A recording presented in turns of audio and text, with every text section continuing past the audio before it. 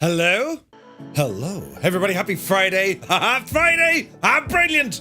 The best day of the week. The start of a weekend. Brilliant. Hope you're all keeping very well. You join us once again, part 3 and the final leg of our I-90 route. You see, here in Flight Sim 2024. And I believe things are starting to get a little bit better for some. Some reports coming in, they've increased server stuff, and well, things are starting to happen, which is great news. So hope you're all keeping very, very well. I messed me audio before the stream, the popping, you see. So what I did, I unplugged the gadget and then re-plugged in the gadget, and I said, oh Jesus, that fixed it. No, it didn't. Then I plugged it into another gadget, and when I went to start the stream, I couldn't find any of my audio device. Listen, that's why I'm not in charge of these things. Do you know what I mean? So all is well in the realm, and I put everything back to the way it was. And then I saw someone saying they had audio issues. Is the audio okay? I mean, well, you know what I mean. Is it as best could be in terms of how does it sound? Do you know what I mean? No, Murphy, you sound like a complete and utter muppet. But anyway, hopefully it's all working well. So yes, we're here in the Norden. This is from Got Friends, another Got Friends aircraft. And well, exclamation point route will give you the route. That's where we're flying. We're going to change things up a little bit later on. I might dabble in some career mode stuff. And just like yesterday and the day before and the day before, and I think the day before, we'll start with a bit of a Q&A. If anyone's having any issues with the sim, do be sure to let me know. And it's been very busy on our Discord. Exclamation point Discord. And a couple of people saying, hey, do you know, I'm after losing all my controller inputs. So if you've lost your controller inputs, well, I light a candle and leave it in the window for you. There is a way, however, that you can manually get a backup of all your control inputs, all your profiles. And again, if you ramble over to Discord, but I'll talk you through it here now, if anyone would like to grab it. I haven't seen anything in relation to the camera settings yet. I haven't dabbled there, but you know, we'll go looking. Much of the file structure, at least for a lot of the base simulator commands, but they're kind of very similar to 2020. The folder structure is pretty much the same in a lot of cases. So we'll keep an eye on things and see how that goes. Do you know? But how's everyone? How's today? I mean, it's Friday. Hopefully more people are getting into the sim, and those who still haven't managed to get in, well, hopefully today is going to be the day. Do you know what I mean? A lot of interesting videos around YouTube at the moment, and there's actually a lot of misinformation going around the place. Do you know? And I just think it's odd, because people should do their kind of research and homework and, you know, check it all out. I'm not here to sugarcoat anything. I mean, we know it's been an absolute disastrous run, but we also know that they're working on it. All the team are working on it. So, you know, that's Microsoft themselves, Asobo, all the partners attached to it. And a massive shout out has to go to the third-party developers, those who are first-party, but also the third-party. Later on tonight, we're going to be chatting to Raoul from FS Reborn, and well, his aircraft seem to be working flawlessly because, well, he worked it, he figured it out, and he put the work in, and they seem to be working just fine. And for other developers, though, well, they don't have these options. I seen a post there from Edson and all from Parallel 42. They did not sign off on a number of add-ons. And because they were already released in the marketplace, well, they're now starting to appear in our own marketplace, in our own content area, in Flight Sim 2024. And Parallel 42 were like, hey, look, we didn't give the go-ahead on these, so, you know, we don't think they're actually working. So, yeah, your mileage may vary when it comes with, like, a lot of that stuff. Do you know what I mean? And again, I tried to get in to fiddle around with some settings with Nvidia just to see can we get some filters up and running, because I am kind of starting to see, depending on the lighting, the sim can be a little bit washed out. And it kind of depends on the lighting, though. It still looks beautiful, but there's still an element of, yeah, wouldn't mind kind of. You could use reshade. Reshade usually works fine. It can be taxing on your system. Like, the Nvidia filters are probably the best way to go. But yeah, Nvidia app doesn't identify what the sim is. It hasn't a clue what it is. And that's regardless if you do a shortcut, if you point it to the limitless exit, which you can't because it's not allowed. And even if you go to the helper, which always was the main program we could access, we've permissions to access that, the Nvidia app still's like, nah, haven't a clue what you are. So yeah, there's still a bit of that going on. So listen, we'll wait and see. I'm sure Nvidia will put out some sort of an update to figure this one out. And also, when it comes to, you know, the third-party products, there are more and more getting updated. A lot of them are ready to go with just a couple of small issues. In the vast majority of issues are visual conflicts. A lot of the windscreen designs are kind of shagged, scratches and scrapes and all this. They're way blown out of it in Flight Sim 2024. And a lot of the avionics, especially when it comes to the lighting, they're fairly broken as well. For sceneries, I do believe most of the sceneries are working just fine. Once there's nothing kind of too mad when it comes to a scenery, as in is once they're kind of using kind of the base sim assets, they seem to be working just fine. There. Lighting does have a bit of a weirdness effect on them, reflections, all that kind of stuff, and especially during the rain, you know, when you kind of have that kind of misty fog, you kind of zoom in, they kind of stick out like a sore thumb. But they are getting there. They're getting better. Do you know what I mean? Yeah, the PMDG stuff isn't working terribly well yet. Again, any of the developers who are heavily involved using WASM and the WebAssembly stuff, there's definitely issues there. And again, just reading through many comments on all sorts of forums. I mean, I checked them all out, mainly the Microsoft Flight Sim official forums, but also AvSim and other places. Well, the feedback, you know, it's the outrage is mainly on Steam. That's where you're getting all the bad reviews, and that's the vast majority is because, well, they couldn't actually get in to the sim. Once you do eventually get into the sim, which would be, finally we're in, and unfortunately there's still a lot of people who haven't been able to get past 97% or even into a flight, right? I mean, they can't get into the thing. But when you do get in, a lot of it is like, wow, this is so great. And then after a little while, you're like, so that doesn't work. Oh, look, this is broken. Hey, why is it doing that? So there's a lot of kind of bug fixes to be done. But again, it'll just take a bit of time, lads. It'll just take a bit of time. Anyone who's been flying with us for the last couple of days, we've had some incredible experiences already in the sim. And, well, hopefully we're going to get a few more now today. It is definitely, like, from the tech perspective, it's very, very good. It's cool what can be done. But you know, a lot of the complaints people are coming in saying, you know, oh, the buildings look melted, and there hasn't been much of a change to photogrammetry at all. I mean, it's the same data, right? So if people are saying, you know, you can't get under bridges, or, you know, parts of marinas are underwater, well, that's kind of to be expected. That's the data that Microsoft have, and it doesn't necessarily depend on your internet speed. It's how much data the servers are able to push to you. This is where we're getting the weird pop-in, the loading, the blurry textures. It's purely because of that. And I think that was felt probably the most over in Europe, especially in the UK. The UK had an absolute terrible batch of this, which is unfortunate to say the least. You know, I watched Obsidian Ant's video there last night. I've caught up.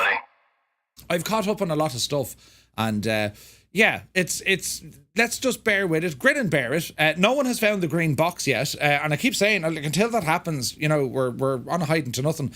Do you know? But anyway, for anyone who's here, any of the kind of settings or how to tweak things, if you're getting bad performance, a lot of people are getting very bad performance. Make sure you do a clean install of the newest Nvidia drivers, and see how you get on from there. Also, Nvidia DLSS. Whatever version of it that they're running, it seems to be working okay if you turn it on.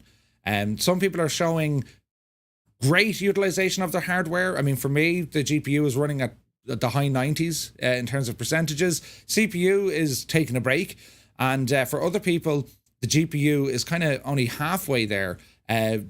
Double check your game mode settings, double check your power plan settings, and a lot of people say, oh, it makes no difference. It makes the difference. Try it and you'll see it. So again, if anyone's stuck, we'll talk about that as well.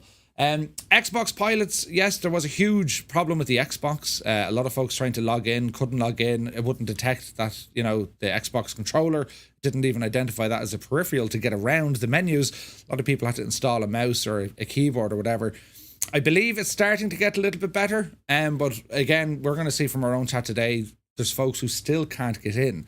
I think the biggest workaround in the last 24 hours, and this advice actually came from the support desk at Microsoft themselves, well, they were suggesting that if you couldn't be able to, you know, if you're not able to load into the sim, if you're on PC, or you're getting very bad textures loading and all this jazz, well, try a VPN, which is mad that you have to do that, but it seemed to got, you know, last night in particular, a lot of them got in. A lot of them got into the sim. So if you're still having issues, try a VPN just to see, right? I think a lot of people who were using a VPN solution yesterday they don't seem to need it, well, this morning, which is good. It'd be interesting to see how things go on throughout the course of today.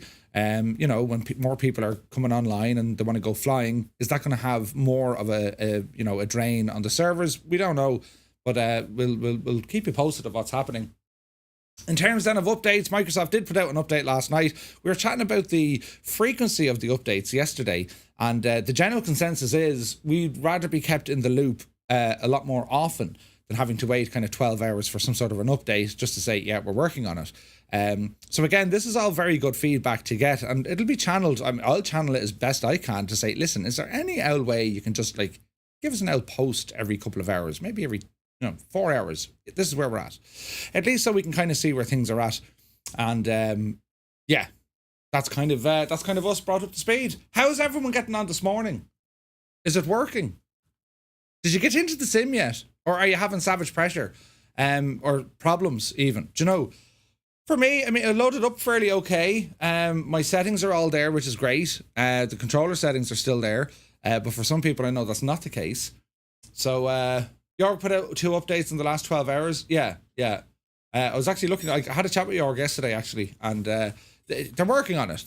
They are working on it. This is like a total, like they're putting everything they have into sorting this. It's not a simple flick of a switch to get everything up and running. Far from it. There's a lot of other variances. I mean, they can deploy more servers, right? But then you have also, you got to protect these servers. Then you have to make sure that they're able to listen and talk to the other ones. I'm not trying to simplify things or overcomplicate things, but it's not an easy task of just saying, right, here's a box, put the box into the pile, now there's more boxes. It seems to be way more than that for whatever reason, be it the red tape, because it's Microsoft, I don't know. But the good news is they are working on it, and as we approach this weekend, time has now gone to like critical stages, because whatever amount of people would have, tried to download on a Tuesday, but people are still working, people still got school, so they didn't really get a chance to really dive and delve into what this sim is all about. That's definitely going to start happening over the weekend. The vast majority of folks will be off on a weekend at some stage. So that's kind of where the real test is going to be. In terms of updates or any of that, we shouldn't see updates in terms of having to download or change any of our stuff. The updates are all going to come through the server. So if there's any bug fixes, any kind of new additions, all that jazz, that's handled back at the client stage or in the cloud, and then it gets pushed out to us as we access it. Which, in theory, this sounds wonderful, because it means then that, well, they can do an update and deploy it relatively fast. The worry there is we don't get a chance to, okay, well, here's the beta of, Flight Sim 2024 1.17.1 or whatever. You know what I mean? The way you have all these versions. I don't know how they're going to manage to deploy updates inside a beta environment, meaning that anyone who's tried using updates in the past, there's always been an issue with, the update or a beta was going to cause problems. They're going to add stuff in or try and fix stuff, but it's going to break other stuff. So I'm a little bit worried on how they're going to manage to actually deploy that, because if they do give us an update and it breaks a whole load of other stuff, well, we're stuck with the frustration. I'd rather having that completely cordoned off just for the folks who want to participate in the beta, and, well, keep the rest of us flying. I don't know if that's going to be the case, though. It's hard to know, lads. It's hard to know. Also, news from Flight Sim 2020. That's also seeing some issues, particularly on the server side, as it looks like they're swapping servers or taking resources from that. I mean, that's what it looks like, because weather, scenery, online functionality, a lot of that is starting to go a little bit astray on Flight Sim 2020. I don't know the inner workings of it, but folks are still using 2020. I mean, there was a marketplace update yesterday for Flight Sim 2020, a couple of updates in there from Take's Hangar and so on, and a couple of new aircraft as well. So yeah, we'll have to wait and see how that one goes. Do you know? So who's here in the chat? We'll be rambling as there's people wearing also. Look at the dudes! Brilliant! I was watching Kando last night. Funniest thing ever, lads. He does these pilot meetings, right? Everyone lands and there's a whole load of them standing around the place, and they did a fashion show. for the avatars. It was the most ridiculous thing I've ever seen. It was hilarious. And some of the avatars it's ridiculous, right? The dress and the heads and the hair, and it's so funny. And what is pretty amazing, I mean, it's kind of the silver lining. Look. Right. There's all things happening on YouTube and Twitch. Jesus. We'll get to you now in a second. What is hilarious is, I mean, as painful as the launch of flights in 2024 has been, and it has been painful for everyone. No one, I think, got an easy ride here. There's experiences now starting to happen that we just wouldn't have had these. We wouldn't have had these laughs or chuckles. You know what I mean? We just wouldn't have had them. So as bad and as negative as the world can possibly be, let's stay positive about it. And it's going to be hard, but put it this way. This I put to you. Yes, we can moan and vent and give out and complain. It's not going to change anything. And all that'll happen at the end of it, but we're still going to feel relatively miserable, right? However, if we just, change the tactic a little bit. I'm not saying we're not to complain. I'm not saying we can't go friggin' nuts, but try do it in a positive way. You'll feel better at the end of it. I promise you will. Because there's enough drama in the world, isn't there? Do you know? So we'll stay positive about things. Yes, we're all going to die. It's all terrible. We're all in a panic. It's all shagged. It's brilliant, right? It's a case sarah, you know. But you look at this big feckin' Egypt up there. Look, the face of him, look. Brilliant. Right, hang on, look. Do you know what I'm saying? Like, hello? If you can't be happy about that, lads, what can, right? Jesus. Imagine going out. Look at the shoes even, right? The shoes, lads. Jesus, I've seen better legs hanging out of a nest. So, we'll try and stay positive about things. You have to, right? Otherwise we'll cry and we'll be no crack at all. But anyway, so who's here, look? We'll ramble in and say hello to everybody as we play some familiar music. Brilliant. It's Friday anyway. Do we care anymore? I mean, we really don't care. It's Friday. It's grand. Anyway, Spitfire RAF 100 is in the chat. Good to see you, my guy. Team is here. Mac Vision, good morning. Who else is here? Mr. 90, how's she cutting? The Limbics is here. It is that time of night again. Day 3 of the sim. How's it going? Well, for me, it's going grand-ish. Andy Brown is here. Good morning. He says, been adding airports via the add-on linker and I'm now up to no issues with any of them. Nice, man, nice. Howling Crazy, good morning. Cy Murray is here in the chat. Led Ballooner, hello. Shunty McShuntface, top of the morning to you, man. You're looking well, Shunty. Fierce Wolf, looking fierce. And Wolfie. Who else is here? Look, Tima, Jesus, 45 streams in a row. You divil ya. Gibbo Ireland, happy Friday, my dude. Hope you're well. Let me see. Howling Crazy, yes. Biku is in the house. Welcome aboard. Where is this now? Fly Darren, the wedding photographer, is back. That was some crack, wasn't it? Sergeant Beast, good morning. Hope you're well. Simon 20 is here. Still can't get into a flight. Jesus, Si, you're on the Xbox or PC? I'm still struggling, not fully confident on how to do custom camera views, so I need a noob's guide. Sure, we'll go through some stuff. The Polar Bear UK subscribing 21 months. Thank you very, very much indeed, my guy. PH Roy is here. Good morning. Number 5 is alive. Do you remember Johnny 5? Do you remember, what was that movie? Short Circuit. Do you remember Short Circuit? Johnny 5. Brilliant. Let's take us to the sky again. Hope more and more simmers will be able to log in. Absolutely. Waxical Tanker is here. Good morning. Dazza T Arab. Hello. Welcome in, Dazza. You're looking well, Dazza. Little Traders here. Managed to get into the sim last night. Streetlights are amazing in 2024. Ooh. Fly Darren, welcome aboard. Muka T is here. Morning, Recycle Bin. Morning. Recycle Bin put out this morning, so that's one green box out of the way. Do you know, our Recycle Bin is blue. For others, it's green. It doesn't make sense. Anyway, Black Eyes Gabe is here. We have a Black Eyes Gabe. He says, good morning, Murph and Fireflies. It feels like Groundhog Day. What a great movie. Groundhog Day. Brilliant. Bill Murray. Who else was in that? Groundhog Day was fantastic. Do you know? Tony is in the house. Welcome in, Tony. Willow, how much? Hello. Hummer is here. How can I fly with you guys? I don't have 24. I have 2020. I don't know. We can't do mixed group flights. Unfortunately, we're trying to get Join FS up and running. And I spent some time dabbling with that as well last night and also this morning. No. There might be ways around it. Gibbo actually put up a post about liveries for the livery artists amongst us. And might be able to piggyback on that. So I need to test that. Highly technical, detailed stuff, but we're trying. As soon as we can make it work, we'll make it work, and we'll have everything kind of jump together. Does that mean that 2020 is kind of finished? I don't think so, but you know, for me, I mean, I'm almost ready to say, you know, 2024, it's kind of, for me anyway, I mean, I'm enjoying it, right? However, we will have to think, because put it this way, a lot of people got rid of 2020 to get into 2024. So you can't actually kind of, you know, one stone won't do the two birds. But we'll think of something. Right? We might do a 2020 flight, then we'll do a 24 flight, that kind of jazz maybe, just to get us in. Could be interesting. Where's this now? Gabe says, I don't have 2024 for obvious reasons, so a lot will still be using it. Probably. Yeah, absolutely. Krabby One, welcome in. Dr. Deadclick is here. Welcome aboard. Who else is here? Look, Lima Kilo Mike is in the house. Good to see you, Mike.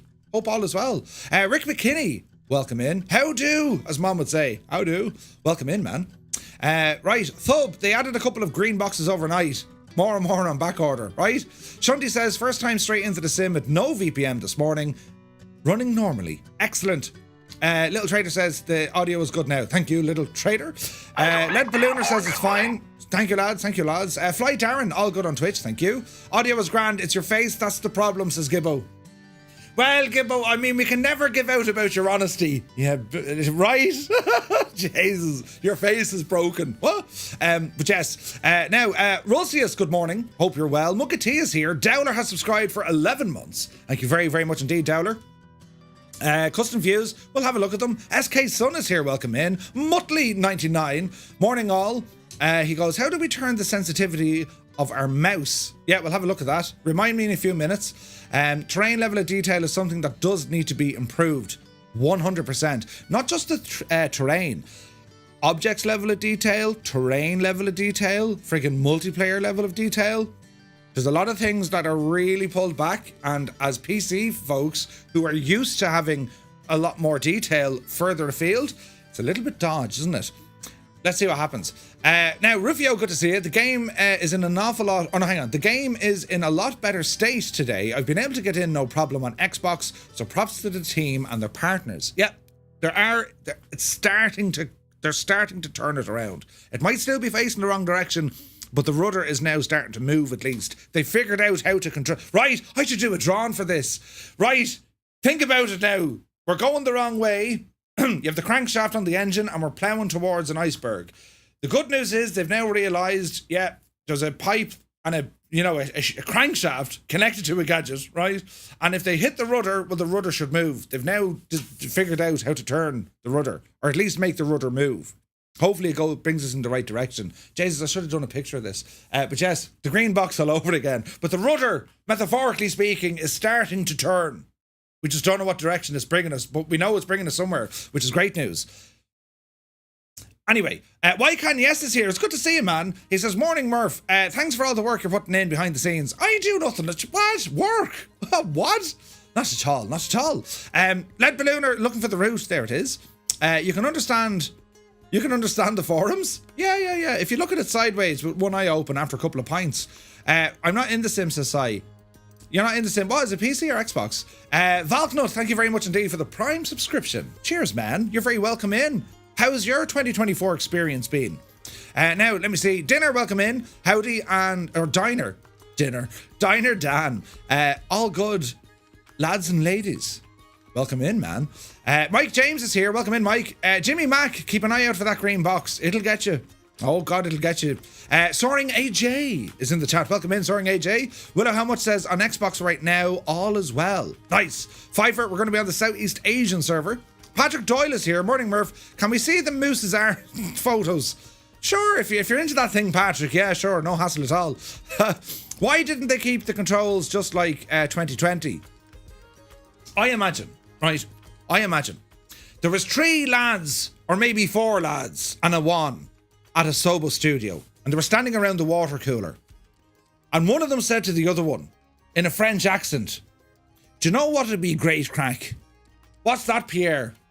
What if we change all the control bindings and change the names of them, and then we'll hide the other ones, and then we'll put them into a new user interface that no one will be able to understand? That's a great idea. Think of the fun we'll have. Think of the headaches they'll have. And then they did it. And that's where we're at. That's exactly what happened. Exactly. It's a fact. That's exactly what they did. Right, before I disappear, how are you finding the 990 Pro? It's actually very good, Gabe. It's very good. Big Alice here. I finally got in. It was the Riva tuner in Task Manager that was stopping me from getting in. What? Really? Excuse me, the Riva tuner. So there was hardware stopping you from getting in. Jesus. DCS Dux is here. Good to see you, Dux. Ryan is in the house. Mine is working this morning without a VPN. Sweet. VPN fixed it for me, says onboard simulations. Wykanyes says, the only negative I have is the road in the Mac Loop, North Wales, is still on a 45-degree slope. Ah, really? I never needed a VPN. Okay. Will Microsoft pay for our VPN subscription? You can ask. Yes, I spent $25,000 on a VPN. I need it, please. Yes. Now, it's Lynch Boy. Welcome in. Was going to play Flight Sim, however, I'm in no rush. Think I'll wait a week before installing it with the way it's launched. Yeah, it's probably the best way to do it, Lynch. Roy says, yes, a VPN also worked for me. Now it is working without a VPN. Sweet. Tony says, it is freezing on the Xbox. Oh, Jesus. Jorg's put out 2 updates. He has. But yes, Dr. Diggler is in. Sweet. Thub used a VPN to link in from Ireland. Must have tapped into Murph's dedicated line to the sim. Well, you see, that's how it works. They gave me and a handful of other streamers who are easily bought. Easily bought. We're all easily bought. And they said, right, lads, we just want you to tell the people it's the best thing since, sliced bread. And if you do that, well, then we'll ensure that you have a always on connection and the best possible experience to the simulator, whilst meanwhile, we're going to degrade everyone else's experience to make yours look better. Yeah. That's the wrong button, but sure, listen, we'll go with it. Do you remember that?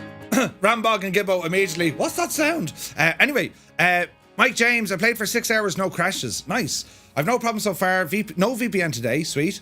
Daza is in and flying over Spain. Sweet. They can deploy more servers, but it costs money. Money is not a question at all. Microsoft have massive resources. Massive. And this is now a Microsoft issue, which Microsoft are sorting. Bearing in mind, it wasn't down to Azure. This is where we talk about the green box.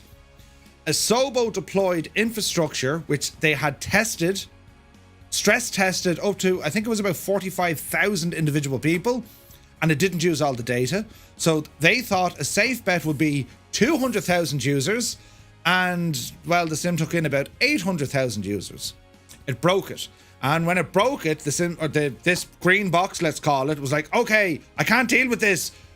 Calm it all down, I'll try it again. And then it goes into a loop. And then it said, no, I really can't deal with this. Right, Jesus, push them all back. By pushing all the users back, that created a queue. And a lot of us you're stuck in the queue. Why? Because the server was trying to, or this green box was trying to do all the heavy lifting, which it couldn't. Too many people trying to get in. Do you remember that scene out of Die Hard 3? Do you remember Die Hard 3 now, yeah? Right. Do you remember when he had the water bottles? He had a 3 litre and he had a 5 litre water bottle. And your man on the phone said he needs exactly 4 litres of water. Right? Right. Well, we tried to put 5 litres into the 3 litre. It didn't work. It spilt everywhere. You're not allowed to spill a drop, but that's what the green box did. Where metaphors are on fire today. Wonderful mind, this thing, isn't it? Anyway, moving on. Quickly, Murph, downloaded last night, haven't ran it yet. Jesus. Pfeiffer says, when the low bandwidth warning comes, it also degrades the textures. Yeah. I could not read the buttons anymore, too blurry. We need a download option very soon. We do need a download option, 100%. The Blaze is here, good to see you. Mac Pack is in the house. 2020 was a disaster at release as well. The stuff is just going to take time. Yeah. Why did they release it if it's not ready? Well, it is ready. To them, it's ready. The green box was shanked. The green box is the problem. I'm telling you, lads, we hit the nail on the head yesterday. Green box, right? Howling Crazy says, I'm not complaining. I've spent most of my time sorting out the settings and controls. I've been at work on late, so yeah, didn't have much time. Yeah. Touch the Cloud says, I still can't get in. Won't let me log into my account. Won't let you log into your account, your Xbox account. Jesus. Naughty Gnome is here. Good morning. Gibbo says, we are planning to slowly increase capacity. It doesn't inspire confidence, and it seems to mean that it's not easy to do. Yeah, so when they say they are planning to slowly increase capacity, it's not a switch. That's kind of the, they don't have a big switch to say, right, it's all on. And I think the reason why it has to go slow is because of whatever security infrastructure is there. I think they're diverting resources from other areas. Don't forget, Microsoft are running multiple other studios, multiple other games, and also multiple other systems. So I imagine it's a slow process. Maybe it's not, though. Maybe it's all shite. Maybe it's just a case of no one actually bothered. It could be that. I don't know, but I hope it's not. Do you know?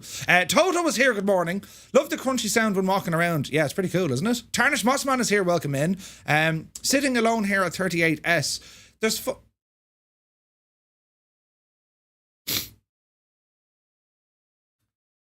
Hello? They look very interested, don't they? Jesus, your man came out of the sky, look. Ah, brilliant. Ah, that's ridiculous. Ah, that's ridiculous. Ah, brilliant. Right, it's the lads are they're listening in. It's great. It's great. You're looking well, lads. Right, I'm only going to tell you this once. Write it down. Take notes. Right now, where are we at? We're over here. Look. Jesus. Where are we? Oh, we're over here. Look. David Stewart. Good morning. Hope you're well. Boeing is in the house. Crabby One. Welcome in. The Flying Pearl. Good morning. David Stewart says, finally got my first flight. Nice. It's the famous dude, Bruce Dickinson. Paparazzi is here. Good morning, all. Getting ready for work. Looks like either the lead singer of Def Leppard or Ozzy Osbourne. And some are mixed between Robin Williams. Double mention, get in, right? RDW is here. Good to see you. Gerald, even. I'll get the name eventually. Good morning. Retriever Neil says, so far so good. VPN. No VPN. Sweet. Rob MCR is here. Welcome in. Astro Dummy, welcome aboard. Valiant One. Hope you're well. Let me see now. Rufio says, can't beat Flight of the Navigator. Flight of the Navigator. Was that a movie? The Limbix's recycle bin is yellow. Wait, what? Jesus. Twarog is here. He says, morning, Murph. Brought the Boeing yoke pack last night, or I bought the Boeing yoke pack last night. Comes out Tuesday. Ah, brilliant. Twarog, that's a great bit of kit. The Pendulum, it is a Pendulum one. Oh, great bit of kit. Congratulations, man. You're going to be doing nothing after Tuesday, except for playing with your yoke. Right? Brilliant. Anyone know how to fix the sensitivity for the 502 mouse? Says Valknut. We'll go in and mess with the settings and let's see what we can do. Muse Fan is here. Tier 3 for 44 months. Muse Fan, thank you very much indeed. Good morning. What time do you call this? Oh, we're getting through it. It's not 9 o'clock like yesterday. Welcome in, Muse. Thank you very much indeed, my guy. Bell Bro is here. Good to see you. Hope you're doing well. Lurking while getting a pause at work. Nice. Now let me see. Marie Colt Steele is here. Thank you very much indeed. Subscribed for 3 months. Thank you very, very much. Says, I finally remapped my control config. Now I'm having a blast. Nice. Simpilot UK, good morning. Good morning, Chris Evans. Jesus. Good morning. Hope you're well. Swadelus is here. I'm in. I'm not logging out. Yeah, don't turn it off. Anyone knocks on your door, shout at them. I'm busy. It's like you're in the jacks. Eamon is here. I need to set up aircraft controls as I now seem I can get in without a VPN. Sweet. Gibbo says, credit where it's due. I restocked the Guinness. Well done, me. Man, Gibbo. Ah, brilliant. You restocked the in your own in the man cave fridge. How many Guinnesses can that hold actually? I reckon about 28. Depending, of course, on what direction you put them in, right? Bob Ross Murphy, right? Jetlag Zombie is here. Good to see you. Filthy, good morning. PC crashes when I press fly now or zoom in on the map, says Sci 120. So, what are your specs? Are you meeting the minimum or recommended or ideal spec?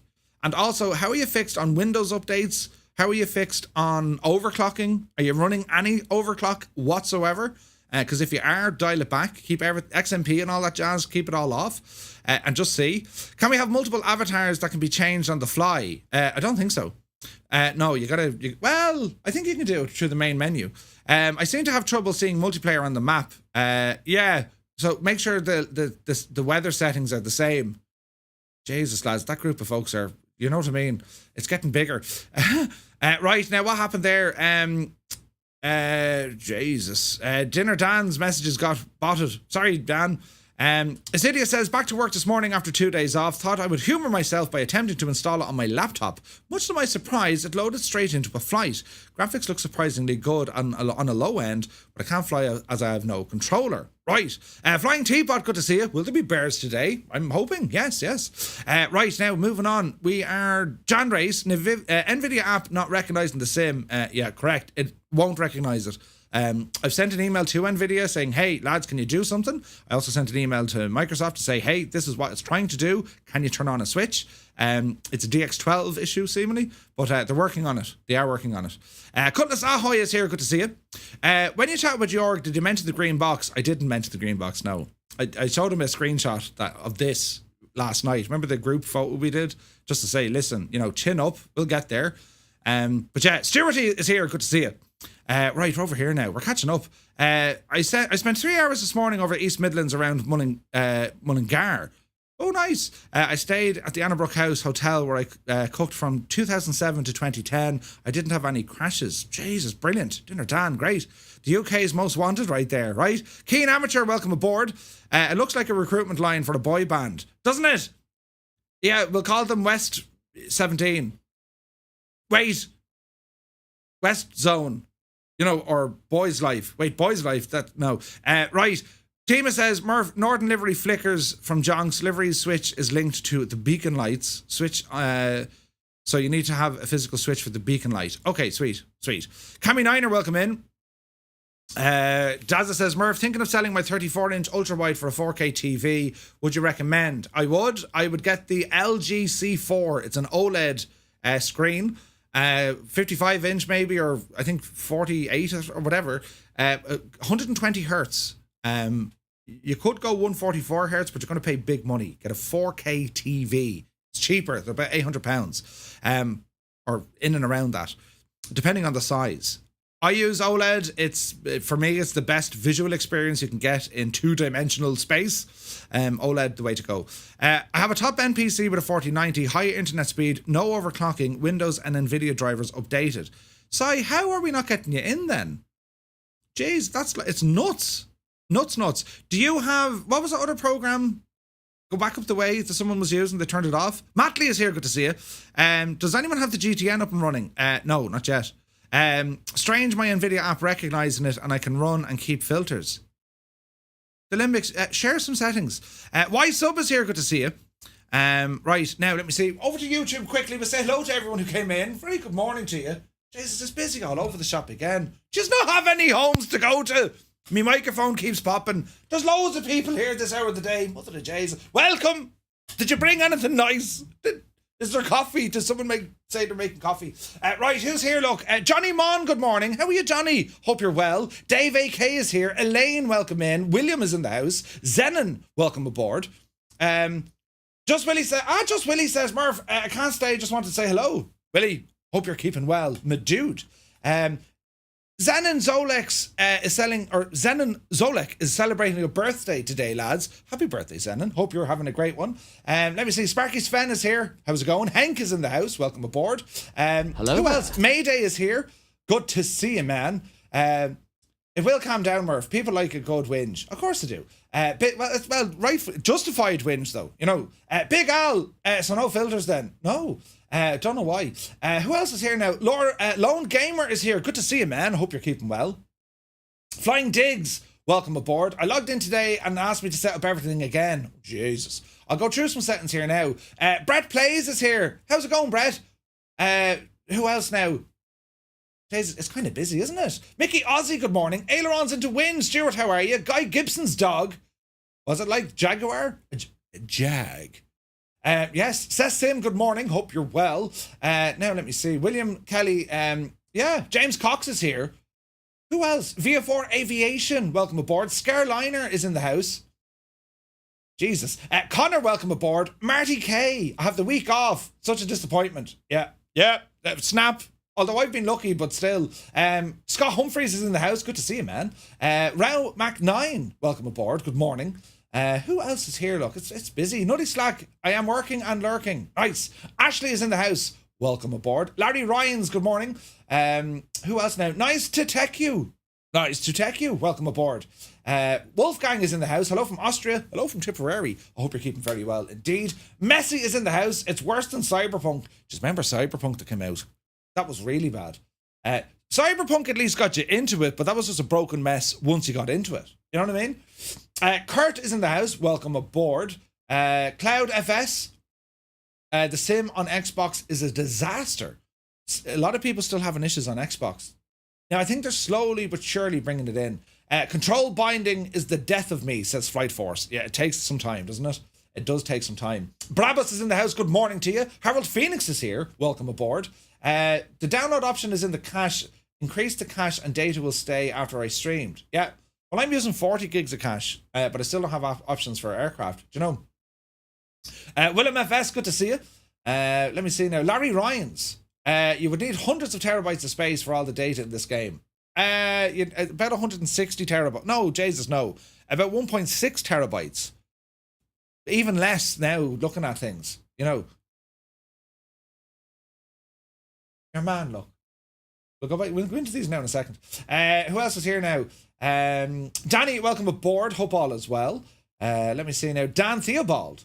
XMP is not overclocking. No, it's not. Correction. However, overclocking anything is not a good idea. And XMP used to have a problem in the early days of 2020. XMP profiles for your RAM. I just try it. Try it with it off. If it doesn't work, it doesn't work. But just try it. It's worth a shot in the dark, you know. Now let me see. Edender, good morning.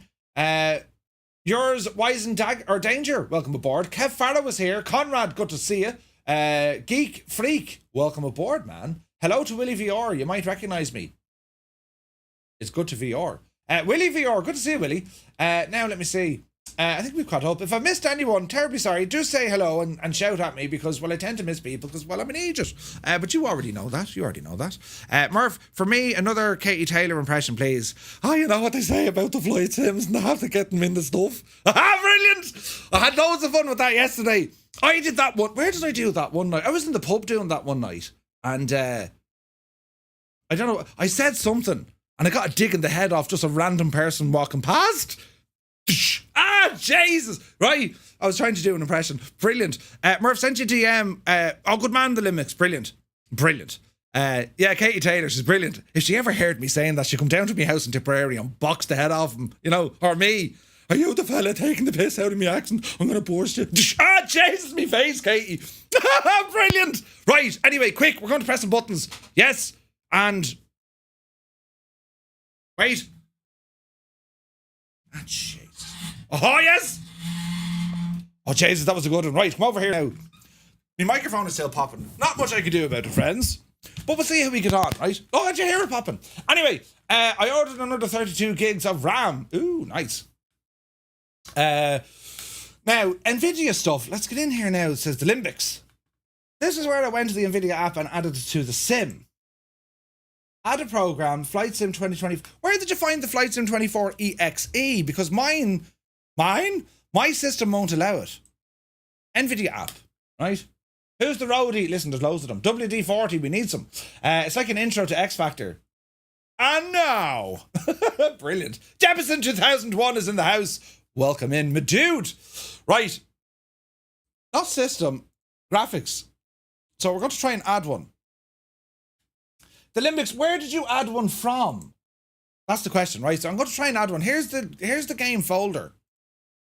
But it says you don't have permission.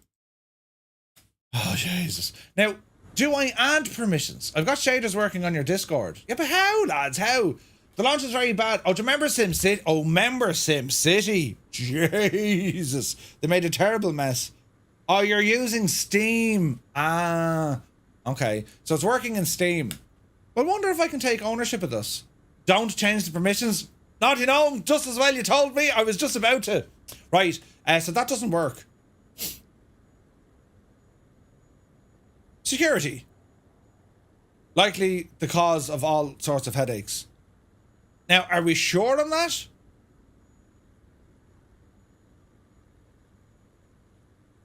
Oh, try that, Gibbo. It doesn't work, look. Game Health Launcher, program already added, and then when you click on it, program doesn't support optimization. Right? What's Murph trying to do? I'm trying to get my gadget working with the thing.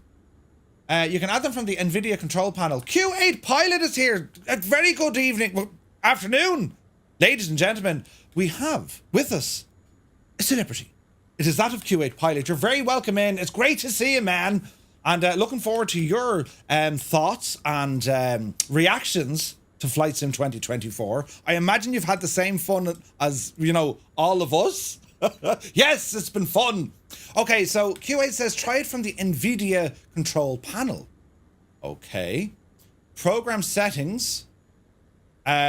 Select a program to customize, perhaps, right? But this is mainly for the what I'm trying to do here is for the filters, mainly the Nvidia filters, right?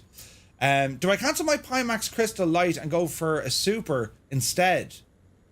I haven't tried it yet, Big Al, so I couldn't tell you. I know I'm fairly happy with the Pimax Crystal Light. I think it's a great bit of kit.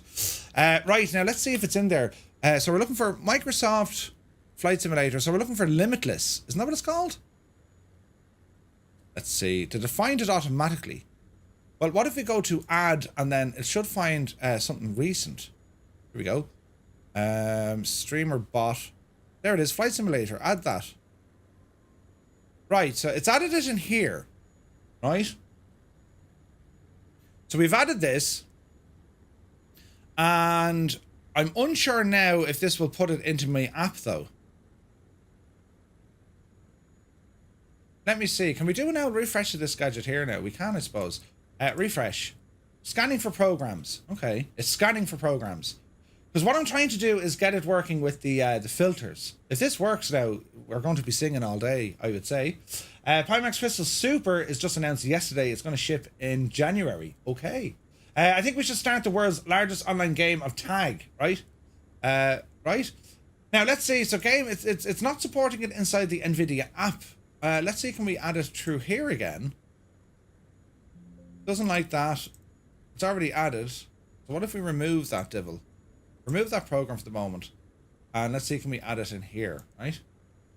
Yeah, it's not supported yet for the optimizations. Okay. But it is added here, meaning that we can actually dial in our own optimizations if we wish, which is always a good thing. So the likes of anisotropic filtering, if you wish, you can override what you do through your Nvidia control panel and then dial them back within the sim, which is handy. We can also have a number of other settings. So if we have a look at this, preferred power management mode, it's already set globally to maximum performance. What else? Max frame rate, low latency. I don't think anyone's having any latency problems, right? Okay, well, at least we know we can do it this way. Q8 Pilot, thank you very much. At least we know if we need to, we can get in here and start messing.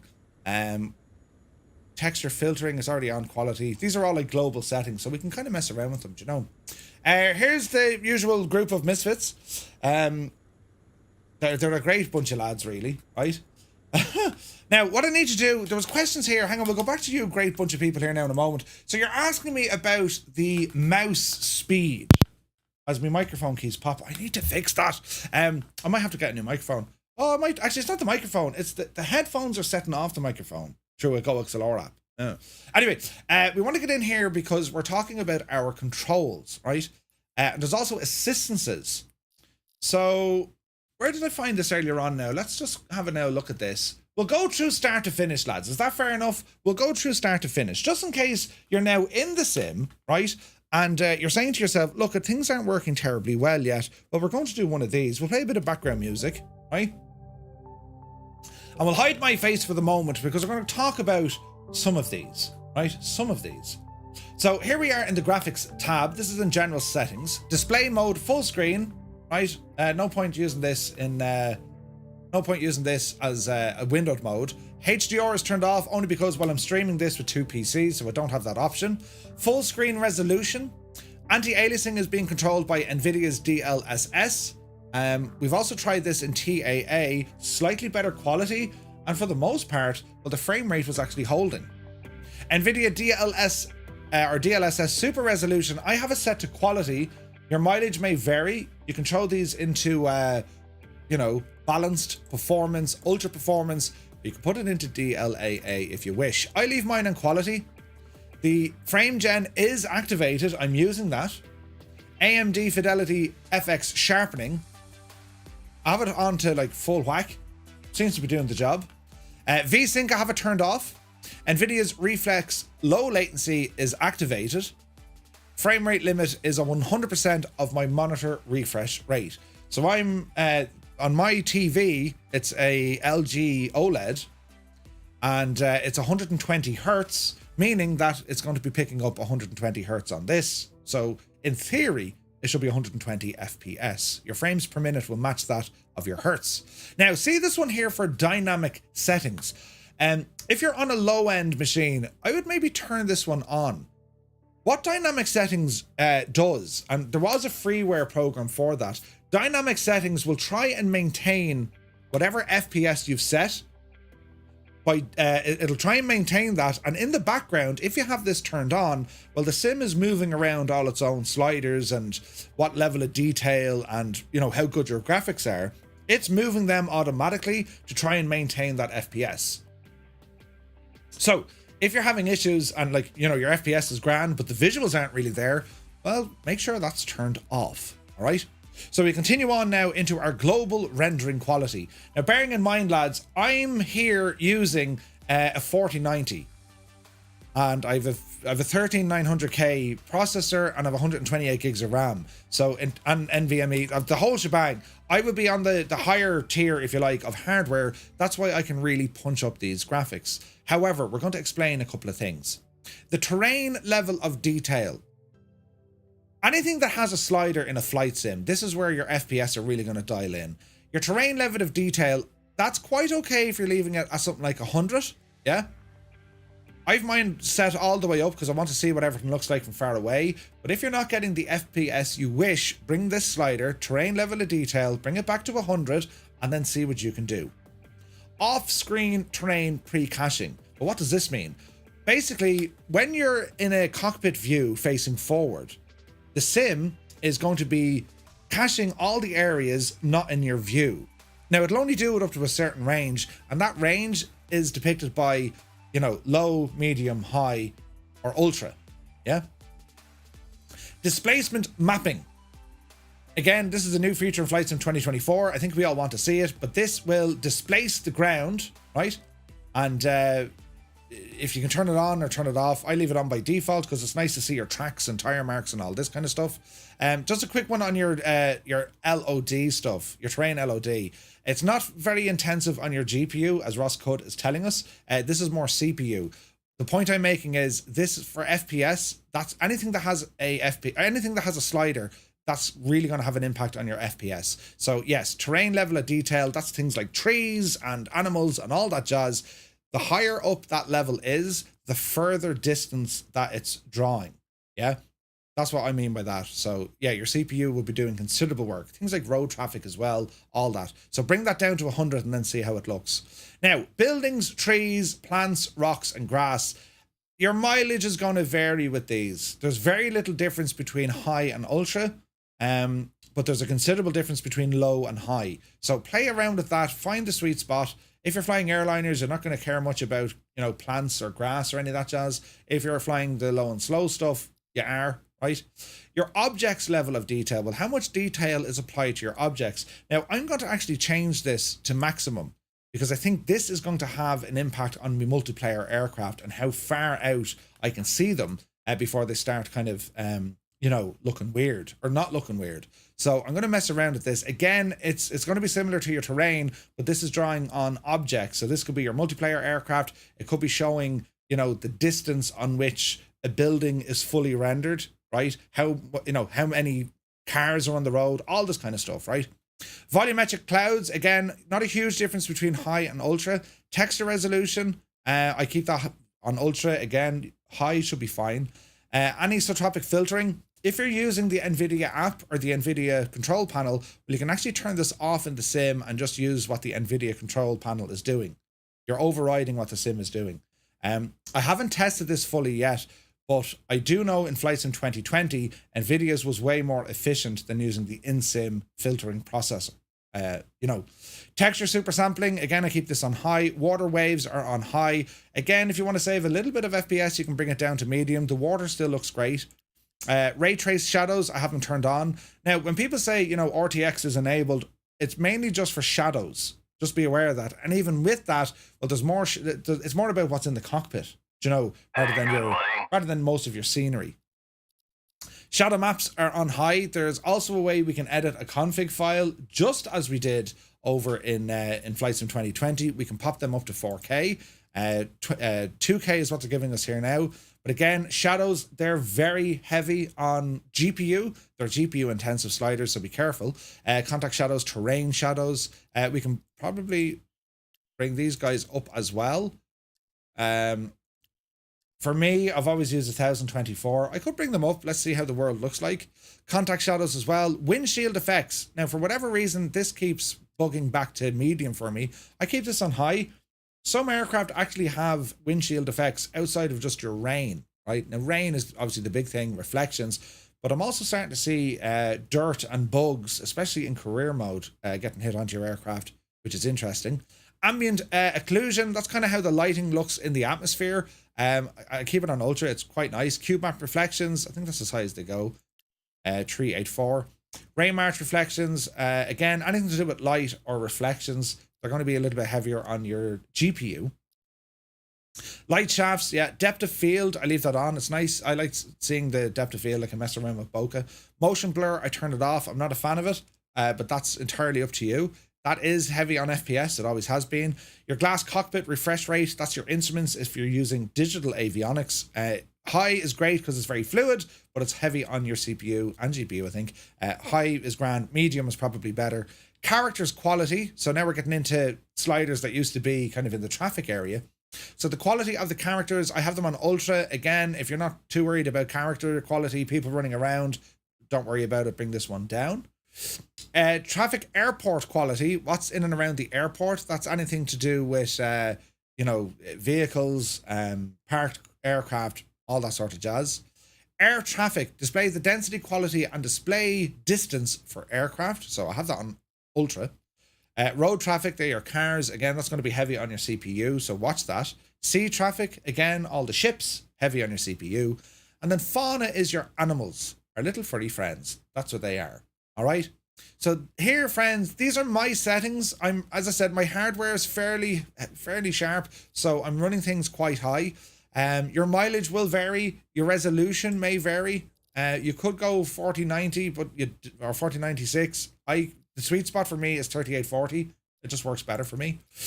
Language, again, you have options if you want to have authentic ATC language, spoken like air traffic control when flying international. Don't know why that wasn't on. Turn that on though. Units of measure, you can change that yourself. US, hybrid, or European metric.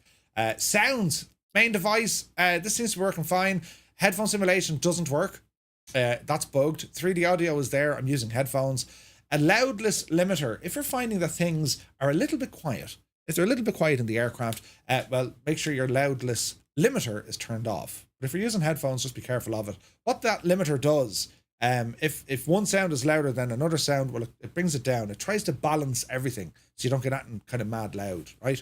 Warning sounds in external view, that's entirely up to you. If you're flying in external view and you want to hear, 500 or, terrain ahead, right? That's the warning sounds. VHF signal degradation. Again, you can use this with the inbuilt ATC in the sim. It's not very good, but basically VHF signal degradation, it means the further you get away from whatever frequency you're tuned into, well, the signal will start dropping, and if you go behind mountains, line of sight, you might be able to hear them, or it'll go that kind of stuff. All right.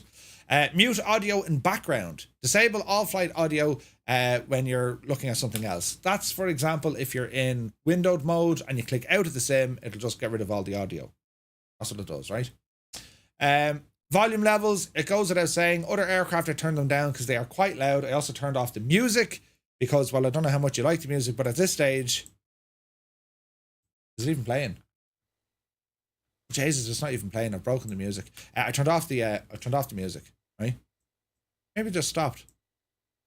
I'm trying to load something here. Okay, I've broken the music. And that's all your sound stuff. That's kind of loud. Your online stuff. Photogrammetry on aircraft traffic type. I've turned this one off only because, well, we're in multiplayer. I don't need to see real world traffic. Real world traffic works, but the AI of it is a little bit strange.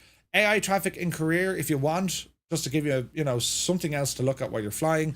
Live weather is turned on. Multiplayer is turned on. This is where you can select your multiplayer server. The very same as what we had in Flight Sim 2020. Show multiplayer aircraft in close proximity.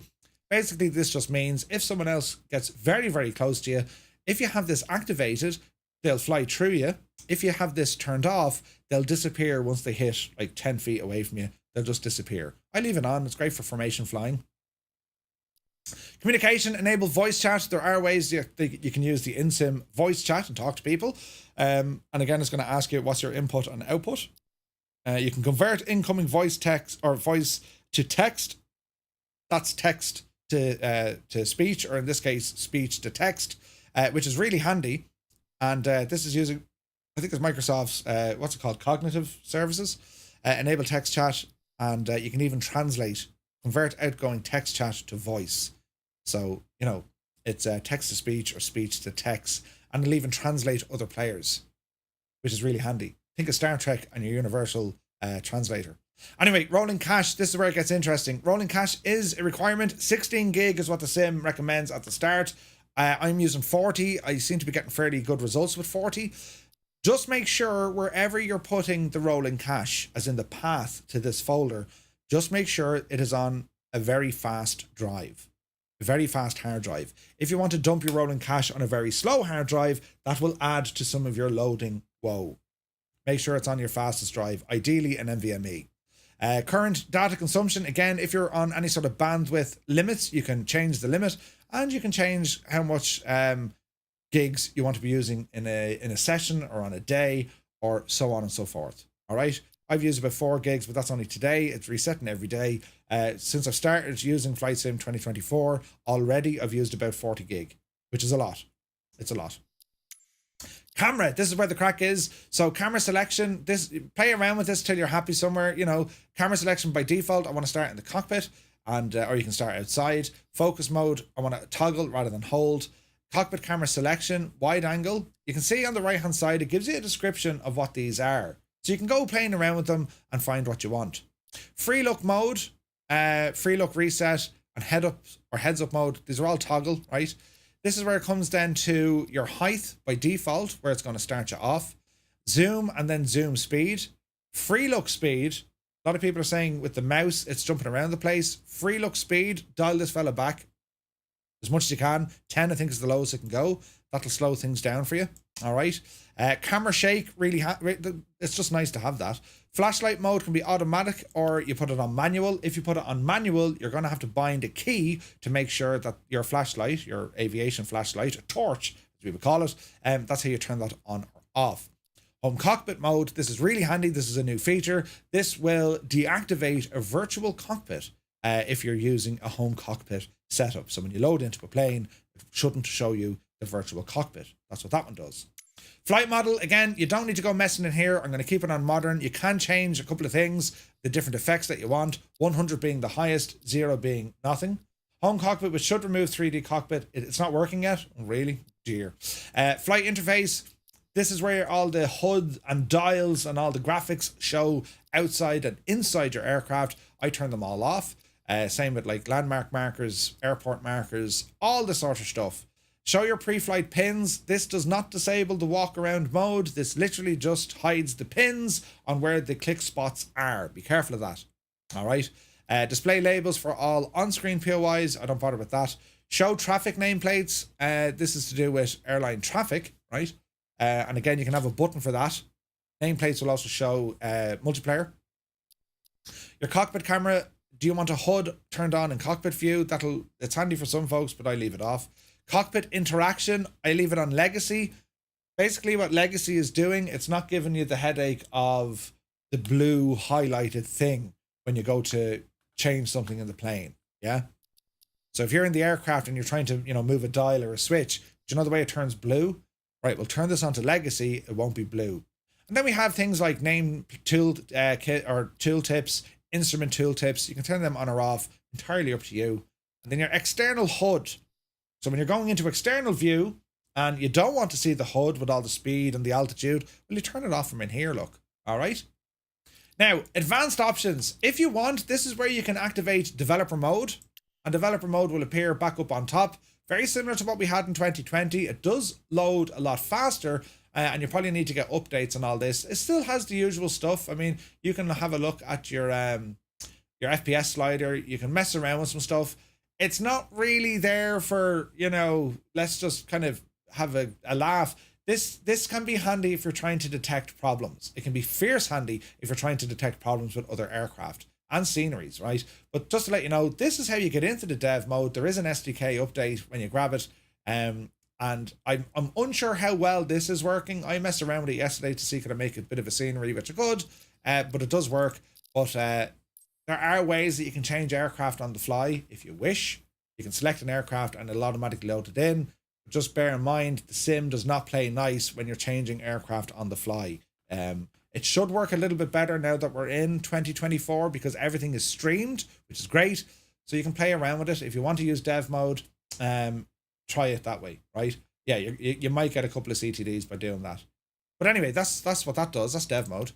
Create a report. This is more to do with, listen, my sim isn't performing well. Microsoft might say, well, look, create a report, and then you can find said report. Multi-window adds the next render window. I need to play around with this a little bit more, but it'll effectively appear another sim, right? But I don't know how to interact with it. That's my problem. Package reorder tool, that's more to do with scenery libraries and so on. And then allow third person view in camera. This is really nice. I have it turned on. I'll show you what it looks like now in a moment. But if you like having a third person view, super handy there. Next up then you have the legal and the credits. If you're mad, you want to read them. Everything else then, this is kind of going to be your preference. Stuff turned on or off. Again, I'm having a bug. This isn't saving. I find I have to go into here and, resave or reset all of this and then put it on. But you'll see where everything is. I would recommend turning as many things in assistances off as possible if you're an experienced flight simmer. If you're new to flight sim, maybe put some stuff on. Stuff here for the hot air balloons, for example. The helicopters as well. There's new physics on the helicopters. So if you want to learn them very fast, turn off the assists. If you want to kind of learn them nice and slow, turn on the assists. But it depends on the helicopter. Depends on what you're flying. All right. Some of the choppers are really, really good, and some of them take a bit of learning. All right. So that's all that stuff there. GFX, AI radio communications. If you don't want to be listening to ATC, well, this is where you turn it off. And then if you go into your sound options, you can actually turn off ATC as well. Sound, and it's your character voices. Character voices is going to be that of your ATC as well. All right. Controls. This is catching a couple of people off guard. What I did at the very start, I created a new profile and then I deleted everything. So for instance, right, if I want to set up a brand new profile for my controller, that's the Xbox controller, I'm going to come down here to where it says TTM Xbox. For you, it'll probably show Gamepad 2024. Click on the little gear. You can duplicate it, and we're going to call this one, I don't know, let's test thingy, right? We'll call this test thingy. You can apply it to all aircraft, or you can set it as a default. I'm going to leave it alone for the moment. I'm just going to press test thingy. Now, this will now load up. And what I can do in here, right, because it already has some stuff, because I've copied it, this is already going to have stuff added in. What I'll do in here, I'm going to click on the gear handle again, and if I hit clear, every single binding and all the sensitivity settings for the input profile test thingy are going to be removed. So if you do this, well, hello there. Click OK, clear it, test thingy, click OK, and then if I look at what's assigned, there's nothing now assigned. Yeah, that allows me to go off and start from scratch. If you can't find any categories, make sure your filters are set to none, or if you're trying to find stuff that you have assigned, turn it to assigned, or the essential. The sim will kind of help you to say, hey, these are very important. Do you know what I mean? You can also go for, I think they have like a 2020 transversal as well. So the mouse and keyboard will give you a 2020 transversal. That'll be some of the more familiar switches and buttons that you're used to in the sim, right? So test thingy, I'm getting rid of that now. I don't want it, so I'm going to delete. Let it reload again. And you'll see now the general controls. How this works is anything that's set to general controls, that's the general stuff. How do you navigate the menus? How do it's kind of like the UI stuff. Aircraft is, well, airplane controls is your basic airplane controls. Elevator, rudder, throttle, that kind of jazz. And then you can have specific controls to that aircraft. And if you want to change the aircraft, just come up here, change the aircraft, and then you can start dialing in custom controls for that. For instance, you might ask yourself, well, why do I want a custom control for, the Norden? Well, if you're using your normal standard controls, if you go into career mode, there's missions, and you can tow a banner with this. Well, you might want to now have a button just for this aircraft to lift a banner. That's where you do it. Or if there's like a beacon light, for example, and just press the beacon light, and so on. So that's all your controls. Now here's something for us that we have to learn. When you set all of your controls, now I'll put this over on our Discord, but this is important because this takes an awful lot of time, lads. This takes ages. But once you have it set, you're good. However, to safeguard this, and this is important, you need to safeguard this, right? This is where the actual file is stored, right? So if you, for whatever reason, you launch your sim and all your controls have gone, if you make a backup of this, you can pop them back in again. I'm going to show you how. Navigate into your PC, go into your local disk or wherever it is your Windows is installed. Come on down to users, your username, app data. If you can't see the app data folder, go up to view and make sure that you can show hidden items. Yeah. Right, so we're in here, app data, local, because it's local to your machine. We're going to come down here to packages. Where are you? You're up here, look. Packages. Inside packages, you're looking for Microsoft Limitless. Limitless. That's the ticket in there. So we're going to go into Limitless. We're going to go into System App Data and WGS. I don't know why they named it this, but they did. In here, you should find two folders. One of them says T. There's nothing in T. The other one is all binary numbers. It's all gone bananas. That's the gadget you want. That folder right there, that's what you want. It's not going to be terribly big. If it's different for Steam, yeah, it's again, I have all this on Discord, so you can watch this now or go on to Discord. You can see where it's laid out. Inside here, you're going to have a whole load of other folders, right? Just copy go back one and just copy that folder. If I look at any of these folders, they all contain a WMX or an XML file. So if I open this, we'll open it up at Notepad. If you have a look at this, it's going to say platform availability TTM FPC. So this is my Virtual Control profile. It doesn't make any sense to me here at the moment, but my device, it's the Virtual Control Stick Warbird, and the profile name is TTM VPC. If I come down here, disappear my head for a minute, I'll click on me Virtual. And the profile TTM VPC, right? So in terms of anyone saying, how can I import or export me controls? This is exactly how you do it, right? This way. If you have the exact same controls as me, well then I can share this and you can pop them in there. But that's how it all looks, and it all lives inside that folder, right? So you go into WGS and then the binary number 1, that's the one you want to grab. Copy that, paste it somewhere safe, and if the sim for whatever reason deletes all your controls, well, you have a backup. Meaning, if it deletes all your controls, this folder either won't exist or all of these will be blank. You can just drag and drop your saved one in. All right? Grand. Okay.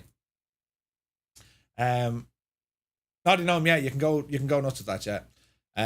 Dux says, please mention for multiplayer, you need to change the thing in the flight conditions to all players, and you cannot change it if you're already loaded into an airport. Yeah, we'll go through multiplayer now in a moment. Moving on, they're the controls. Accessibility, again, this is just kind of ease of use. You can kind of, make the text bigger. You can change the color of the background. You can have, block out the background. Make it more accessible. Narration, so if you want screen narrator, if you can't read the stuff, you can turn on the screen narrator, and wherever you put your mouse, he'll start explaining to you. That's where it goes. All right. Subtitles, increase the text and effects and animations. Controller vibration, I've turned this off. The reason why I've turned this off is because I don't use my Xbox controller for aircraft controls. I just use it for my drone camera. So I turned it off there. Camera shake I want. Cursor settings. Adjust the acceleration rate of the cursor if using an Xbox controller. This is specific to your Xbox controller. Yeah. Now you're talking about the mouse again. So the mouse, the movement of your mouse is, where do we find that? Was it in here? Flight interface? No. Camera. Go into general, camera, and then come down to here. Your free look speed. Yeah, free look speed. Dial that fella back a little bit. Muttly, all right? What else do you want to do in here now? VR, that's just for your VR settings. And you can mess around with that. VR mode and then VR graphics. What way do you want it to work in the sim? Yeah. And you can mess around with that. Again, dynamic settings is really handy for VR, and then go hatch it in there. All right. So that's all your VR stuff. All right. So that's your options. Make sure you save. It's all saved. What else do we have here? Sparky's fan, thank you for the friend request. Other things, navigating. We're already on the ground here. There's a whole load of people. Other things, your notifications will pop up here. That could be, there's an update. We've done this, we've done that. If you go into here, this will show you what friends you have online. Your current group, you can invite people into your current group. This is also where you can use your chat stuff. In here is your communications. You can write in. That didn't load correctly, probably because I'm in the pause menu. Okay, it doesn't want to load in, right? The marketplace, that's access to the marketplace, currently closed. I don't get any lock. Right now, I don't get why they lock the particular multiplayer setting all players to outside of a flight. Very strange, yeah. Very, very strange. It's annoying. The only way to exit out is to save. You can't ignore your changes if you make a mistake. You have to accept them. Yeah, Gibbo, yeah, that's a problem. You should be able to just, well, you can cancel a thing, can you? No, you can't. You're right. It only says here save and back. Yeah, that could be an issue. That could be an issue. Right. Save and back, that's what she said. And that's kind of it. For your options, lads, that's kind of it. Try those, see how you get on. Hopefully it's working better. Look at these mad fellas here. Again, if you have the Nvidia app, you can bring up overlays to see how your sim is performing. If you're not getting an FPS counter on this side, what's great here is the GPU utilization. That's phenomenal. But I'm not getting an FPS counter, so I'll turn that off. And instead, we'll go to our Xbox. And our Xbox will give us the information. That'll tell us our FPS. We're not getting wonderful FPS here. We're getting like 68. Now, I did move some sliders around, so maybe that is the case, right? So here's all the lads. That's not terrifying at all, right? 38S. Now, I will say this, though. This is working a lot better. I mean, look at the distance I am, and I'm able to see people. So this is what happens when you bring those sliders all the way up. Even the other aircraft, look at that. They haven't disappeared or popped. I can see them for miles and miles, look. That's actually quite impressive. That's quite impressive. So the sliders do work, yeah? Hello there.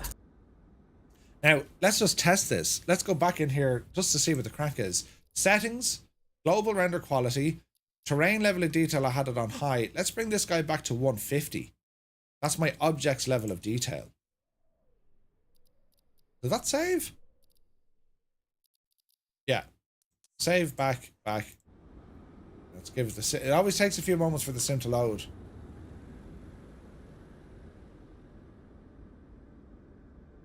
Yeah, they're gone there.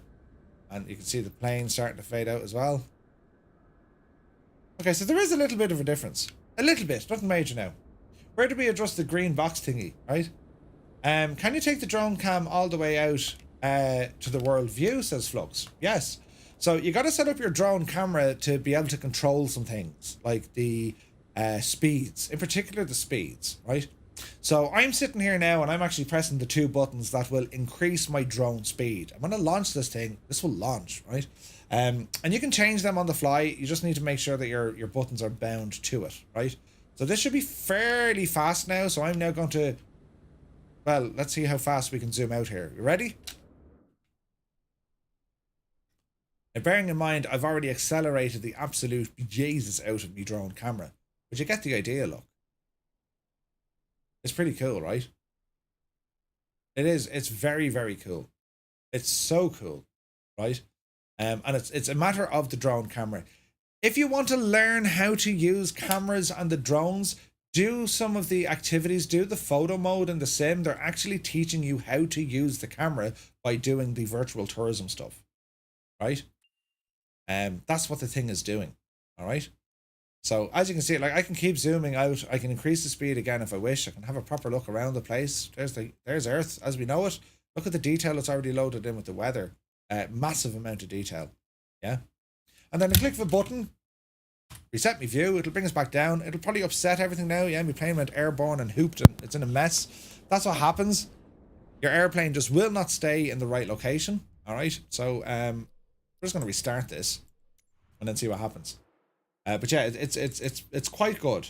It's quite good.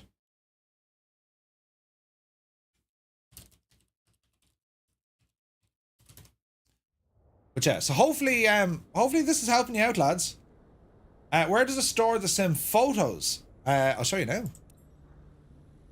now. Okay, so we're back in walk around. I still can't figure out how to turn off that stuff because I don't want these running. And there's other add-ons in the marketplace. I can't deactivate them yet. They haven't allowed us to deactivate stuff in the marketplace, which is a real pain, lads. Also, you got to be super careful. When you change the time of day, that might kick you off multiplayer. You want to be very careful. Very, very careful.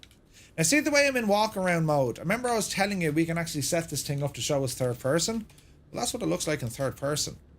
So you need to turn on third person, and then you need to bind a button that'll bring you from toggle, external, or cockpit mode. And then you can walk around in third person. Pretty handy, right? When it comes to model matching and all that jazz, if your settings are on full and they're still not great, well, that's kind of just where the sim is at the moment, unfortunately. All right? Void has a question. Go ahead, Void.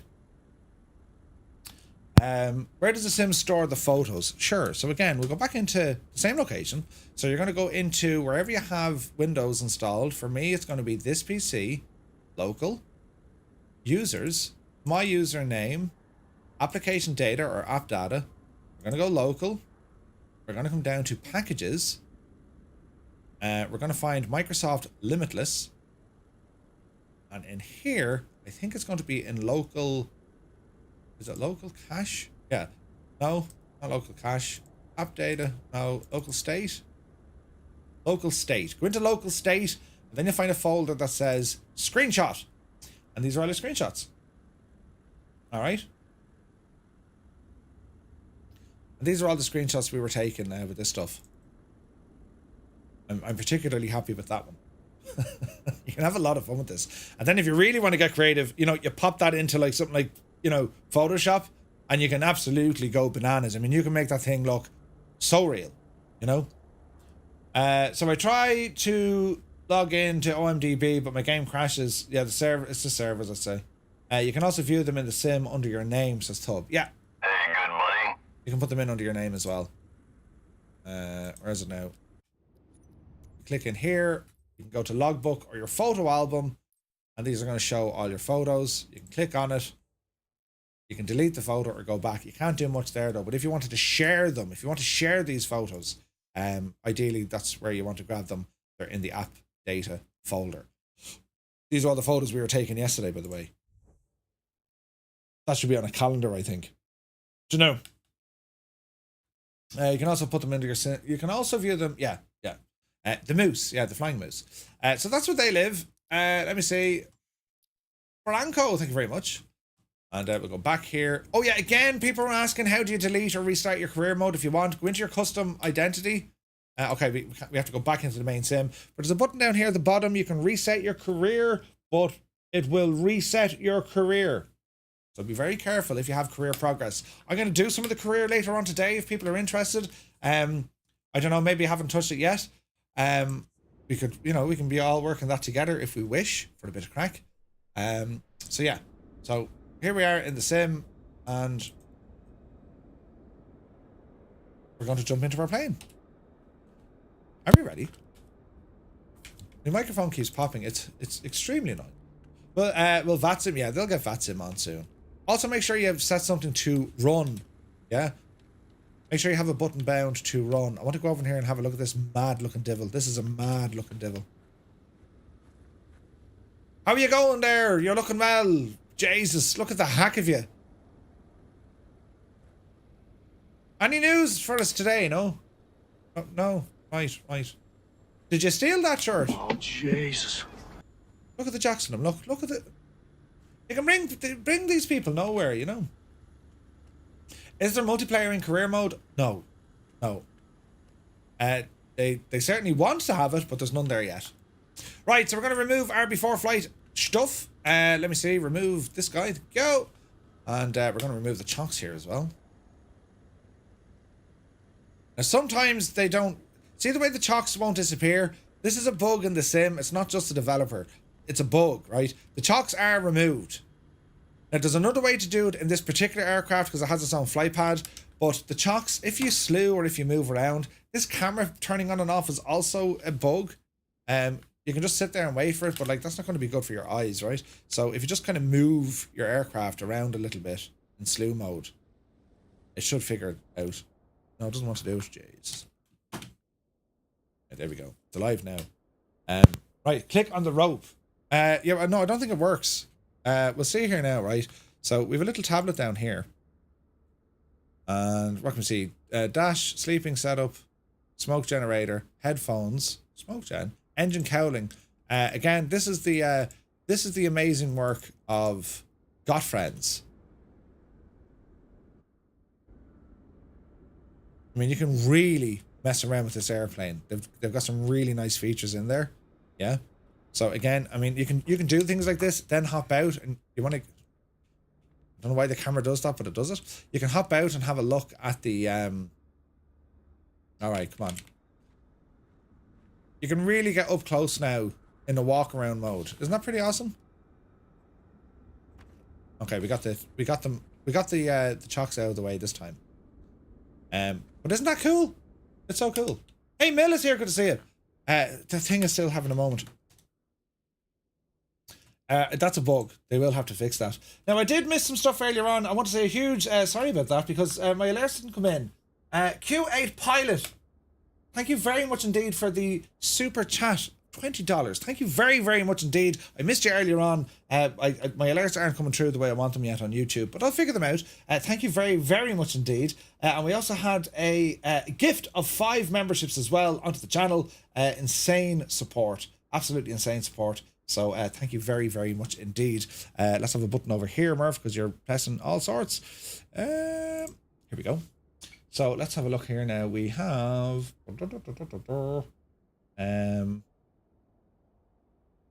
we had...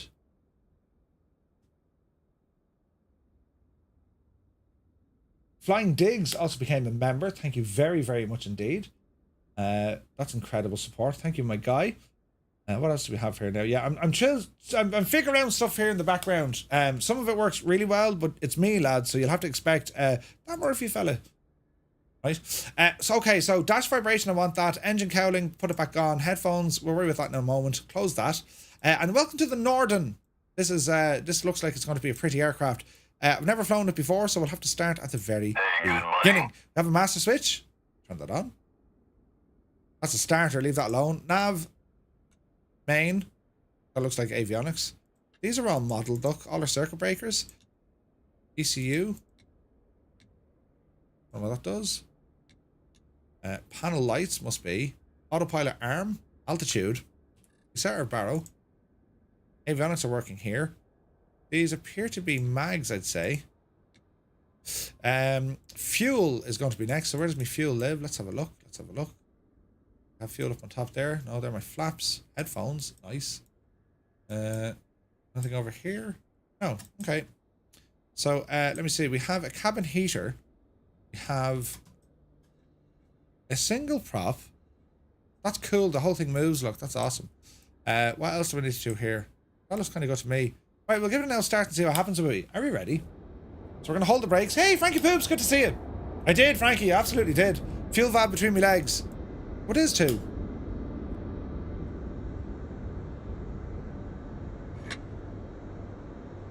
Okay. Fuel flow is now open. Alright.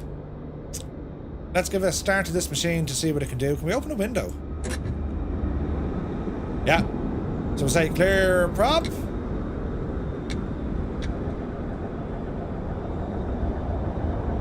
No. Try the ECB or the ECUs. Now try it.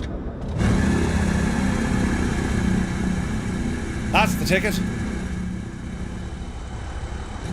Alrighty. Battery B. I don't know why we have a red light on with that, but we'll turn it on and turn this on as well. WAG lights. You gotta love the WAG lights. RPM is low, but that's okay. Now, this is my first time flying this airplane, so we'll have to wait and see. Now, this will flicker, so what were we saying? It has to be the beacon light, isn't it? So we're going to set up a control for this aircraft. We're going to come down to a keyboard. We're going to go aircraft specific control. Duplicate, and we're going to call it TTM Norden.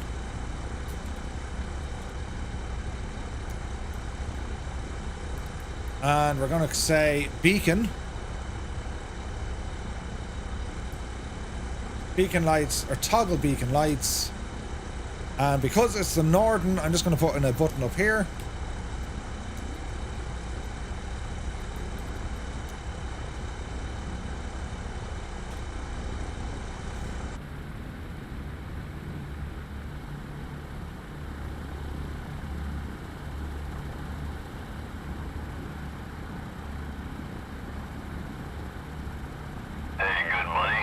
Okay, so the smoke generator is built onto my lights. Okay.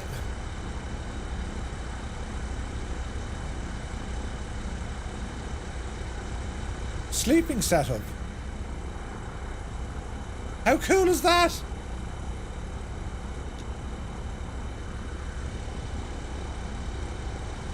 Got friends, man. I mean, they do great stuff, don't they? It's the physical beacon light bulb button. Okay, like the hardware, gotcha. There goes, that goes into your airplane profile, Murph, not the aircraft specific one. Well, I'll just use it for this one. The Brotherhood of Pizza, welcome in. What time do I have it set to? Let's see here now. It's on live weather. Current time set on, that's the wrong button completely. You muppet. There's a fella with smoke on. It's set to 0930 local. 0930 local. Alright. Right. Let's see what we can do here, friends. There's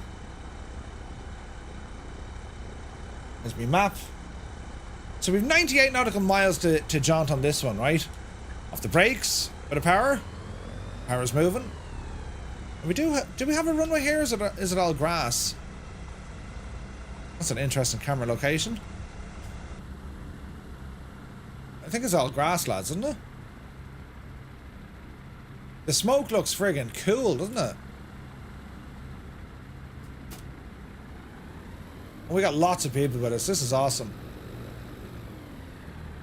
Right, we'll taxi on down this way. Let's have a look. And you got to be really careful when you're not on a taxiway. Even on a taxiway. Look at this. Look, you got to love this. Hang on, go back up here for a minute. I'm going to go on the road of death. Look. Yeah, there is, yeah. The ground stuff is awesome, right? So, spin her around here now for a second. Because I want to go over... Just have a look at all this cool stuff. Look at the rocks here, lads, right?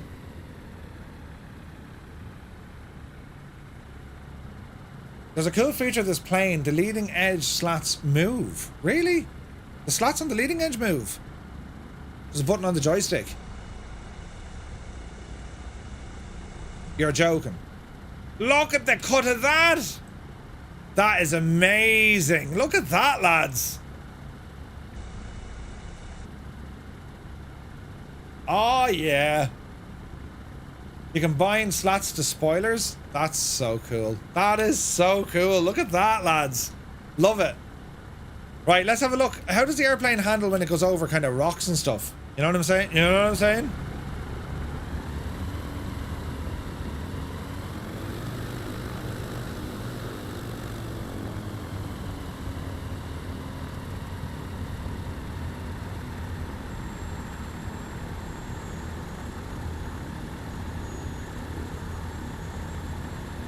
I mean, does it react? Hang on, let's go over here. There's definitely rocks over here.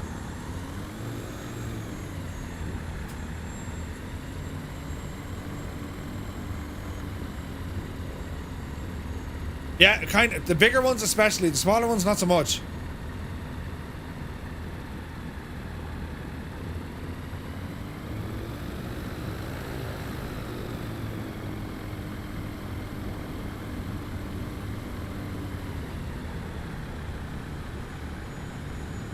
Yeah, it looks as if propellers are working on most aircraft. Look at the dust.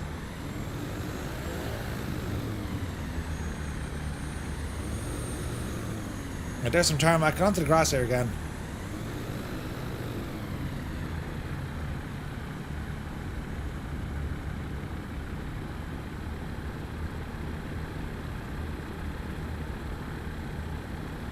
That is so cool, isn't it? So we do have a runway. It's all the way over there. Everyone's doing donuts in the grass? Yeah. Zit, are you in the Twin Otter?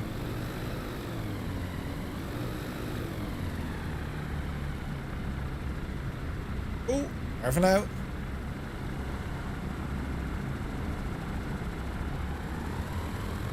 Look at the tracks we're leaving. Isn't that awesome?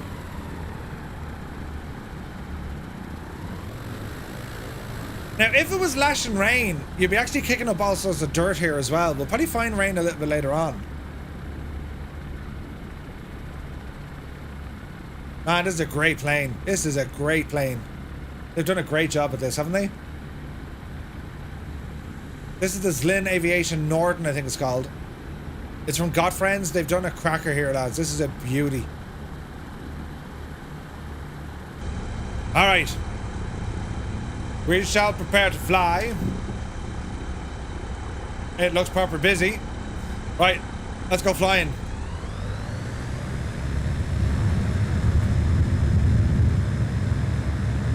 Oopsie daisy, it's as simple as that. Flaps are in.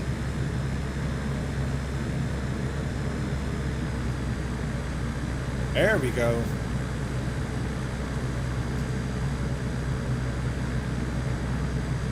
This is kind of nice.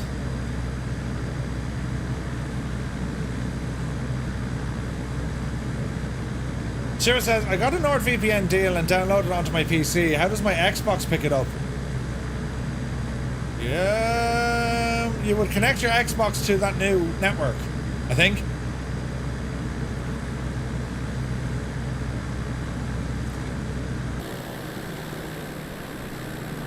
Oh, nice. Look at this.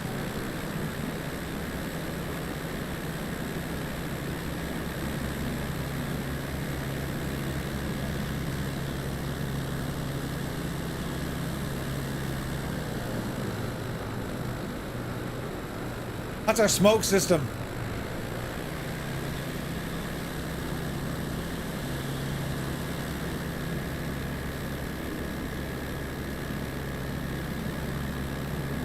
Greta is not amused by the smoke? No.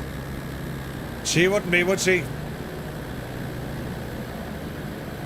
Oh man, that looks good, doesn't it?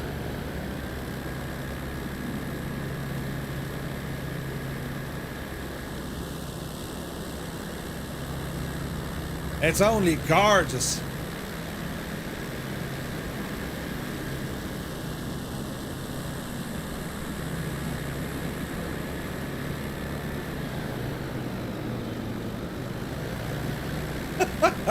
What a great little plane.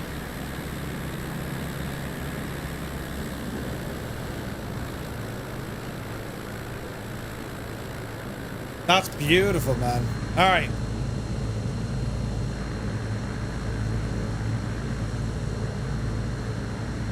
Alrighty, let's set up where we're flying. We're pretty much heading this way, lads.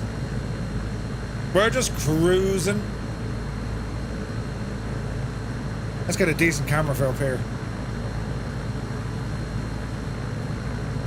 That'll do. Alright. We continue on our journey, trying to follow the I-90 as best we can, mind you. You know, some of it is great, some of it, you know.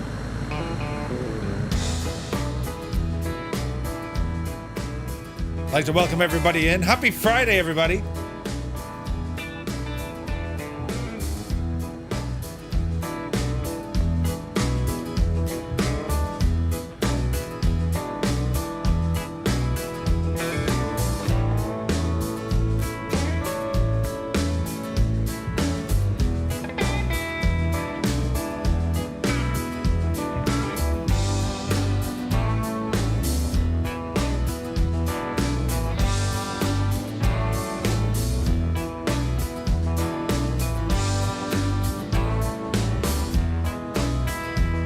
What do I think of the B1? Yeah, it's not bad. It's not bad, the B1. That's from Quick Flight. Now, do you know what I need to do? Sorry, lads. Settings. We're going to go into flight model because the friggin' turbulence is nuts. Where do we change the turbulence?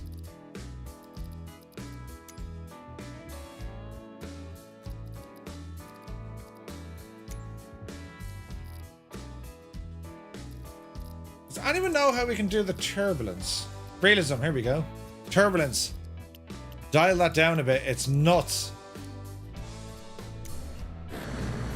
That's better.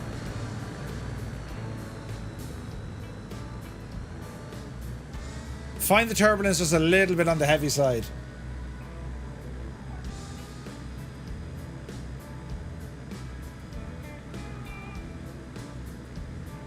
Yeah, the flaps in this are nuts. Look at that.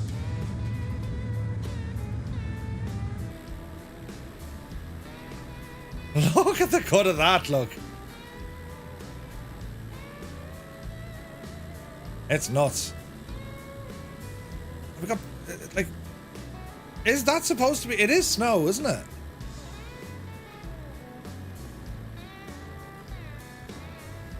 It's incredibly beautiful.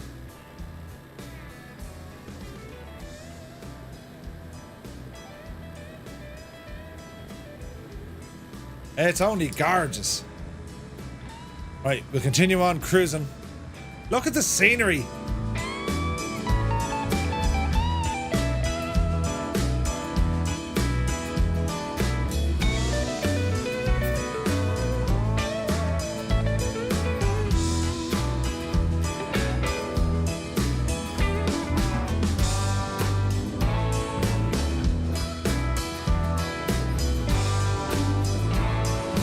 Good Monkey, you're very welcome in. Good morning. Good morning.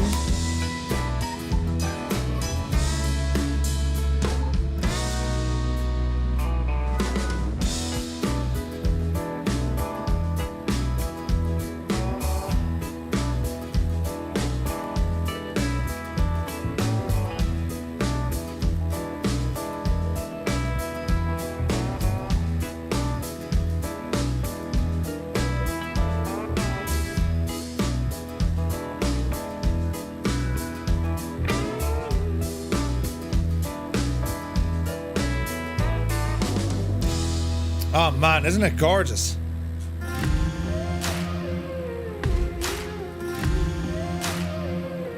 Welcome to the wilderness. Look at the state of it.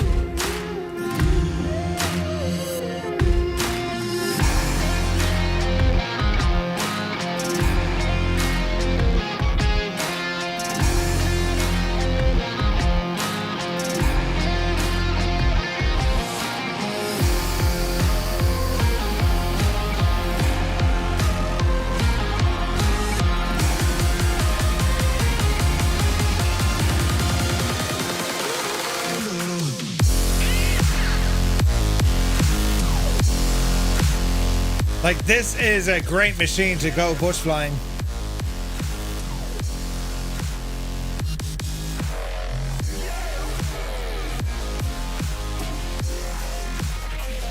Like, look at the details, man. Look at that road there beside us. We're in Montana.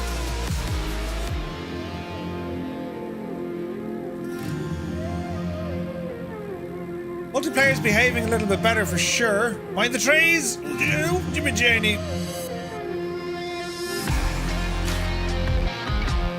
The Fireflies are out in force today. Look at this!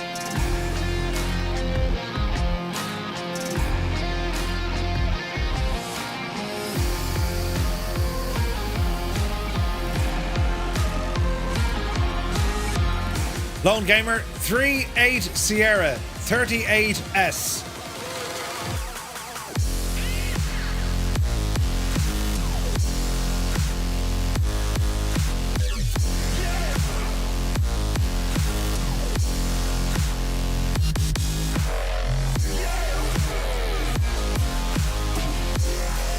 Shot for shot, getting big morning radio.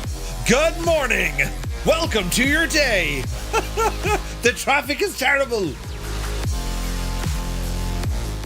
Brixie, if you go into your options and then advanced, you'll see it down there. Then you need to bind a key to external view. Toggle cockpit and external.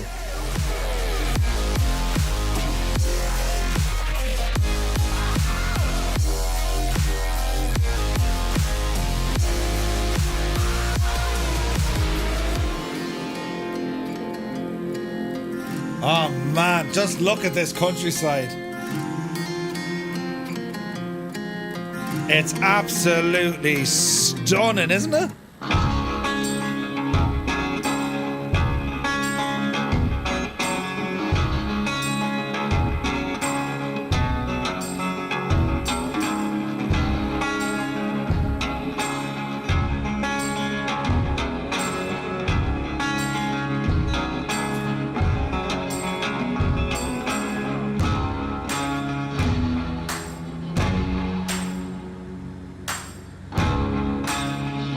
Lads, it looks real.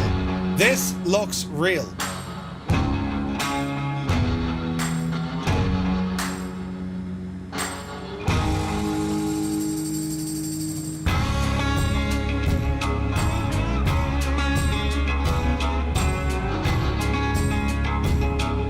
Naughty gnome! Hello there.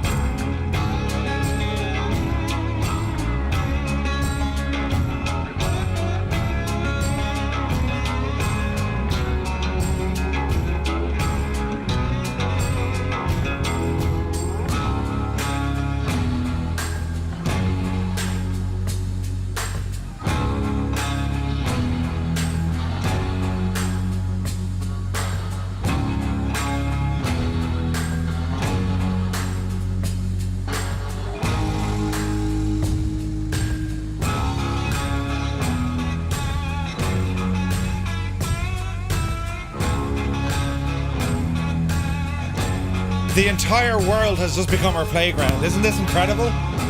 That's the Draco ahead of us. Man, that thing has some serious power issues. 1,000 horsepower. Absolutely crazy.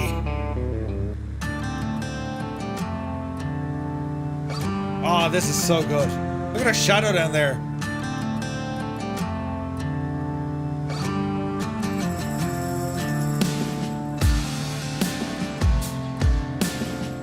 Rex Accu season? Didn't even know her, mate. There's no need.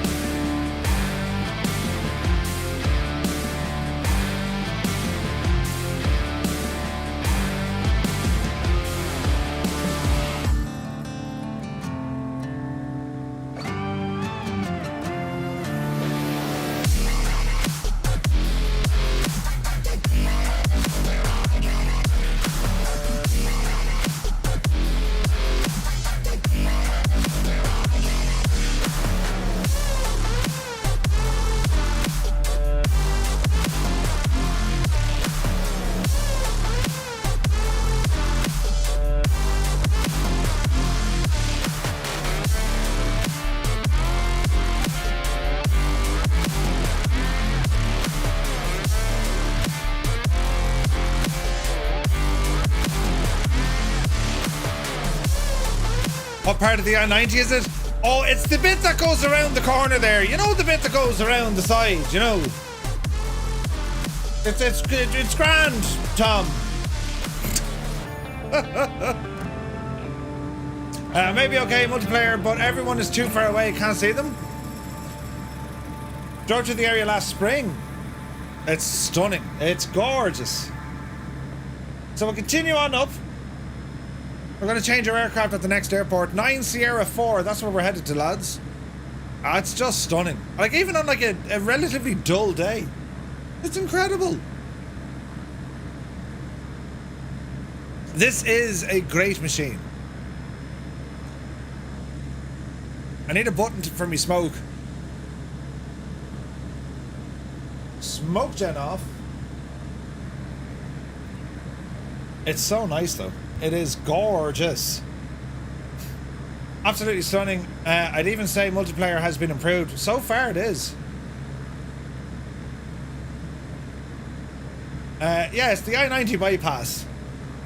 Dead impressed and it works great. But it works great, lads. Moose! There's Moose!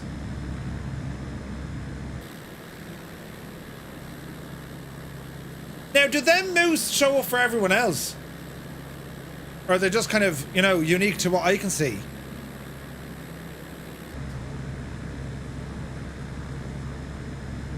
Isn't it so cool, though? Hey, Baker, good to see you. It's going good, man. Going good.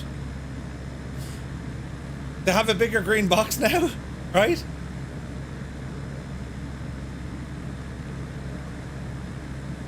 Gyrocopter for next leg. The next leg is pretty far. We'll use the gyro later on. There's actually... Storm Bert is on the way to Ireland a little bit later on this evening. Hey, Bert. Ernie. So, there's also supposed to be a weather bomb when we get closer to Renton. So it's going to be awesome. Hey, Kondo was here. Top of the morning to you, man. Hope you're well. I saw you flying this last night and I was like, this is too good. Too good not to be flying around in it. It's stunning, man. We've been flying on I-90. It's been our first kind of trip in 2024. We started off in Boston a few days back. We're now in Montana and we're well on the way. Where are we now? We're on the border now at Idaho. We're in Idaho, actually. And then we're into Washington State. We're on the Southeast Asian server. Ron Taboga. Ron, are you on a PC or are you on an Xbox? Still can't get past 97%. You're on PC. Ron, have you tried using a VPN? Like, what location are you in? Are you in the UK? Are you in Europe?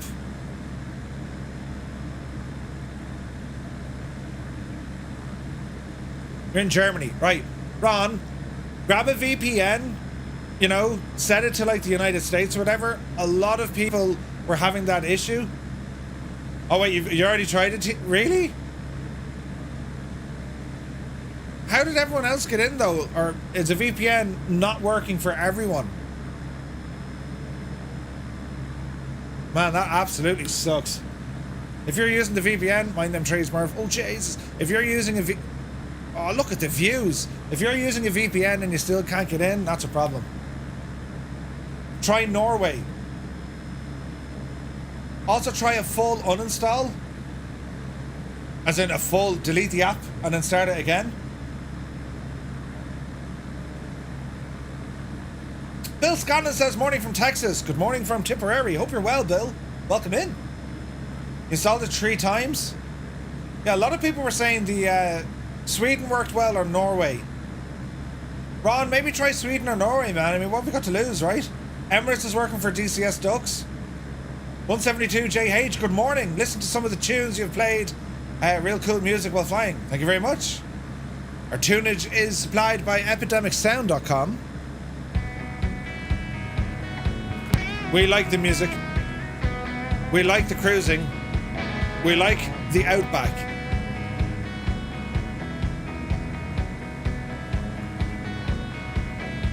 Xbox Loader Game Pass works fine. Really? Tried deleting as well and made the situation worse. Rob Garcia, good to see you, man. Nice chilled out streams. Thank you very, very much indeed, Rob. Hope you're having a great day. Lads, this is what O Can Do does. Pilot meeting. It's the Candonian way.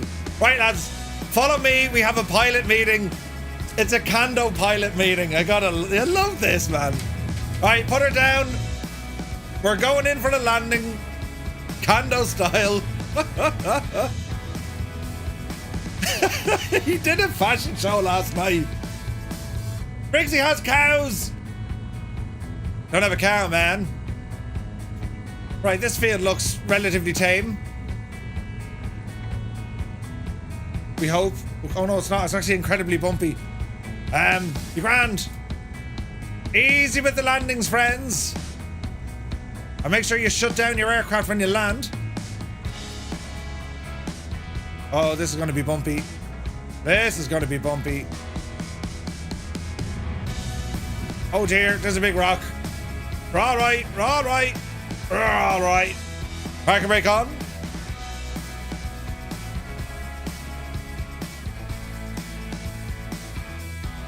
Pilot meeting. You gotta love it, man.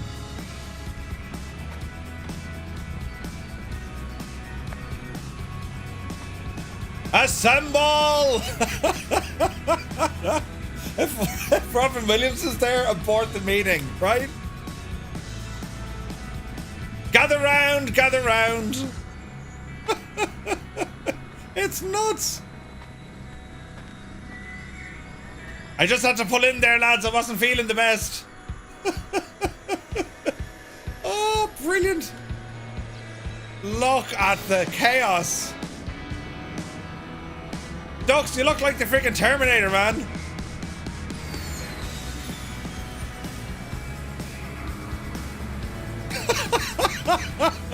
The Limbics. Have you any idea of how bad you look right now? What's going on, mate? The hack of you. Oh, it's terrible.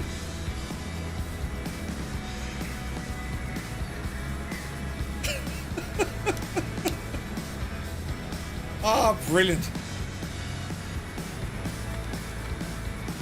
Sergeant Peace is in. Oh. So Kando did this last night and he turned it into a fashion show. Oh, it's so cool.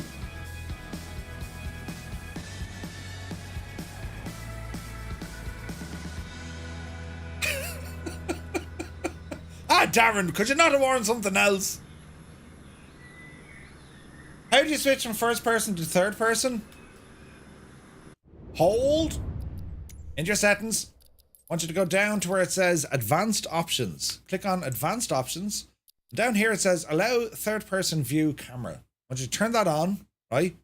When you turn it on, go into your controls, keyboard or whatever, and this is the bind you need to have. Cockpit External View Mode. That's the button you need to get. Cockpit External View Mode. That's the button you want, alright? So if you have all that working, that means you can go first person or third person. Alright? Pretty cool. Simon20, have a great day. Everyone wants better sim physics. I need a red carpet scenery. And some tents, right? Isn't that nuts? Now, I don't know how well it's doing kind of model matching with avatars, because I mean, like, what is the actual deal here, like?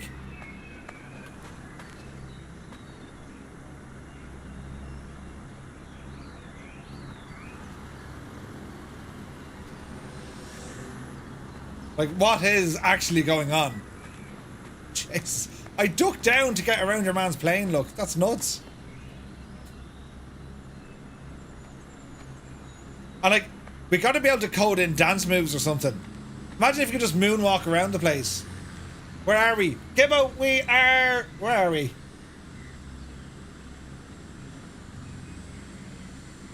We are to the southeast of a place called Clinton Rock Creek.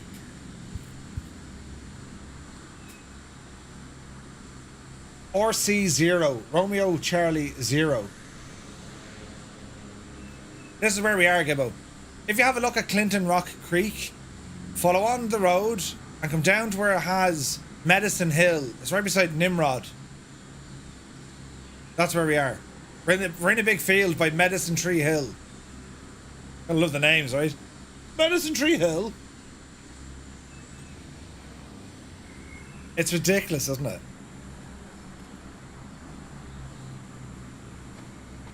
Like, I don't know what you could do, but like, I mean, imagine now flying to like a good POI or flying to just somewhere to go for a walk. It's mad, isn't it? Where's it, Alien? I paid $300 for this. Are you on the PC or Xbox? Is it not loading in? No.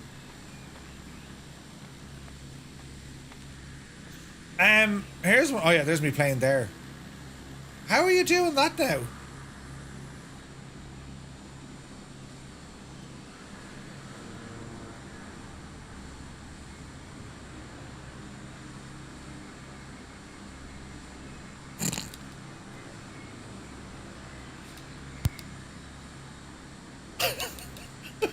You just say nothing. Ah, we're all after getting fucking destroyed, Naughty Gnome. You threw dust all over the shop. Like, there's gotta be eventually, there's gonna be buttons for like punching and all this kind of stuff, right?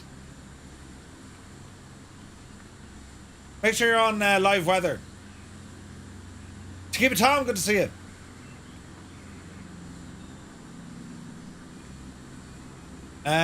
It's running well, Captain. It's running well today. It's ridiculous. There's a lot of people here, look. Uh-oh. Retriever Neil, look out!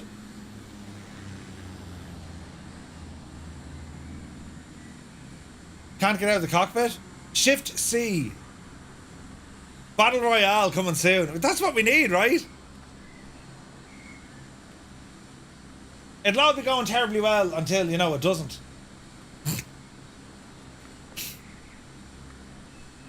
Oh, yeah. Oh, yeah. Hans Gruber, hope you're well, mate. There's Gibbo over there. Go on, Gibbo!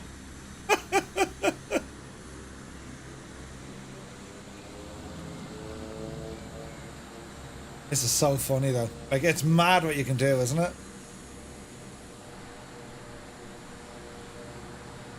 There's flying teapot over there.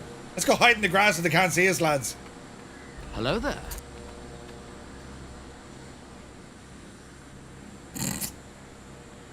Ridiculous. Psychoholics, welcome in.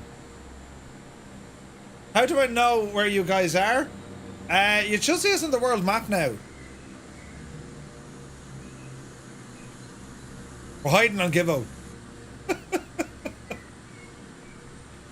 Terry the sheep farmer, good morning. Play a quick game as Simon says. It's ridiculous, isn't it? Like, the flight simulation enthusiast inside me is like, it's dying a little, right? It's dying a little. But this is pure fun. It really, really is. Sunjammer, good to see you. Fly Darwin, I have a fetching leather jacket in my sim. Yeah, right. Yeah, right. Yeah, I believe you. I believe you. Look at the hack of your man there, look. Oh. Hiding in the grass simulator, right? Where's Gibbo? Did he get over here yet? Oh, he's over there, look. Right, lads, let us run to Gibbo. Gibbo, don't make us run too far. Come in closer, will you? Right, stay where we are, so we'll come to you. This looks so wrong. It's so wrong. It's so wrong. Are they all following me? Oh, they are. Oh, brilliant. Give us stay where we are. We're coming to you. Also, what is your time of day set to? Will they fly edge tonight? There's fly edge right now, Dan. And tonight, yes. Let's see what happens here now. Hey, Ammon good to see you. Yeah, it's nuts, isn't it? It's nuts. Check your heart rate. Right? Gibbo, can you not see us yet? We can see you. You should see a whole load of us coming at you. Oh no, you don't. You're gonna see 2 or 3 of us.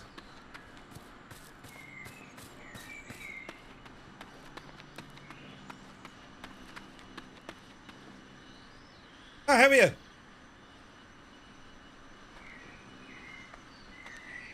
Time of day that you need?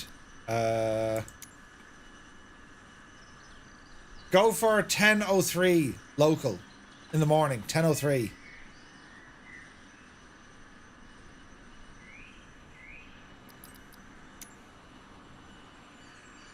Everyone's disappeared, Gibbo. It's only me and you left. Oh no, there's Sergeant Beast over there.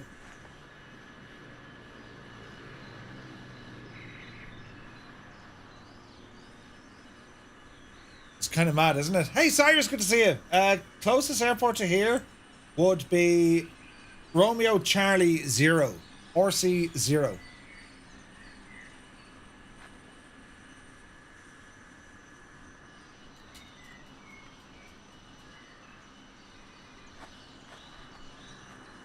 I'm trying to hit the B key. You know.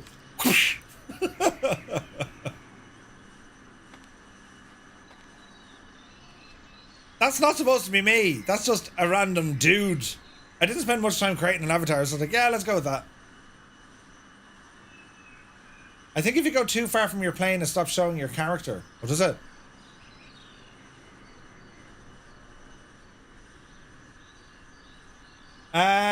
Maybe, Dan. Yeah, something like that. Something like that. If everyone's planes but not their avatars. Yeah, we had all their avatars. Gibbo, grab your plane and fly a little bit further down the road, will you? Fly closer to us. We'll head back towards our planes to see if avatars reappear.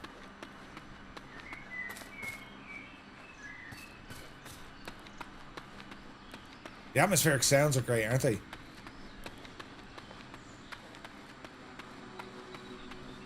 There's Bishop.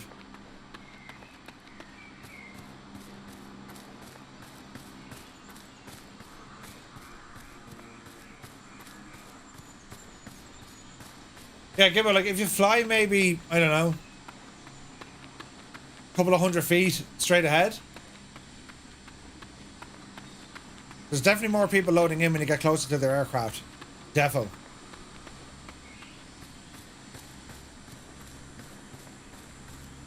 Yeah, we got lots more now, look.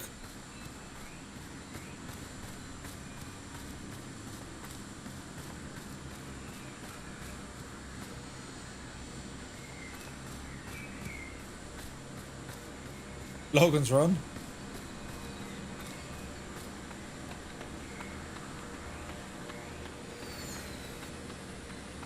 Uh-oh. Grand 427, your plane's in bother.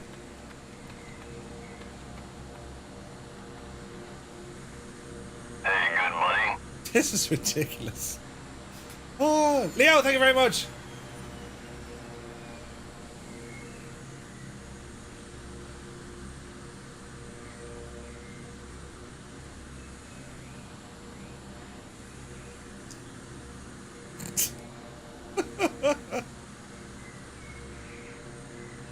It's so cool though, you just like fly your plane in. Wouldn't it be great if you can hop into someone else's plane?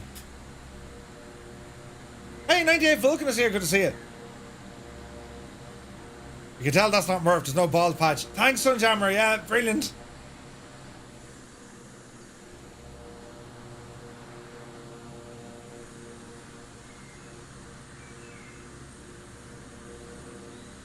What's Gibbo doing? You loading back in?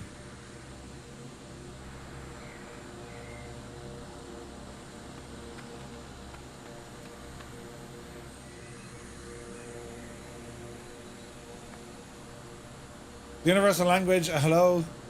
Right? Yeah, no bother, Gibbo. Maybe just slew in here when you get there. It's ridiculous, isn't it? It's ridiculous. AN225 and ATR. What help do you need? Alf, good to see you.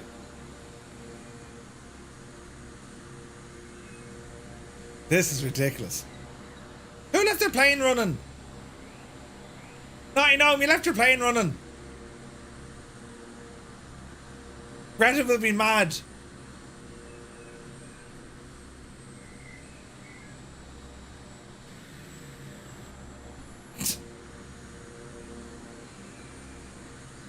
Limbick's got an achievement for doing a run. What? Which one is more worth it? The ATR. Koanag. The ATR is better. You passed my helicopter license last night. Oh, nice one, Cyrus. Yeah, I haven't started career mode yet. I'll do a little bit later on now today. We'll get going. Murph, have you got out of your plane and it fly away without you? Yeah. Yeah.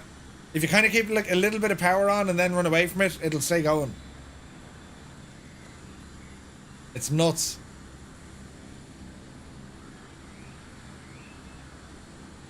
All right, lads, take a knee.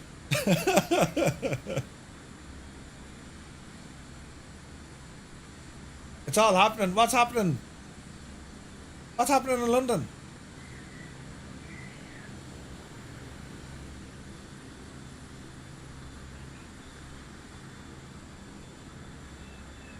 Fly with Stu.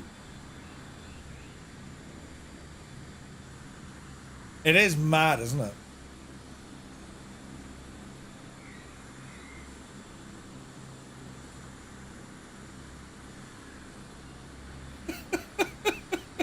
It's ridiculous.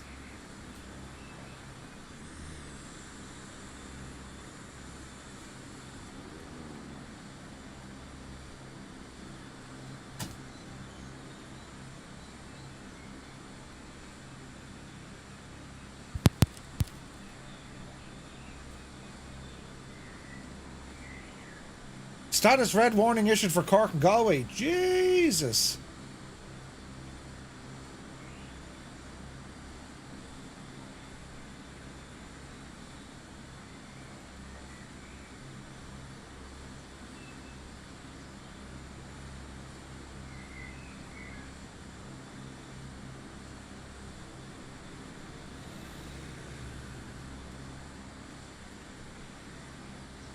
Tan, is that at Gatwick, is it?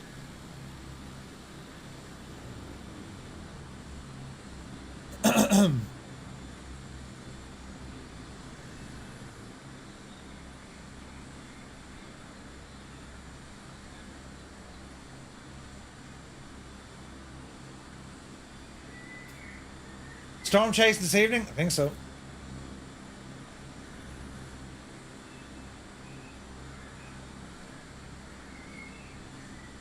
Yeah, there's stuff going on, boys.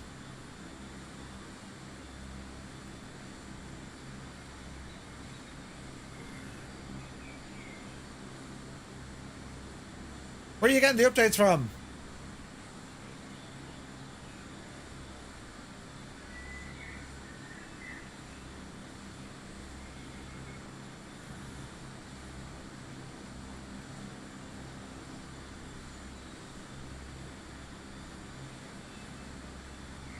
That's not good. Right, a status red rain warning has been issued in effect from midnight tonight until tomorrow. Intense rainfall. Orange is set for Waterford, County Clare, Mayo, Sligo and Leitrim.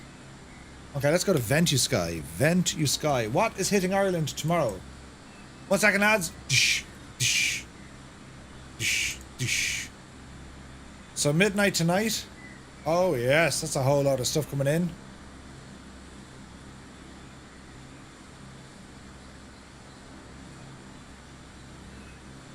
Although 60 knots. We had worse than that, didn't we?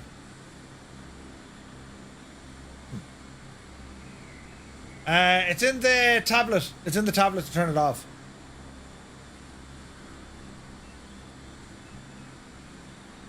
Police have done a controlled explosion outside of the embassy. Yeah, there seems to be something going on at Gatwick as well. What the hell? Muse fan, what time are you going at? It'll be kind of... Jeez, look at this thing coming in. Where's that going after it blows in? That won't stay there. That'll come back the way.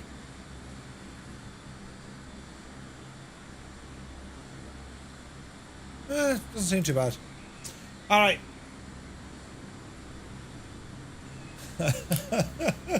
Who's here? Look. They keep booking in.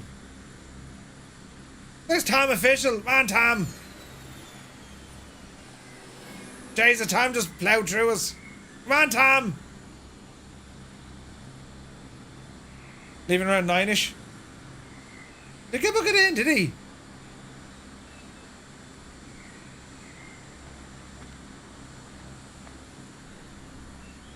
This is ridiculous looking. As Conda would say, right guys, good meeting. Good meeting, lads, yeah. I can now see 2 people. Really?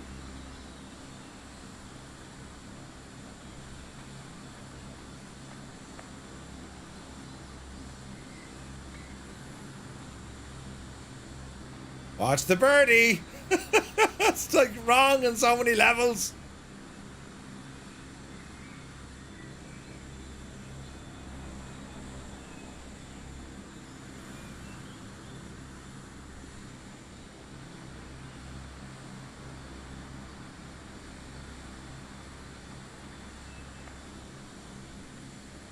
That's mad. Mad.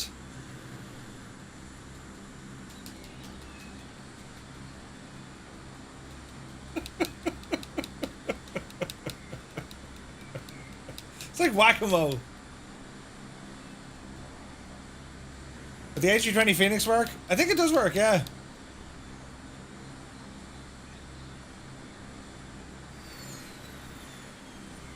It's ridiculous. Right. Good meeting, lads. Yeah, well done. Back to our planes and let's get out of here. Run away! It's ridiculous. Oh, painful. Painful. Come on, camera, stop doing your thing. Jesus.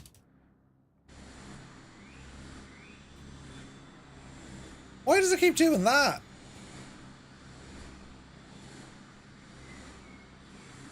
There we go. Right.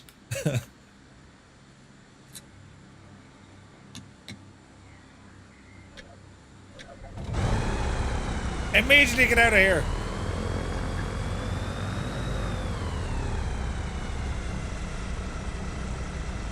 Best work meeting ever. That was ridiculous. Oh, Jesus. Ridiculous. Find the big rock in the field. Jesus.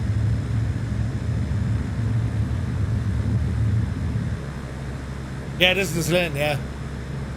It's awesome.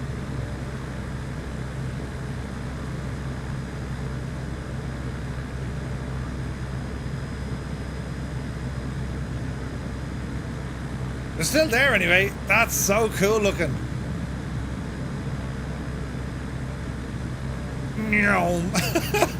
It's brilliant, isn't it? It's brilliant. That's just ridiculous fun. It's fantastic, man.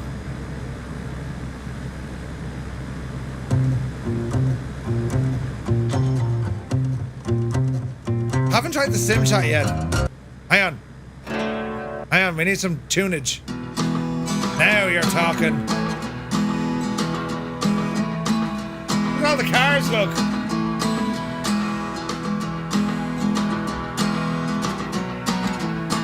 We have pylons, but we need the lines, man.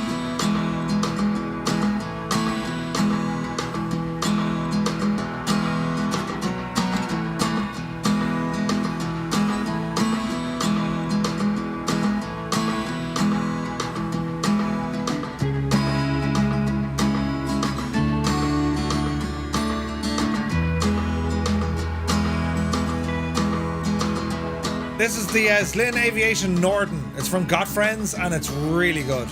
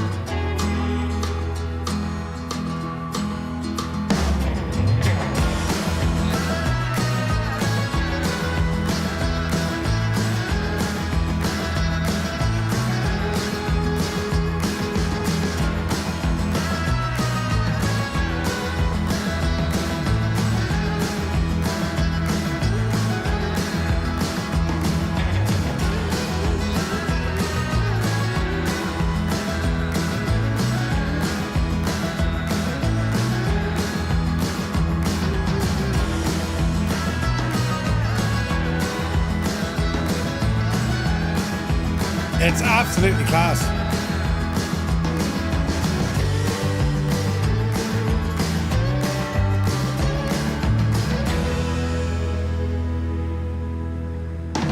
Like, part of the scenery, there's areas that are absolutely insane. Other areas are a little bit, you know, so-so.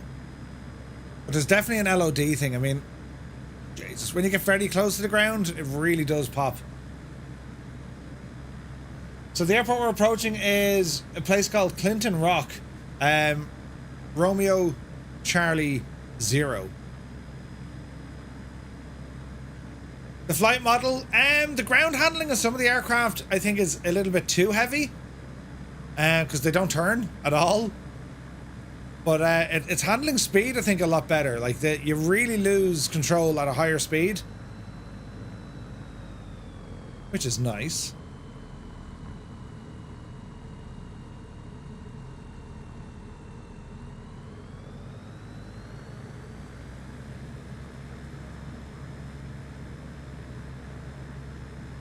Getting as close to the ground as you can. Yeah. What do you reckon, Kando? Are you in the same boat?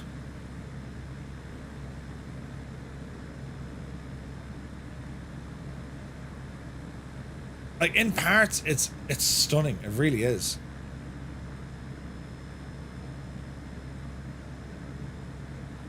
Look at the mountains here. Like, this is ridiculous.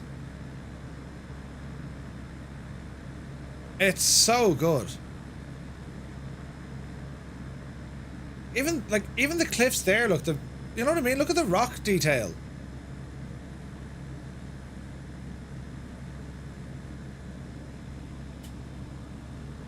Like, that is very, very good.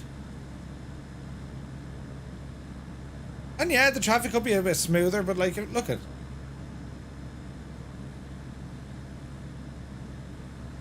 So our next airport is going to be Niner 5. No, it's not. It's Niner S4. Niner Sierra 4. Like, it's so... Ah, hang on. Cows! Cows that are freaking out, cows! Horses! Up high, less different, but clouds, night lighting and stuff are better. Yeah. The ground itself is excellent.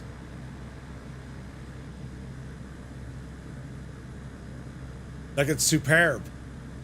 But I think, like, there's still an issue, like, there's an LOD issue for sure.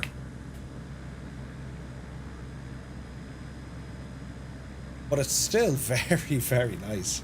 Like, visually over 2020, it's very, very good. We're about to fly into a place called Missoula in Montana. Oh, Jesus, go handy.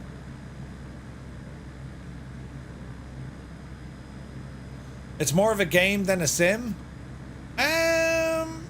Yeah, I would agree with that. Right now, definitely. But I mean, if you're going to have that discussion about a simulator or, you know, a game, well, this is simulating way more things than any other simulator. That's one way to look at it. I mean, from how the world looks, how it depicts weather, how it shows things off, from a simulation point of view, this trumps anything in terms of that regard. If you want to talk about the flight characteristics, perhaps the systems specific to an aircraft, yeah, I won't say it's light. I mean, they've made things better. They've enhanced things. But like, you don't do stuff like this in a simulator. And to be honest, this is fun. I mean, that's the point, right? Marine traffic, yeah, 100%. Hey, Cassius is here. Good to see you. It's now working for Gibbo. Nice one. So Missoula is the next closest airport. Kilo Mike Sierra Oscar.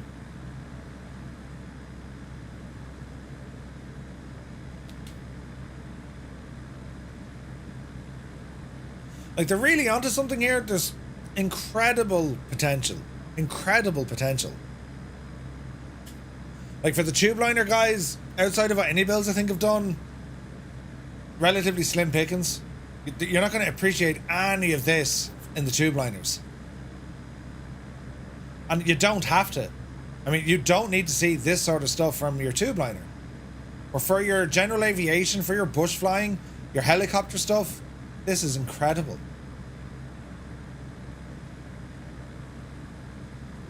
Bin Monkey, there's a button there to toggle nameplates. Just bind it to something.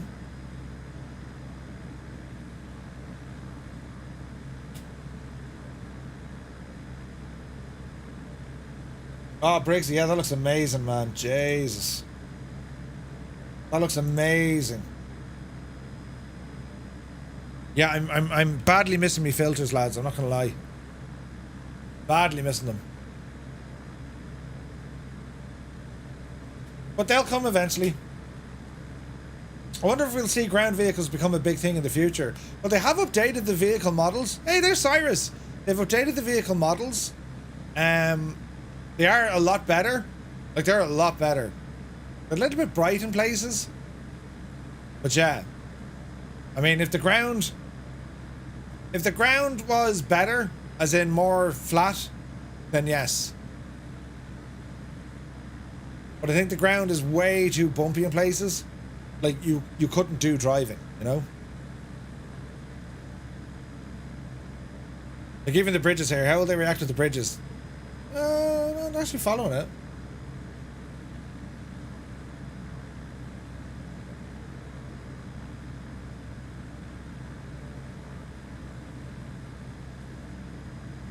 Easy.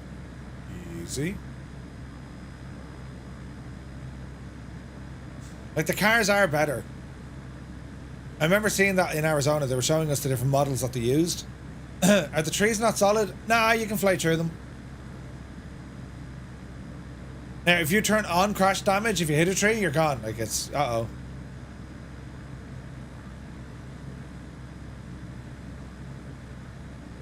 There's Ryan. We're following this road, and we shouldn't really be, but sure, listen, we'll stay on it for the minute. First bandwidth edit for today. Can you land on a truck? No. Well, I don't think so. No, that was the road. I don't think the cars are solid. They can't be, though, because, like, think of the memory they'd be using. You know what I mean? They'd have to become objects, as in sim objects. Do you know what I mean? Same with the trees. They would have to become sim objects for that to work. And I think that would, like, crease it, you know?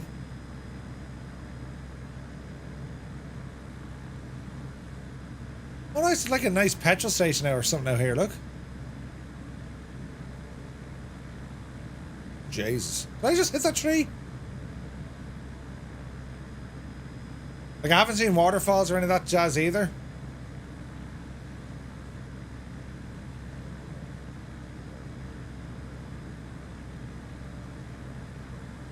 There's a bridge.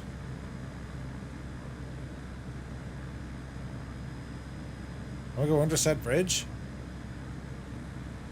Yes, we... No, Jesus, yes, we kind of can. Did some test spawns in the middle of the highway. Like, it's... The cars are just going to go through you. Hard left.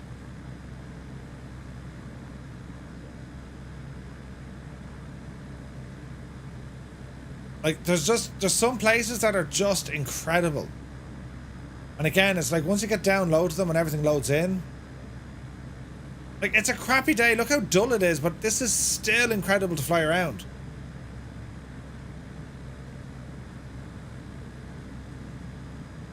It's nuts.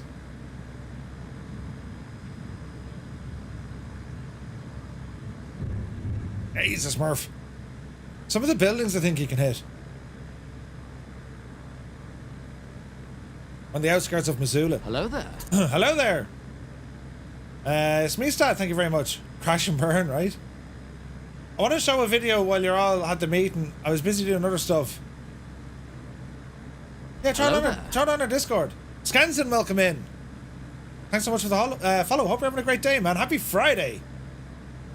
What setup do I have? Exclamation specs. We'll give you a spec of my PC. It's fairly up there. CPU is probably the slowest or oldest element now, I'd say. That's a big 10 for Very nice, though. buddy. Patrick Doyle, thank you very much indeed. 3 months in advance. Jesus, Patrick, you're terribly optimistic. Thank you very, very much indeed, man. Fly, man, enough walking. Oh, yeah. There's no photogrammetry here, but like this is like default scenery. Hey, we got a rainbow ahead. That's a good sign. That means there's rain. I want rain because we want some mud. Paradisky, welcome in, man. Jesh.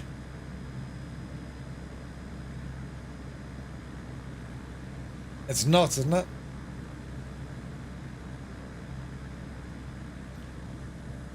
Zit, did you land in that building on a helipad?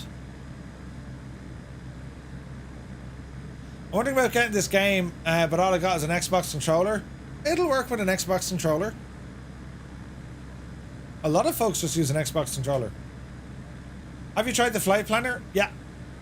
Yeah, it's not bad. It's still a little bit bugged out.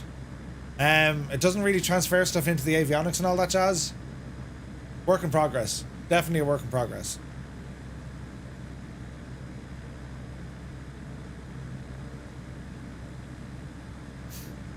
This is mad looking though.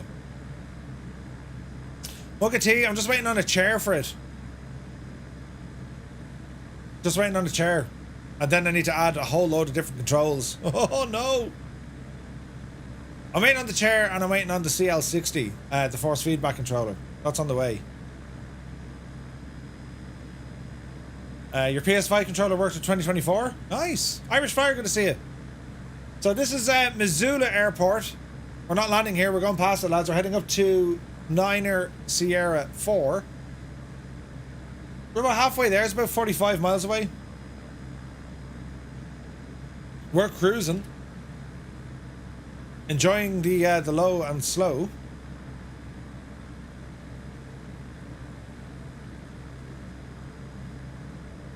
There's a wild gibbo. It looks like he's going into land.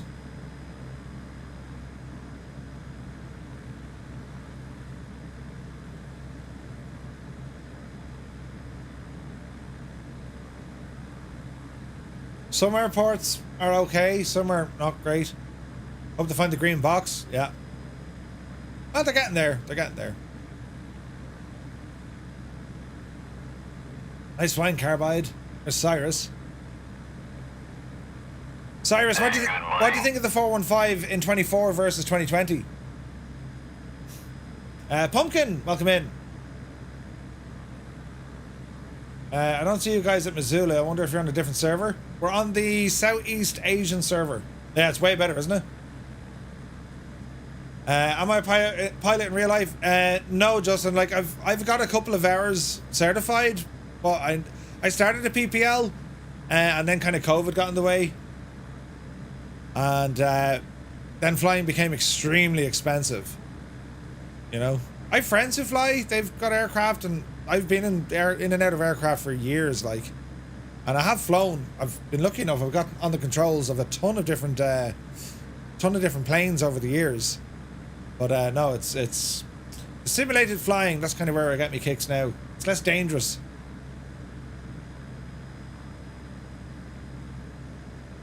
And it's way cheaper. Despite what we think. It's like,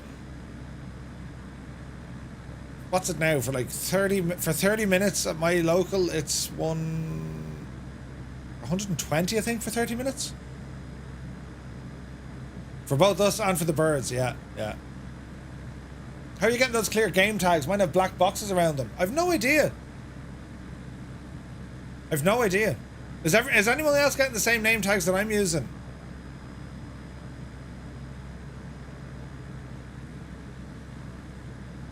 Flashing fuel tank. Uh-oh. Oh, low fuel. Jesus. Alright, we'll fix that.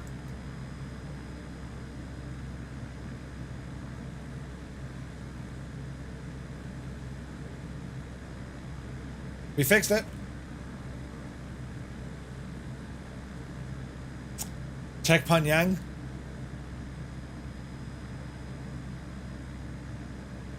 Anchor, they're pretty much the same as they looked in 2020. It's the same photogrammetry. The only thing that you'll have now, of course, would be better lighting. $120 for 30 minutes is insane. Yeah, it's nuts, man. It's nuts. I think it's 170 for an hour though, but like an hour, to be honest, if you're doing an hour just starting off, it's ridiculous, you know? 30 minutes is like, you're going to learn more in the 30 minutes than you will in an hour, I think. And like, anyone who wants to do real world flight training, learn as much as you can with simulators. Learn your navigation, your radio telephony, all of that. Learn that in a simulator, because when you want to get to flying, you want all that time just flying. That, you know, the sensation of flying, feeling the load bearing, the forces, learning every aircraft is different. They all have their own kind of kinks and all this sort of jazz. So put as much time as you possibly can into the flying element of when you're actually paying for it. Everything else, all the ground school, anything to do with the theory side of it, you know, do as much of that as you can outside of the actual flying. Takes 30 minutes to get off the ground for most new students. Well, it depends. Where I fly, it's like from zero to about 1,000 feet. You're airborne within 10 minutes. You're at 1,000 feet, start to finish, 10 minutes, and that's with your walk around. Depends on the aircraft. Depends how detailed you're going into your walk around. Like, once you get into kind of the cross country stuff, yeah, then you're going to need more time. But like, if you're just doing circuits, half an hour is grand. You'll probably get 8 laps of you will get 8 laps of the field in a half an hour. There's Gibbo ahead of us in the Vision Jet, no less.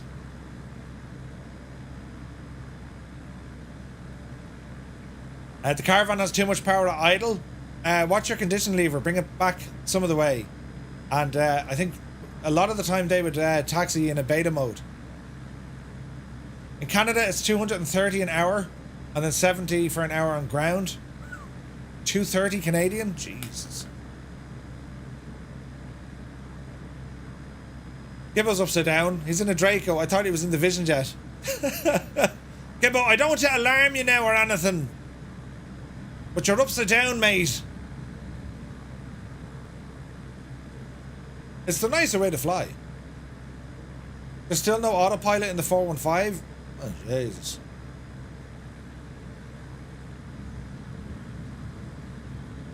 I think it works though if you bind controls to your autopilot. Hey, B. Carlo, good to see you. If you're young and you get accepted by airlines, they pay for you. Yeah, you can get a cadetship. It was 110 for an hour in a 152 when Hans started. What? Gorf, we are halfway between Missoula, KMSO, and 9 Sierra 4. 110 for an hour. Jeez, that's brilliant.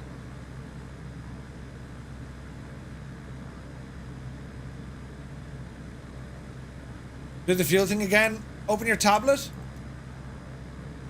Click on the airplane icon down the bottom. Go into flight performances. Mass and balance. Fuel. Quick fill. Load an aircraft.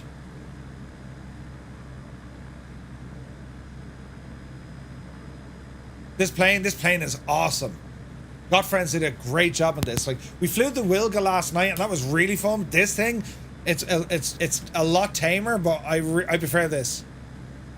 The Draco is just a friggin' nut job. This is, oh, look at that. This is just something you can go cruising in. You know?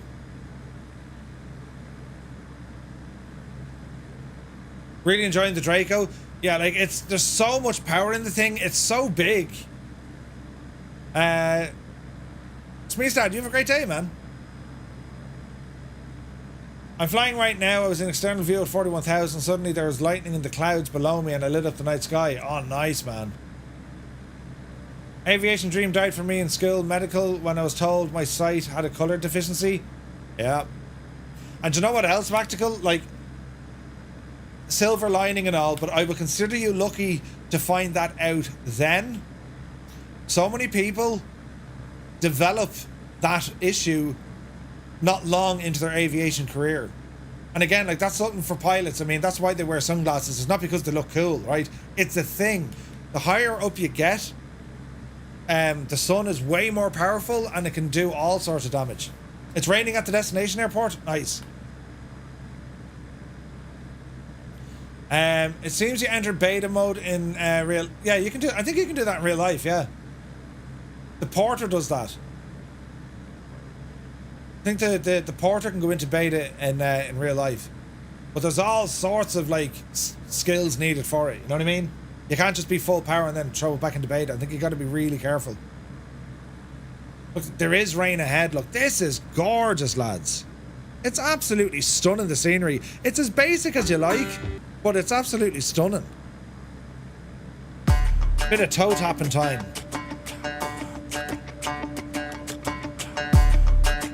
I mean, look at the state.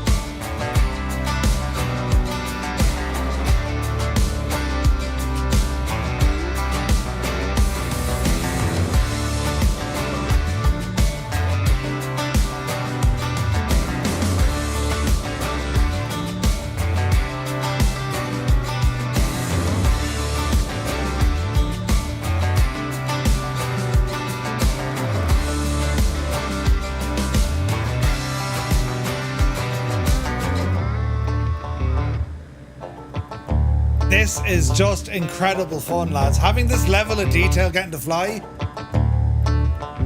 it's insanely good. Hey, good money. There's a mouse!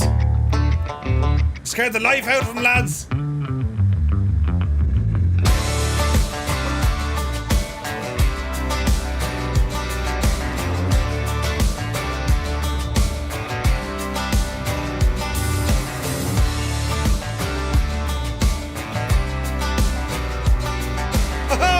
Achievement.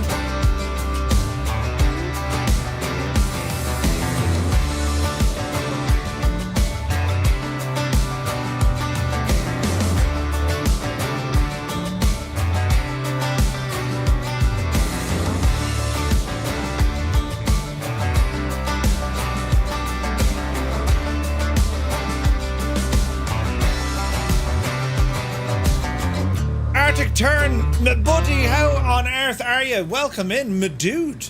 How are you keeping? Great to see you, man. So the nearest airport we're heading up to is 9 Sierra 4. 9 Sierra 4. The next leg we're going to be taking something a little bit bigger, but this is too much fun, lads. This is what this simulator is all about. What you see on the screen right now. This is where the strengths are. At this moment in time, this is where it is. You guys air pirates? You better believe it, man.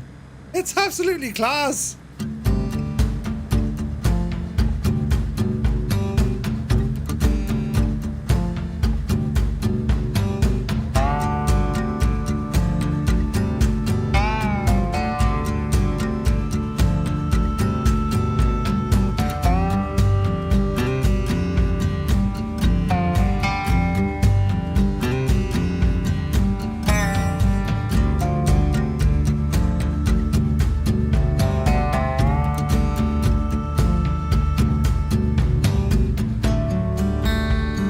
are very close to our stop. 9 Sierra 4.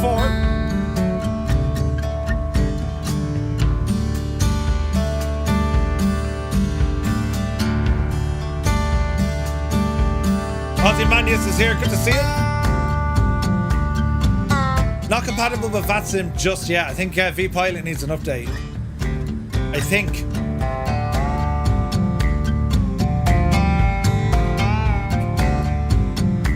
Oh man, look at that rain ahead.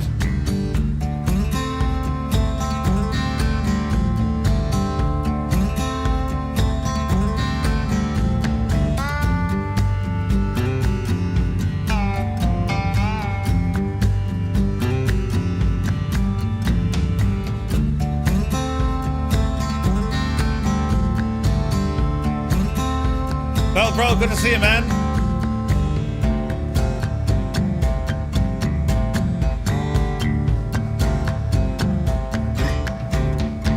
We're so close. This is awesome, isn't it? We're just cruising, lads. Next leg is going to be a little bit different. We'll change up the aircraft. Something a little bit bigger, a little bit faster.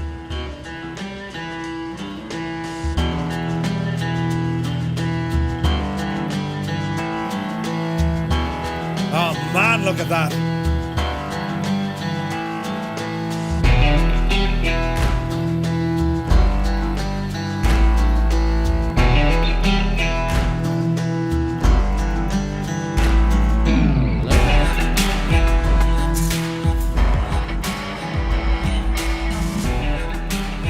Heisenberg, thank you very much indeed. Look at the height of the thing. Jesus. Welcome in, lads. Ferrer, welcome aboard. Midwest is here. News fan, great success.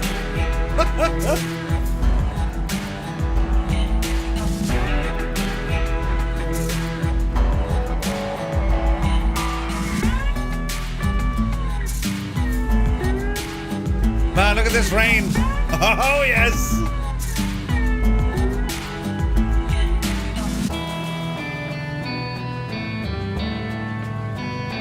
Hello there. Eric, welcome aboard.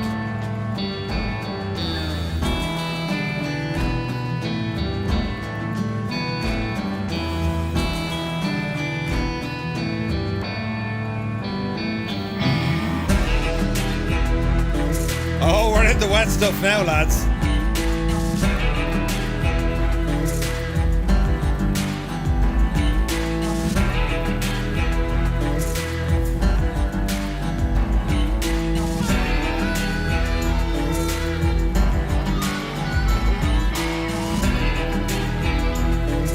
Look at the views.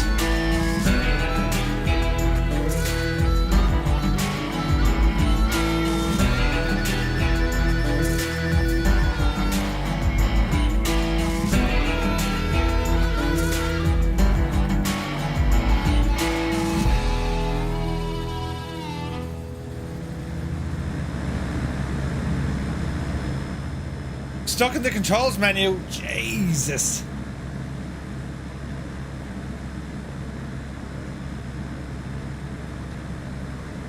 Right, this is going to get fiercely interesting. Can anyone see the runway? There's nothing to be afraid of here, lads, except for everything. This is nuts. Those of us who used to fly the wood propellers had to stay out of the rain, right? I've loaded some Orbex things. Crazy good stuff, man. Oh, look at the... Ah, this is savage. I love how the, like even with the rain, like look at that scattering that they've done. It looks incredible. Stevie, good to see you, man. So we're gonna come down the bit of a canyon here and then swing around to the right.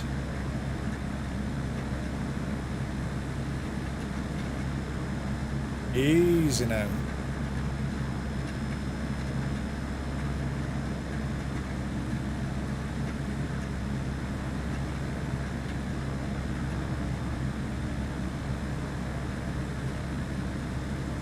Try and get out of that rain a bit. Right, we're through a shower.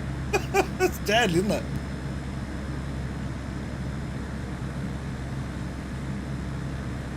Mr. Allsafe, good to see you. How does one join a group? Southeast Asian server and have it set to all players.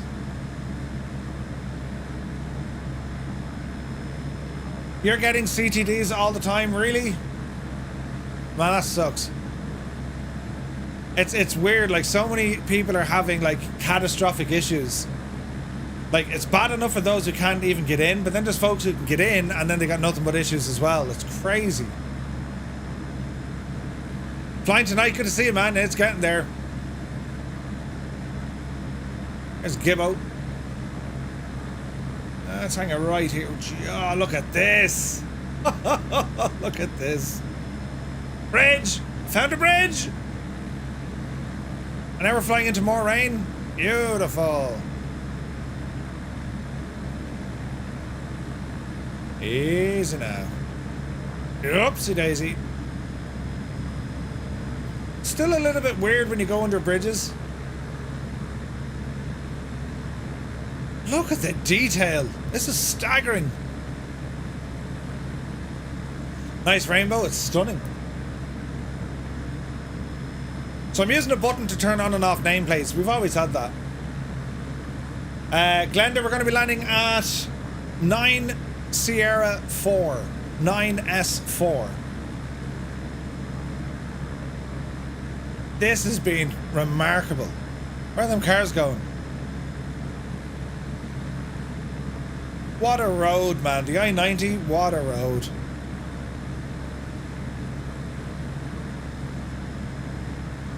There's a runway straight ahead.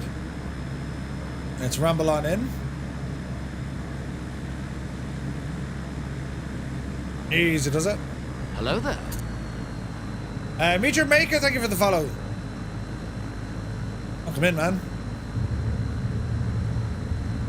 Oh, look at those slats, that's incredible.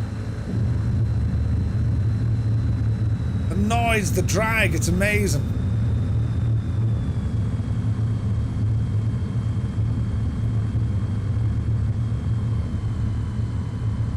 Rambling in.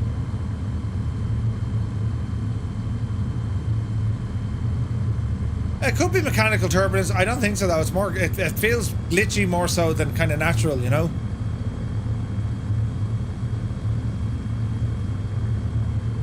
Alright, easy does it.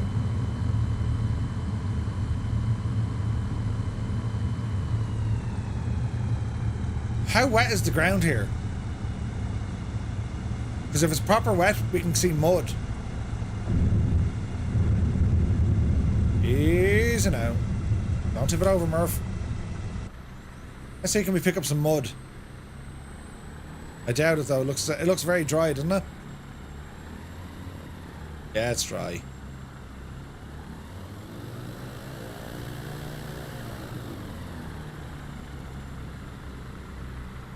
There's people out running.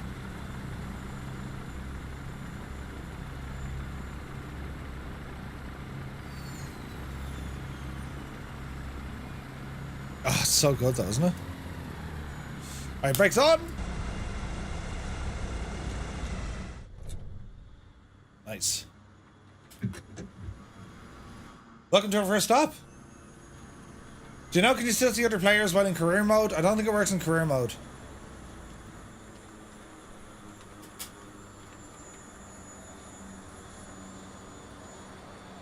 It's starting to rain, which is good. Right, there's Gimbo, quick! Go over there and burst him! Oh, I'm not hitting him a slap in the head! Get with the plane!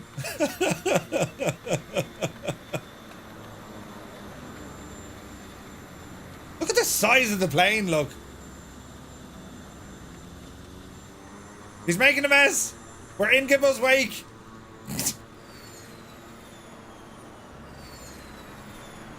How do I install items in my library? Well, they go into... Jesus, they go into your community folder. See the way I ducked to get under his plane, look.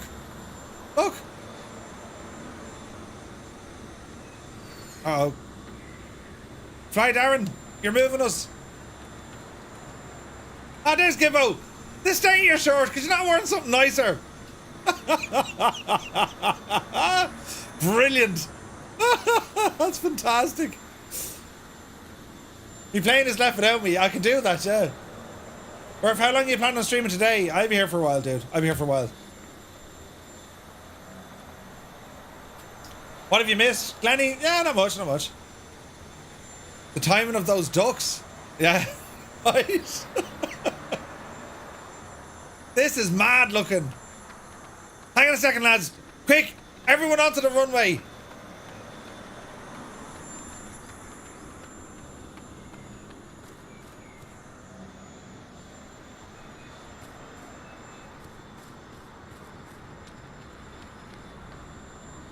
Everyone onto the runway. Let's see if we can do a race. That's not me. That's not your avatar? Sure. Sure. You want to see some of the hack of some of them. Right, everyone line up where I'm... Line up beside me and we're facing that... Jesus, there's a bear! We're going to run down to that bear. It's going to be a race, so everyone, like, line up beside me.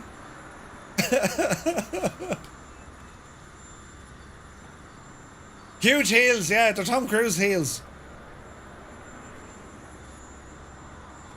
Look at the hack of your man, look. Look at the cut of your man. My name is Alan. Alan?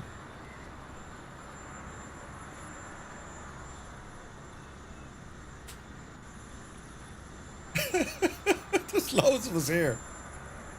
Right, lads. On the count of 3, run straight down to that bear. We probably won't get it that far. It'll disappear, right? Are you ready now? We all ready? There's going to be a time delay between this, so we have to be careful. So, when I get to 0, 3, 2, 1, 0. And they're off! Gibbo got ahead of everyone. Ah, look at them go! Brilliant! Some are only able to walk. They haven't figured out they can run yet. Brilliant! How can we run faster? I'm catching up with you, Gibbo! Yes! You're glitching out running! Jesus! Do you call that running? We're on the way! We're on the way! Come on! Come on, lads, we're still going! Jesus, I'm shagged already. There's a bear on the runway. There's a bear on the runway. Can anyone else see the bear, or is it just on my screen? That'd be interesting. He's shaping off to us, lads. There's Zit in the rescue chopper. Oh, Jesus, he's coming for us! Quick, intercept the bear! Get over here, you... Hello, bear. Hey, he's a nice bear. Come on. Oh, no, not my pot. Oh, Jesus, I'm going through the bear. Quick, he's running. It's so silly, yeah. Same bear? No way. Run, Forrest! Run! That's ridiculous. That's ridiculous. Alright, we leave the bear alone, the poor old devil. You can't see the bear?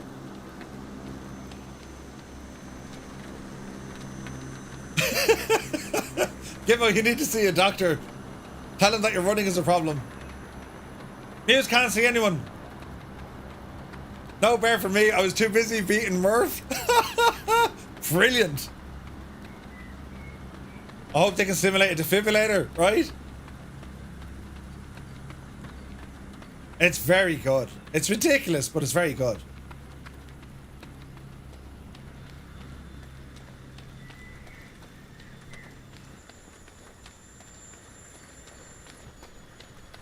Like, just imagine how chilled out you'd be, like, you know what I mean? Just going for a walk. You know what I'm saying?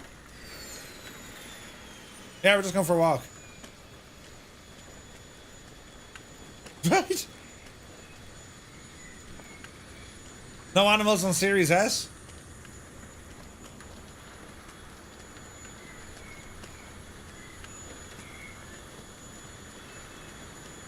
Look at the rainbows, like. I need to lie down, right? Can you take someone else's plane? I'm afraid not, Colin. That'd be just hilarious if they could do that. I mean, they talk about gamers. Gamers want that, right? Kibbo doesn't run. He gallivants. Can I walk from Cork to Donegal? Yeah.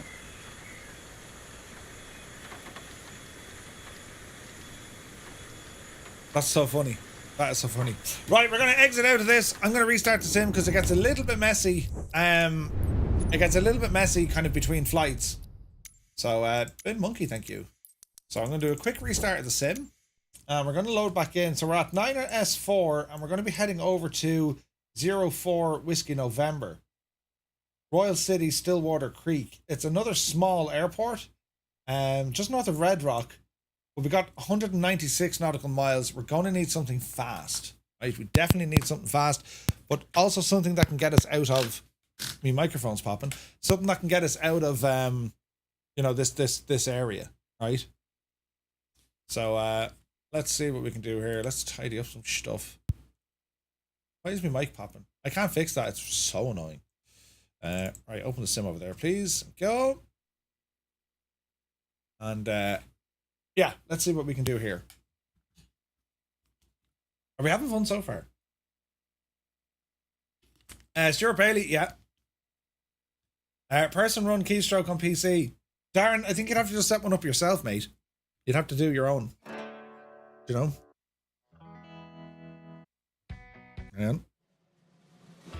And no. Well, that works. Waiting for the sim to load. So how is everyone's Friday going? You managed to get in the sim. Drew! Awesome news. 0% loading language. This seems like it's going to be slow. So our next flight is going to be 9 Sierra 4 to 04 Whiskey November.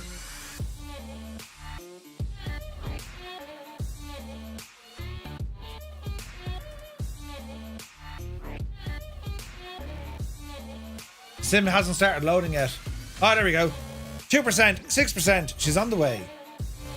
You restarted 4 times, really? We'll get in eventually.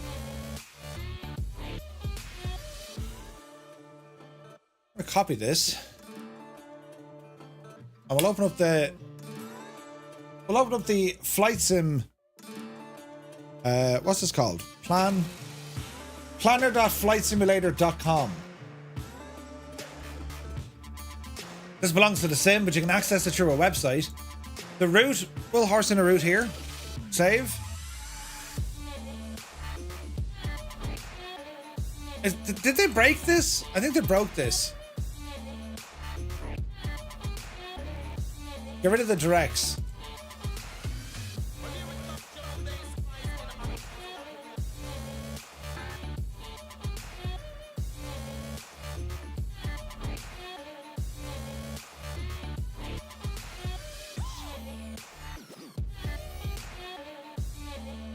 Yeah, this isn't working. Is this working for anyone else? No. That's why we have Navigraph, friends. We've almost finished the I-90. Just off work, off for the next 2 nights. Nice, Johnny, nice. Check out Navigraph Hub if you haven't already. 10-4, good buddy. The Navigraph Hub. There's an update. There's an update. Is there an update? A new update? Okay, hang on. Let's grab the update. Let's grab the update, sure. Who's this now? Dimmick, welcome in. It's working on your end? Yeah, I don't know. It's not working on my side. It stopped working yesterday, says Scott. Alright, okay. Alright, let's see what this does. Navigraph Hub. Oh, we got Flight Sim 2024. Avionics plugin for the G1000. It's all beta stuff. Gibbo, are you running these?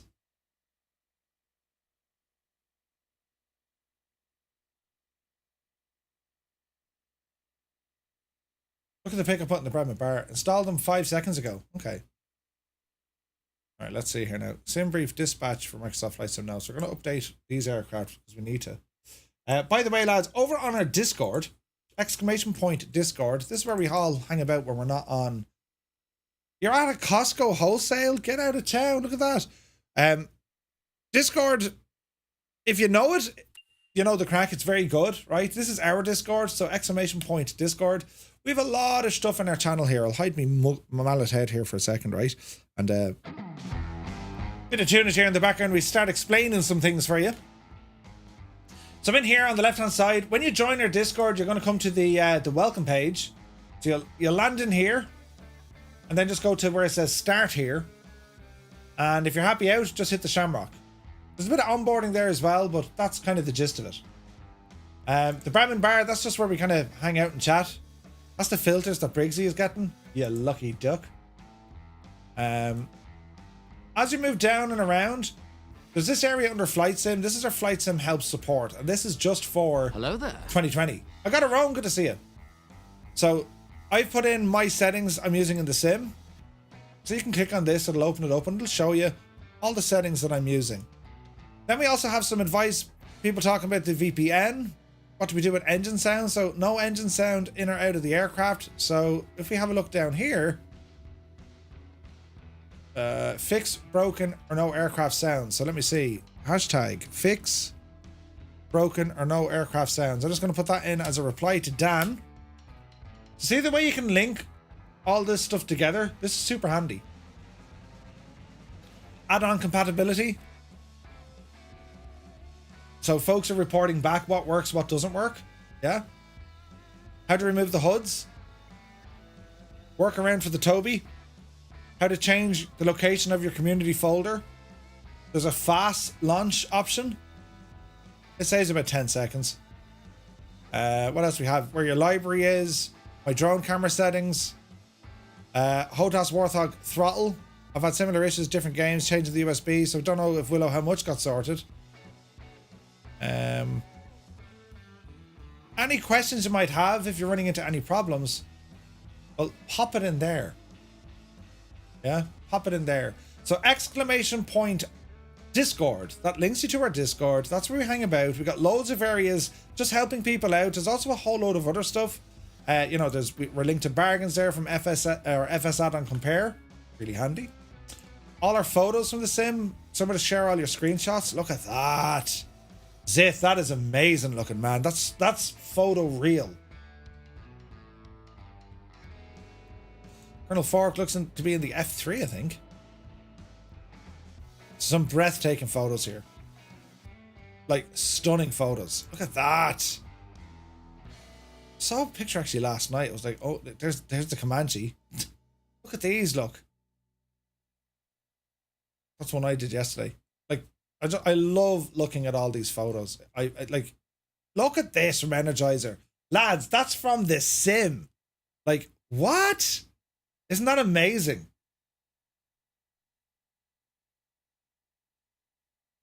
Sheffy, best of luck. Happy anniversary, man. Brilliant. Some of the photos we're getting here. That was Roy yesterday. He crashed. He's like, I'm going to stay here. It looks nice. Then we also have our own virtual airline. If anyone's interested in a virtual airline, we have our own Firefly Air. Click on join Firefly Air. You're brought over to our website.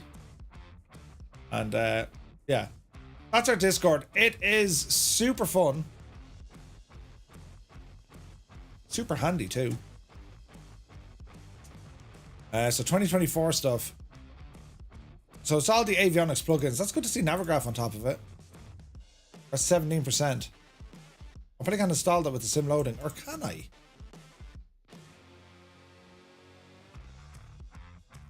Let's try it.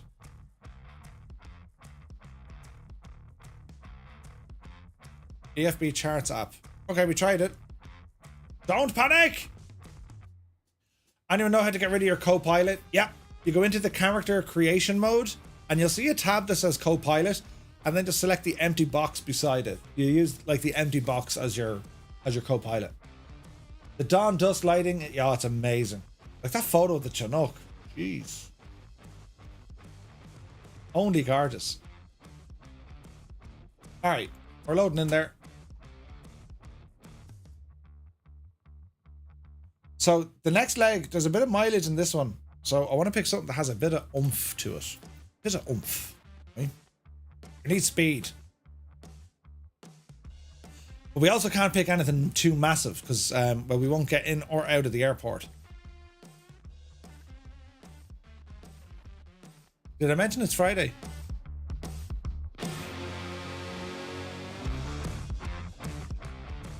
I spawned outside of my Typhoon and I'm walking around. How do I get in? Shift C. CTD 1 of the day. Click and start flight. Uh-oh. Gibbo, I wonder is that due to the Navigraph stuff? The Vision Jet is fun to use. Will the Vision Jet get us in or out?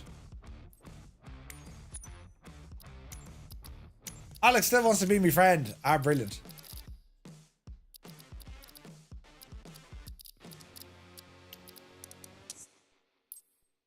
Alright, free flight. So we're saying 9S4, depart 9 Sierra 4. There we go. We're heading over to 04WN. 04 Whiskey November. Stillwater Creek. Okay. VFR conditions there, that's not too bad, right? I was getting 90 frames at resolution scaling maxed out. That's really good, Cyrus. 90 frames in that? Jeez. All right, let's go in and have a look at what aircraft we could possibly use for this ramble. As I said, I want something fast, you know. But I also need to get us in and out of some tight terrain.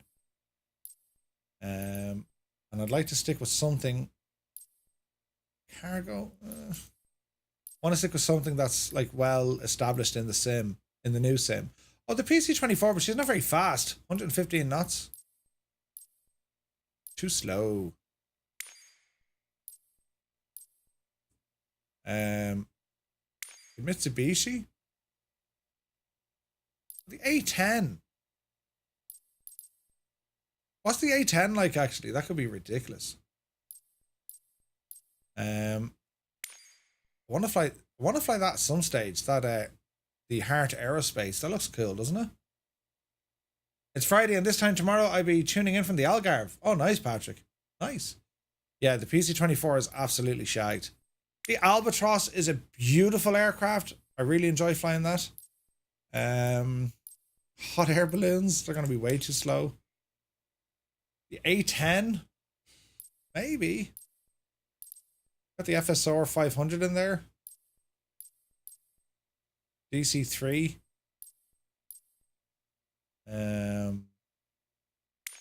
DA-62. That's an option. DA-62 is definitely an option. Cirrus SR-22. That got an update, didn't it? The SR-22? We flew the Corvallis. I mean, look how similar they are. The Corvallis and the SR-22. Corvallis is seemingly a lot faster. I really like the Sky Courier. We've already flown that. It's super. The Grand Caravan, maybe. Paraglider. 404 is that's excellent. The 404 and the Sky Courier, they're my favorite so far. I think they're really good. And the Albatross. We do have the Carenado fleet from 2020 there as well. The Raphael. What's the speed in the Chinook? 113 knots. Forget the Boeings, they're too big. They won't get us in or out. The King Air. Yeah, we did one yesterday. The choppers are really fun. Airbus stuff too big. Albatross, but I have a feeling that's going to need the Albatross is going to need a lot of runway. You know what I mean?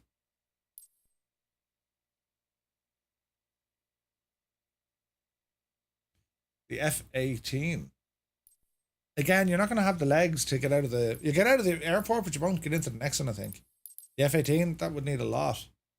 Hot air balloon is super fast, right? What was I thinking there? I was thinking the Diamond. Thinking the Diamond.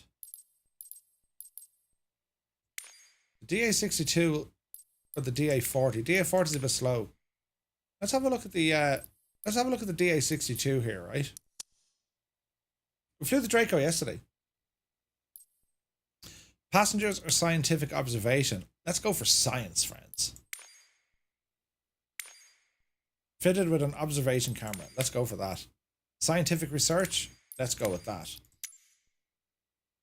Bump up our fuel here. We're going to need it. All right. The Albatross is really good, yeah. All right, we're looking good. Flight conditions. We're going to set live weather, AI traffic off, and multiplayer all players. We don't want to start in a runway. We're going to start at a ramp, and we're going to hit start flight. Ooh. Okay, set into my PMS 750. Nice.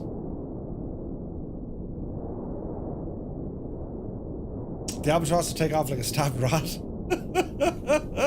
Island Sim Pilot, good to see you, mate. Very happy Friday to you. I hope you're well. Yeah, this should be fun. I'm hoping. I think we still have to edit the time because it's still nighttime over this part of the world, isn't it? It's like 3 o'clock in the morning. You have received a friend request. Nice. If I get a CTD here, it's got to be the Navigraph stuff, right? Diamond, now you're fucking dazzle. Indeed. Kilo Zebra, good to see you, man. Welcome aboard. Right. The DA-62, one of the aircraft I would own in real life. Yeah, it's pretty nice, isn't it? Right, she's loading in scenery. There we go. Oh, look at the weather now. Interesting. Interesting. You've uninstalled 2020, not going back? Yeah, it's raining. It's like proper raining. I can't see a thing at all. What the hell, Nora? Right, remove before flight. Ah, no, there's planes everywhere. Right, get into your plane. And now, like, run away. I don't know why the camera does that. It's super annoying, though. I'll just get out of everyone's way. I'll start off over here somewhere.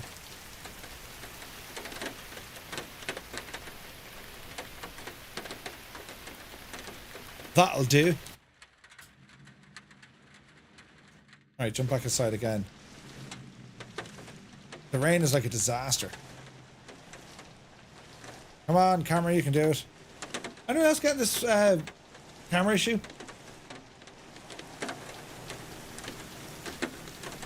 Alright, chocks away. Hello there. Hello there. AP Inspector, good to see you. Man alive, it's so atmospheric, isn't it?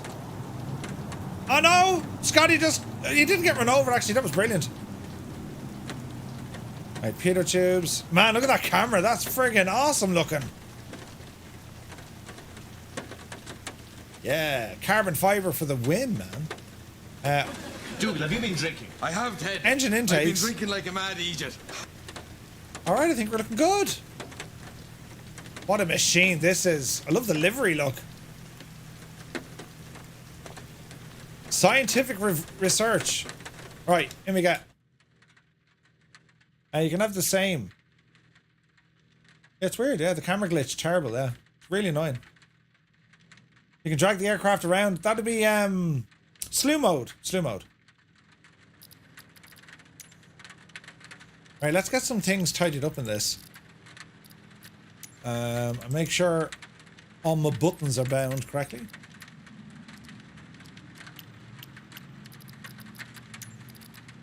Bum bum bum bum bum bum.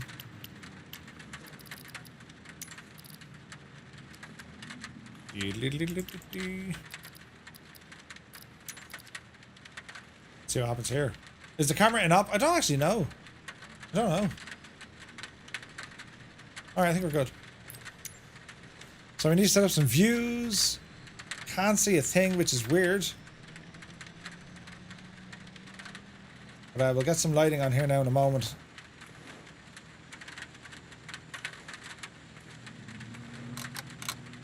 Okay, that's for lighting.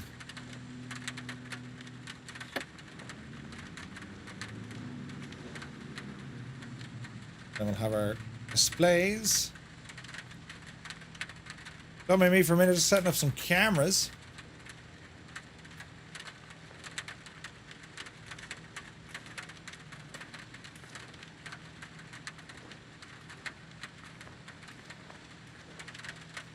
Loads of people just out walking around. It's fantastic. Oh, wow, look at this. All the gear they have.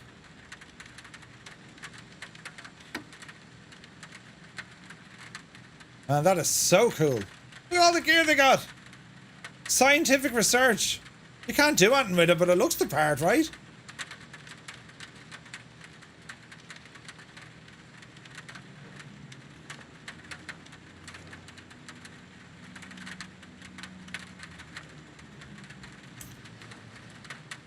Okay, options. Turn you down a little bit. Brightness, 1%. Auto brightness, get out of it. Interact with this.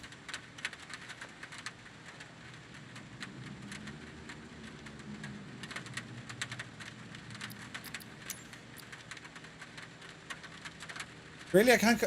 Really?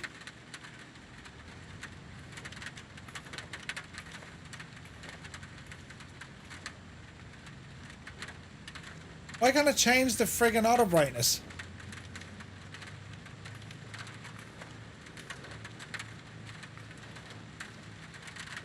Add a bug to the list. Get you out of there because you're blinding me. Right. Okay, so aviation. Don't tell me it's raining inside, is it? Aviation flashlight.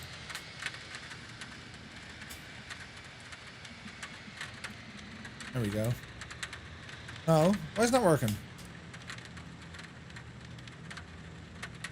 Is this thing completely shagged? I think this is completely shagged. Master switches, but that's not what I'm after. I'm after electrical master. There we go. Okay.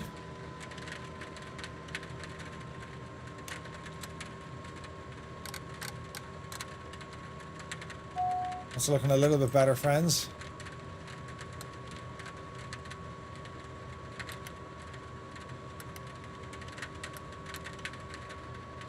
Okay.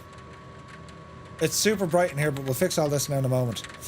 Starters, seat adjustments, that's grand. Alternators, we'll use all that now in a moment. Come on down here. Fuel tanks are already on. Booster pumps can come on. Parking brake, yes. Gear handle. Okay. They all work.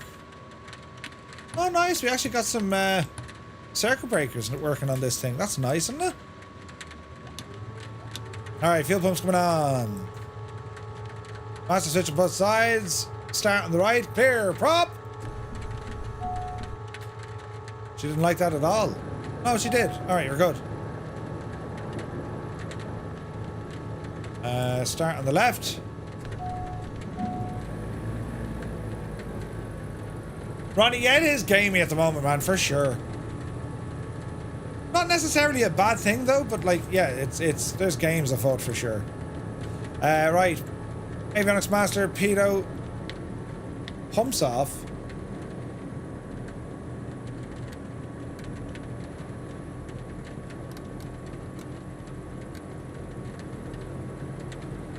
Okay, this is super bright. How do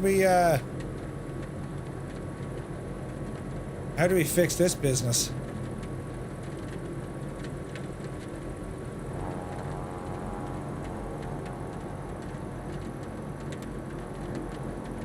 They're either too bright or these are too bright. Jesus. How do we dial these fellas down?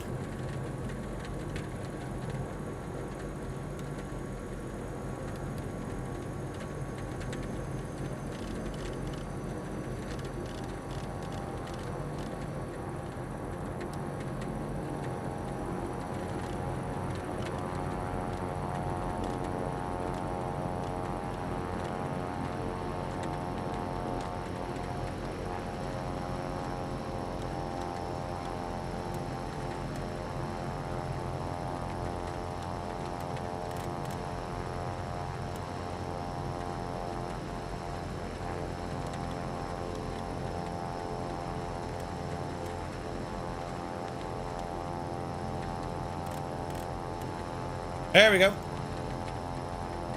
A little bit better. A little bit better. Floodlight. Instrument light still very bright, but sure, listen. Better than nothing, right? Better than nothing. Taxi position. Landing. Jesus. Look at the... What's that for? That's the tablet. Ah, it's the tablet. Raging, I can't do that, though. I can't edit the lightness. Yeah, the little switches over my head, I can't really dim them.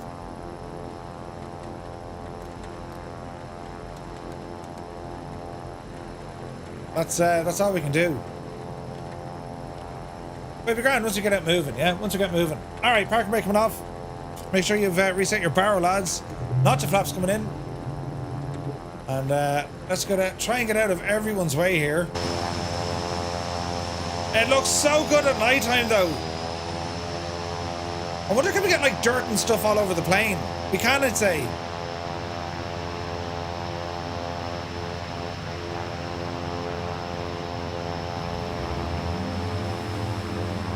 I'd say we're going to get loads of dirt in this plane. We are getting dirt on the plane. That is fantastic. That is deadly. Hang on. Oh, Jesus. Don't mind me for a minute.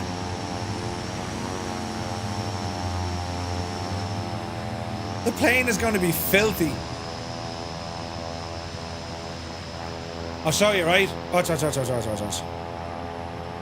Right, park and brake on there for a minute.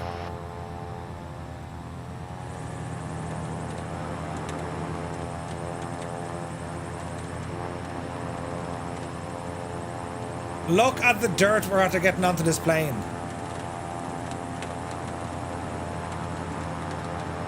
Isn't that incredible?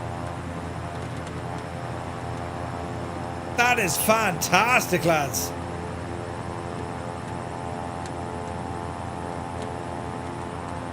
Deadly.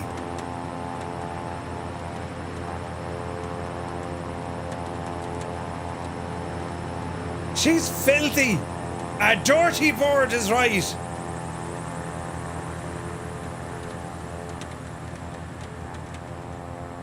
Jesus, the lighting is incredible, isn't it?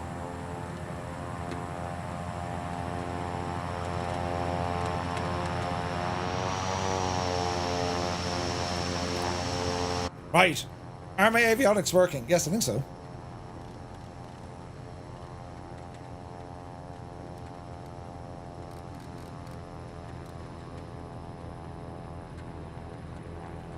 How do we get that camera working? Or can we, I wonder?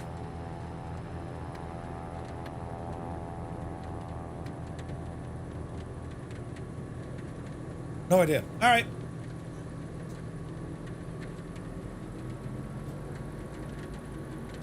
Aviation flatlight or flashlight doesn't seem to work.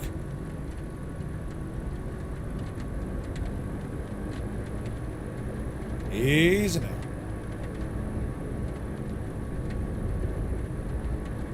Is dirt on the Xbox as well? Oh yeah. Yeah, I'm not mad about that camera, to be honest. Now you're talking. There's dirt on the windscreen, look! Jesus. Oh no, is it rain or is it dirt? It looks like dirt. I guess let's turn around here. Man, the lighting is so good.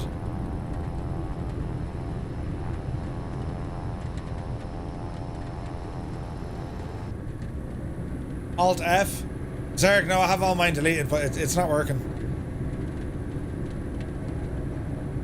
I wish there was a way to turn on all this stuff. Why are all the lights on in the back? Hang on. Now we're talking. That's way better, okay. Look out for the mountains. Oh yeah. You're gonna want synthetic vision on this for sure.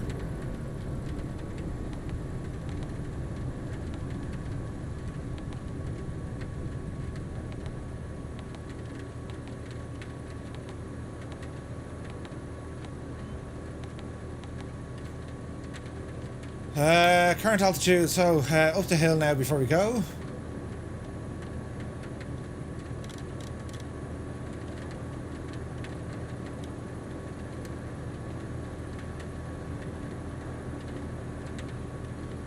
Okay.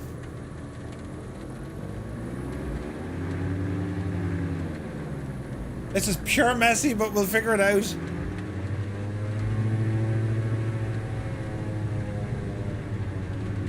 Easy now.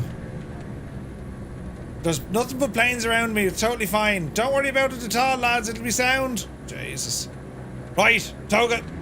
Let's go flying up the hill. Fly to everyone. It's totally safe. Keep it on the runway. Yes.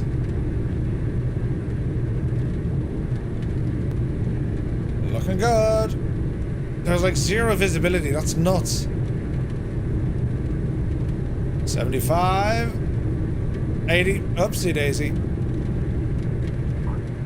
Pause. Ready to climb. Gear up.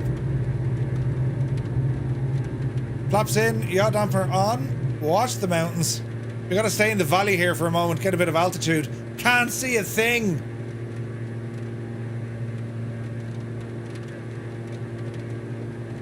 Would be great in VR. It's insane in VR. And look at the lighting, look. Easy now.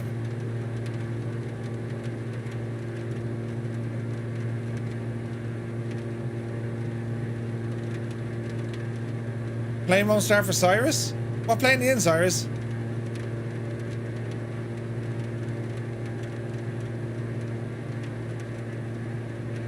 Speed is looking good. Got more altitude.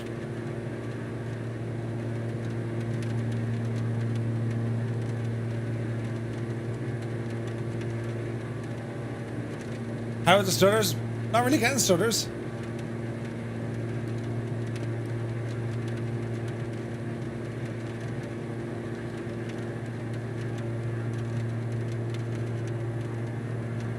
It's fairly bright in here with those nav lights, isn't it? Careful now, you're going straight towards the mountain, Murphy. We want 10,000 feet, so climb her up.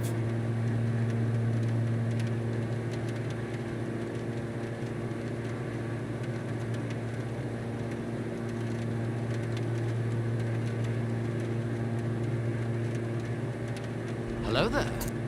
Spinneroony. Nairo, welcome in. Come around this way a bit. You're alright, you're alright. Alright, get us out this way, get some altitude.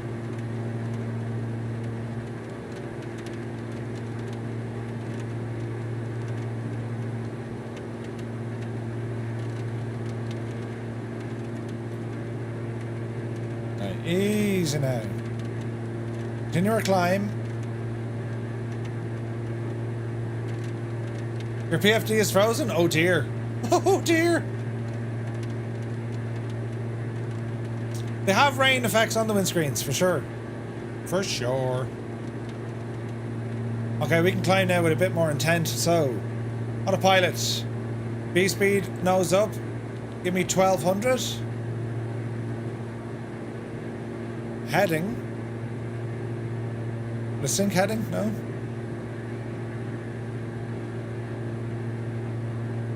We're cutting it very close to some low terrain.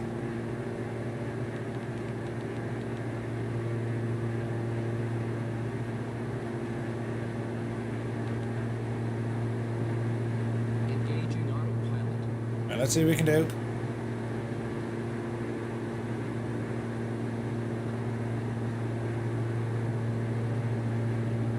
Easy now, watch your speed.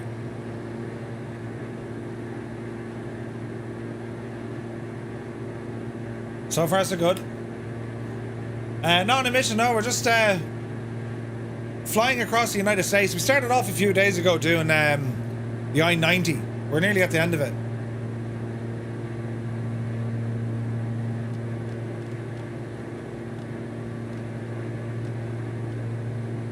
The lighting's a little bit messed up, isn't it?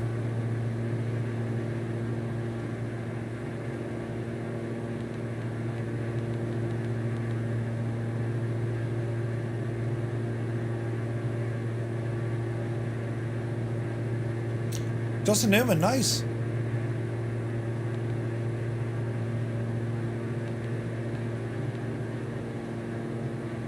Alright, we're doing okay. Oh, wow, look at that. Hello, fireflies. Look at the cut of that. Jesus, lads. Arm nav mode. 10,000 is what we want. Look at the state of that, though. Isn't it absolutely friggin' stunning, lads?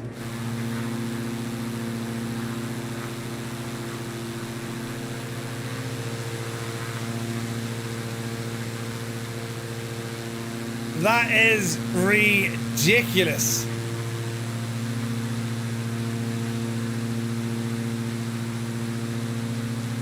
That is insanely cool looking.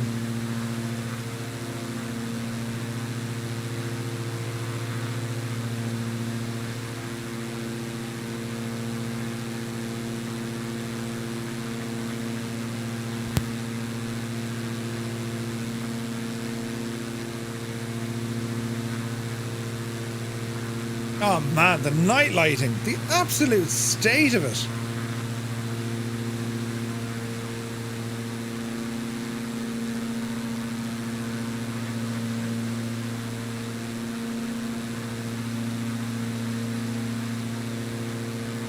So coming up on 10,000 feet.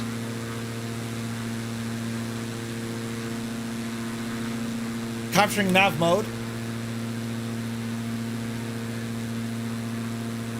There's the wet stuff starting to hit us. Easy now. I feel like I can't get any of this equipment to work. Is there like a master switch for this, I wonder? Like, is it mission only?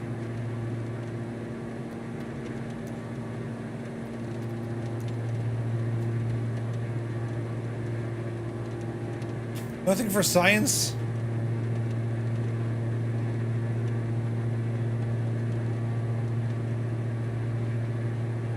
Is it like, is there a button for this?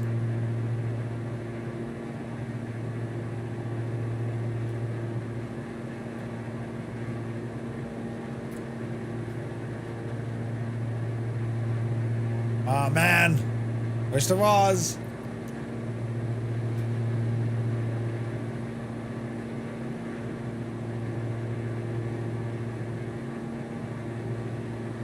There's nothing here to click. I mean, there's stuff here.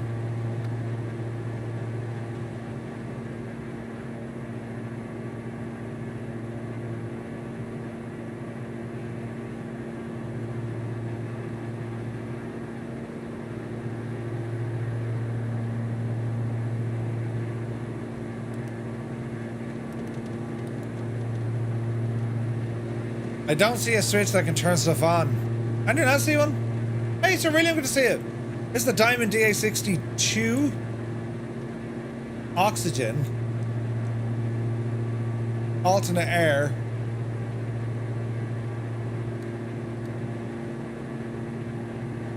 What is that supposed to do?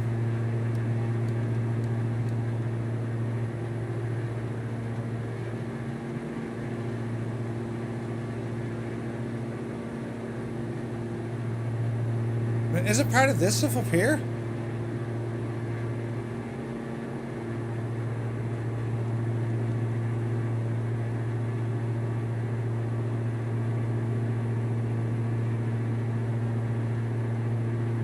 Sure, doesn't look like it.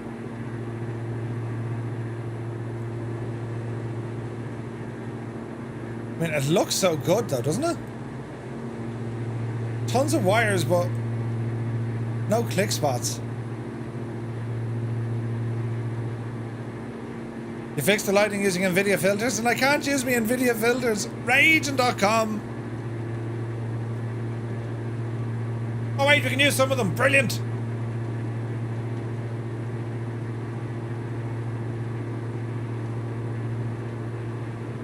Wait, hang on. Is that what was shagging it?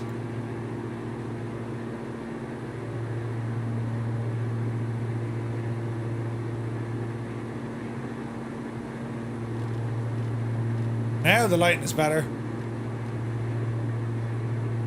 Is it in the tablet?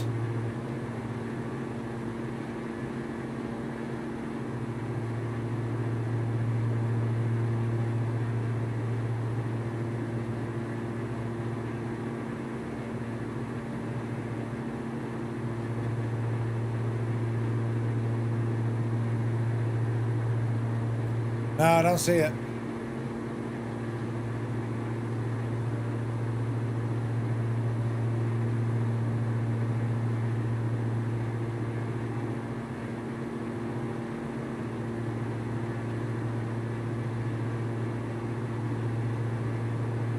That's a pity.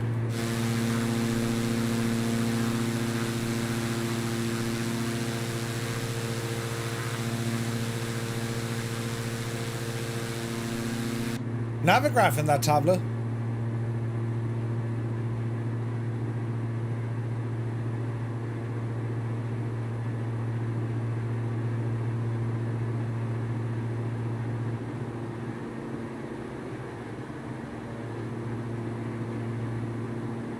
No, I don't think so.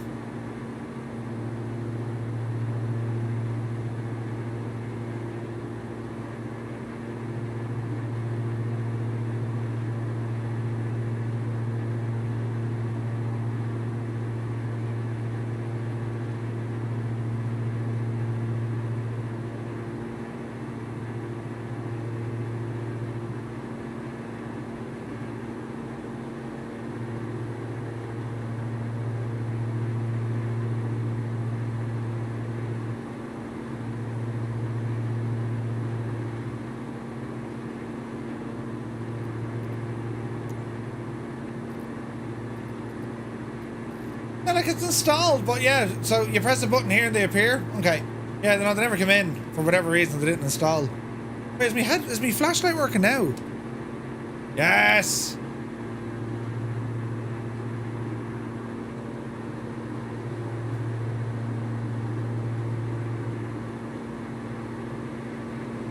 Right, there's my flashlight working. That is really good looking though. Oh, look at it. Isn't that incredible looking? Jesus, lads, it's gorgeous.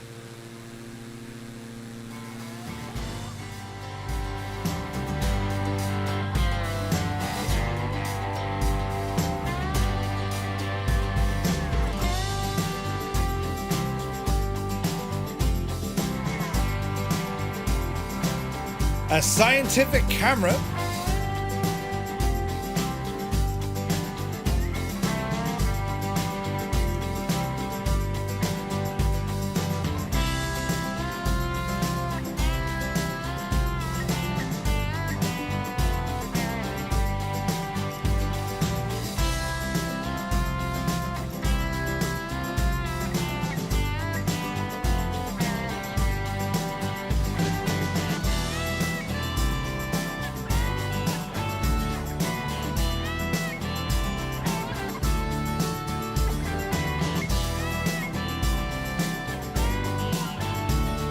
Super Typhon, top of the morning to you. Welcome in.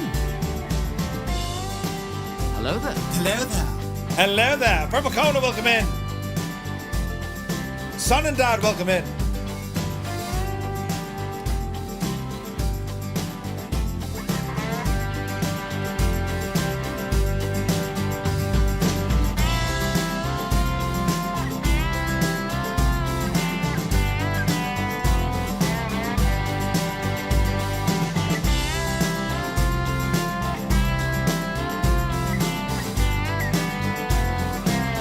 We absolutely made it to Friday.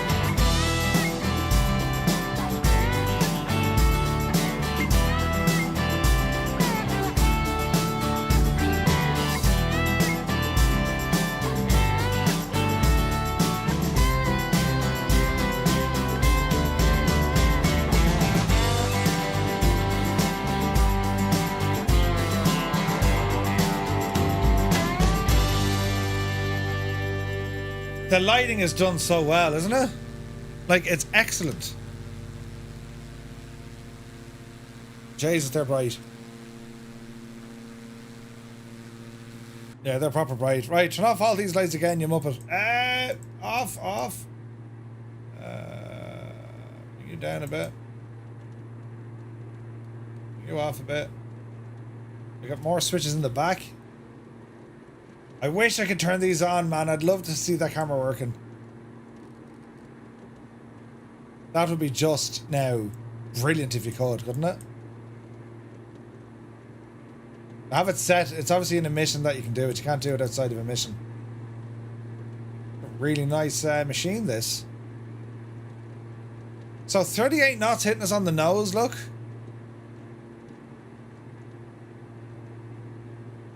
We're looking good though. Branko finally adjusting to the sim. No undies, can't disappear the tablet. So here's your tablet. Move over to the side. There's a little button there.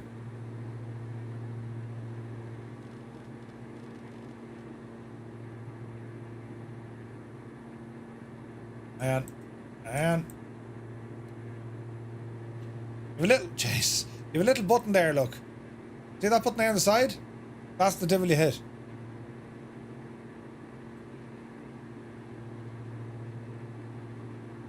Why isn't that working for you? Does anyone know, is there a way to activate the friggin' scientific here?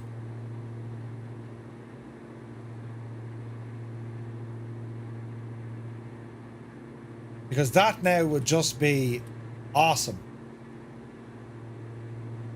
And beside the seat even?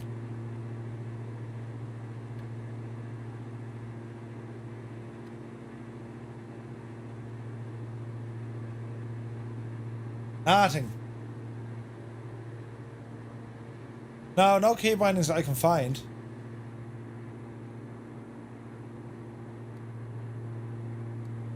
There's auxiliary power, but it doesn't seem to be doing anything.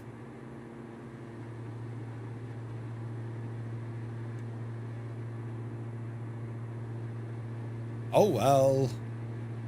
Anything here I'm missing?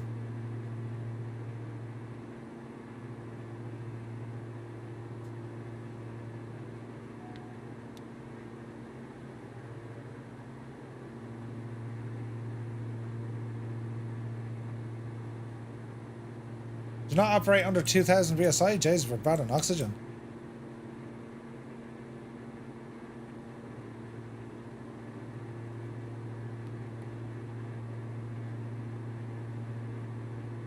The rain noises from it bouncing off the canopy. No rain up here at the minute. God, it looks so good. It's ridiculous.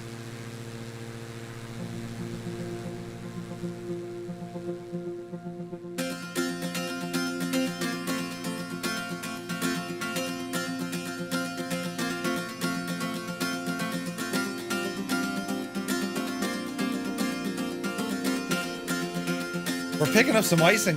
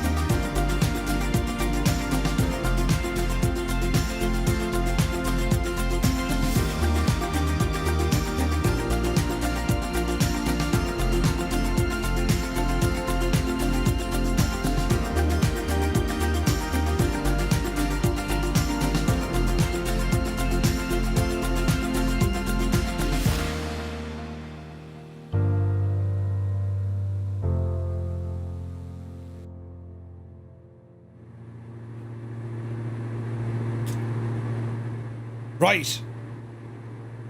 We have 140 miles to go. That's kind of cruising.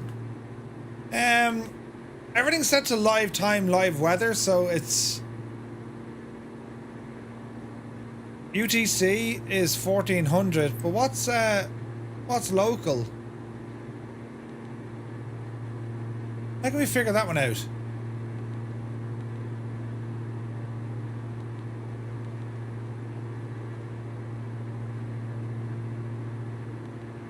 I really wish there was a button I can use for that equipment back there.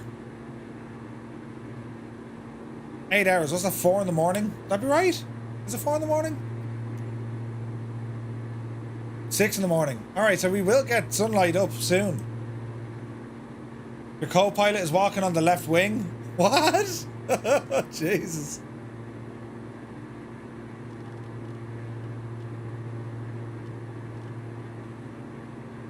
This is a beautiful airplane. And there's a lot more functionality with it now as well. Just wish I can get all this equipment turned on, man. That'd be awesome. Oh, come on. Give us a switch or something. Don't open the door, whatever you do. Opportunity missed us, though, but there should be a button back here.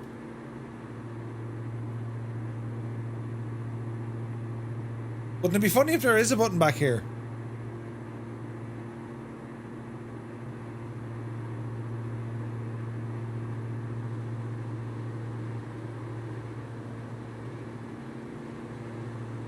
Have you tried turning it on and turning it back off? I have. Jesus, look. Raging. Just curious, when is the planned 2024 Route 66? Soon, soon. We've done a lot now in the States, so like we've flown from Boston and we're nearly in Seattle, so we'll focus on other areas now for a little bit. We'll probably head into Europe. We'll probably go down Australia as well. Africa is supposed to be very well. Places are supposed to be very good.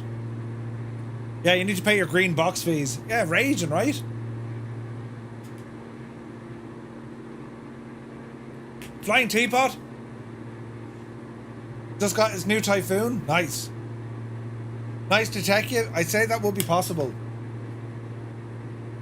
I mean, someone's going to do it, right?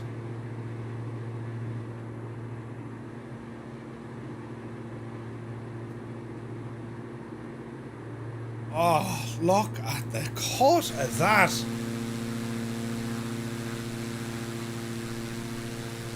Isn't that impressive looking?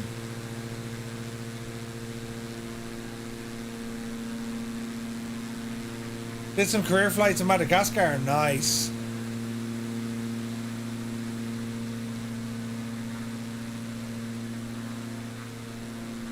Oh man, that is gorgeous. Look at the cut of this.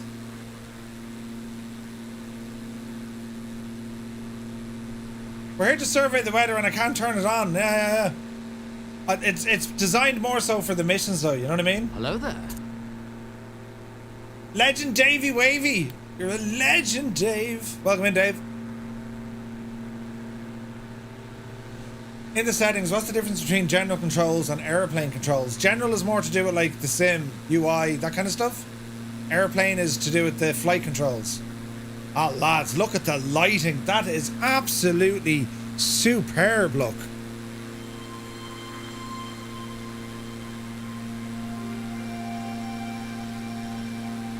Incredible.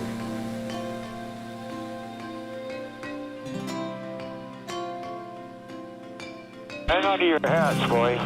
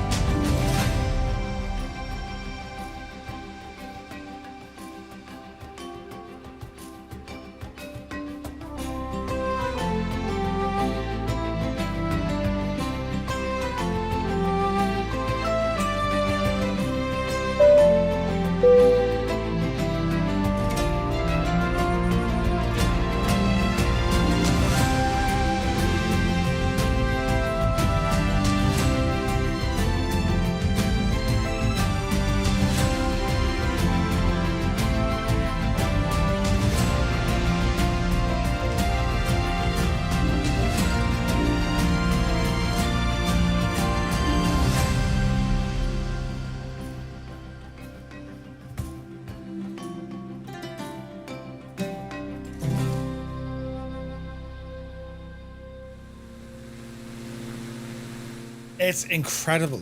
Jesus, the sim is incredible. I mean, if we could just like work out the bugs, iron out the issues, the problems and all that jazz, it's just like, what? Incredible. Anyway, this is what Gibbo was saying about the rain hitting them.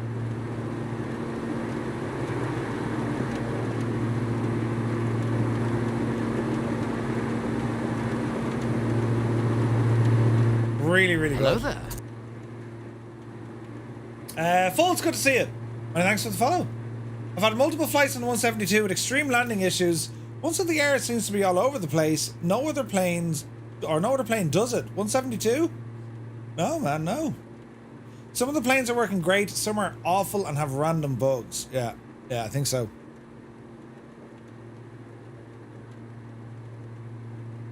This is pretty good, though. I mean, this is behaving really well. It flies well, it handles well. They've added in a lot of features. We actually have circuit breakers working. It's nice.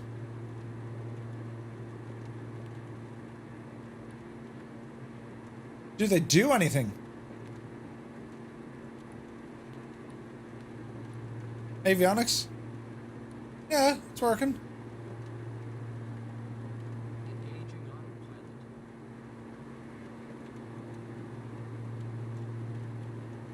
Yeah, it works. Multiplayer is so bad, says Sparky's fan. I think it's working okay. Murph, I had a question earlier, but I had to go. How is the 990 working? Very good, Gabe. Yeah, it's pretty good, man. That's why I want the TI Super, much more RAM. Yeah. Any favorite aircraft? I love the Sky Courier, the Albatross. They're really good. The 404 is quite good as well. So we come and go, says Sparky's fan. I think with the multiplayer stuff, although I'm saying that I can only see 2 people now. Okay, it worked great in our last flight, but this one it's pants. I can see 3 people. I see 3 people. How many people are flying actually? If you're on the Xbox, give us a 1. If you're on the PC, give us a 2. And if you're here because it's Friday, and let's be honest, there's nothing else on the telly. Well, you hit number 3.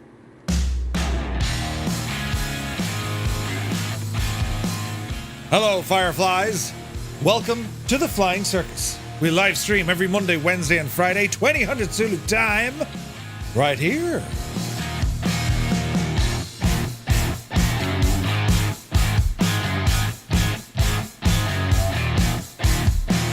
Hello there.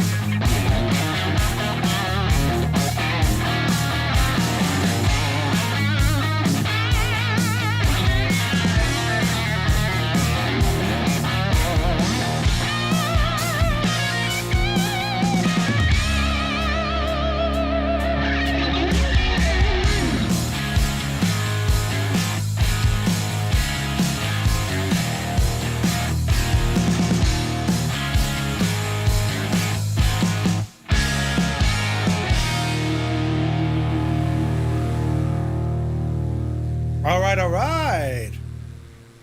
We got 10 on PC, 5 on console, and Gibbo has just started a poll on Twitch. Nice one, Gibbo.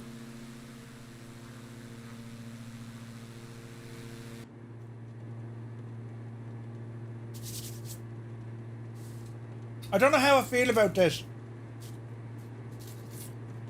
It's a golden...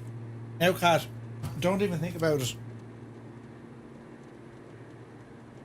Get into bed. If anyone sees a cat, tell me. Anyway. I haven't been out of the house at all, but tell you. It's a Toblerone, right? But it's with golden caramel. Toblerone with caramel. Like what? Crazy, right? So we're asking in the poll, how has your experience been today? On Twitch here, do be sure to give it a vote. We're nearly halfway there. This is our second last leg of route, or of the I-90. My microphone keeps making noises. We'll play some tunage. Hang on a second now. It just looks ridiculously good, doesn't it? It's absolutely stunning, lads.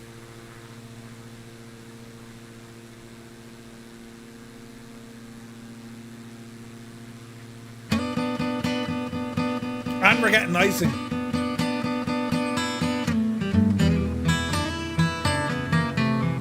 So Pox Bottle, the official streams for this week have been cancelled. The team are too busy kind of working on issues, yeah? So we'll be here.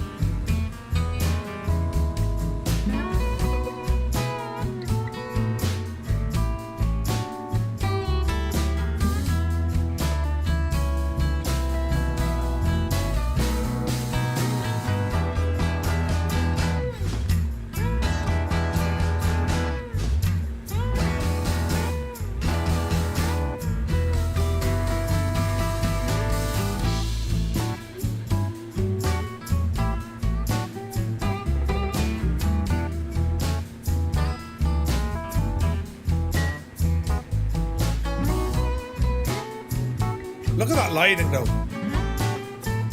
It's amazing.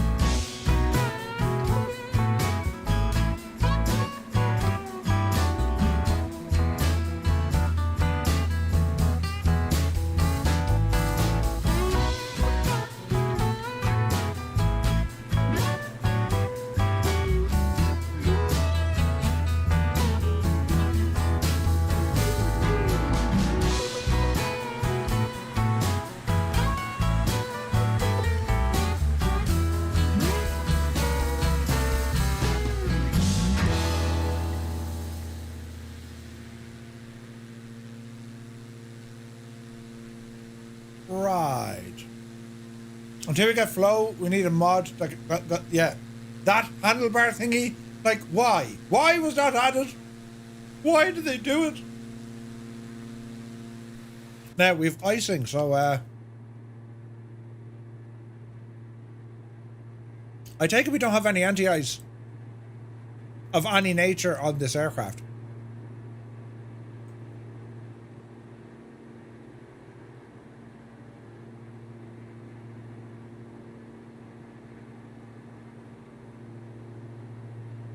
Uh-oh.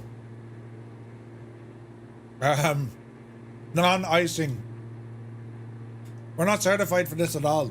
Uh-oh.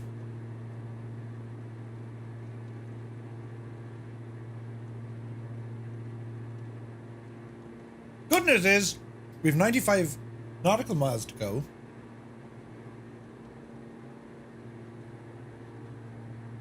Ice visuals have improved? Absolutely. D62 has anti-ice? Not this one. Right, hang on, it does. What a muppet. Never mind, it does.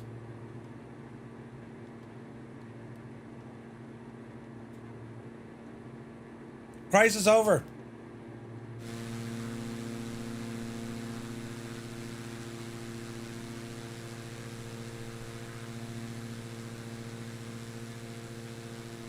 We got some serious ice on this.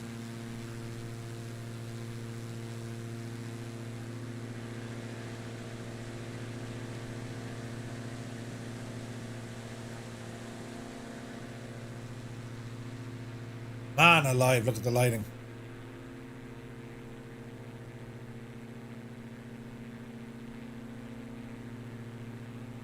Flip up the red block.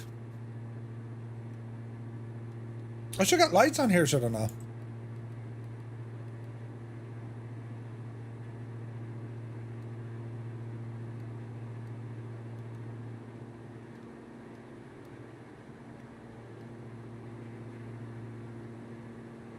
I don't see me out ice light working either.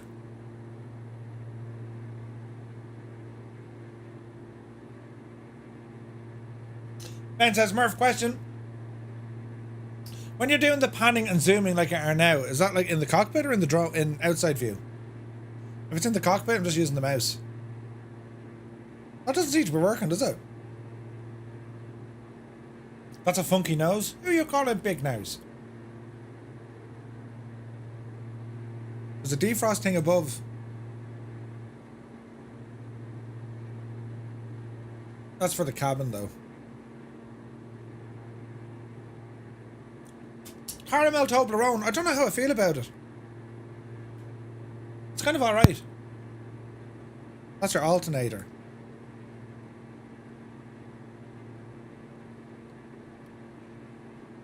Is it, I'm lost here now. We've alternators down here. This is alternate between what? Is that between different systems? You've two de-icing systems on this, isn't there?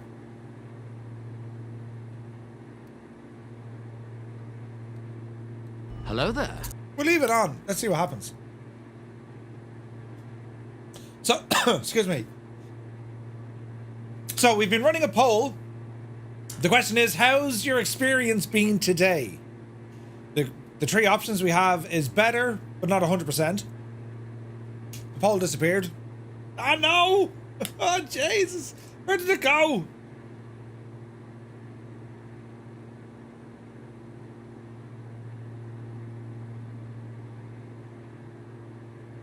View results.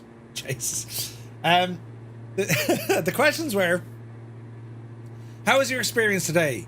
Perfect, better, but not 100%, or still not happy? 19% say it's perfect.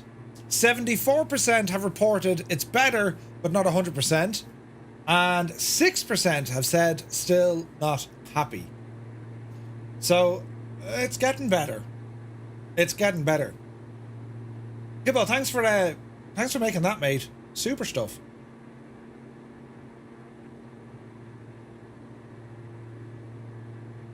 Hello there. Hello there. Welcome in. Codeine, thank you very much indeed. I need a user manual. Kada, yeah, it's really nice, isn't it? I'm just blown away with the lighting look. That's stunning. It's borderly smooth up here as well. What are we getting frame rate wise? 114 frames? 120 frames, lads. Hugely improved compared to this time yesterday. Yeah, it really is. Hello there. The FPS is crazy good. It's nuts. I'm getting 122 FPS here. Like, that is bananas. 4K Ultra everything. Everything. I'm using a 4090. Murph, the mic popping. Did you try a different cable for the microphone? Yeah. Yeah, I've replaced all the cables.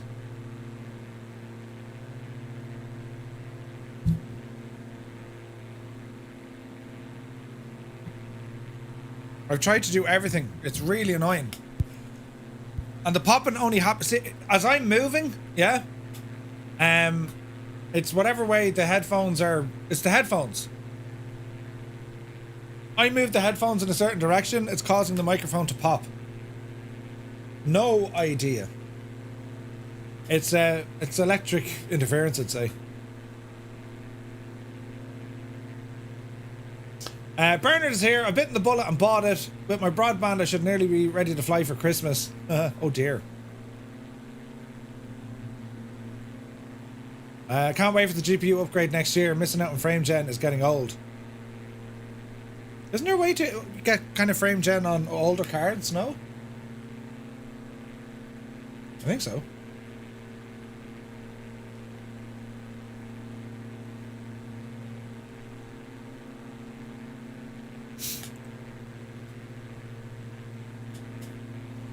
Reckon a 3070 Ti? Yeah, that'd be good.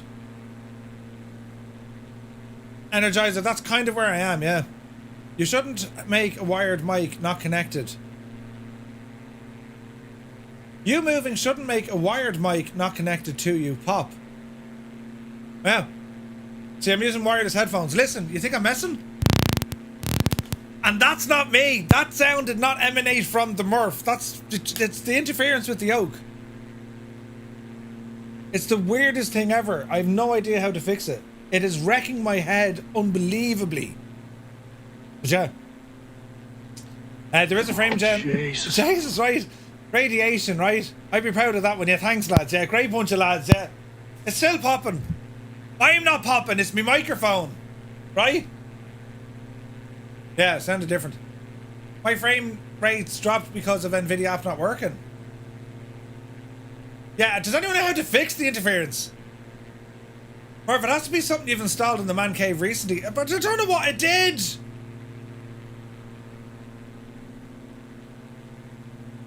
Is it that light? No, it's not that light. It's not my stream decks. It's not my screen. No, cable's not running anywhere. Glad my monitor doesn't have smell-o-vision. Stop using wireless headphones. New camera? No. Oh, Jesus.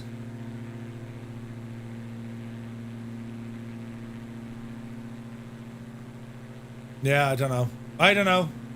I love these headphones. I really don't want to change them. And get this. The sound only happens when the microphone is active. If I press the mute button on the microphone, nothing. If I unmute the microphone, something. It's whatever frequency the mic is on is interfering with the headphones. So weird, right? They're not on Bluetooth. The headphones are actually on Wi-Fi. There's no bad cable. There is no cable. There is no cable. That's what's like freaking me out completely. It's like, what? How is this even happening? I've changed all the cables, so I can't be the cables. The magnet in your headphone.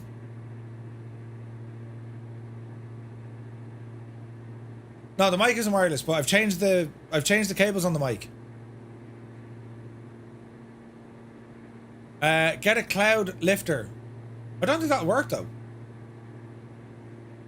It's always been like this. No, it's not. Just a thought for you, Murph. You better have some shock absorbers on your motion sim rig. I'm telling you. Mug of tea. Jesus. Likely a frequency then. Yeah, it's frequency. I think I speak for everyone here. We would all be happy not listening to you. Eyeglasses? Eyeglasses. Hello there. Maybe the wind is blowing from Chinook. Listen. This is the problem. Show you this again now. Me man cave has the following. I have a TV there. And another one beneath it. It's really shocking bad. I have another monitor here. right? And a big PC in behind it. Then I have my big telly that I'm sitting in front of right now.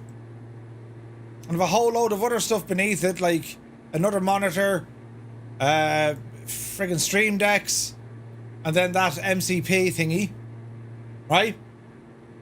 And I have another monitor over here. I have a big PC here. This is not to scale. I have another big monitor over here with a PC just here. And then I have another PC and a monitor here on an arm. Right? Now, I'm going to colour in the electrical things. Computer. Oh, I forgot one. I have a coaxial... No, I don't. I have another gadget. What are they called? Stream Deck there. The receiver is here. And I have a coaxial here. Right. Everything electrical. Ah, balls! Telly. Ah, Jesus. Ah, Jesus. Hello there. Jesus. Right. I need a brush. Here's a brush. These are all electrical stuff. All the anything in red is electrical, right? Now, friends. My headphones are wireless. And they do a wireless transmission to the Murph. Right?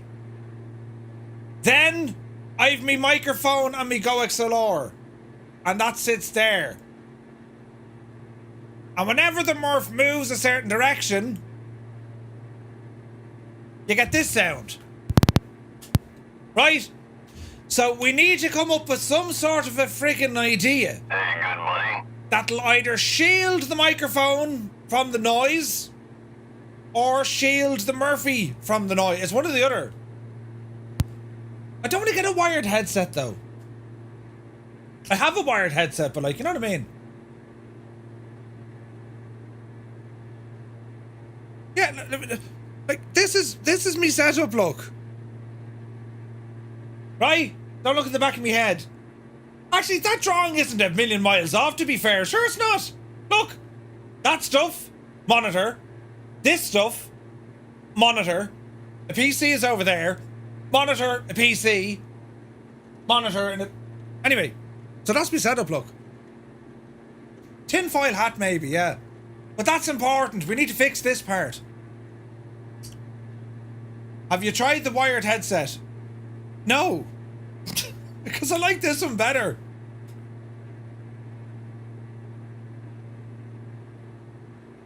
Turn off the headphones.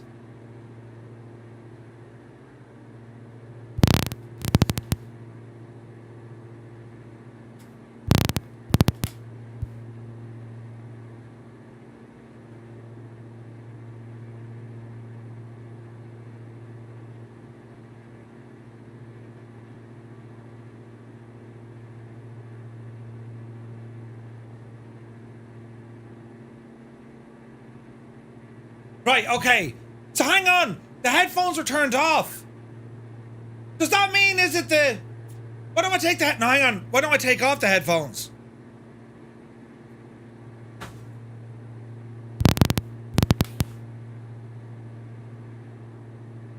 It's me doing the sound!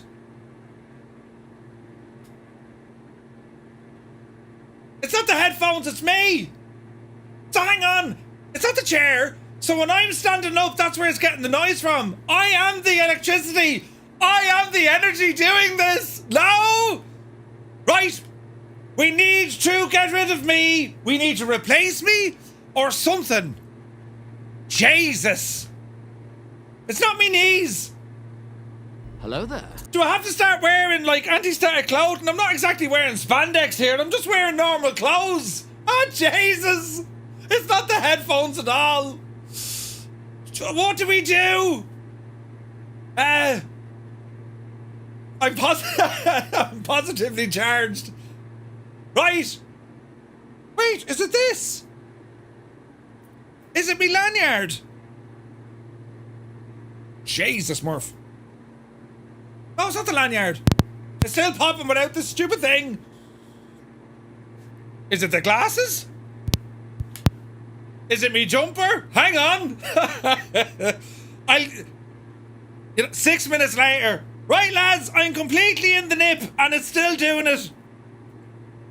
Jesus. I've no steel in me head that I can remember. The only steel I have in me is in me legs. Static from the jumper. I've no static though. Is it plugged in? The Toby is plugged in, but it's turned off. It's the set. Is it the Toby? Hang on.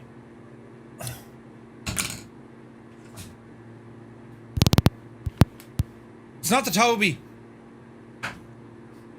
I've just unplugged it. How are you?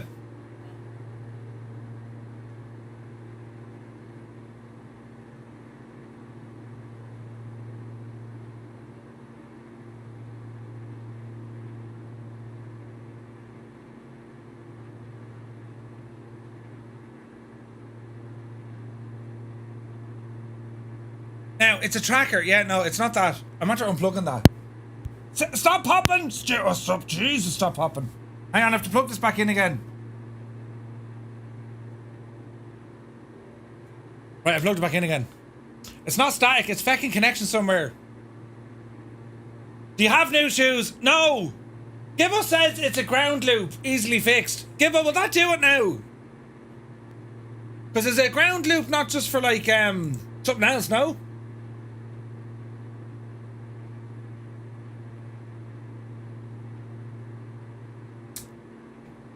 Where is this now? A noise isolator.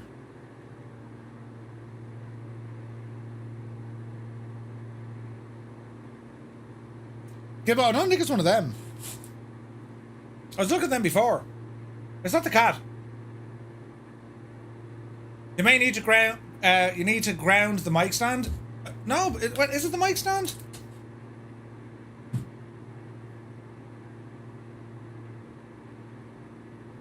That's a big 10-4, good buddy. Do you know what it could be?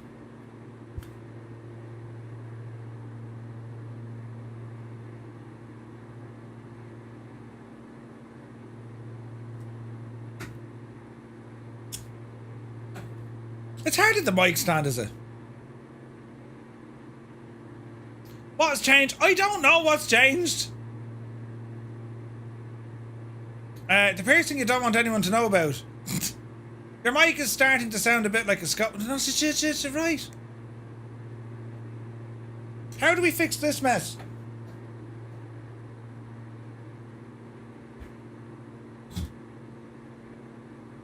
So there's the microphone. I can actually like put that over there, right?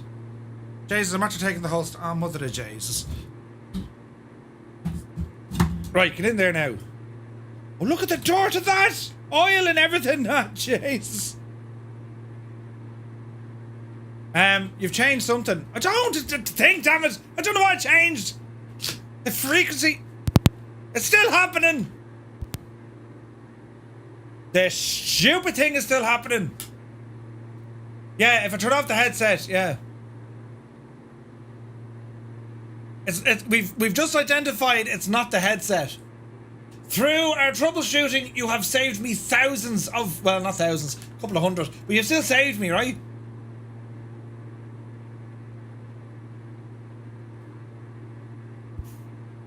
See, it just pops. Is it your new screens, the mini one? No.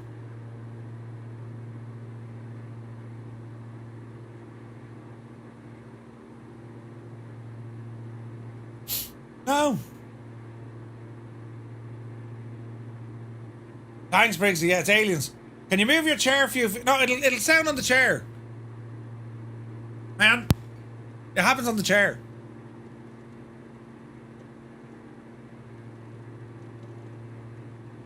But yet, if I mute, If I mute the microphone, it doesn't happen. If I mute the microphone, it doesn't happen.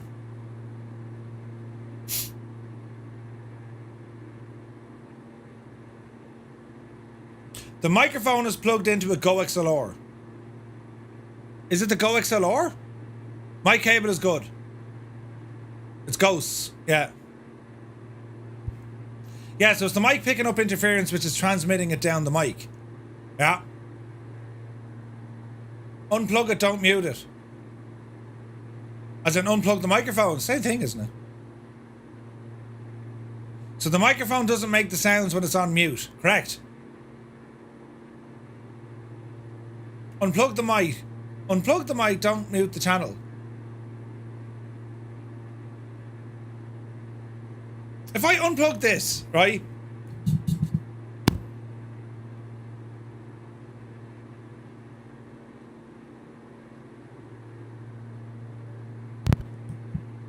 Now we unplugged it.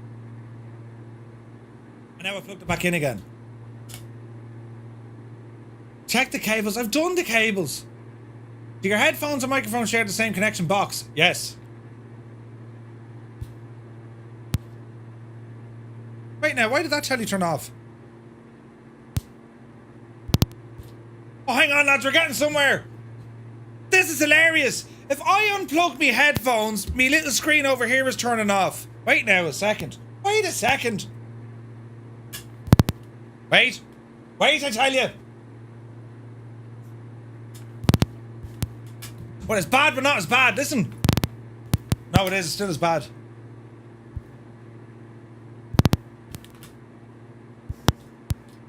Jesus. No, it's not the cable. Although, if I unplug... I don't know. Idiot. I can idiot. Right. Now, if I... It's not the little screen. I've unplugged the little screen completely. But when I take my headphone jack out of the Go XLR, my monitoring ones, it's turning off that screen.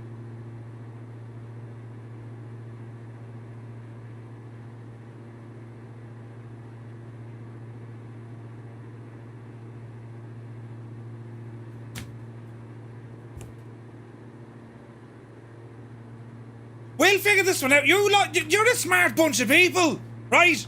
We'll figure this one out together, you know.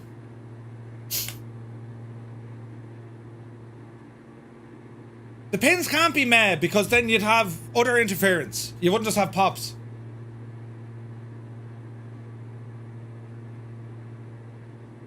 Go to the rear view. Go to the rear view so we can see what's happening. Huh?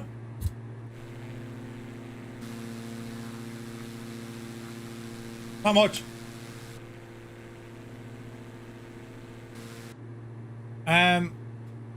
No, Dazzle.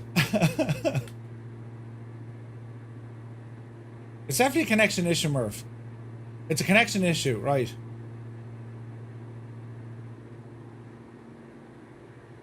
In real life, you muppet. What? Look behind me. Show behind me. What are you talking about? It's a ground loop issue in your loop. I don't know. Come join a Murph stream where you two get to troubleshoot an issue that he created himself. We need more diagrams. Does it happen when you pick at the cables? No. And I've already replaced the cables. My rear camera? I've already replaced the cables. Right? Look. There's my microphone. My Go XLR is over here. But if I unplug a cable, watch this. If I take out my headphone cable out of the Go XLR, look at that screen over there. Yeah, but of course it doesn't feckin' work now. Stupid thing. Never mind. NASA ain't got nothing on you, right? Slap the table.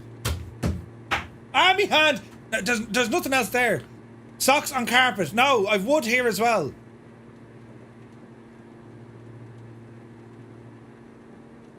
There's no spider in here. It's not the rogue. Heisenberg, touch something metal while you're moving the chair. I've done all that. It's not static.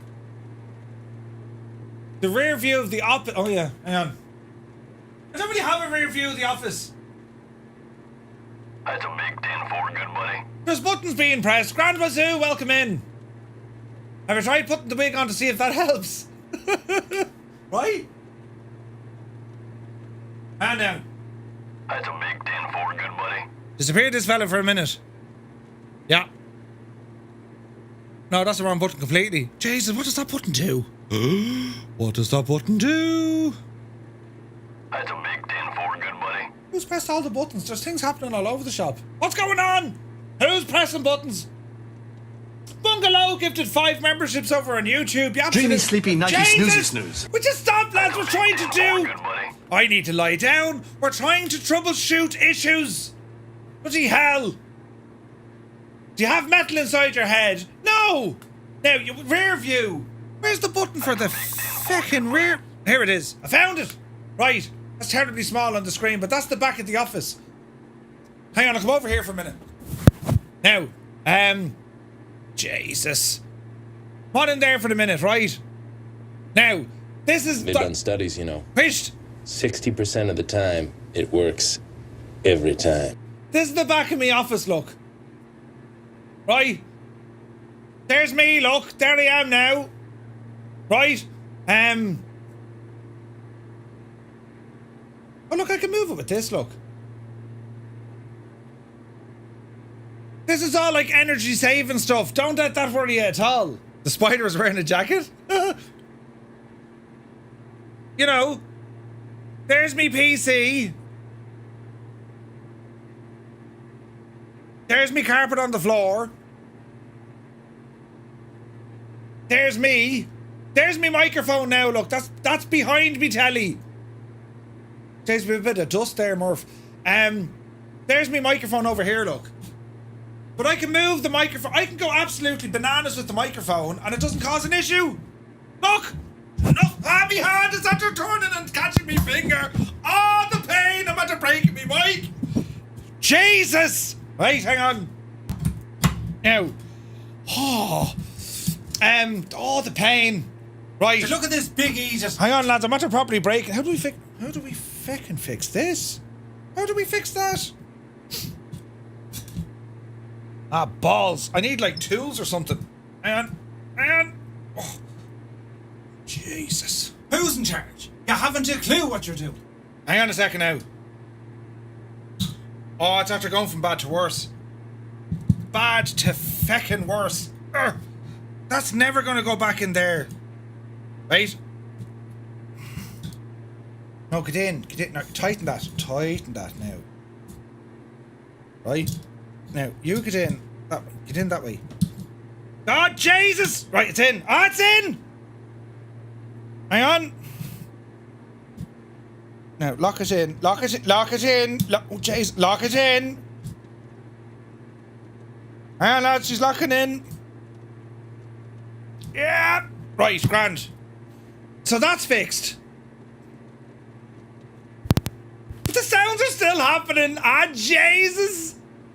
Ah, Jesus. Who's in charge?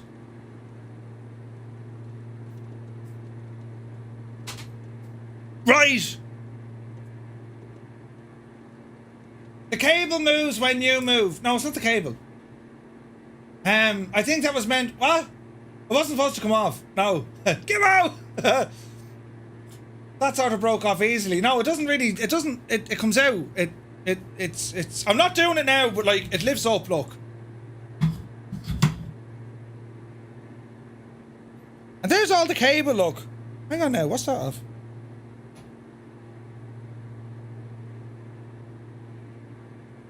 The axe box? Hardly. The axe box? Oh no, I'm after unplugging something. Ah, Jesus!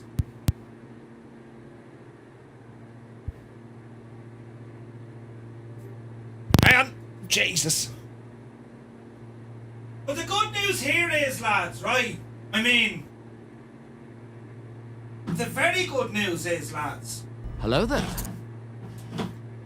That's all the way over there. I wonder is that the issue? Do you know what the good news is? It looks like you can disconnect hardware and the flight sim doesn't crash. I mean, that's great, isn't it? Yeah. Now, get in there, you, out of me way. Right, grand. Wait a second. Ah, Jesus, it popped! Hang on. Come over here. Oh, I'm after breaking this stupid thing again. I don't believe it. Right, now. Is that right? Microphone is all shagged, look. Oh, yes. It's still happening. Why is it happening? Who's doing the thing? Why is it happening? Anyway, so yeah, I was having a microphone issue, lads.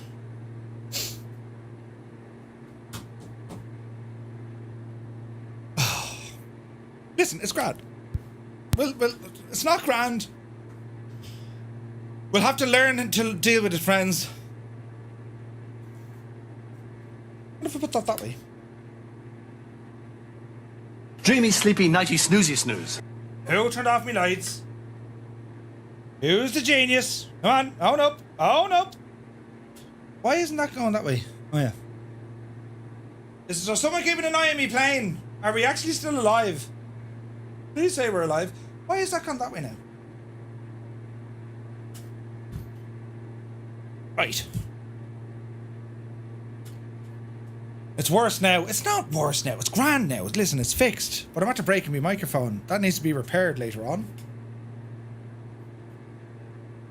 Later on. And yet he goes immediately at it. Oh, Jesus. Oh, that's going to break off. Oh, lads. Need to be careful there. That little handle that I use is completely shagged. That's literally going to break off in my hand. Right. Immediately stop pressing my stuff. We're here to fly planes and nothing else. Yeah. No, oh, we're nearly there. Ah, great news. We're nearly there. Why is that light still on? Get off that stupid thing. Right. Now, did I miss anything? Throw away everything, start from scratch.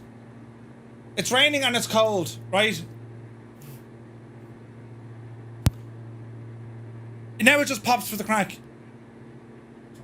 Stupid thing, lads. That's what it is. It's a stupid thing. Popcorn. Thanks, Willie. Time for a new PC. It's not me chair. I've the chair ages. Is open track running? No. I have it long before open track.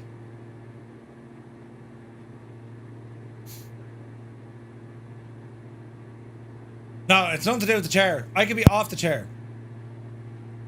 Or if it's any consolation, my headphones are working great. Ah, they won't give a what. And look, it's not popping all the time. Stop making the popping noise. We need to fix this. We need a scientist. Is there a scientist in the chat? Right. Oh, Jesus, we have to land here now, look.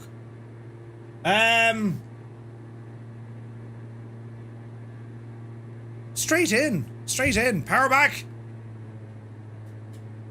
How are we going to land this in this weather?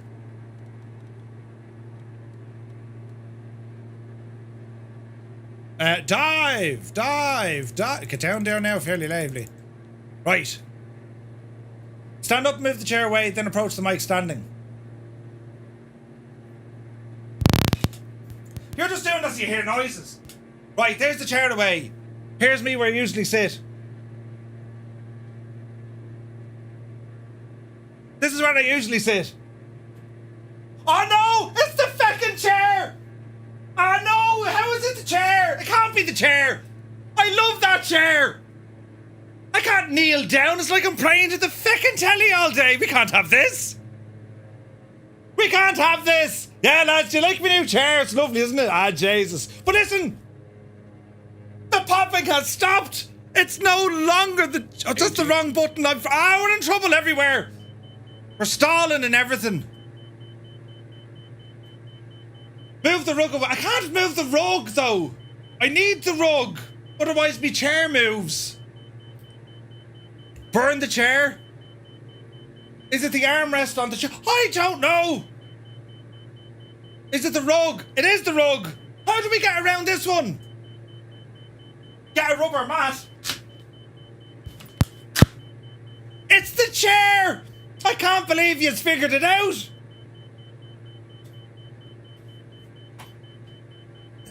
What? How is it the chair? Put a static port on the chair. Connect a wire from a metal part of the chair to a metal part on the desk. Is that a shag rug? It is! Wait now. Do I need to earth me chair? How do I earth me chair? It is the chair, listen!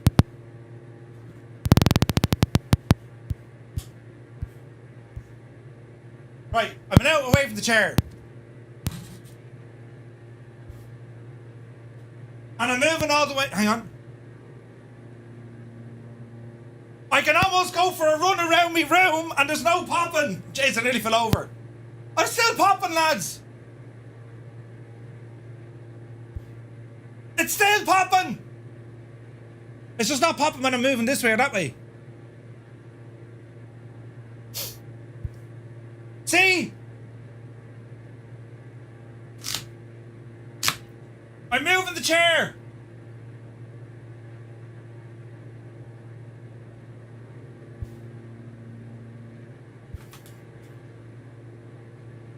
If it's the rug, my feet are not on the rug. So we're saying it's the chair, right? However, my feet are on a wooden... Oh, it's not where it's... Wait now.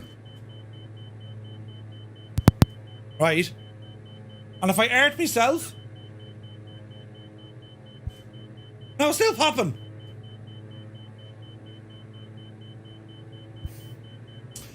We've overflown the airport. Balls. Who's in charge? Heading mode. Wished. Left turn. Power. Lone Gamer said something. It's the magnetic pillow under your chair headrest.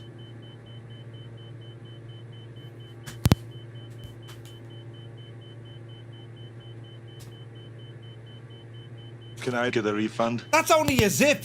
No, it's not that. Jesus. But that doesn't make sense either, lads. I have this chair for some time.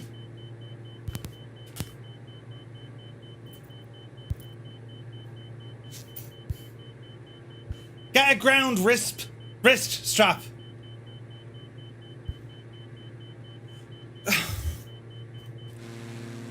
Jesus. That does look very pretty, though. Stop making feckin' noises, will you? Now it's just doing it for the crack.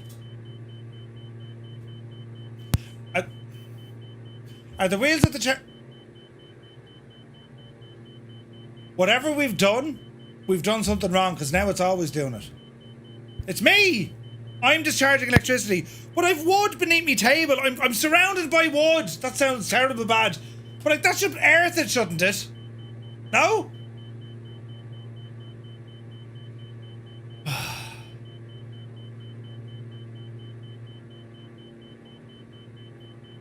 Brain plane to hold a stall.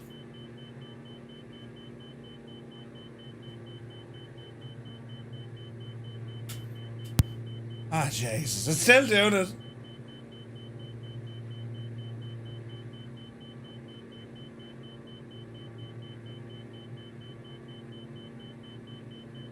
Triple Seven says, my wife is creased watching you. Does she have a solution to this? If you were to touch a light bulb, would it turn on? Put your Crocs on.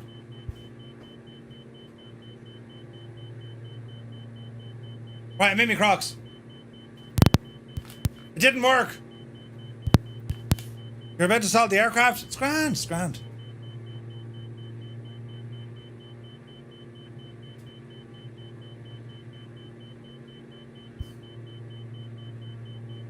Autopilot off.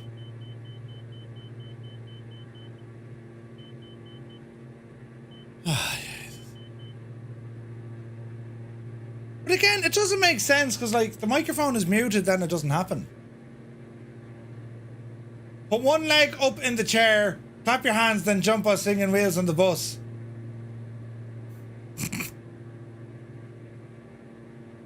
Easy now, plane. Right, easy now. Stressful flights with Murph. Yep. How to fly being absolutely paralyzed with stress. Why would the microphone make noise if it were muted? I see the wrongs of my doing. Yes. Throw the whole setup out and buy a new one. Right, hang on a second now.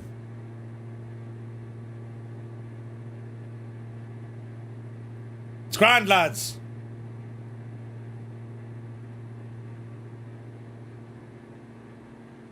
Jesus, our speed now. 1 minute we're stalling, the next minute we're crashing. Hang on. I'm wearing me Crocs and that sound is not happening as bad. Is the secret to this dilemma just wear Crocs? It gets very warm in me Crocs. Easy now.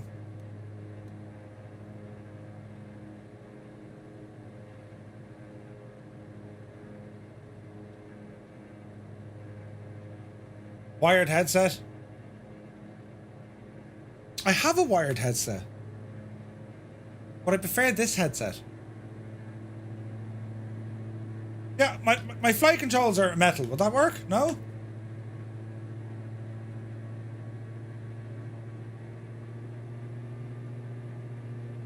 Right, where am I going? Left here. Look at the cut of this. Oh yes, look at the state of this. This is gorgeous. Very gorgeous. Hang on a second.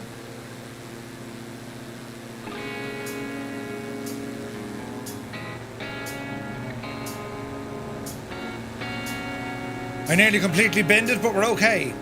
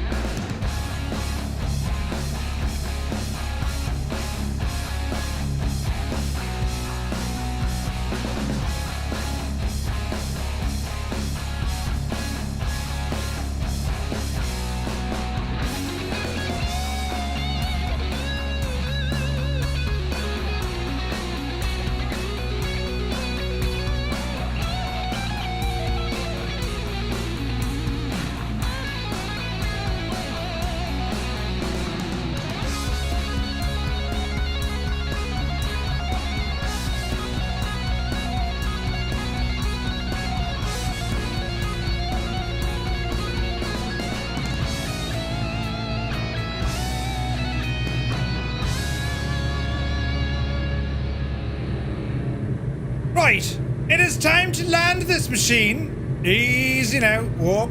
The odometer off. There we go. Jesus, we're coming in sideways. 8 knots only, but it seems worse, doesn't it?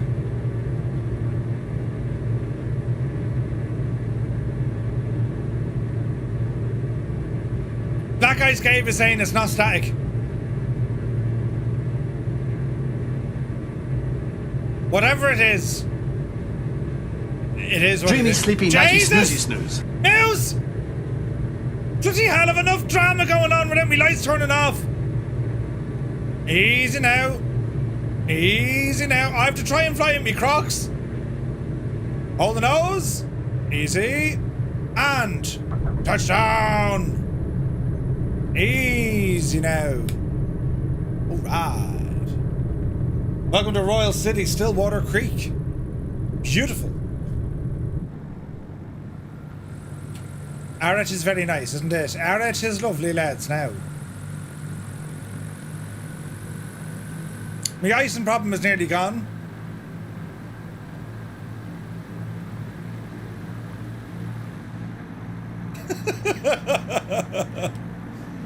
Oh, Jesus. There's Muse. You're looking well, Muse.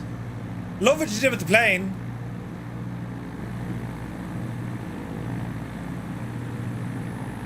Ah, Jesus. Assassin Actual, welcome in. Who's in charge? You haven't a clue what you're doing. Listen! I know exactly what we're doing. Yesterday was the green box. Today it's static electricity. Pox, look out! Jesus, he ducked at the right time. Jesus, I've ended up in the field.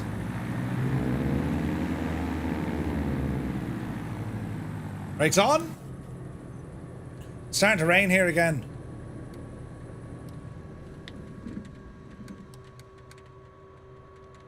Battery. There we go. I need my power aircraft. Jesus, everyone's coming in, look.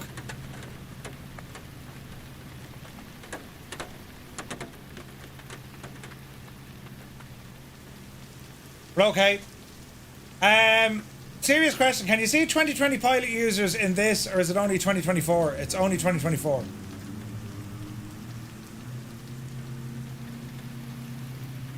Which aircraft stood out the most? Probably the Albatross. I really like the Albatross. Here, I need to open my door. Hang on. If this pops... Ah, Jesus, it has to do with it.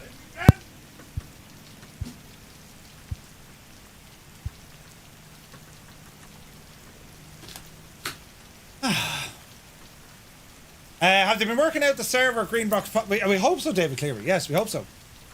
Right. Ladies and gentlemen, we're about to start our final... I'm wearing Crocs, so I can't be static now, right?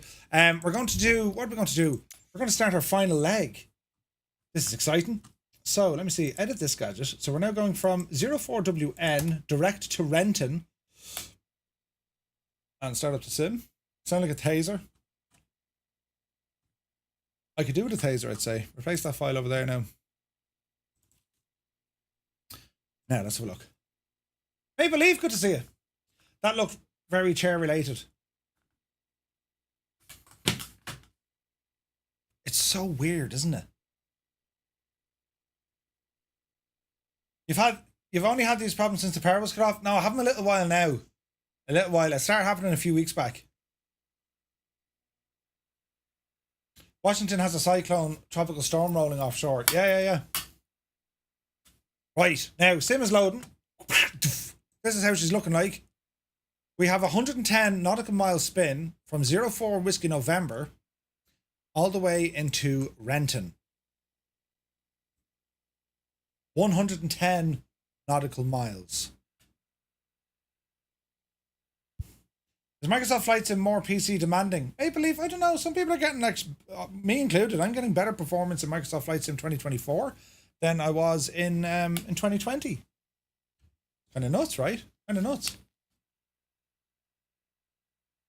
It's quite good, though. I'm enjoying it, you know? So how's everyone's day going? It's great, isn't it? It's 3 o'clock in the afternoon. You're still tunneling, or did Microsoft get the EU server issues resolved? No, I was never tunneling. No, I'm not using the VPN. I'm just using the basic. It's working. I'm playing on a 970. Really? Legend of Tizzy, I exist. No sleep last night thanks to the bad back. Oh, Jesus.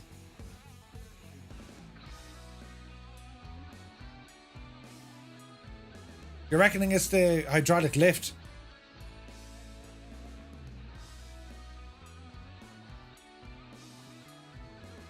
There's a very low down.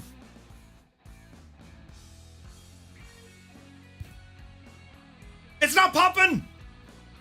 Ah, brilliant. 6 knots, welcome in. 10-4, good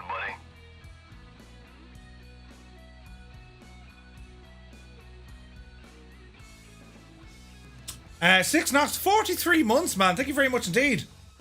I'm on the ground. I can't fly like this. I feel like a child.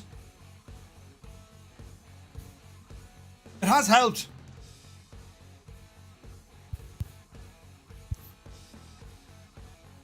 This is all placebo effects. Why would it be the gas in the chair? Yeah, I think I'm going to go with the Chinook for this one. No, the popping is back. You're a placebo effect. How do you run? Not very well, Pox Bottle. Morning has started fine here in North Carolina. Really? Nice. For some reason, Nvidia control panel doesn't open the app. It's your watch. Hello there. Is it?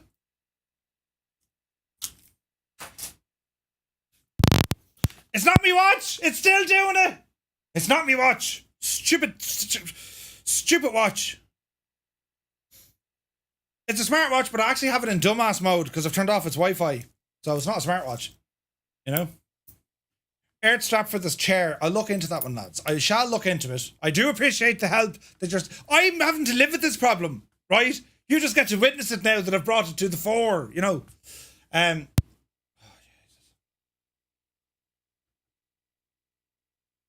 We'll fix it. It's not the cat now. Story Girl is here. Good to see you. You have to go naked, Murph. Imagine. Just don't imagine that. Oh, look, we're going to be starting up. Yeah, I might take up the Chinook. I haven't tried the Chinook yet. So, how many weeks has it driven you mad? 3 weeks. Maybe a humidifier would help. Is the room really dry? Not particularly. It's going to involve me changing headset. All of a sudden. And that could be a wired solution. Although, that doesn't make sense either. Because it's not the headphones.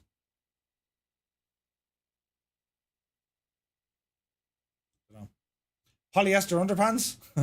Try turning down the strength of the mic? Maybe. Yeah, no, not the headset. We got that. If you've been affected by any of these issues raised in this program, call someone who cares. Oh, I think so, Story Girl. I think so. Try to get rid of the rug. No, I've had the rug for ages, lads. It's not the rug. Try turning down the strength of your microphone.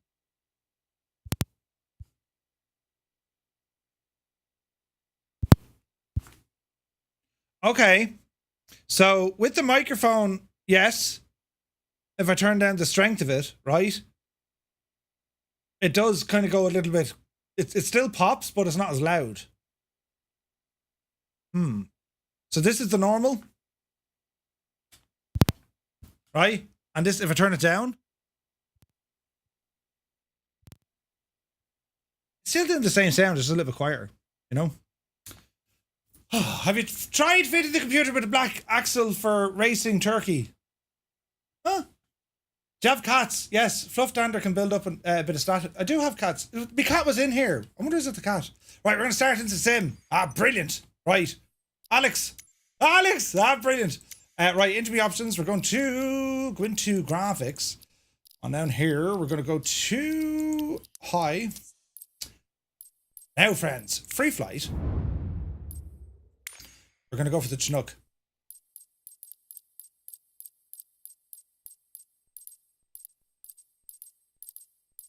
Is it down as a Boeing or what? There we go. All right, let's configure this bad boy. How do I turn off my co-pilot? Go into your character creation. Default or passenger? Liking that livery. We got a military one. Nice. Blackbird.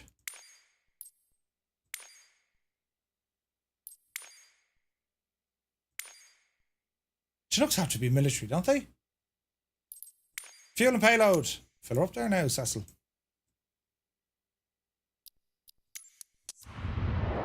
Okie dokie. Right, where are we going from? We are departing from 04WN. Stillwater Creek. Down here. And friends, K or NT, we're going to Renton. Oh yeah. Flight conditions, weather, live, AI traffic off, all players, all players.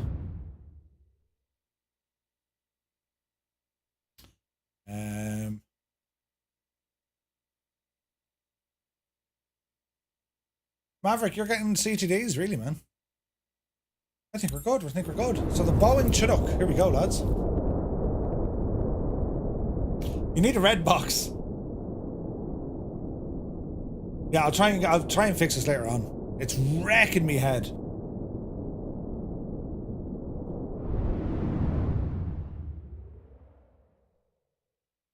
Maybe I'll get it to sense every time I moved. Wait, hang on, it's gone terribly dark all of a sudden, hasn't it?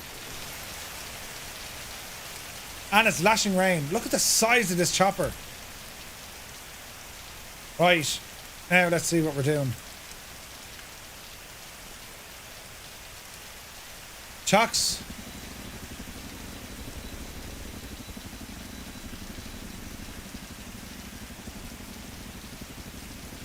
There's literally a plane after appearing on top of me.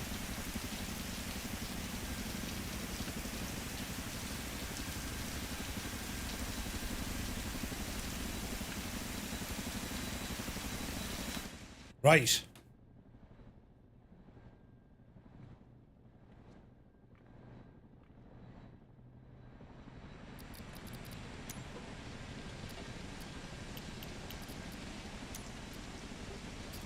Set up our controls. These all need to be helo.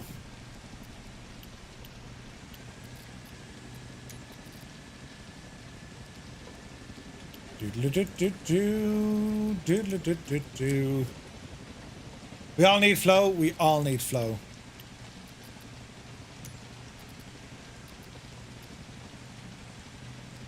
The chopper's huge. GTM heli. GTM heli. Yeah. My app no. Pendular, yes. GTM heli. All right. Get us away from this mess. Go somewhere safe where there's not other people. Over here will do. Right, brilliant. Now let's get ourselves set up here. So, view 1, 2. It's a nice looking machine, this, isn't it? Can't see a friggin' thing, but it's a nice looking machine.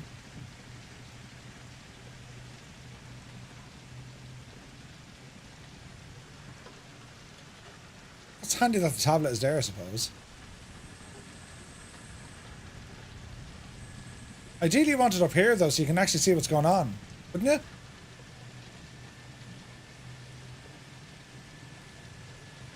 Let's go back here for a moment. Southeast Asian server.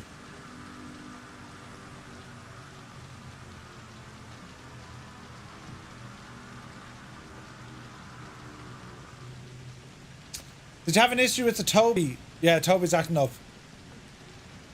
Yeah, the PC-12 isn't bad. I quite enjoyed that.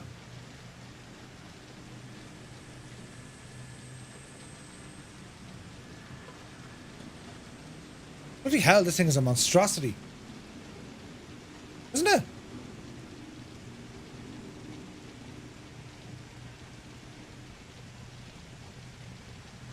Right. What time of day is it? 7:20 in the morning. Okay.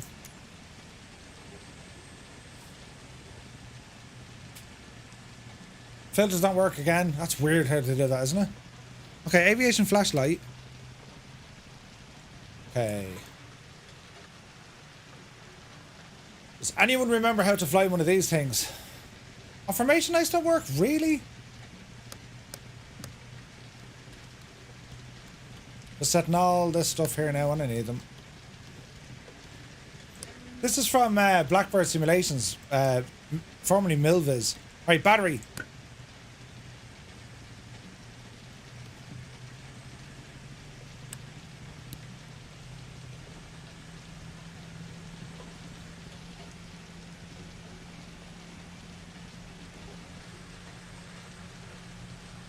No windshield effects?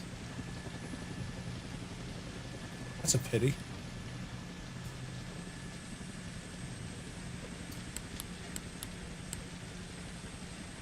Alright, let's have a look, Anti-ice, leave all that alone for the moment. Instrument lights, come on. Overheads. Counterweight there. Emergency lights, counterweight there. Oh, the lights are nice. Right, okay. Fuel pumps.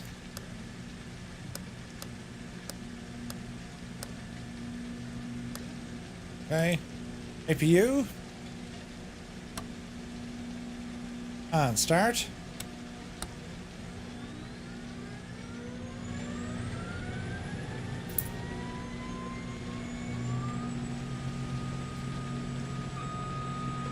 APU's on. Gen is on. Lower, leave it alone. Lights, troop warning lights. Okay, they're a little bit bright. Ooh, nice lighting in this, isn't there?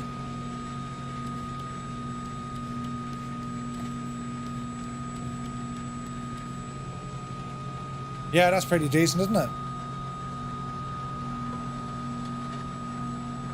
Dan says, why can't we hear sounds? Dan, go into Discord. I responded to you. There's a way to fix it.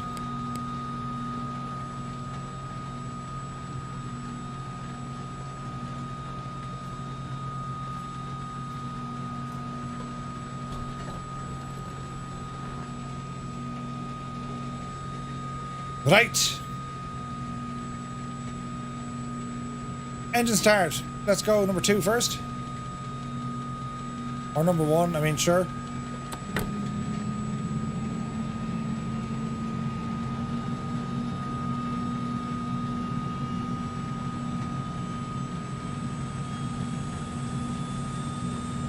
She restarting.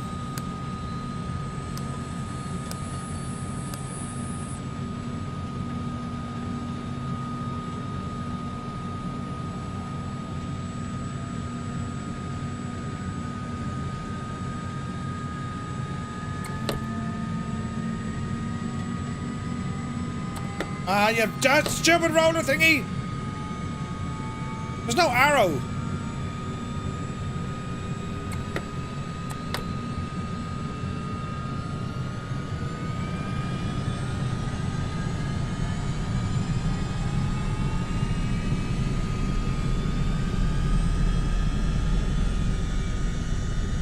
See the way that I can't move that down?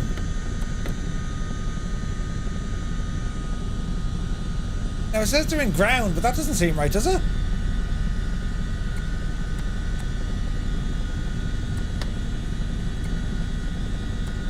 Now you're talking.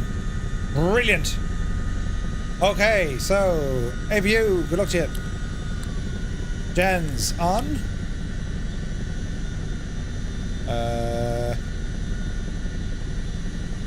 I think we're looking okay.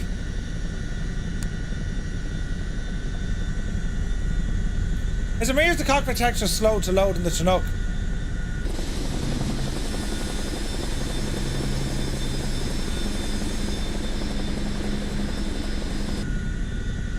Seems okay.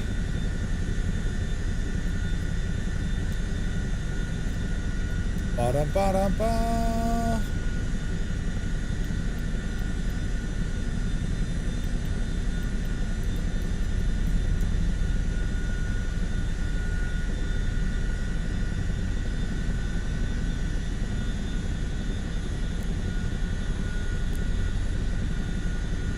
Searchlight on for the crack.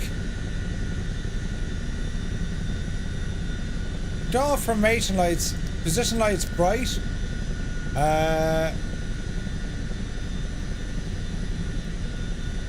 Floodlights, can't mess with those. Instrument lights, yes.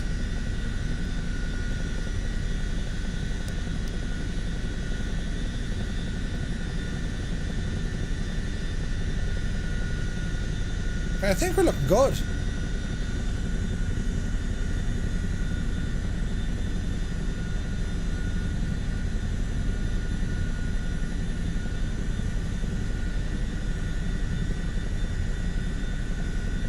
I think we're looking good.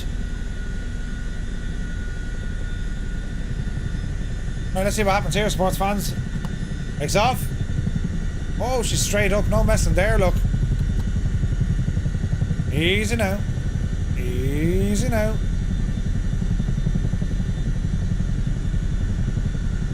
She's a menace. Jesus. Easy now.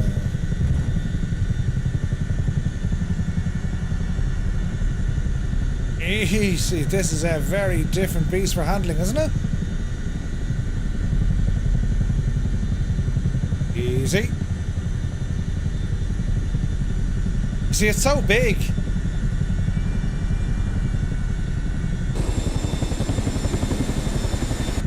It's a freaking monstrosity of a chopper.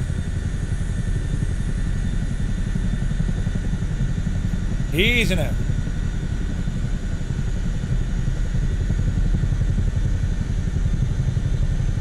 Like straight into the clouds, you know what I mean? Sadly having problems getting into the game still. Jesus. Yeah, this is very different. She will take a few minutes to get used to this. Hey, good buddy. Hey, good buddy. Is there a way to turn on VSync when using frame gen? I don't think so. I left my avatar behind.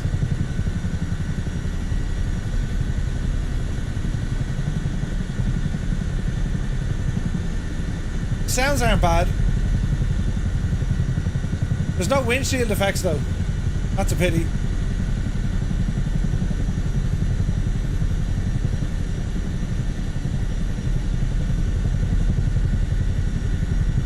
It's a 2 for Hilo, yeah.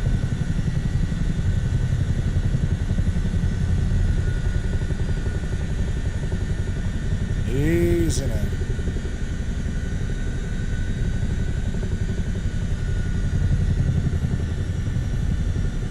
Let's see if we can actually control this thing, because it's a bit of a handful.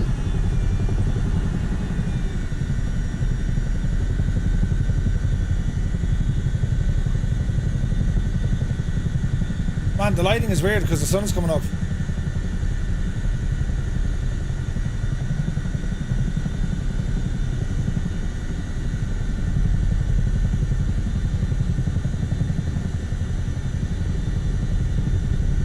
Easy.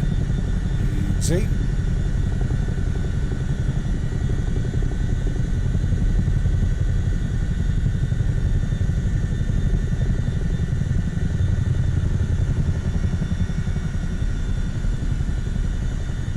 Easy.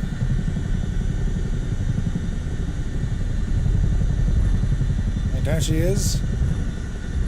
Big heavy machine.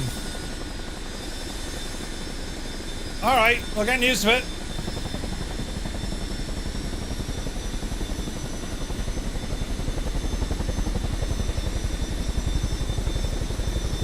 You need so much anti-torque on this. Okay. Why is that bright? Light so bright? Xbox starting to come alive? Huzzah! Finally. Right. Let's get flying. Come on. Ooh. It's a pig. Come on now. You can do it. There we go. So much anti-torque needed. MV! Come on out for the pub! You're going to the pub, you devil! Right, we're kind of going this way. See, can we break through the clouds here? See, there are windows, but I'm not getting rain effects. How weird is that?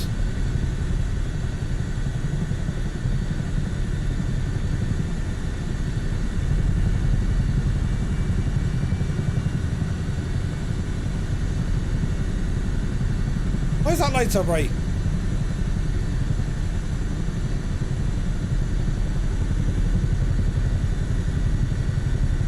There we go.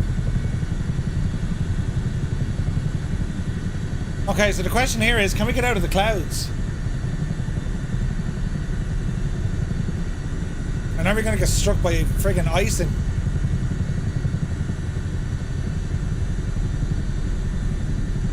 Let's see.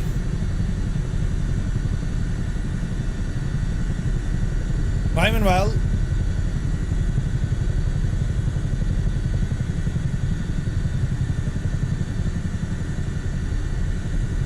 Yeah, I've lowered me turbulence, sorry. LOD pop in is even worse on multi monitor.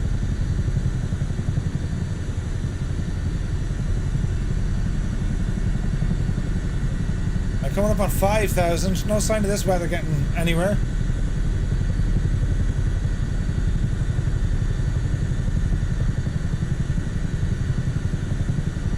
Easy now.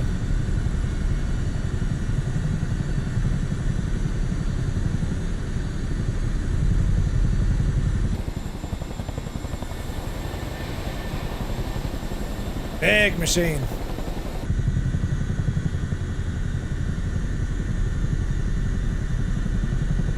The weather is awful.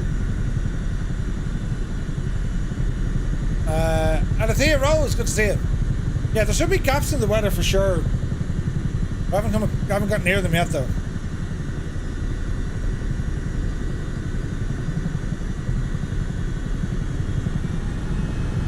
Easy now.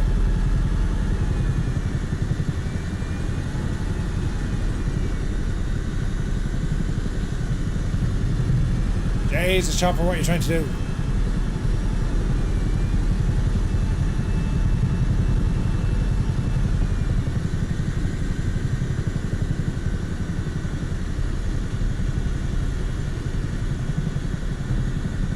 For a second there I thought I was losing a rotor. I'm not though. No point trying to break the clouds. PC12 is not bad. PC12 is good.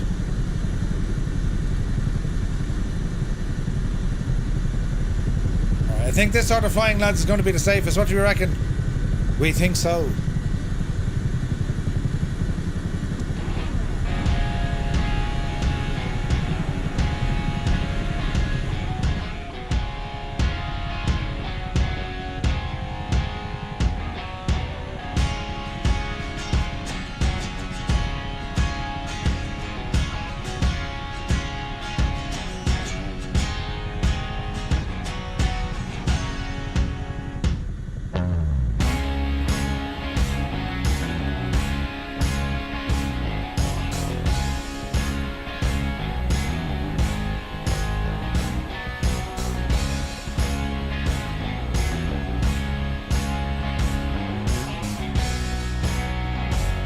Jesus, look at that cloud though.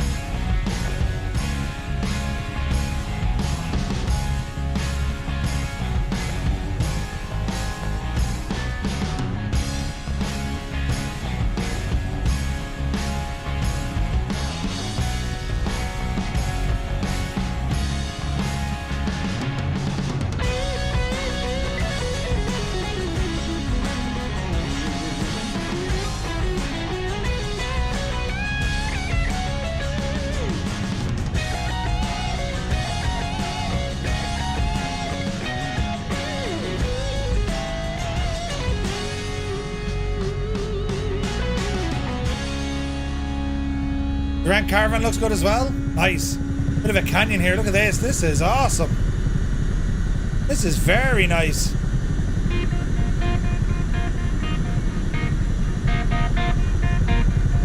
Man, that rotor sound.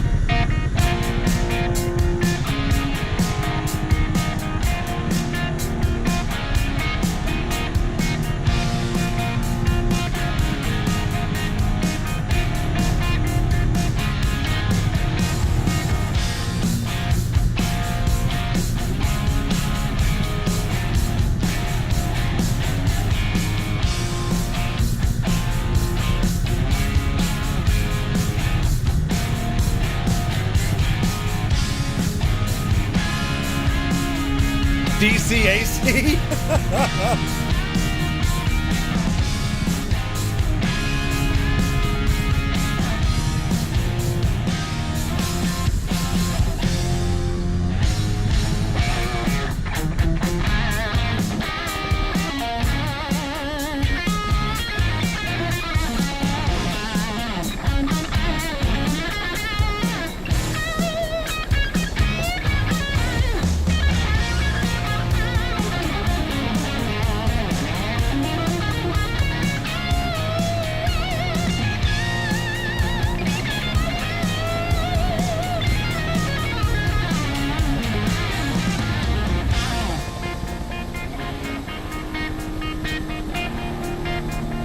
Into the wet stuff we go.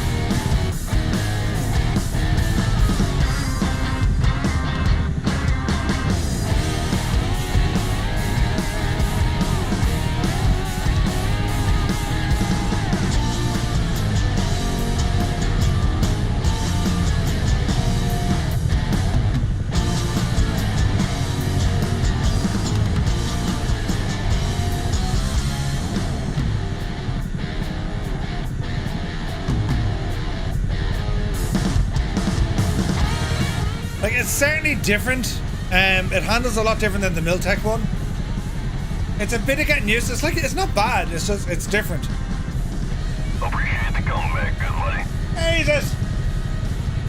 Johnny Mon, thank you very much indeed. Stunning, he says. Thank you for the super chat, my dude. It looks decent. Sounds good.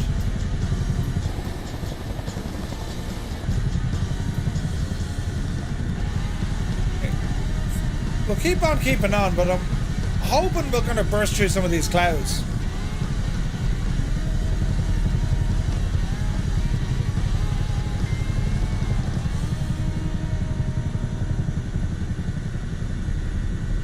A bit of a valley over here on our right, actually. Let's try that.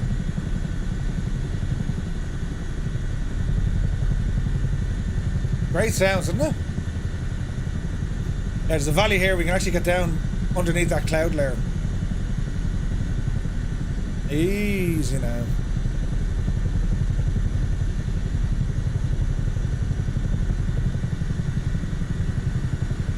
Even in horrible weather, this thing looks good. Isn't it nuts?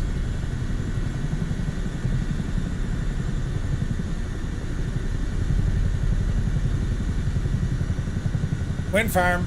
Wind farm.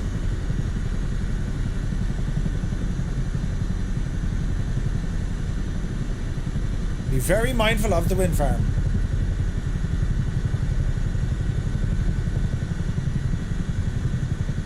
So I'm hoping once we kind of go through this mountainous area, it should calm down a little bit.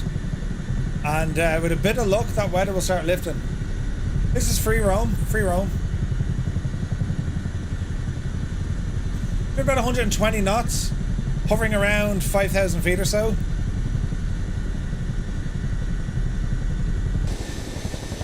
Just Tom is down there.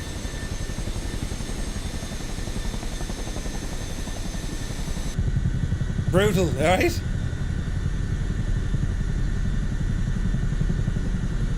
Interesting place to be, though. Imagine what this place looks like in like really nice weather, you know what I mean? And we'll be checking out nicer weather locations later on.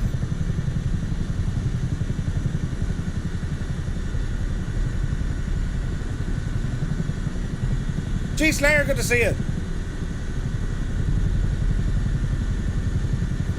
There's a bit of a break coming up. No trim on this thing. Or at least what? I don't think there is trim.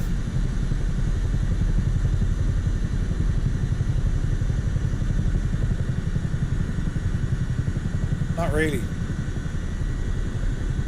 You fly helicopters in GTA? Nice. Oh, look, I mean, this whole trip that we've done, I mean, we started this on Wednesday. Today is Friday.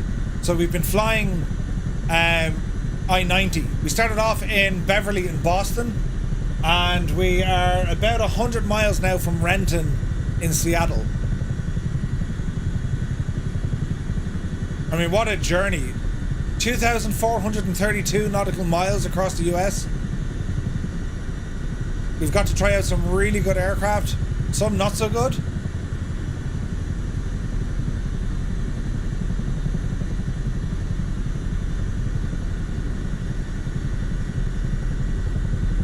I mean, it's been a great flight. The whole route, it's been fun.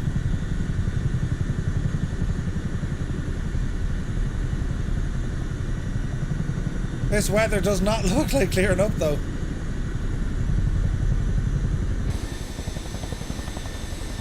Rotor animation is a bit kind of weird. For multiplayer, anyway. Hey, Kieran Niall is here. Good to see you.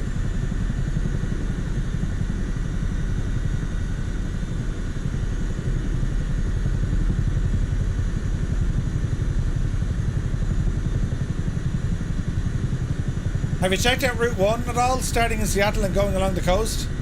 I haven't. So we did the Starlight Express before. That started off in Jesus, where did we go? San Diego, was it? All the way up to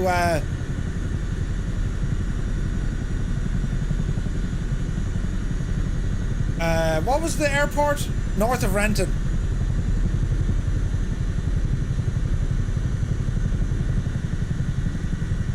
Was it Eureka? No? Someone tells me it's Eureka.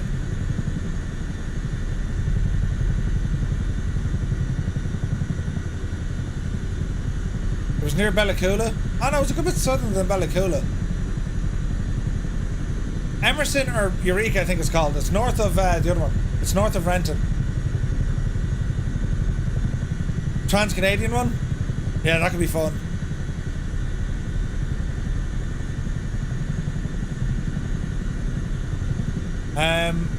Looks like some snow on the ground. Yeah, we got some snow on the ground.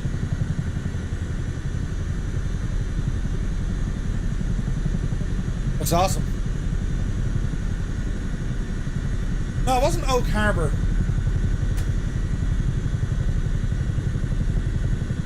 Everett.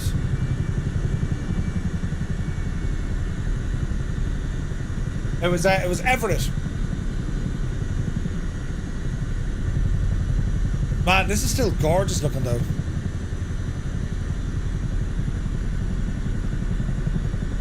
Even in bad weather, the thing looks good.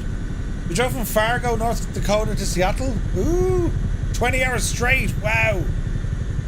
That's awesome.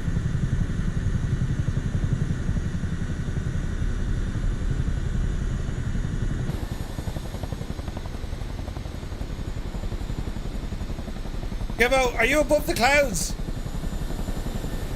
Because it's fairly rubbish down here, mate.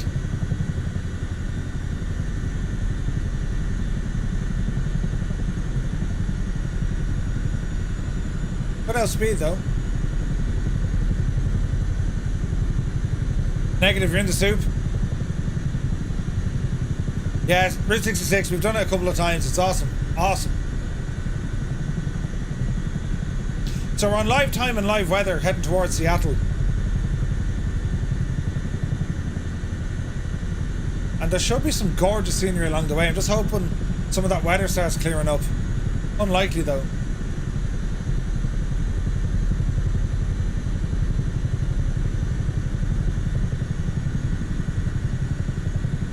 Like, it's amazing how much the terrain has changed throughout the entire journey, you know?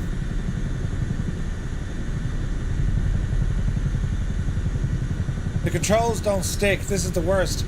I adjust the trim, it just rolls back to 0 on its own. AI auto trim is off, but still wants to revert. Any ideas what setting I need to adjust? Cedrin? No idea, man. Is there anything activated from the autopilot?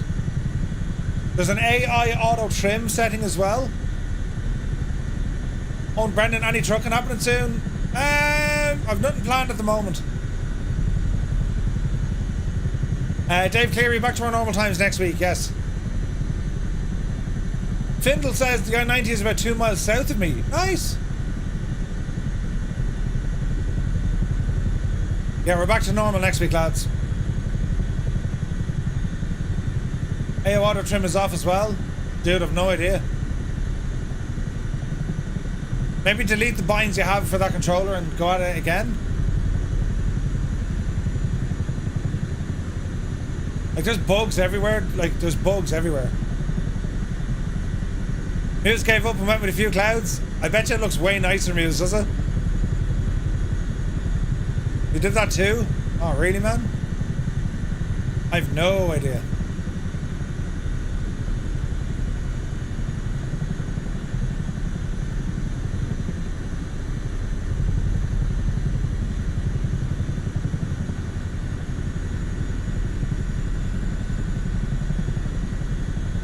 We're getting there. It's just only gorgeous, is it? Yeah,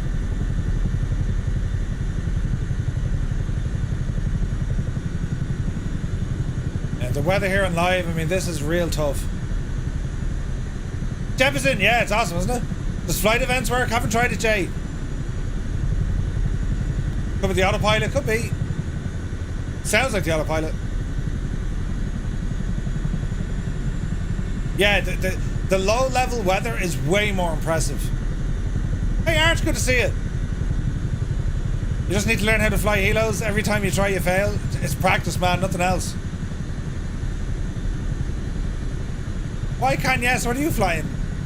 I see model matching is working well.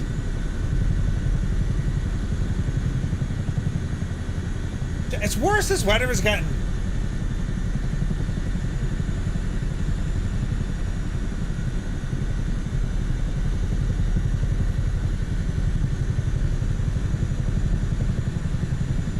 I think that's the I-90, isn't it?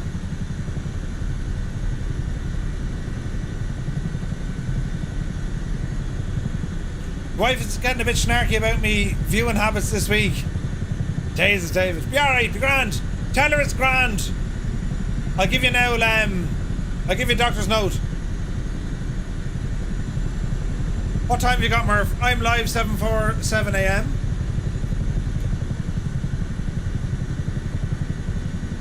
$7.49. That's what I got, Gibbo.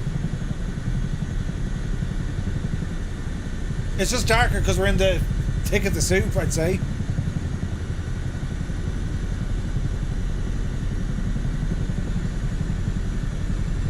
Yeah, there's assists on with this one, Ray Tempest.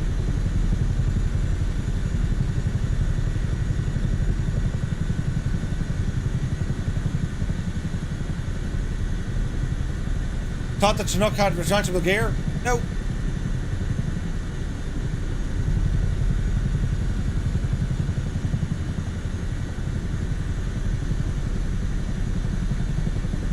Fill the tank, yeah, we're still on the Southeast Station server, mate.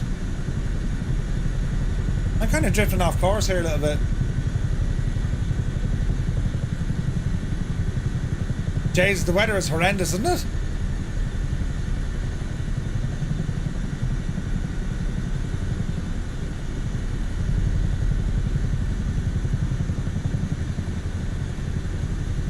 Into the soup. Look at it though, look at that scattering, isn't it gorgeous? Now you're talking, Dave. The force is strong in him.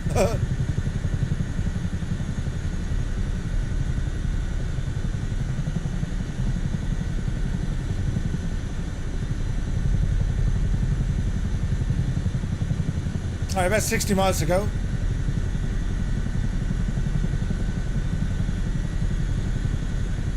There's just Tom beneath us.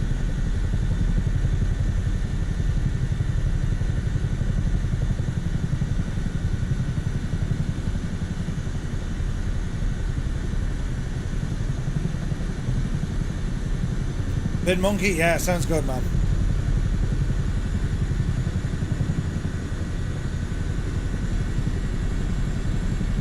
Jeez. This is really hard to navigate. Look at the cut of it.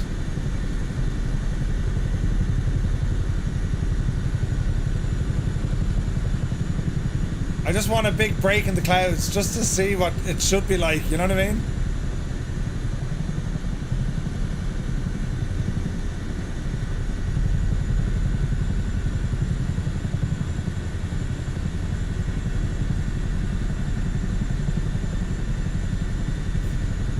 I used ton work with an X46 Pilot.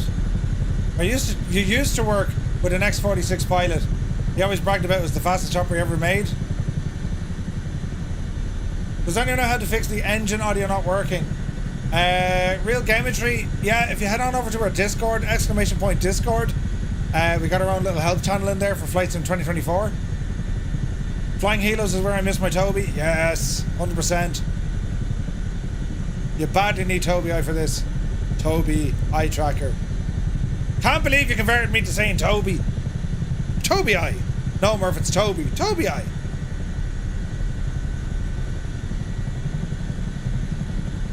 We got snow and everything coming down here.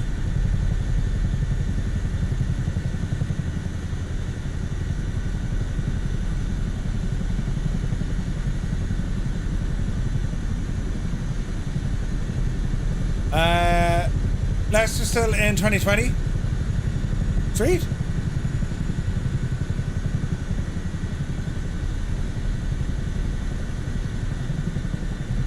Are the ground physics better? Yeah. Some of them are done really well. Others they seem too heavy. But yeah, they're a lot better.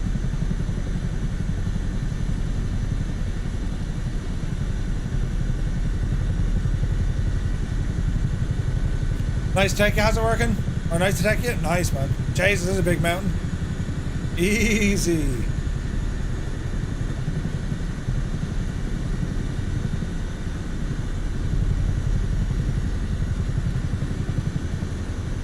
A bomb cyclone is called, yeah.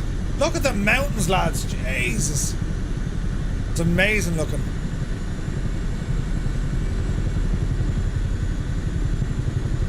Like we're flying right in the thick of this.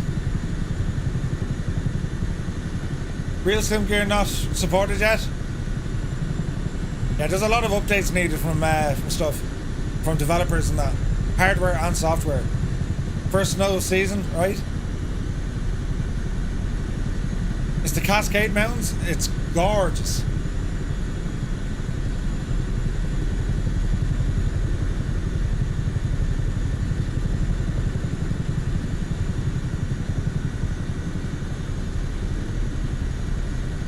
Wonder what the weather was like a little bit further up the road. I imagine this will calm down once we get closer to Seattle, though. Like in the mountains, you're going to be surrounded by friggin' forests.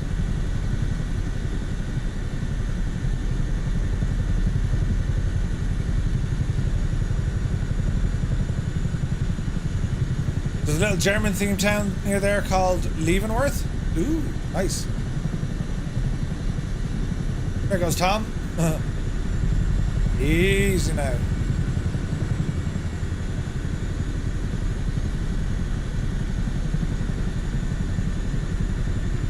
But it works for me because I've no real webcam. I only use my phone. That's okay, dude.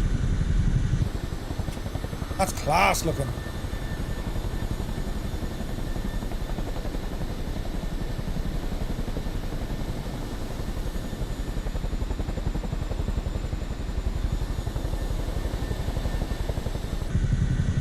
Apart from freaking out the cows, what other animals have you discovered so far? Horses, goats, or not goats, a goose, or a bear.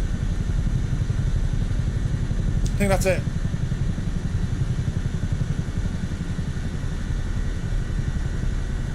How hard is it to fly choppers? Yeah, it's hard. It takes an awful lot of getting used to. This one I'm flying with the assists on. It'll still punish you if you get it wrong. You almost bought 2024. I'm not buying it until they fix a ton of the bugs. Nope. Murph, stop streaming. Proper influencer, ain't you?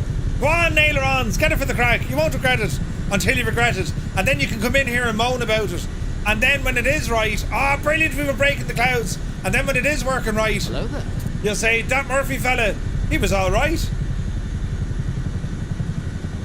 Gamer Mickey, welcome in.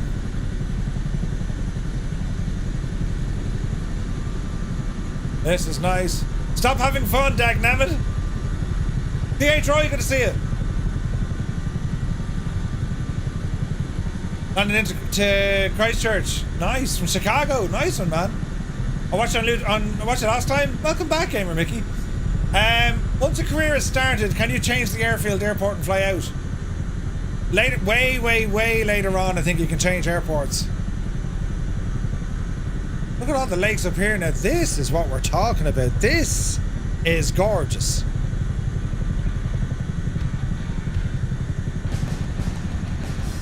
Jesus, bit of music, Murph, bit of music. What does this one do?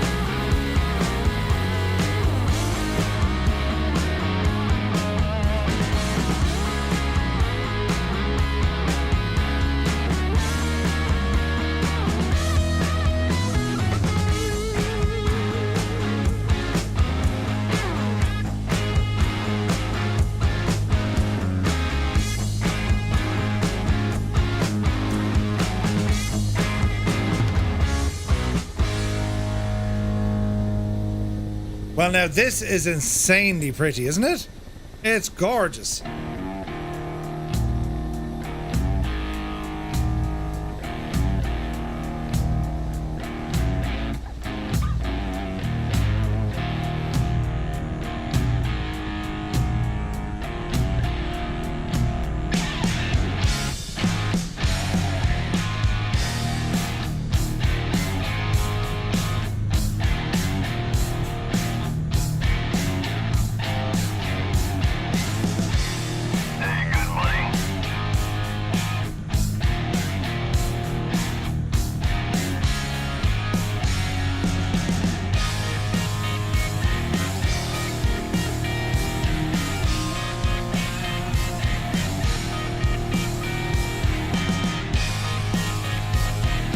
So you need to make sure you create a new controller profile. So you got to duplicate it, rename it, and then you need to go at it. So it's like there's, you know, default stuff set in there.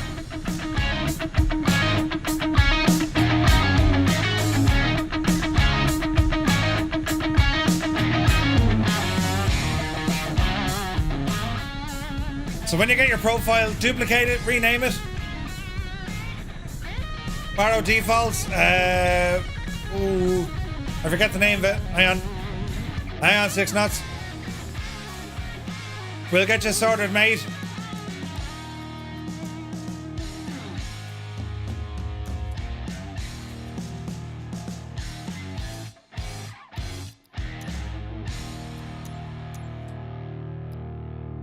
What?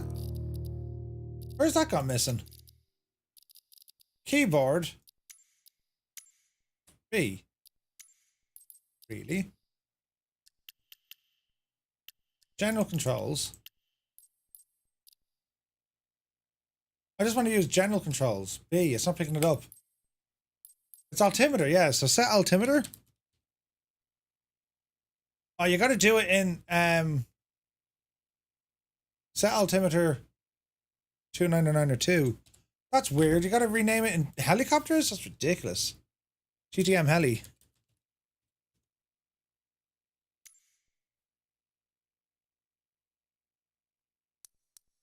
Weird, man. Okay, it works now.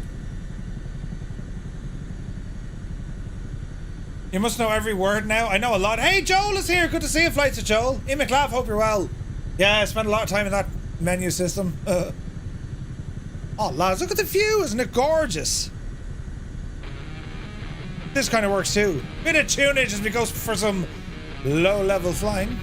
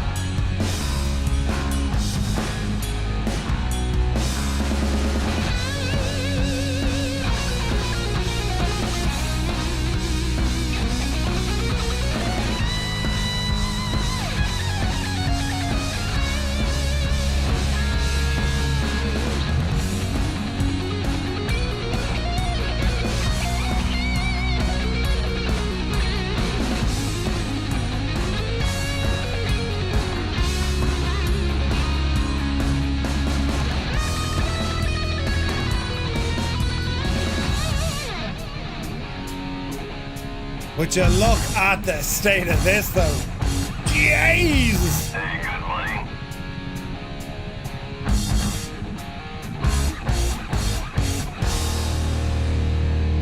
That is absolutely incredible. Like, it's just the absolute state of it. What do we think?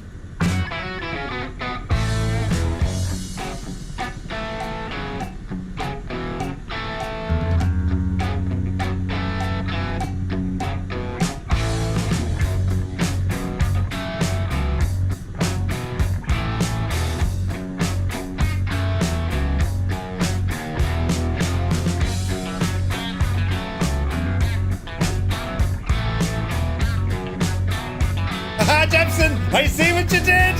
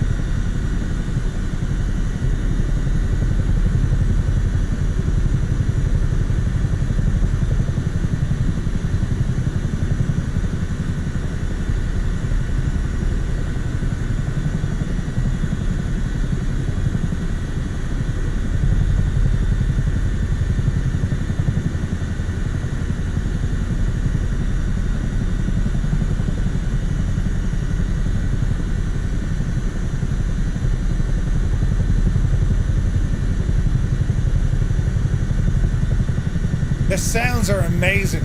Complete freedom, good to see you. We're nearly there, lads. We're so close to getting to Renton.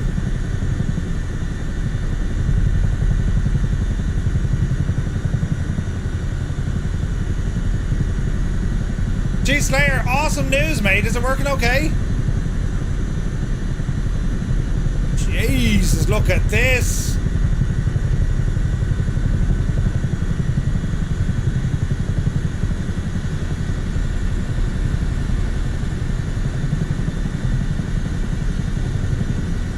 Really hope there's not a tunnel ahead.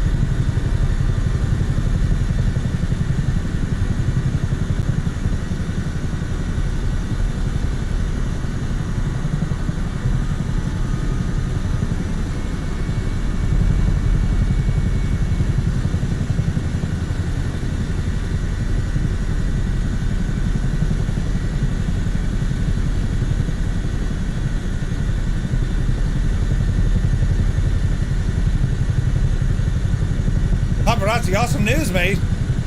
Up the yard.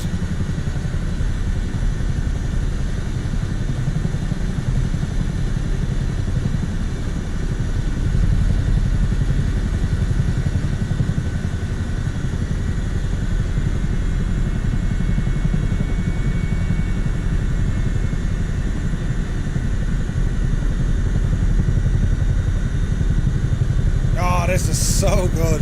Even in the bad weather, this is so good.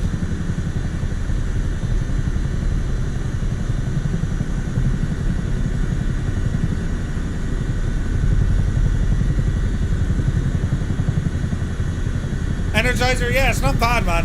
Takes a bit of getting used to, but it's not bad.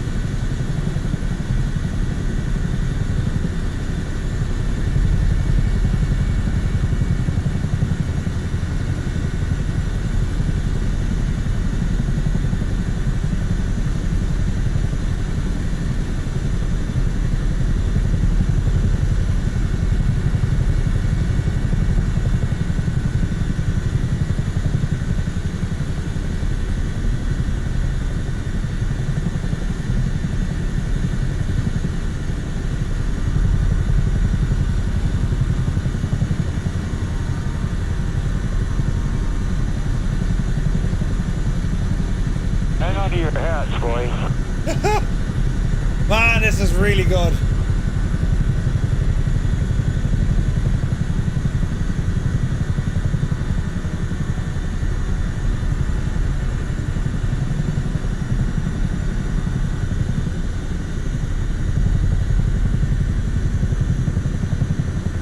This is so incredibly good. It's ridiculously good.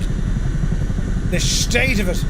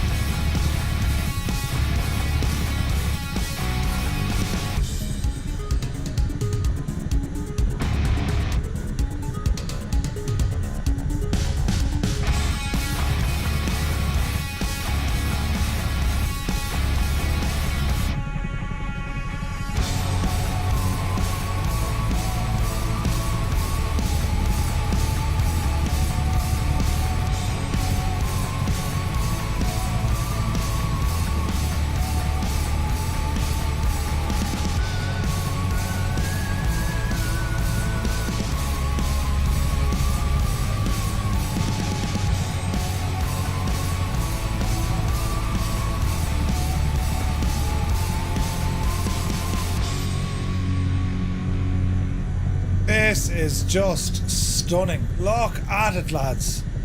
Look at the lighting. Oh, it's just incredible.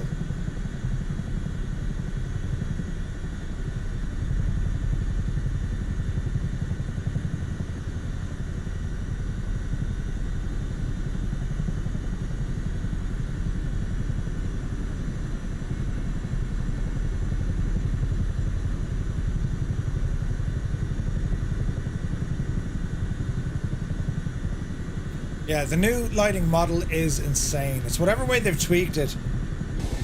It's just so good.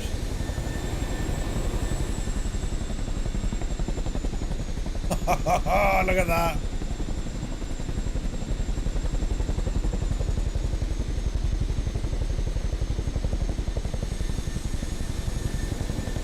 Look at it there, look.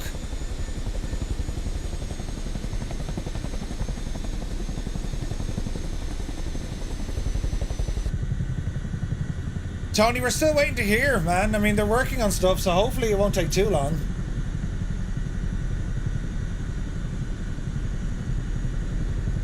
It really, really does look fantastic, doesn't it? Coming into some photogrammetry here now as well. Man alive, from the Atlantic Ocean all the way across the United States till we get to the Pacific. Absolutely incredible. It's been a hell of a run, this one.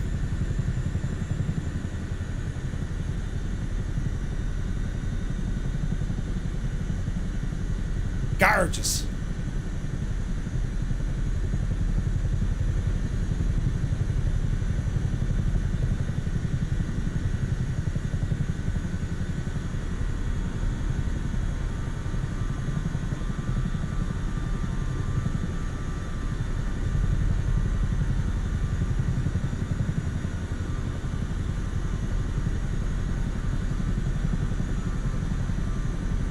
Bloody slack. I suppose the Bremen Bar, probably the best.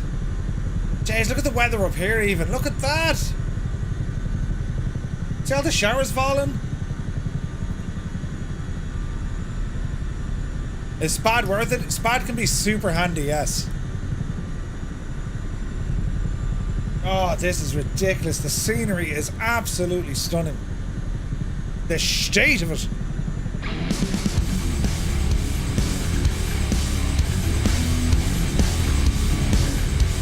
We started 2,432 nautical miles ago from Boston all the way to Seattle. That was a hell of a flight. We got a chance to check out many new aircraft, many new features. Just enough to kind of, you know, give you the appetite to get into Flight Sim 24. And I think we can all agree, above anything else, if nothing else, this thing, it has incredible potential. Incredible.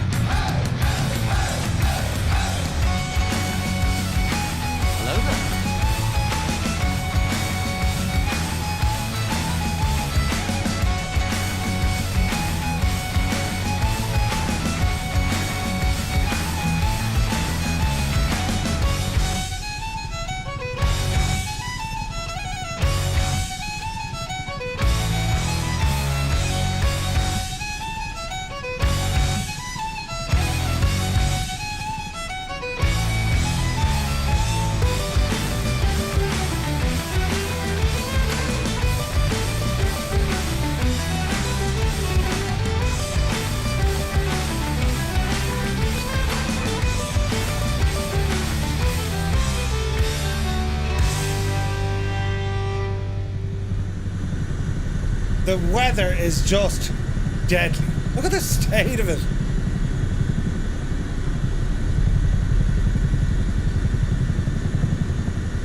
It looks unbelievable at any elevation, I agree. I absolutely agree.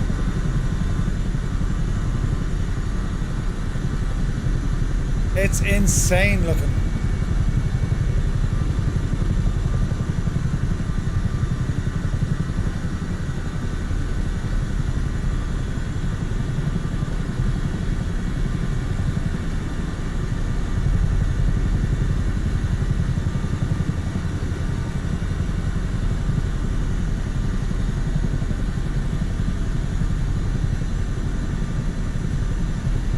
Look at the way the rain and the clouds, it's unbelievable.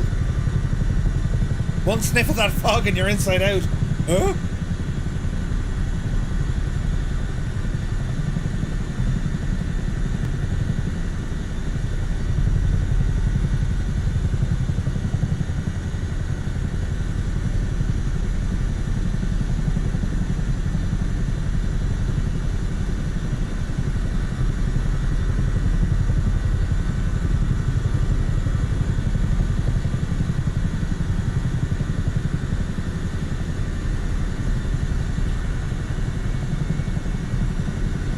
I will indeed be WB. Yes, sir.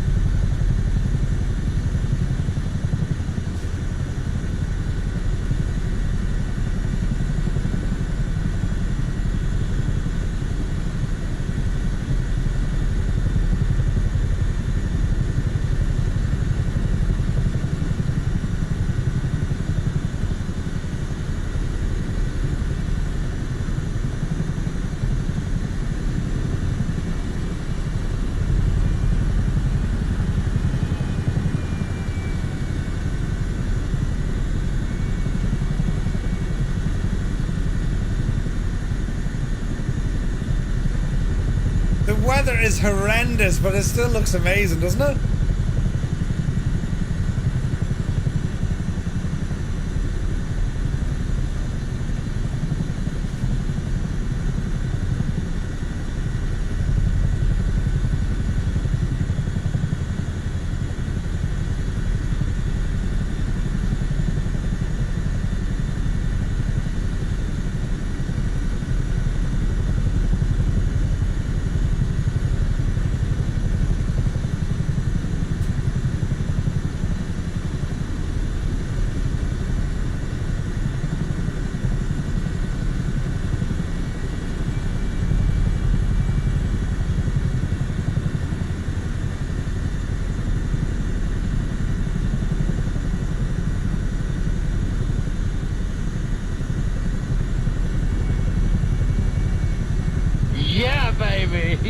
Jesus, Colt Nebo 5 gifted tier 1 subs. Thank you very, very much indeed, man. Ah, lads, what a flight this has been. Absolutely superb. And we're nearly there. 5 gifted tier 1 subs. Thank you very much indeed, Colt Nebo.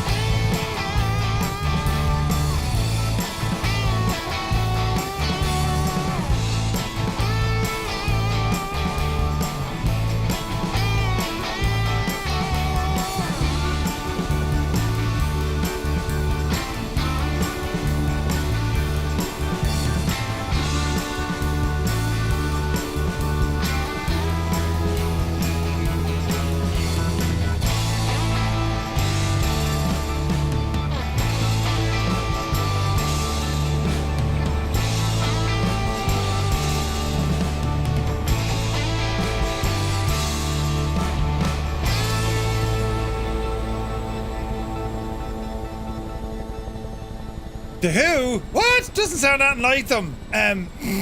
Jesus. Man, what a journey this has been. Isn't it only deadly, though? The state of the weather, it's just like, yeah. You couldn't have got more accurate friggin' weather for Seattle.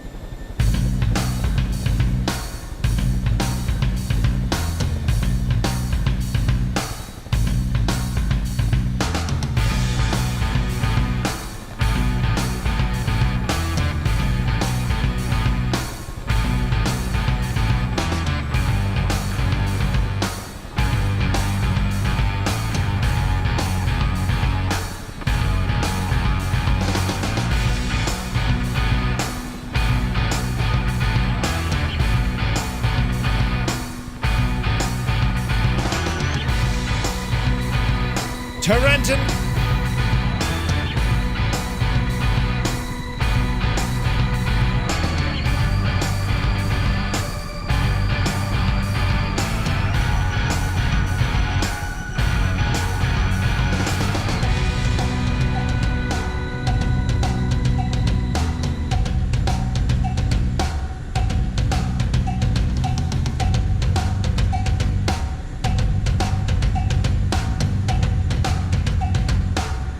More cowbell?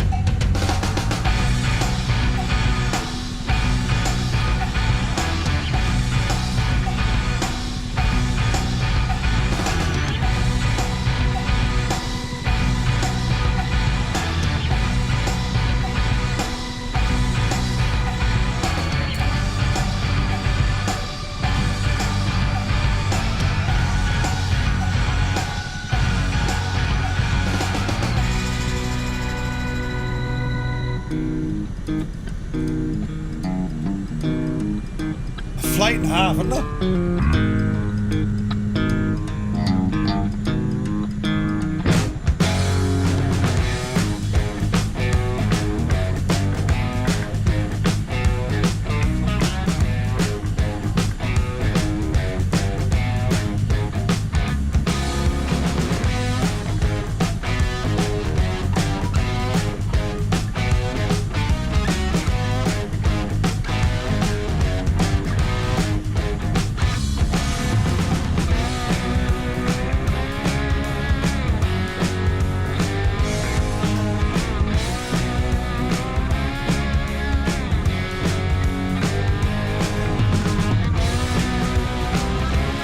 The I-90 bridge.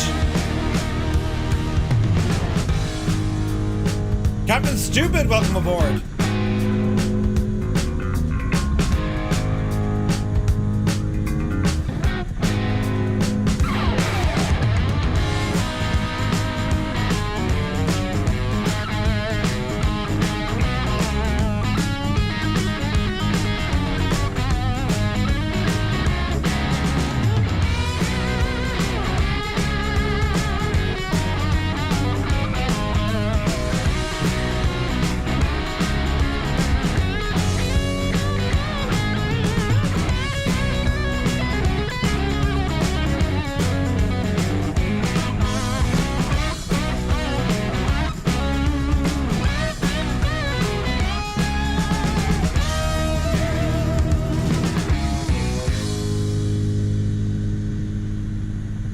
What an absolutely deadly run. The first proper run of flights in 2024. We took off from Beverly just outside of Boston in Massachusetts. And all the way to Renton. Hello there. Fantastic. It was brilliant. Mr. Classic, good to see you. Ah, deadly.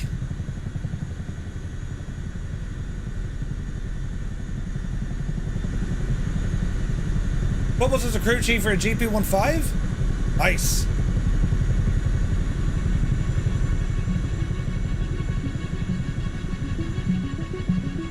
The first group flight at 24 complete. What a start.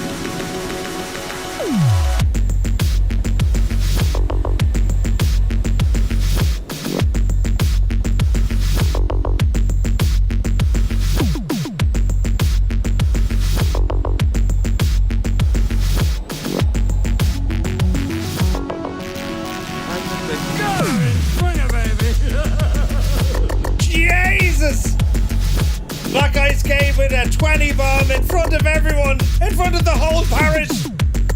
That guy's game, thank you very, very much indeed for the 20 tier 1 subs. Jesus. The man's a legend.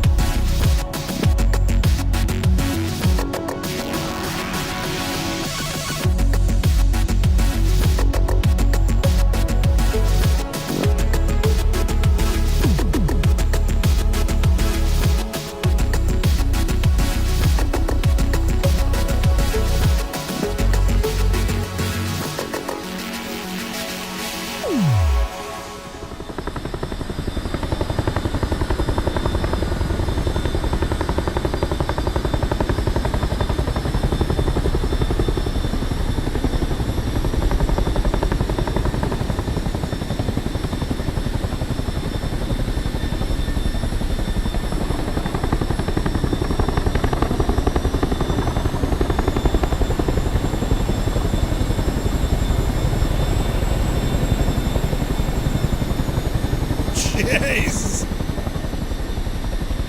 Easy now.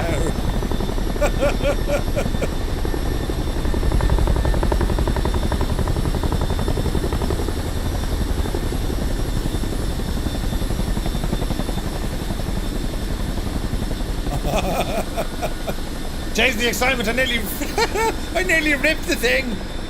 Jesus. Wasn't that only some crack altogether? Deploy the troops!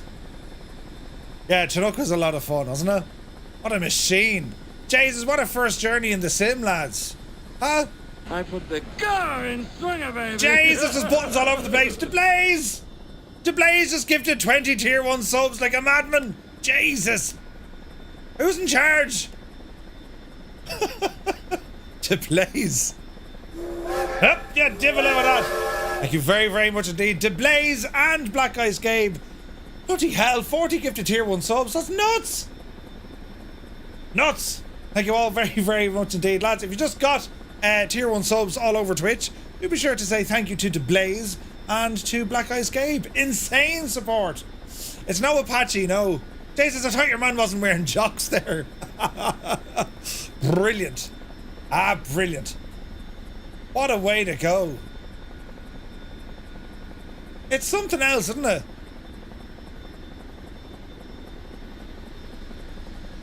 I am liking that machine, though. That is a decent machine. Look at the grass going nuts with the rotors, look. Hello there. At the state of that. Look at the cut of that for a view. Savage. The heat blur coming off it. Isn't that class looking? Time to pull the big switch, good buddy. Crazy stuff. There's all things happening. Oh, London Controller is here. Ah, how are you, Jamie? It's all gone mad. Your man wasn't wearing the jocks there a minute ago, but he is now. Hello Welcome there. in. Hope you had a great stream. It's gone nuts.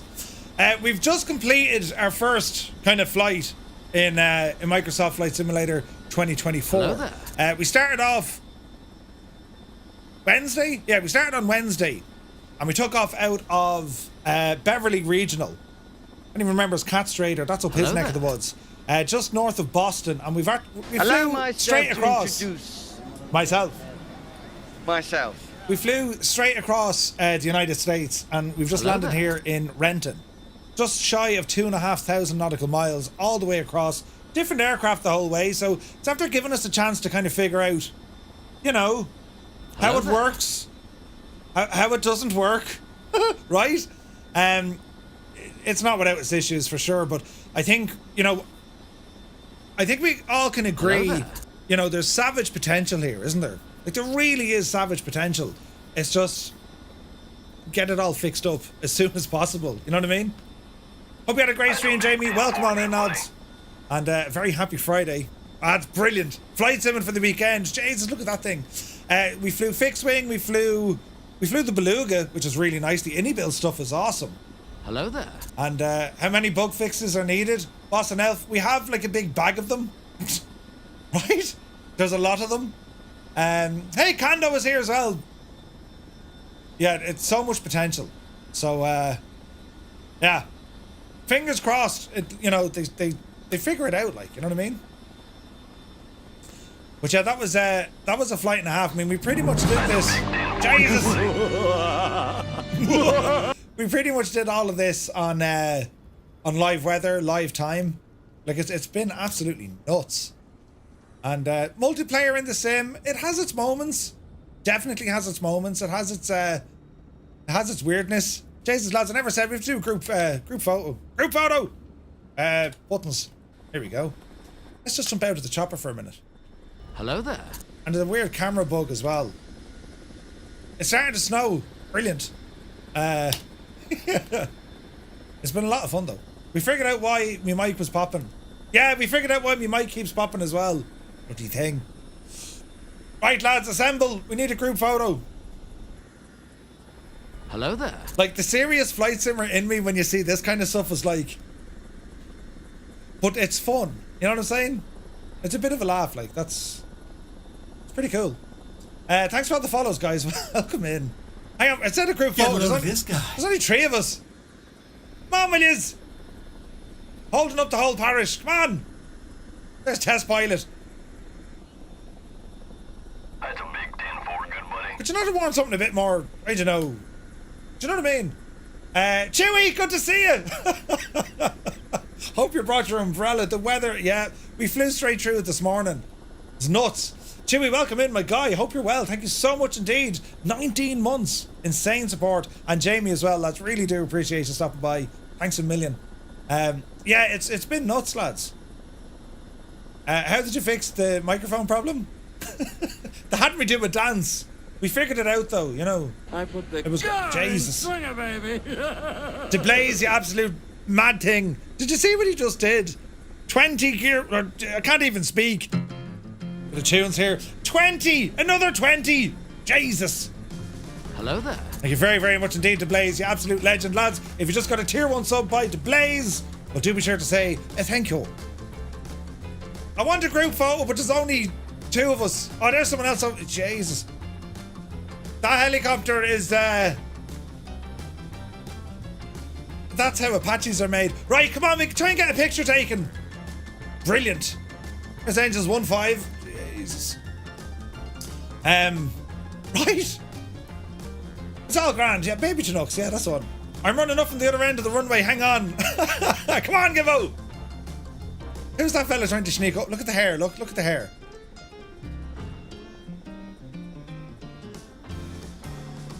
Right. Why is there only 3 of us? I just need to be on live weather, lads. That's what's wrong. Shift and C. That'll do it. What's the plan next? Are you done for a few days? Not at all. Not at all. I'm going to start looking at some of the career mode stuff. There's people coming in. We're going to start doing some of the career mode stuff. And I want to check out some other locations. Like, we focused a lot on the United States. And it's incredible. Man alive, it's incredible. The scenery really picked up kind of in and around Montana, Wyoming, like just going into like fields. Some of the stuff we came across, like it's ridiculous, right? Where were the screenshots? I'll show you. So if you take screenshots in the sim, they go into your app data folder, right? Right, you see some of these. This is ridiculous. Where are we now? Go into packages. We found bears. We found a goose. Where am I looking at? Packages. And we're looking for Limitless. Microsoft Limitless. Is it local? Screenshots. Just like when you start seeing the state of some of these, like these are absolutely nuts. So they got the animal models from what was it called? Frontier Developments. You know the guys who made like Planet Zoo? So these were taken on our trip heading across the USA. Like, it was nuts. That's a moose's arse. We won't worry about that. Moving on though. Have you learned about the model matching and how to make it better? It works. Tell us, Kando, tell us.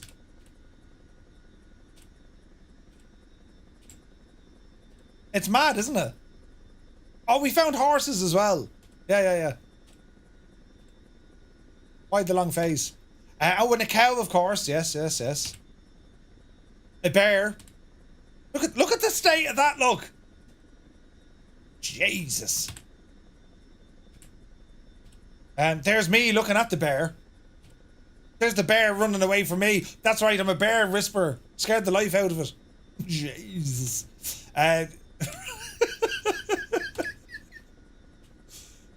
What's this? That was an Anchorman? Your animal? What was it? Your spirit animal? Arr! No, wait, that's a big hole we found.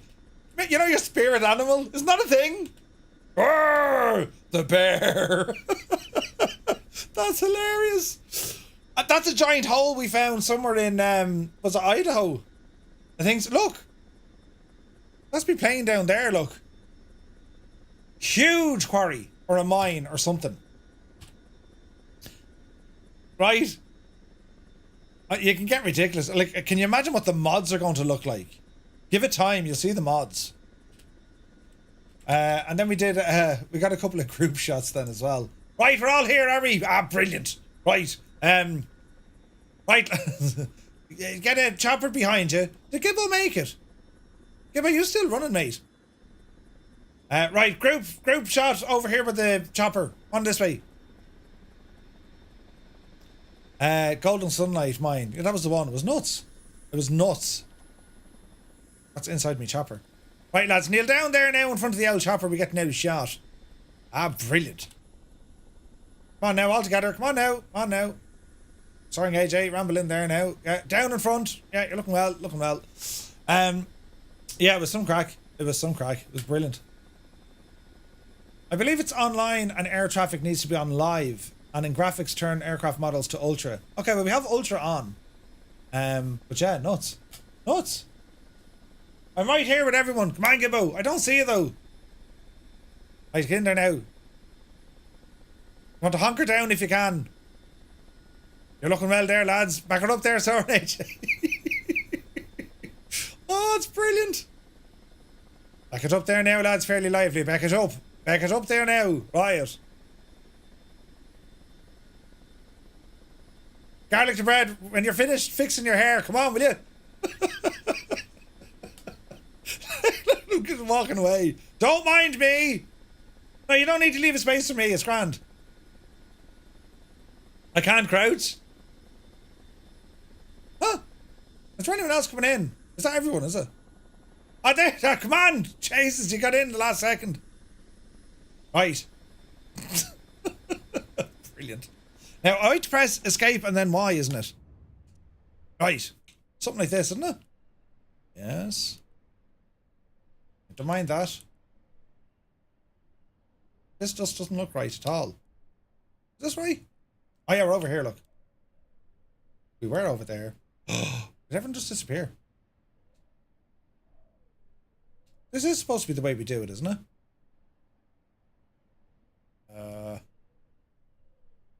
Wait, that's very strange. Why did everyone disappear? Hello there.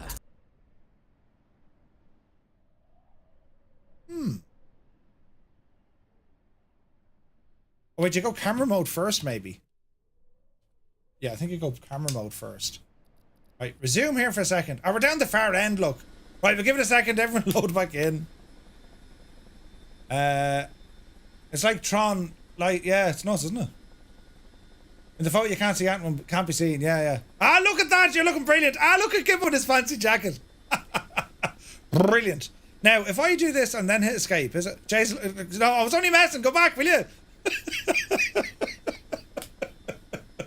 Oh, brilliant.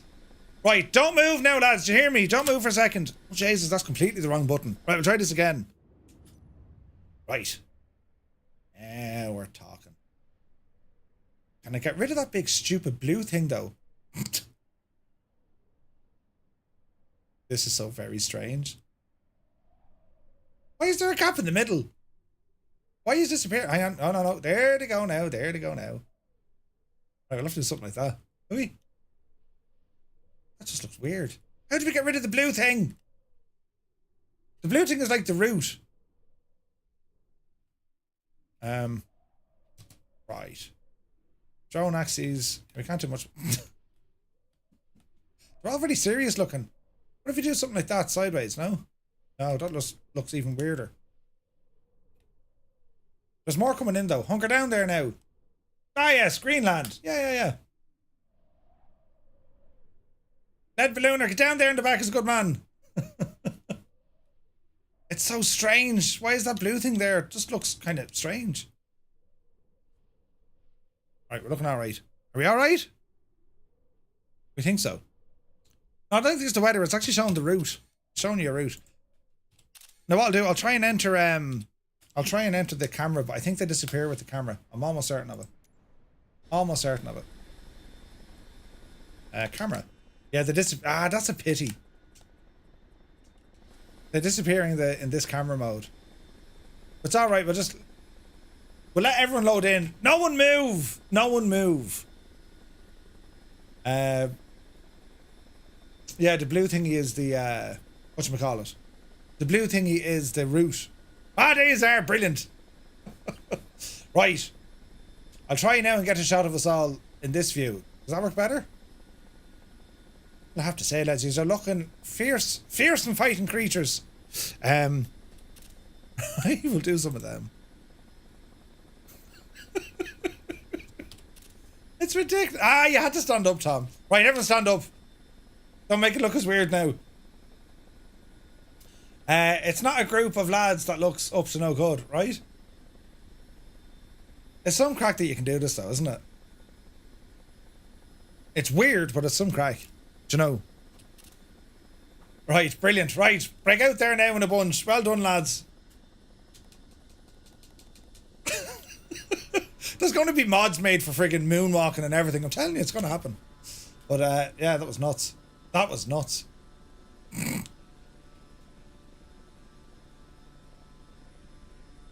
So yeah, that was some flight. The entirety of the I-90. As I said, we started off the other day in Beverly, all the way over here, and it was class, absolutely brilliant. So everyone do the Murph. So what we're going to do now, well, we're going to check out some other features because we haven't gone near in that flight. We haven't gone near career mode. We haven't gone near any of the other modes that are there, right? So if anyone is stuck or having issues with the sim, if you manage to get into the sim, well, do check out our Discord, !Discord. It's kind of like our own little unofficial help area. If anyone has issues with the sim, if you're trying to find buttons, there's one thing that everyone might find handy because it's happened to one or two people.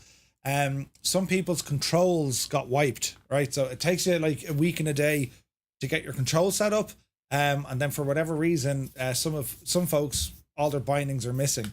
There's a bit of a way around it if you want to have a look. So the file structure is very similar to what we have in Flight Sim 2020.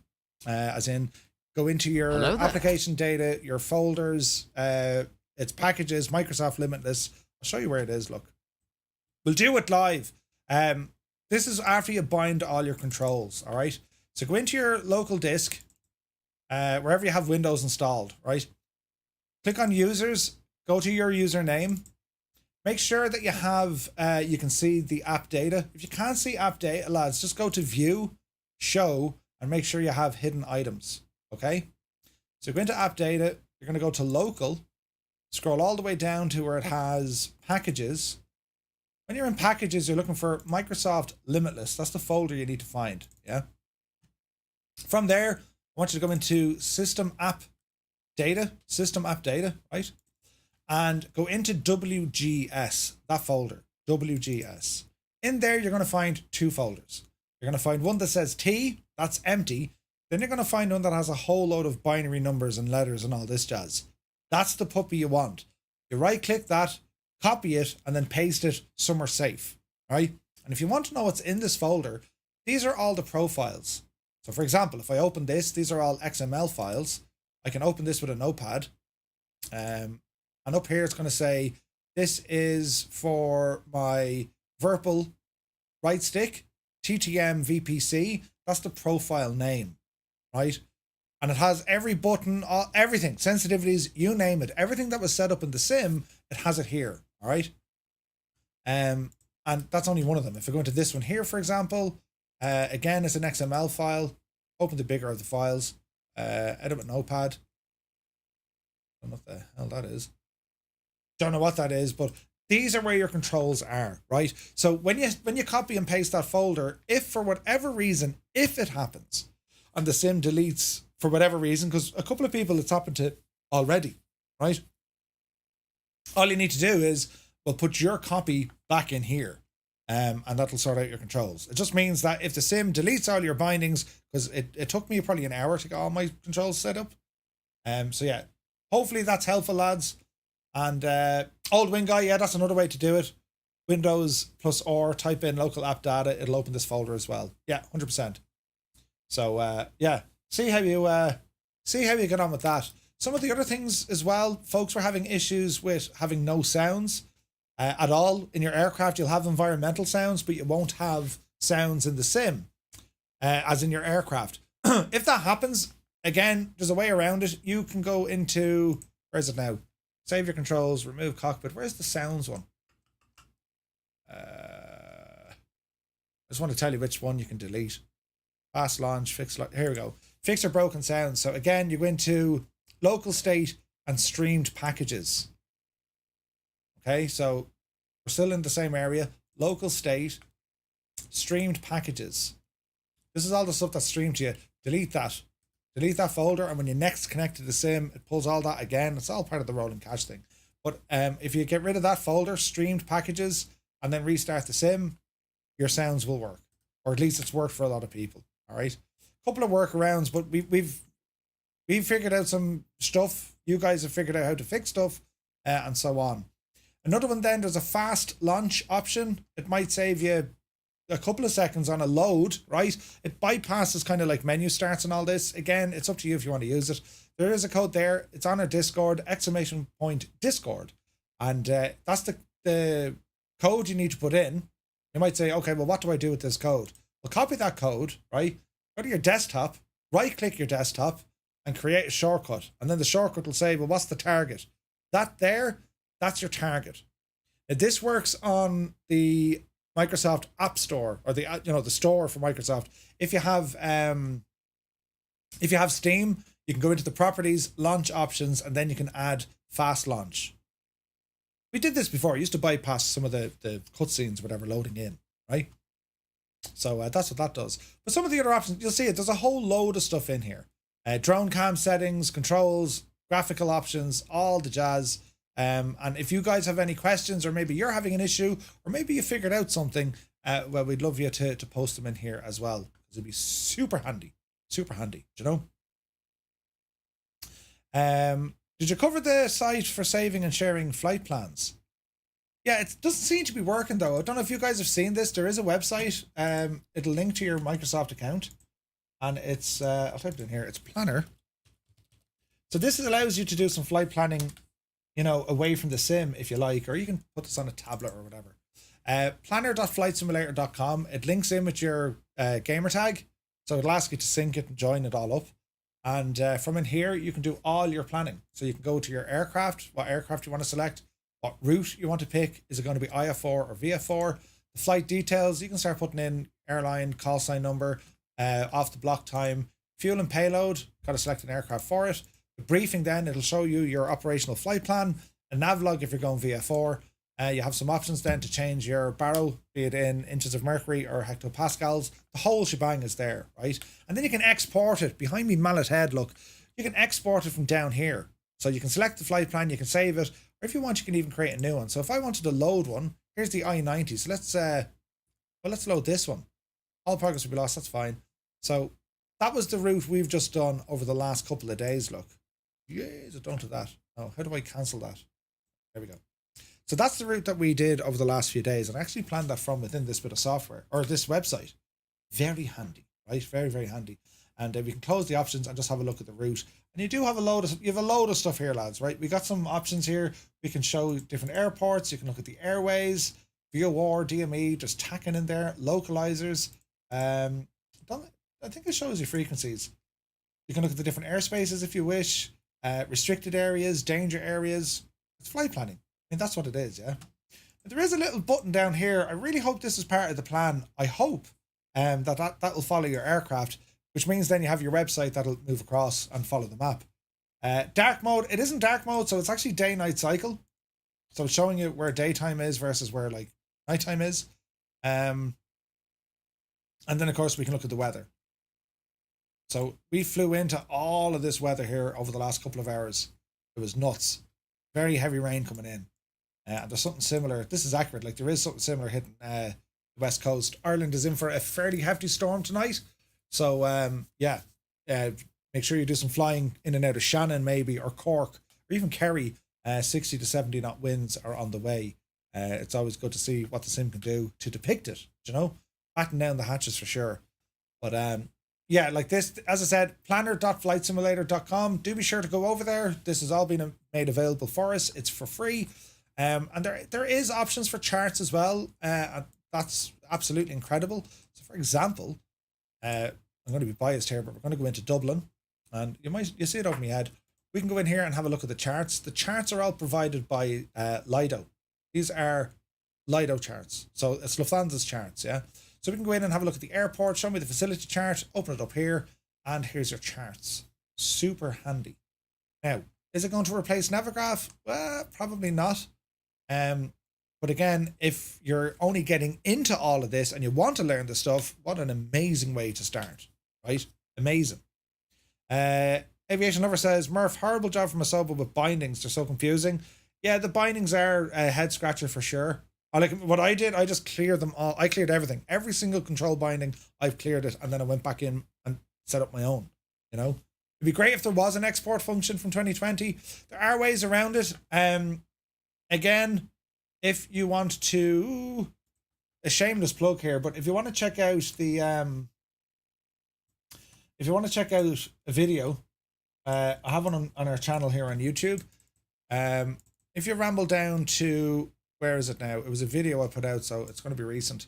This one here, right? Get in there now, you divil. Don't change me pictures. In there.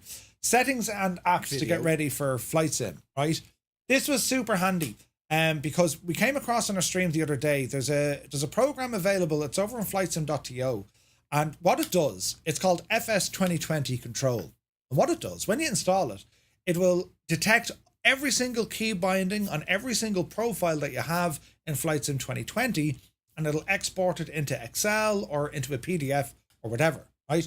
Now, the good news is when that's done, you'll end up with something that looks like this. And why this is super handy for me, let's say, for example, I select keyboard. I've all these tabs down the bottom. These are all my controls as per Microsoft Flight Sim 2020. Okay? Hey, if I just want to go into keyboard, for example, and because we have all these drop downs, right? These are all the buttons that I have mapped in Flight Sim 2020. Well, if I find a button and I'll say, right, what did I do with that button? I want to find a button. So you go in here and you clear the full selection. And let's say, for example, you know, what did the C key do? Okay, well, it did a couple of things. It did comm radio inside planes, but it also took over plane control inside modes, right? So I go back into my sim 2024 and say, right, okay, I want to find a button here. So we'll go to controls, change that aircraft to a fixed wing because this will probably upset it. We'll just put in something basic. And if I go here to keyboard and I'll say, right, okay, what was it? Control plane. So I type in control. There it is. Toggle plane controls. And then you just put in that key bind that you used to have in Flight Sim 2020. So it's giving you what they call a friendly name. That's pretty much what, is it SimVars or something, or Sim? I don't know. But that's what the sim knows what it is. And yeah, they have changed some of them. The very same, like, okay, I did, you know, Y is my slew button. So, okay, where was Y? What did Y do? Okay, well, toggle slew. Okay, so that's what I use on 2020 to toggle slew. So in here, we're going to go in, we're going to type in slew. and you just go down through it. Toggle slew mode, and that's where I set it up as well. Okay. Wheels up. What happened to wheels up? How do you clear reset everything? I'll show you now. Jesus. If you want to clear a control profile, right? The first thing you need to do, now pay attention. The first thing you have to do with any control profile, it'll probably start off on something like, you know, mouse 2024 traversal or transversal, or it could be keyboard 2020 transversal, whatever, right? What you need to do, you got to copy it. So hit the little gear beside it under general. General is for, you know, your main simulator controls. Aeroplane controls are for all generic aircraft controls. For instance, aileron, elevator, that kind of jazz. And then you can add in specific controls to a certain aircraft. That could be like on a custom aircraft, something like, say, Got Friends, or it could be some of the mission stuff, all that sort of stuff. Anyway, you click on the gear, you duplicate it, and then it's going to ask, give it a new name. Yeah? Okay. New name 1. We're going to call this profile new name 1. And you can apply this to all aircraft or set it as your default. Don't do any of that just yet. Just call it new name 1. Okay. Looking at the screen, we can now see general controls is set to new name 1. Go back into the gear and hit clear. Bindings and sensitivities are going to be cleared for new name 1. Yeah, go ahead and get rid of it. Now, nothing has been allocated. I've cleared all the controls for the keyboard settings under this profile called new name 1. That makes sense? And when it's done, you just hit save and exit and it'll save it. I'm going to delete that because it's not in use. And I have a few more over here that I did earlier just to test them. TTM default. You know, we're grand. I think I did one for the mouse. 1 second now. Yeah, test 1. Get rid of that. So basically, you want to set up kind of like general profiles. Then you can set up your general aircraft profiles. And then you can go in and do specific controls for aircraft. Specific ones, right? At the start of this stream today, I went through all of these in a lot of detail. So again, if you want to look back, if there's something you were missing out on, or maybe you're stuck on something, right? It's all about communities helping communities, because sure, we all know there's a bit of head scratching involved when it comes to the sim, right? The servers do seem to be getting better though. That's good news. You know what I mean? So that's the control stuff. If you want to get rid of all the HUDs and all the stuff on the outside, go into general, go into your flight interface. That's where all they live. So HUD in cockpit, HUD in external. And if you want to get rid of that weird blue highlight whenever you try and interact with a button or a switch, make sure you put your cockpit interaction system, we'll put it into legacy.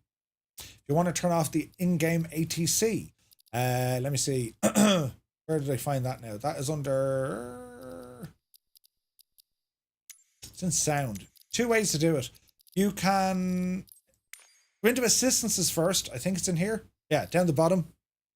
So under your assistance options, ramble on down here, AI radio communications, if you want, turn it off. And ATC and for enforce the flight plan, turn it off there. Then you shouldn't be able to do it. Right? But yeah. Murph, apparently you can't, but you can turn off captions and audio. Yeah. You can, well, captions, yeah, 100%. You can go into sound and you have character voices. You can also bring character voices down. That's all the AI stuff. And that includes ATC as well, I think. If you copied an XML file to Discord, could I drop that in a folder and use it? You should be able to. Jarhead, they're still working on it, man. They're still working on it. Depending on your location, some were saying try use a VPN. That helped a lot, right? But yeah. Can you show how to clear all the bindings again to do your own? Literally go back in the video about 6 minutes. You just go into your controls, duplicate a control, rename it, and then clear it. Not delete it, just clear it. And then you work from there, yeah? Still the same stuff. I can't load into the flight. DKB, again, you can't load into the flight sim. Is it still installing or what is it doing? Flipper Alloy, yes. Get a load of this guy. You could technically share profile or share controls by doing that. Yes. I think these are features that are going to be enabled by default later on. I remember talking to Seb and he was saying, look, there's going to be a way even for aircraft developers to share what they think are going to be the best profiles to use depending on your hardware. VPN does not work also. Where are you trying to connect it to? The lads were saying Norway or Sweden was working good earlier on, I think.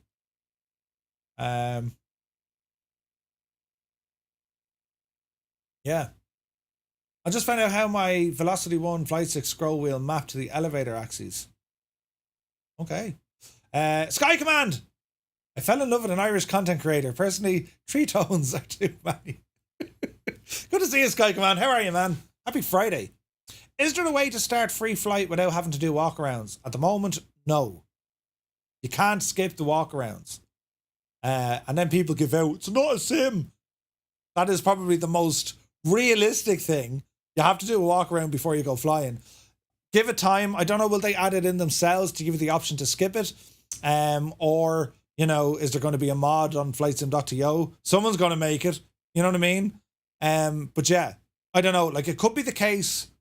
It could be the case that the 2020 aircraft, they don't have walk around mode. So technically you'll start without having to do a walk around mode, you know?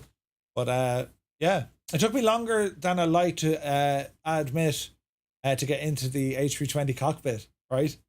Yeah. Any SimBrief imports yet? I haven't copped any. Well, hang on. Can we do SimBrief import?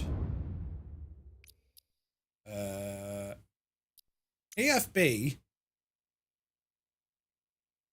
Now, it depends where it's going to take the route from. We can request route from avionics, or we can load or save a PLN. Load from this PC. Yeah, that'll work. So SimBrief is going to work a little bit different. Well, it shouldn't. Let's see. Into SimBrief here for a minute. I've had issues with this though. the sim wasn't able to kind of it wasn't able to figure out how to do an import into your avionics or whatever. You know what I mean? Let's have a look at this one here now. Oh yeah, Gibbo. Good call. 1 second there now, lads. 1 second there now. We're going to go into... I'll try a live SimBrief as well, but let's have a look. You update your stuff in the Navigraph hub. You can now have the Navigraph charts and SimBrief dispatcher in the default Microsoft Flight Sim menu. Have a look at this. So you can put your Navigraph into the beta or into the EFB, the G1000, the G3X, and so on. Yeah. So if you have Navigraph, well, do be sure to go into the Navigraph hub. You can download it there, right?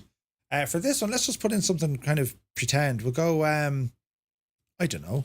We'll go Shamrock 235, departing Dublin, going to Cork, and we'll call it an ATR, sure. ATR 72600, right? Yeah, that looks grand to me. I'm going to generate the flight, right? Now, you can't import directly from SimBrief, as in it's not talking to SimBrief. However, there is a way around it. If in SimBrief, do you ever use like the SimBrief downloader rather, right? Or flight plan download. So if you just use a standard flightsim 2020.pln, download that. It'll go into your downloads. There she is. Back into the sim. We're going to load a flight plan, load from this PC, go into my downloads. Well, there's Dublin to Cork, open. And yep, she's loaded in. I think. Yeah. So it's actually, come back, you devil. It's actually taking that flight from SimBrief. Yeah. So it'll load in the flight plan. I mean, that's what it's doing, right? And we'll see how good it goes there. Flight rules has picked it up. It says no transponder, but that's not right. Flight type is scheduled. Remarks, that's all okay. Fuel, weight and balance. Empty. I don't block fuel. Oh, it's actually picking up the fuel. Taxi fuel. Yeah, it's actually it's picked up the fuel as well. Nice. Can we go into the OFP? Route. Load flight plan. Find route. Cruise altitude looks a little bit wrong, right? A new one has just appeared under nav data, so let's have a look. Navigraph hub. Give it a second. SimBrief EFB. There we go. Install that straight away. Now it says it's in. I don't know how to activate these now into the sim. I don't know where Navigraph is pointing them to, because I don't seem to have them here. EFB. Now I don't know. Do we need to go into? Do you need to go into? It wouldn't be options, would it? Let's check what packages we have. I just want to make sure that it's working. So search. The Navigraph stuff should be in here. No. Okay. Try the EFB again. Dots down the bottom. Ah, here we go. Navigraph charts. Brilliant. Loading Navigraph charts. I'll probably have to sync my account and all this. Yeah, we'll sign in. Open a web page for me there. Sign in. Do you authorize them? Yeah. I had toast for breakfast. Sign in progress. All right. Okay. So here's Navigraph in the InSim EFB. How cool is that? And that's where you do your import flight. Importer from SimBrief. It was Dublin to Cork. Go ahead and horse it in there. There we go, lads. How cool is that? So Navigraph are on fire getting all this updated. So go open the Navigraph hub, download all the stuff, and you should be good to go. Thanks for that, Gibbo. And Cyrus. That makes a huge difference if you're flying in the airliners. Hello there. Huge difference. Troj, welcome in. I tried restarting the sim 3 times already, reinstalling the plane as we speak. Is there an update coming? I don't know, dude.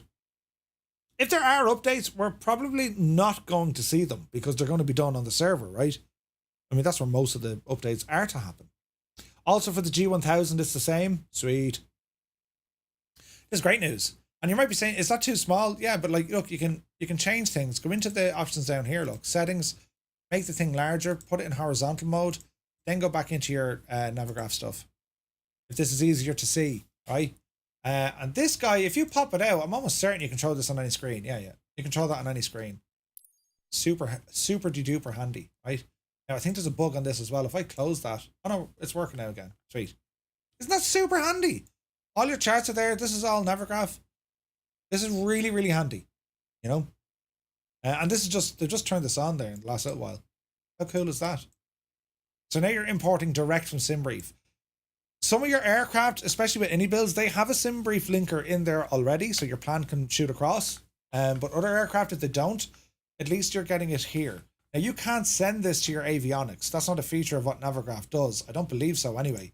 If we look at our aircraft, yeah, I don't think there's any way. You can send your flight planner to your aircraft, send route to avionics, yeah, but that's not Navigraph one. You gotta use Navigraph's one. If Navigraph has a way of sending them to your avionics, that'd be brilliant, you know. But even if it doesn't, like, I wouldn't worry about it. I mean, you still have Navigraph inside the sim, or you use it on a tablet. A lot of people use Navigraph on their phone or on a tablet or whatever. You know what I mean? That's what they do with them. But any of the third-party airliners working? I don't know. I haven't tried any of the 2020 stuff. Not at all. None of it. You know. So what we're going to do here, lads, I better change that EFB because I don't think, well, it's actually not too bad that size. I'll keep it like that for a while. What we're going to do here, we're going to set up a career. I haven't done a career yet. So, Contrast Media, thank you indeed for subscribing. I haven't done anything with career mode yet. I'm unsure if you guys have done career mode. This is kind of a grind. I'm looking at other... where's this now? We're talking about add-on linker. Oh yeah, sorry. Before we go, Jesus lads, I'm being brutal. Does anyone here use add-ons linker, or has anyone used add-ons linker? We all know what add-ons linker is. Well, there's a brand new add-ons linker for Flight Sim 2024. And let me see, pop you over there. And over there, we should have Flight Sim 2024. So this probably will give me a warning because it knows the sim is running. Yeah. But there is a new update for add-ons linker. And it gives you, it's a new program, right? So it's going to say, right, where is your community folder? Where's your preset folder? What's your current Flight Sim folder? And so on and so forth, right? Let me see now. Custom FS Start EXE. Well, that's the one I use, and the other one, that's my fast launch, right? Reorder the folders, community folder. It's going to look for that. Oh, if you don't know where that is, no, Viz, thank you very much indeed for the bits. if you don't know where your community folder is, was it up here? Think now, Marv. Think now. Stats, was it? No, free flight balls. How do we do this again, lads? There's something up here where to get your community folder. Is it in the library? Is it library? Oh yeah, go into your library. So marketplace library, and see the little gear knob over here. Click on that divil, and it's going to say this is where your community folder is. Yeah. So it's local packages, browse, local packages, community. That is your community folder. Yeah. So if you open up this, there's the Navigraph stuff in there. Orbex are in there as well. Oh, Volantic got in. So I'm going to copy all of this address, because the sim is telling me that's where it is, right? Now, if you want, you can move that. I'm unsure, is that still giving people a problem if they move it? Is it going back to where it needs to go? I don't know. But if we go to where add-ons linker is, if you say, look, my community folder is located right here, and I've just pasted that in. But it doesn't really matter now wherever your community folder is, because your MSFS add-ons linker, that'll point to whatever drive you have all your add-ons sitting at. Yeah. So if I wanted to add a folder, it's going to say, well, where is your folder? Again, bear in mind, make sure you keep your add-ons on a fast or relatively fast drive. If they're on a slow hard drive, they're going to take friggin' ages to get in there. You know what I mean? Anyway, if I go into, I have mine, I think, on another SSD and on my stream only, right? Now, let's see if we can do, now you'd have to restart the sim, obviously. These are all my 2020 stuff that I use any day on a stream, right? So we'll try it with Baldonal, right? So we use Jeppesen EIME. So I'm gonna say that is my custom folder. I want this one, please, right? Or I can just say, well, give me all the Irish scenery. So we're gonna select Ireland, all right? Let's do that for the moment. Preset folder. Choose your flight sim version. Custom path. Set the path in the field below. So it's MS Store Fast Launch. That should work. That should work. That should work. Package is limited. Yeah, that's grand. Click OK. So this is now reading where all my files are. Yeah. So if I just enable casement, now it says the sim is already running. I'm going to enable casement, right? Nothing else. And I'm going to do a very quick restart of the sim, because at the moment I know casement aerodrome isn't in the sim. Yeah. So we're going to do a quick check here. Yeah, casement is compatible as it is. Yeah, 100%. So we'll close off this guy. Don't save it. Didn't save that in there. Close off that guy. Close off the flight planner. They're the charts. So these are the Lido charts. This is the planner.flightsimulator.com if you want to use that one. It's very good, and it's for free. Why would you not want to use something for free, right? We'll relaunch the sim over here. And now we're going to go in and inspect to make sure that casement is in there. Jeppesen, here's one for you. If you can look into casement, right? Can you change it from being a military airport? Because if we wanted to use casement in career mode, we currently can't. And the only reason why we can't, it's known as a military airport. Same at Shannon. If you were to do a quick edit of Shannon and change it from like a large international, it's actually getting you a backdoor into using these sort of airports in your career. Hello there. You know, some people are saying, oh, I want to use, you know, LAS, Los Angeles, or I want to use LAX, sorry, for Los Angeles, or I want to use Vegas, but it won't allow me to select it as my home airport. There's a backdoor into it. But you didn't hear from me. So let the sim load up here now for a moment. Backseat pilot, welcome in. Have you seen the FAA charts in the flight planner? Some of the US airports do have them. Like example, KF. Yeah, they're there. So you can go Lido or you can go FAA. Yeah. Yeah, there's no panic, Jeppesen. No panic. I guess we all have the 990 Pro drives. They're very fast, cool hand. And they're a good price. What, like $250, $300? Very fast. It's twice the speed of my other SSD. Twice. And like the SSD is whatever, 4 times faster than conventional hard drive. You know? But yeah, it's still bittersweet though, knowing that folks still haven't been able to get into the sim. I mean, that's a friggin' nightmare. Do you know what I mean? But they will fix it. Most of the folks in our stream today have said that things have been getting better. May not be 100%, but it's getting better, right? I have a Gimser controller I'm using with the Series S. Any ideas of what I should map the R4, L4 buttons to? It's your own preference, man. I mean, that's the beauty of it. I mean, you get used to your own hardware. Okay, that button does this. You know, if I sit down at Gibbo's desk, I won't have a clue what his controls do. You know, he sits down at mine, he's going, what the, where's your button for this? You know? Hallrock says, I'm finding today much slower, there's more people playing. Could be the thing, yeah. I was watching Fliggity last night, just getting CT, or he just gets CTDs. Yeah, I don't know, man. No connection issues from Romania, says Byron. Nice, man. I gotta say, I haven't had major issues. I've had some. It took me 7 hours to get into the sim. 7 hours, right? I mean, I was getting ready to jump out the door, but once I got in, I got in. It's set up on my control profiles. I've messed around with the graphics. The whole point of doing the I-90 route was to force yourself to get in, and you can really only figure out what you're missing when you're flying. You know, you're flying along and you're thinking, oh wait, I need what's the button for that? You know, because you're not going to remember everything, right? Hey, boss is here. Good to see you. That and the special streamer privilege. Yes, of course. But yeah, like there's loads of options there, and like what's important is doesn't matter where you tune in from or who you usually watch on Twitch or YouTube. But none of that's important. The important thing is we're all part of this flight sim community. We got to help each other out, especially in times like this when there's issues, right? So it's all about helping each other out. If you find, you know, if you have enhancements or you figured out how to do something, or you're stuck and you need help, we got to talk about it. We got to figure out, okay, well, there's something not happening here. How do we solve it? Go about your own business then after that, including trying to fix my microphone. But you got to, as a flight sim community, I mean, the only thing we want to do, we just want to fly. We just want to get in and fly.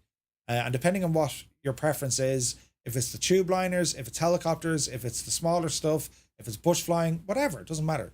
We just need to get you up and running, you know. I turned off the music during here. I have my own music that I use. I think it works great, you know. Jesus, which one did I use?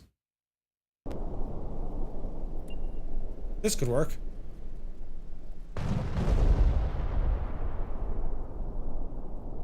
No, it's not that. I used music. Do you know why it activates packages every time you start up? It's just reading what you have installed. It's activating all the packages. So it's saying, okay, all the files you have there, grand. All the files you have up there, grand. It just says activating packages. The reputation hits are huge in career. Lose half a level for one mess up. Yep. The career stuff is definitely there to be kind of grinded at. Some people are on really high levels already, but they've like put hours and hours and hours into the career mode. Some things are really broken in career mode, but some things are really interesting as well. Not everyone's going to like career mode. Some people might just try it and then say, okay, I've had enough. Other people might love it, right? It's absolutely given them a reason to fly because they're going into Pokemon. Got to catch them all. Got to unlock everything. I want to be able to fly everything. I want all these missions. You know what I mean? It's pretty cool. Just finished my 7th reinstall, tweaking CFGs, and I think I got my sim to work after hundreds of CTDs. No way, man. Hey, Zybok. Good to see you, Zybok. Welcome in.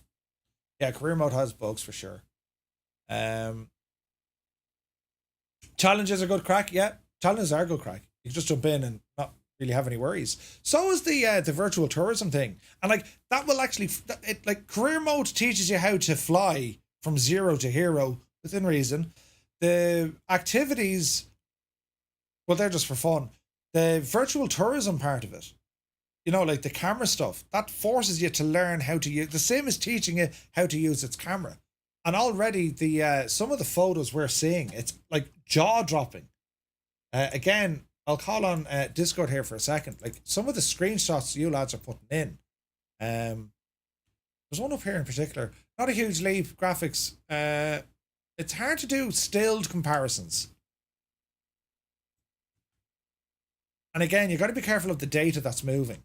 Because if you're not getting all the data, well, the sim mightn't look as good. Look at this picture up here. This was taken from the sim. I mean, look at the absolute state of that. That's not edited. That's a shot from the sim. You know what I mean? So like, if you can figure out the camera in the sim, it's like absolutely incredible. Like, it's nuts. That's a postcard. Well, not a postcard. It's a poster, right? All you need there now is, you know, Jemima. Do you know what I'm saying? And then you've got something deadly. Jesus. Jesus. Isn't it amazing? You put a Jemima on that picture now, do you know what I'm saying? Hello, boys. That sort of thing. Right, I'm just saying now. I leave that to your own imagination. You know, brilliant. Wait for the SWS version. Kappa, which? Of the Chinook? Or am I jumping in on the conversation you've had earlier on? Oh wait, Caronado. What? Which one? The PC12? Yeah. PC12 is alright though, I have to say. Coronado's one, it's not bad.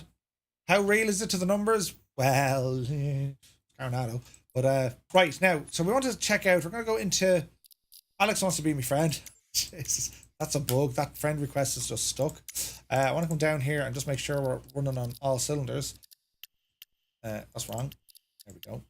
The only thing I've turned down a little bit here, lads, is the objects level of detail. Everything else is on full. Full. Right?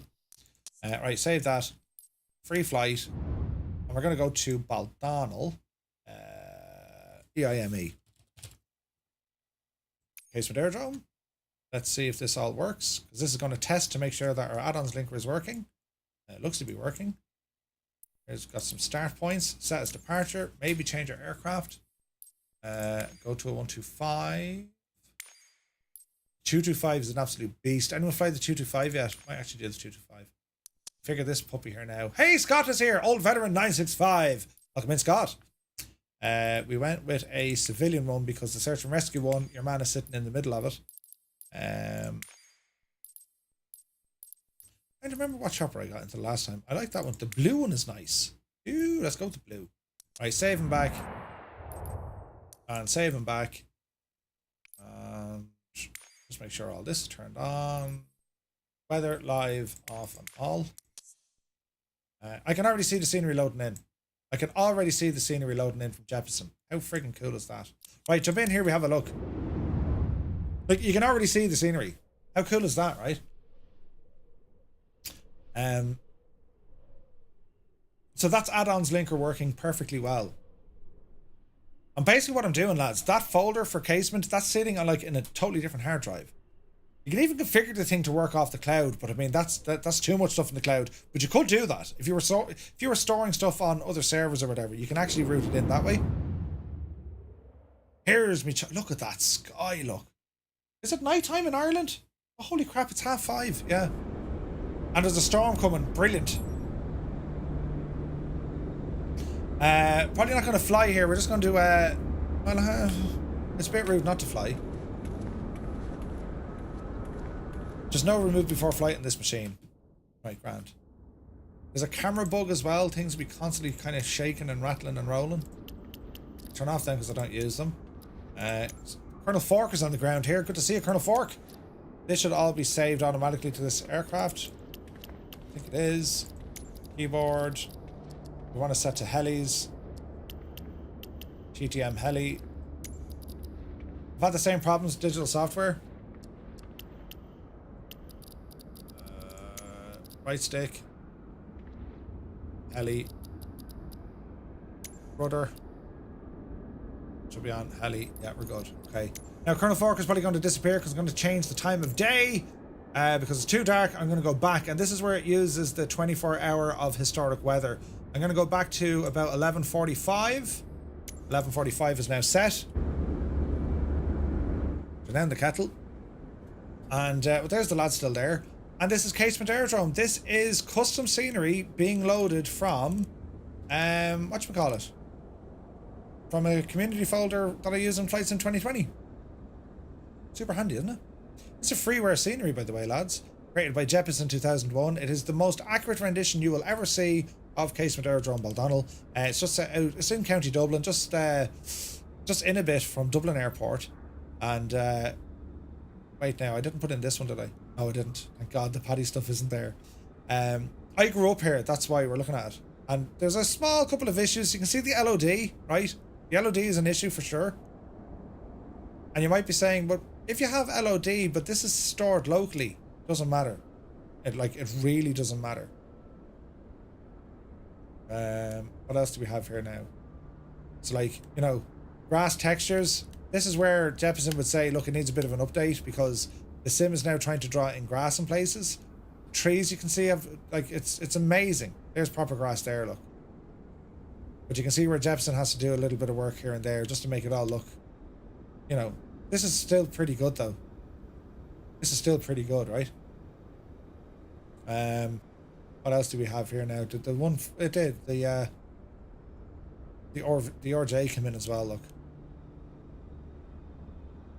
So this is a freeware scenery. It's home of the Irish Air Corps, and as I said, I grew up here. It's an incredible scenery, and I'm looking forward to when Jeff gets the chance to give it an update.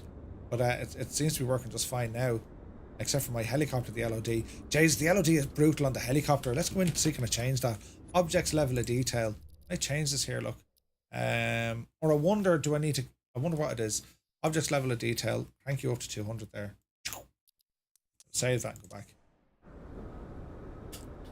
Not really. So there's the chopper, but if I keep zooming out... Like, that's not good enough. The LOD is crap. Like, that's probably why people are getting better performance. Because the LOD is hopelessly bad. I think. Try doing plane spotting in this sim now. Forget about it. You know what I mean? Now, do I need to go right up just to load the textures maybe? I doubt it. I think this will still disappear. Yeah. Is this the only Irish Air Corps base? Pretty much. Yeah, they used Finner years ago. They had Gormanstown before that. They have a couple of spots throughout the country for the for helicopters, but that's pretty much it. Yeah. This is the main base. Gormanstown was the other one that they used for years, but Gormanstown has since closed down. Unfortunately, right. Hang on. Here we go. We'll do some. Will Navigraph work on this? I think it will. Oh, it will. Oh, SimBrief is working in there as well. Look. SimBrief Dispatcher is working in here. Ah, that is brilliant. Plan your flight from inside the aircraft. Absolutely class. Isn't that class?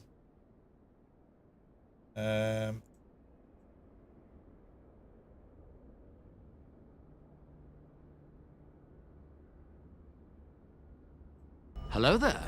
Oh yeah. Man, Gibbo. That's pretty cool. You can have that in there, isn't it? So have unload, hide. Put this to VFR. You can just use the Navigraph stuff as your map if you wish. Is that pretty cool? And you can put it into nighttime mode. Ah, brilliant. Brilliant. How cool is that, lads? How friggin' cool is that? That's really handy. All right. Where's this now? Someone tell Murphy it is his software doing it. Doing what? Favorite your audio software? I don't think it's audio software, mate. I'll try it though, Steve. Now, last thing, any bills. Give us a pointing me to this. I didn't get a chance to look at it. So the any stuff has been updated as well. This is going to need an update, I would think. It's been a hot minute since I jumped into this because I haven't gone near Flights in 2020 stuff all week. A new version has been downloaded and will be restarted on the app restart. Thank you very much. Steve is knowledgeable about audio. So what you're saying is it's the audio software and see if it does it outside of the sim and chat. I will, Steve. I will. Thanks, Steve. We have a new one here. Look at this. 2024 compatible. This is AnyBuild showing us to say some of these products use the same files as 2020. Therefore, you might encounter some bugs, but everything that's inside the 2024 compatible area, AnyBuilds have gone to the trouble to say, well, look, these are working. These are working. Yeah. Isn't that super handy? So if you're scratching your head wondering what works and what doesn't work, AnyBuilds through the I-90 manager, the Any manager, they're going to tell you straight away. And they have some good sales and stuff at the moment. Stuff is working really well, you know? It needs the goat, absolutely. But yeah. Steve, when you say it could be something in the software, would that be like frequencies and stuff? Do you know what I mean? Mike Roach, thank you very much indeed. Larry, I didn't. Oh, look at that. Colonel Fork, he's after loading it in as well. Ah, that's brilliant. That's deadly, Colonel Fork. Colonel Fork is dressed up as a military pilot sitting outside my house beside the Skoda. 1850 715 815. That's deadly looking. There's a strange man outside me house. That's lovely. But yeah, that's really handy what any bills have done. Or as Larry likes to call them, I-90 bills. I'm only messing, Larry. But yeah, that's pretty cool. Great stuff from mini bills. And Navigraph. Between the two of them, they've just been doing great stuff. Right, over Dublin. I haven't flown over Dublin since I released this. Does anyone remember how to fly this? Battery. Yes. Yes. Yes. My aircraft sounds. We'll find out now in a minute, says you. Oh, they should be on. They should be on. I'm not hearing any switches though.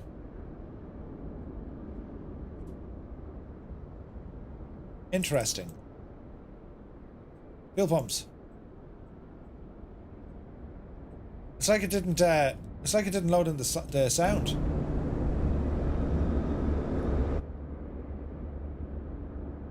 Am I right or am I right? Never mind. It's loading in the sounds. Right. Let's see, can this machine fly? Fly, you fool!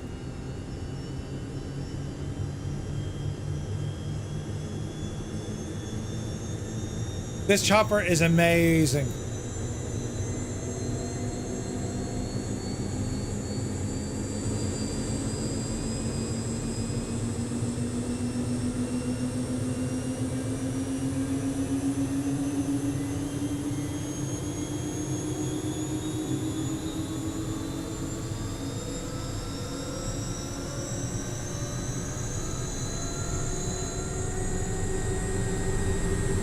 What a machine.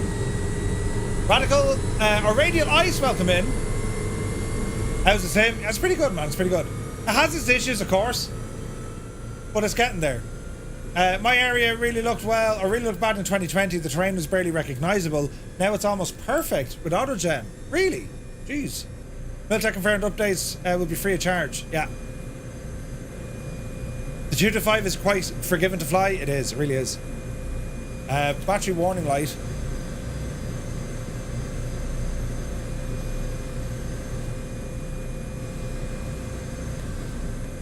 Alright, now we're good. Brakes on or off?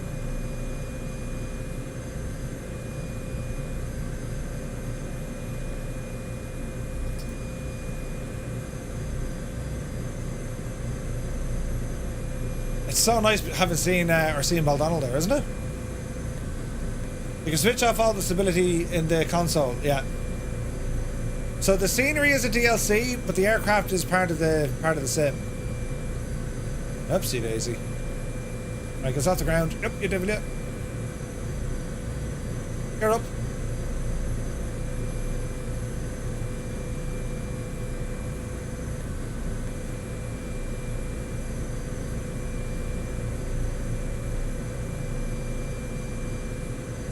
Isn't this pretty? Right, we'll head out over Dublin here just to... I didn't check out Dublin in the new sim.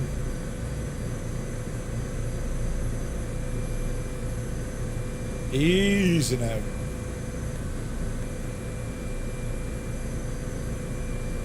Oh yeah, the colours are much different, aren't they? Much different. Hang on a second. Look at the cut of it. You gotta love it.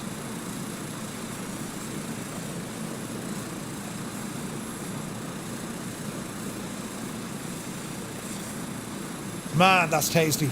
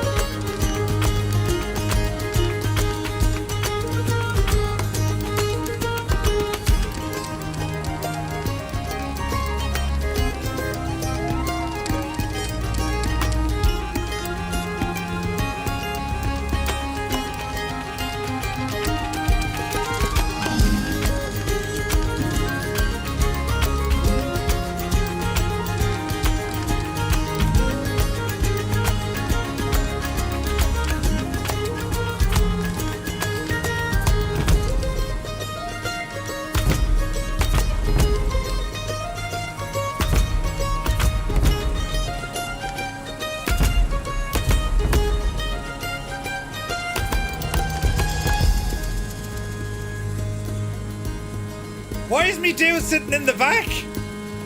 Get out, you devil.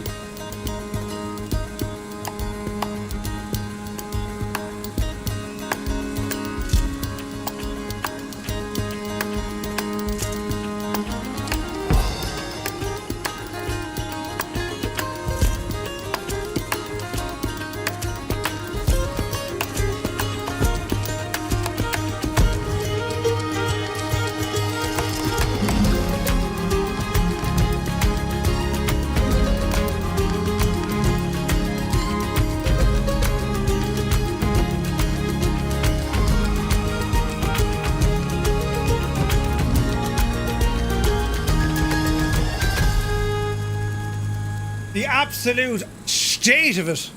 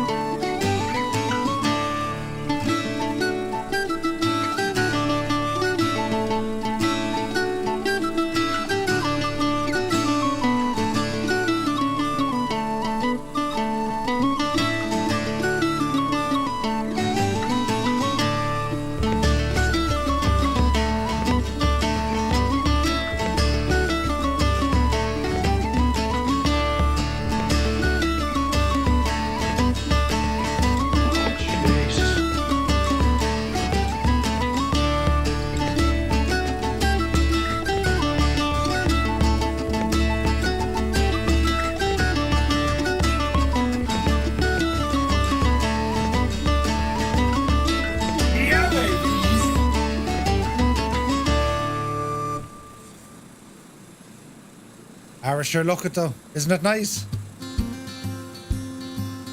How about some nighttime over Dublin? Ah, sure, why not, lads? Why not? That's the wrong button completely. Come on, Sim. Make it look terribly pretty.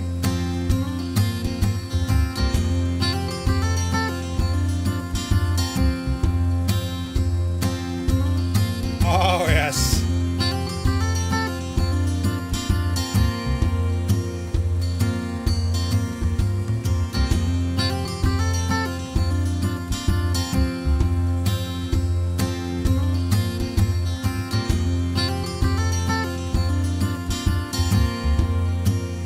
Ah, the state of that, lads.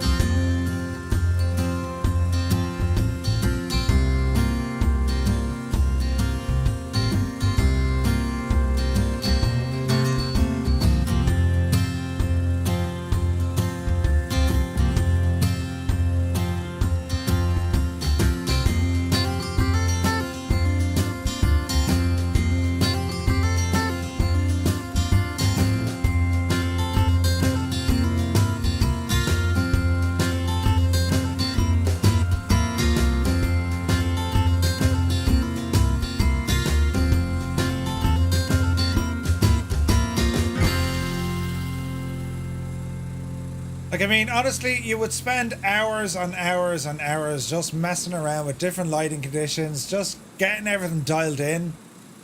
It's just incredibly good. It's gorgeous. Up to the Jesus.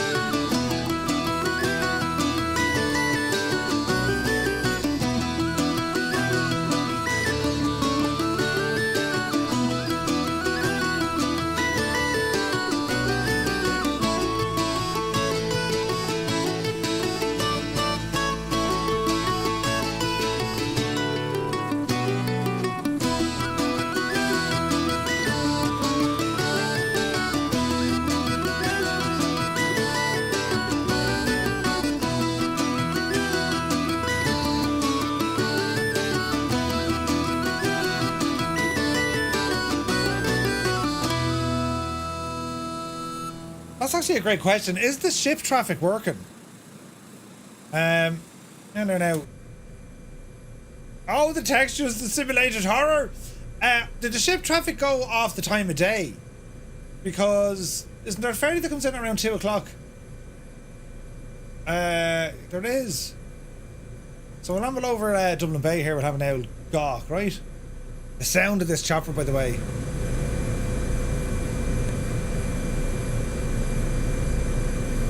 Oh.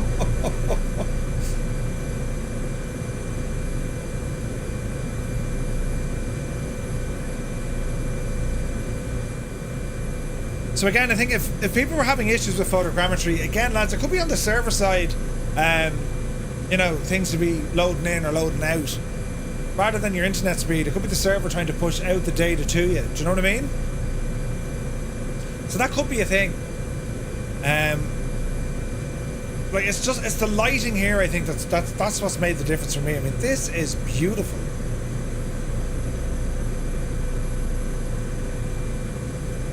And it's so nice to have photogrammetry in Dublin now. You have the James Joyce, the Stena Adventure, and the Ulysses. What? Really?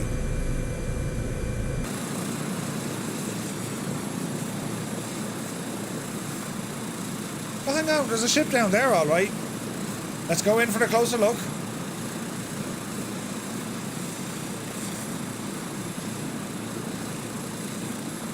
Now, is it photogrammetry, or is that the new, are they the new models? That looks like photogrammetry to me.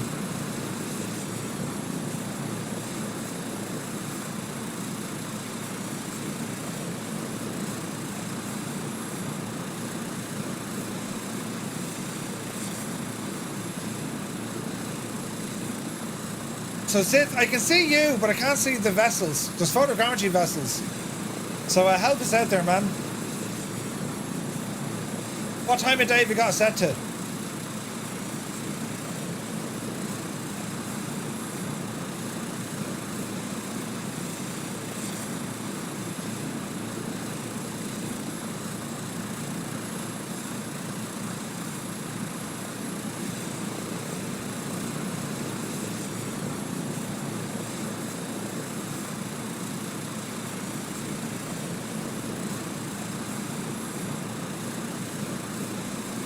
Okay, so you have shift traffic. 9:36 in the morning.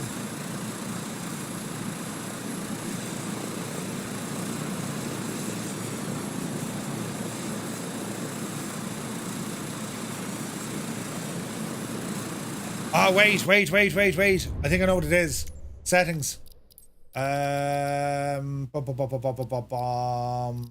Graphics, global. Down here. Didn't I turn something off? Ah, it's in the main menu. I turned off AI traffic, I think, didn't I? Is it in assistance? No. Where did I put this now? I've put this in somewhere. I think it's in the main menu, isn't it? Think now, Morph. Think. Online, is it? There you go. AI, real time. Let's go with that, right? Air trap. Let's try this and see what happens.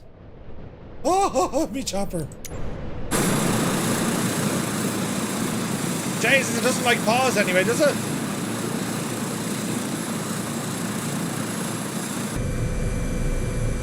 Easy now, helicopter. Easy now. What did I do? Jesus. Don't panic. Okay, my chopper's absolutely lost the will to live. Easy now. No. Easy now. No, Jesus. Slew didn't do it either. Jesus. It's taking crazy pills. It's like it's over speed or something. Easy. Oh, Jesus. Oh, we're all going to die. Right, we're okay now. We fixed it. Easy now. Whoa. It has the DTs. Ah, look at this. There's ships, lads. Ah, this is brilliant. Are they modelled? Hang on a second.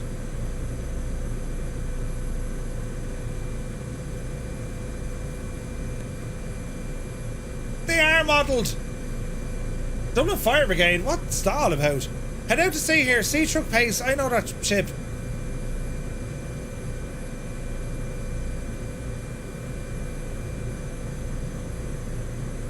Let's head out to where the sea truck pace is, right?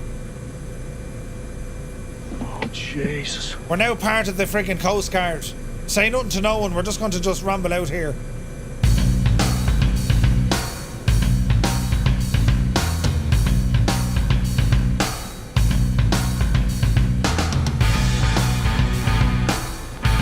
Jesus, there's the James Joyce out there. I don't know.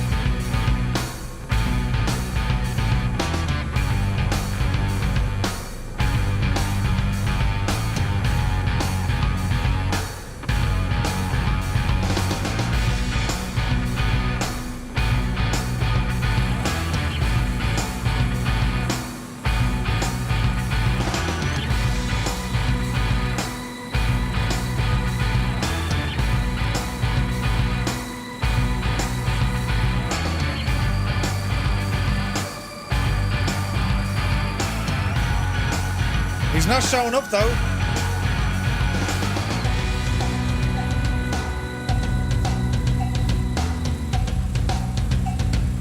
It's a stealth ship.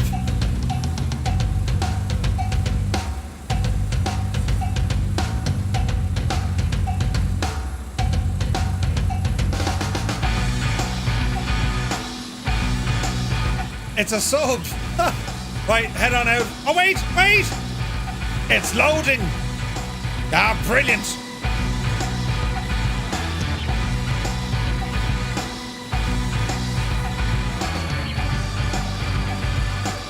Oh wow, the LOD is so horrifically bad though. Easy now. Let's see, can we get in beside him? Easy. Easy.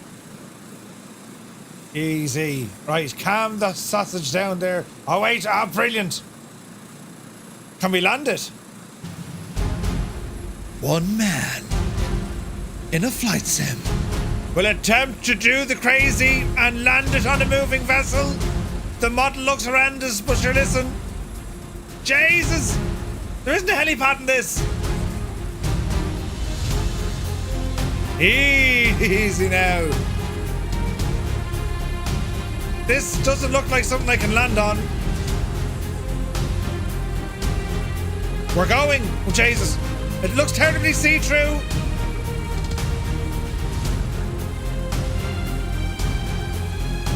Oh, no, we're going through it. It doesn't want us to land on it.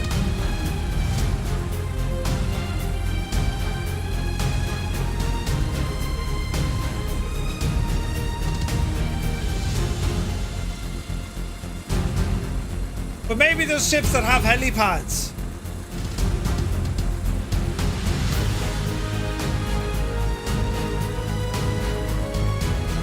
Let's try that again. Total immersion is ruined. How far out is the Ulysses? Turn off that racket for a minute now. Say that if you're from New Zealand. Now, Hod. Dex, lads, Dex with an E. Right now, Jesus.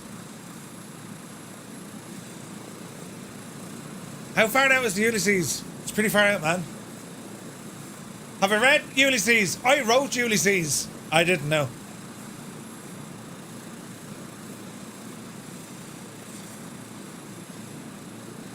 The James Joyce is out there as well. Mind the war. Oh, Jesus. Oh, no. It's all right. You saw nothing. All right. Vehicle passenger Dublin Holyhead. Brilliant. Ah, there's a ship. It's just hanging around the place. It looks nothing like the Ulysses. The Ulysses is the largest car ferry on the planet. That there looks like, I don't know what. Oh, Jesus, go handy.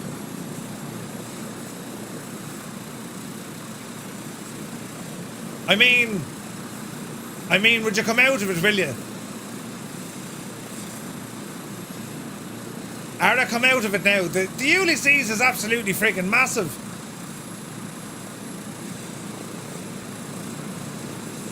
Have you anything to declare? Only my madness. Let's go over to the James Joyce, maybe.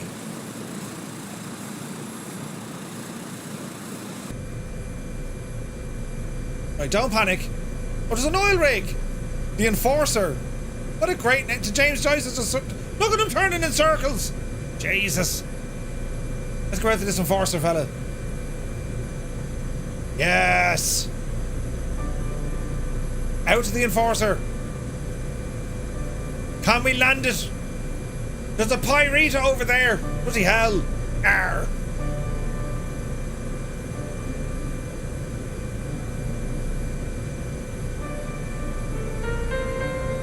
Right, we need to investigate. Is there a helipad?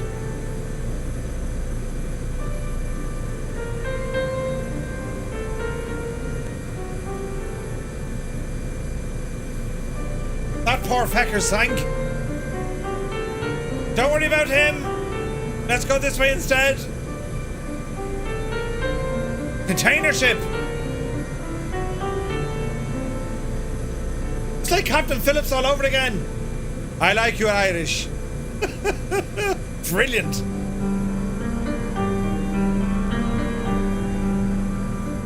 We'll try this fella now, look. Yes. Lower the geareth. Lower the geareth. Lower it the geareth.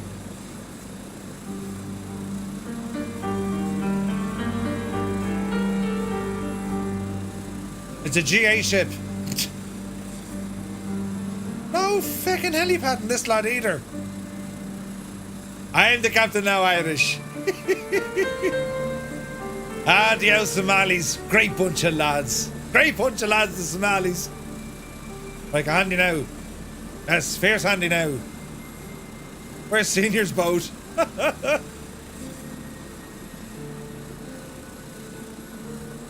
Easy. Easy. Now, can we get in there now? In easy now. Yes, easy. Easy. Easy. Just ramble it. Just easy does it now. Don't hit the big fucking thing. Easy does it now. Yeah, yeah. Oh, yeah. Oh, yeah. We're looking good. We're looking good. Easy. Oh, Jesus. Easy. Easy. No, no. Wait. Oh, Jesus. Easy.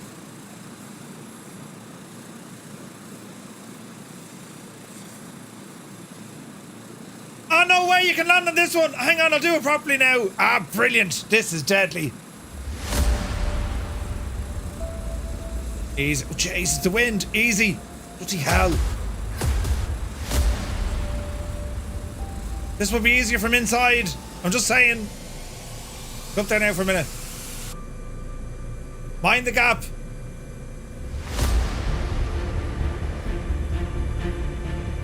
Easy.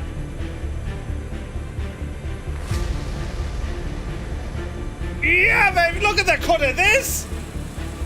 Go on, you devil.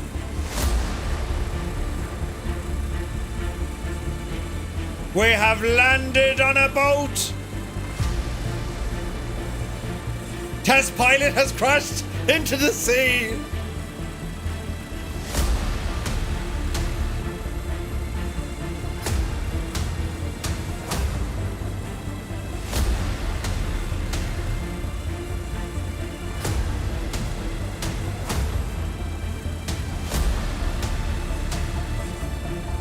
Deadly.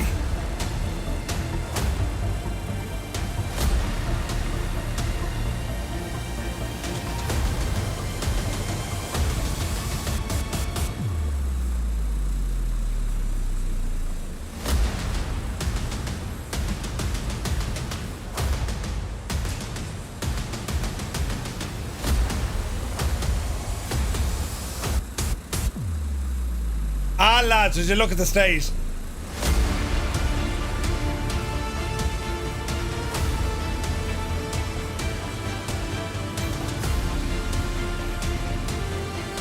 What happens if I go off the edge? Ah, no! I'm never getting back up there again! What have I done? I walking on the water. Jesus! No, it was Moses. I'm walking on water, look. Ah, shit. This is ridiculous. Hello? You'll never guess what happened. I've fallen off, but would you mind terribly bringing me back on board? Yes, just throw me down a ladder of some description. I can look after the rest. Oh, no. Wait, now, is there a back door in this thing or something? Can I run into it? Oh, no, me head. Wait. Oh, thank God for that. Brilliant.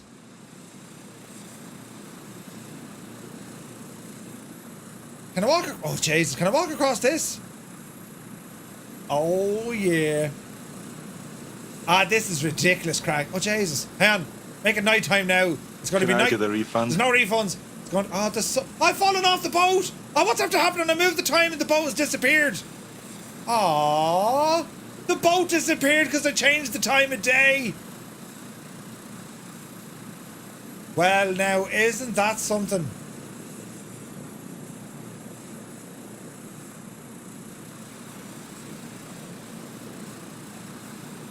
Right. If you change the time of day, the boats move. It makes total sense when you think about it, doesn't it? Right. Oh, Oh, Jesus. I can fix it. Oh, right. Whoop. Right, whoop. No. Yeah. Yes. No. Yes.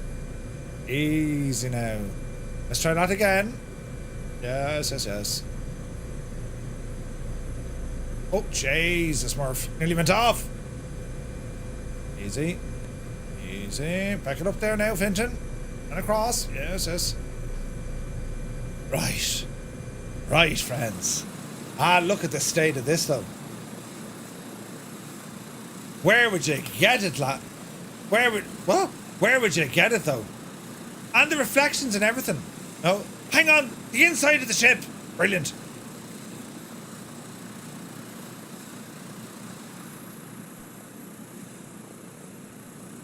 Hang on a second. Mind your head. Oh, look at the detail. Crew only. Well, today we're crew. Ah, would you get out of town? Literally, would you get out of the town? This is unbelievable. This is ridiculous.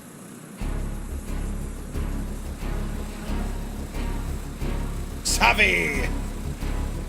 Yes.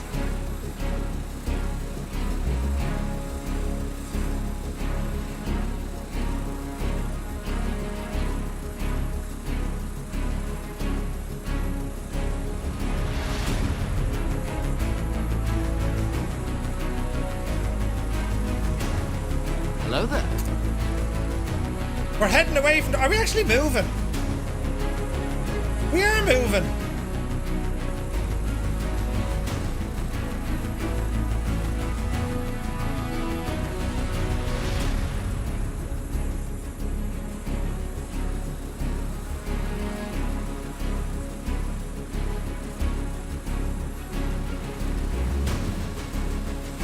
Hello there. Ah, brilliant.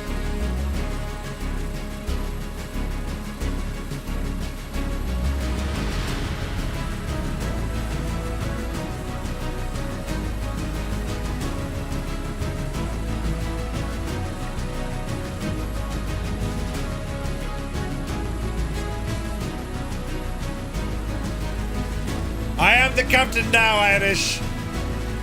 I mean, helicopter won't appear because the LOD is terrible on it. Microsoft Ship Simulator 2024. I mean, you've seen it here now, lads. I'll never let go, Jack. I'll never actually let go.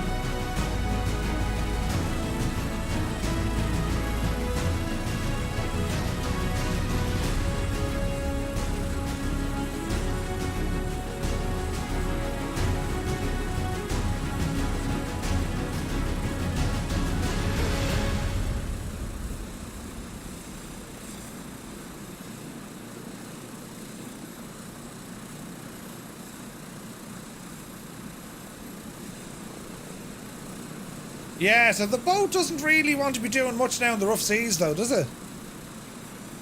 So look at this big E just it's not moving yet. It's moving.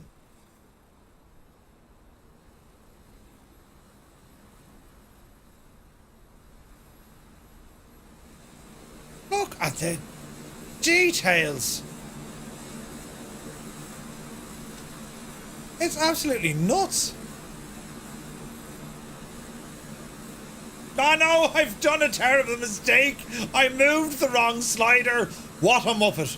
I mean, you know, that takes a special kind of muppet to do that. Ah, balls. Right, but don't panic.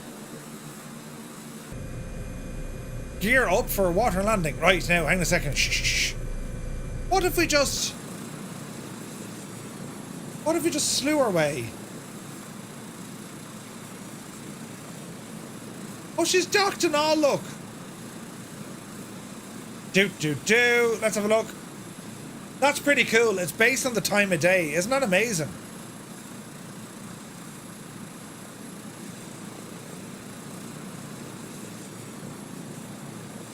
That's the LE, James Joyce. That's the Irish Navy.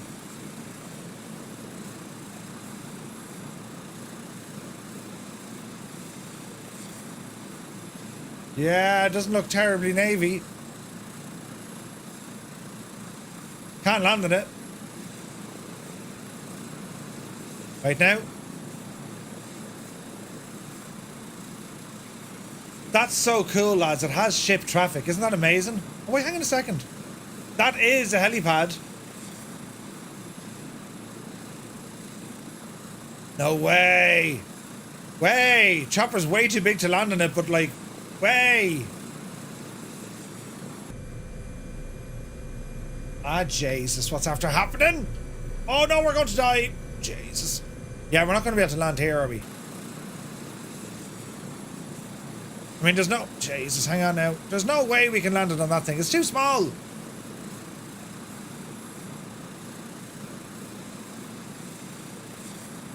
Easy now.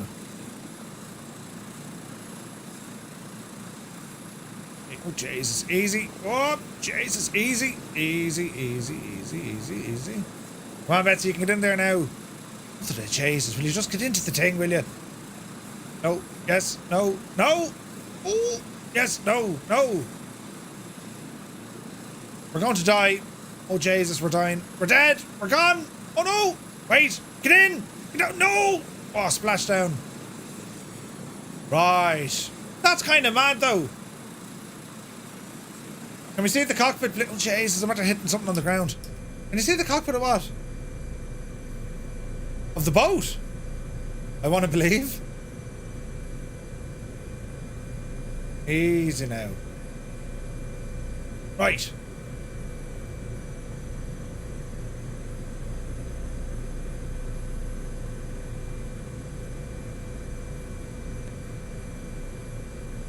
Yeah, the PFD is shagged. You're right, actually. It's not working.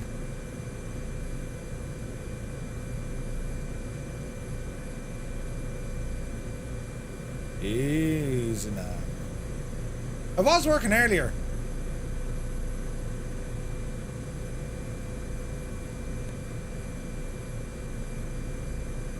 Right, just drop it down. Don't be nice about it. Touchdown!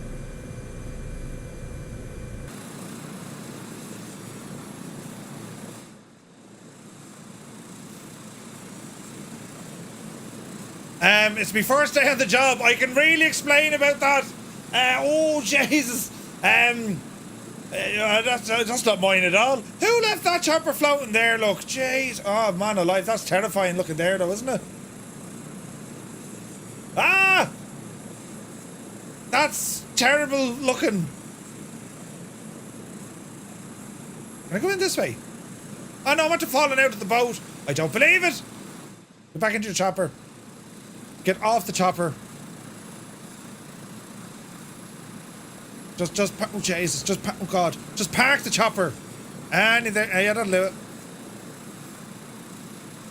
Right, drop it down there now for a second. Look at the detailing on the boats, though.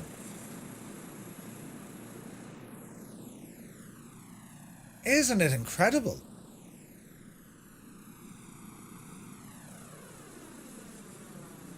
Easy now. Ropes and stuff. What do you got now? Do you ever watch Deadliest Catch? Oh my god, you can read the stuff. That is ridiculous. Boat masters must create appropriate work schedules for their employees based on the ship's needs and health situations. This regulation also stipulates that complete risk assessments must be conducted and that all machinery must be kept in good working order. That is ridiculous.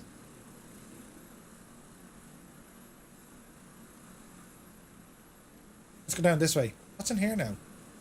Even the reflections on the windows, look. Can we get into the bridge? Where's the bridge? Time to pull the big switch, good buddy. Ah, Viper Strike, good to see you. We're here in a boat simulator. The DLC. Look at the state of the detailing. It's actually quite fantastic, isn't it? That is absolutely nuts.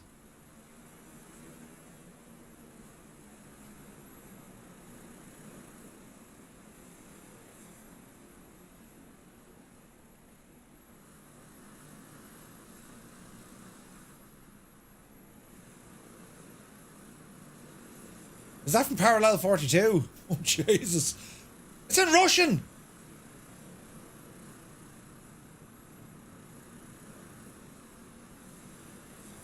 Countermeasures. What? Working alone. Avoid working alone, but if you have to, maintain good communication with someone responsible. Jesus. Asbestos. That's nuts.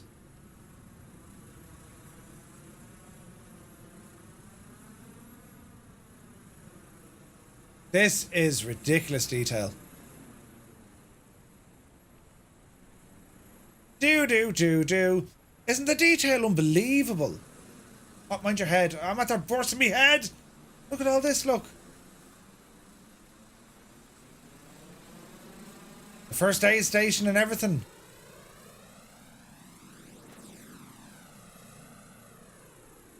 One up here, look. Into the crow's nest. Up you devil you. I'll never let go, Jack. Look at the state of this, though. All we need now are like the sounds of boats, you know. Shame the boat doesn't move. I think it does move, but it depends on the... They do move. Jesus, that's are probably moving there. Where was he going? He's gone. He's gone. We've lost the boat, lads. The boat has been turned off. Wait, now, bring it back the way.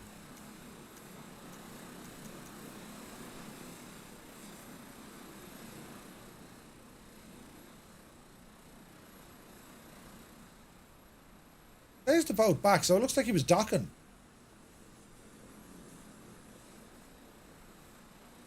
Fly Darren doing a good job. Yeah, it's a real case of that, isn't it? Captain's log. Look at this one now. A fishing trawler. Ah, lads, would you look? I mean, come on now, will you? Gaia ships. Ah, they've done a great job, haven't they? I mean, look at that. Isn't that amazing? Savvy?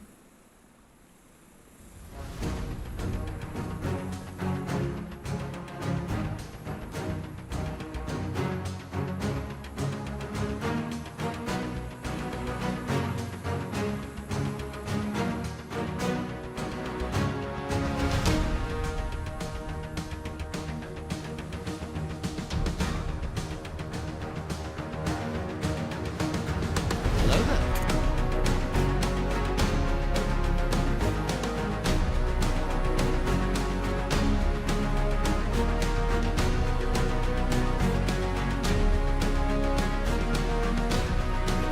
It's nuts.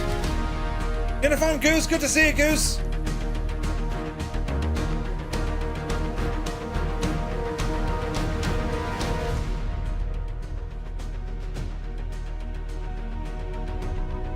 Ah, no. Would you come on out of it?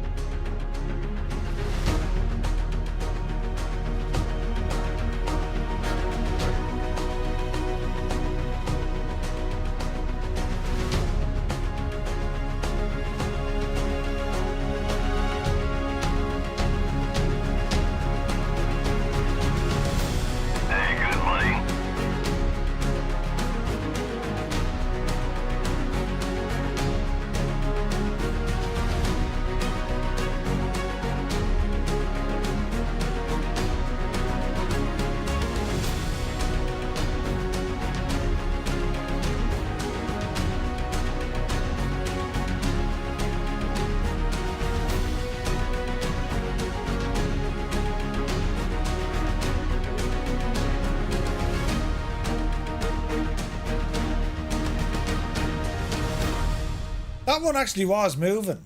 Whatever floats your boat. Isn't it only mad? Like, they're all different, look. Oh, that one's kind of the same, isn't it? The detailing is absolutely superb, though, isn't it? Yeah, these are moving. They're just moving very slowly, but they are moving. But he's moving backwards, God love him. This looks like a party boat. Hang on a second. Oh no, he's in a terrible mess. The swimming pool has been emptied. Ah, we found the bar! Brilliant! There's drink! It says beer! Ah, brilliant.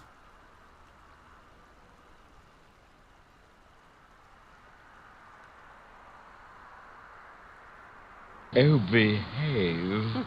Isn't it only mad? It's mad. This fella's moving as well, look. Little trader, thank you for the bits.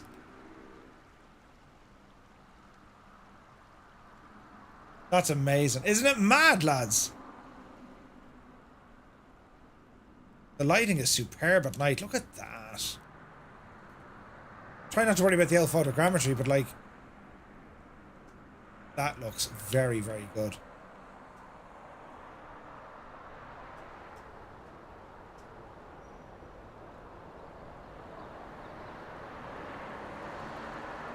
Look at the cut of that, though. That's amazing.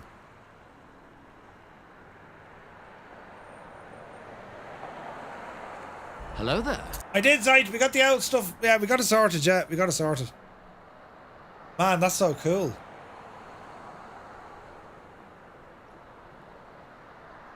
Whatever else is next, lads, I couldn't tell you. But that's absolutely deadly. And like, I wonder just how much ship traffic there is. How many vessels did they manage to put into this sim? Do you know what I mean? Look at this teeny tiny little fella over there. Fishing trawler. Deadliest catch. That's kind of cool looking as well, isn't it? My mouse or my gadget's too fast. Hang on. Easy. There we go. Ah, lads, I'm loving the detail. Ah, look. Isn't that only gorgeous looking? This is absolutely friggin' nuts. I did not know the boats had this level of detail. You can't do anything with them, you fly over them, but still. Inside has no right being that detailed, I agree. What do you think, lads? I thought Dunleary was closed as a port. Well, it's not, yeah, but that, these fishing yokes are okay. I'd have thought.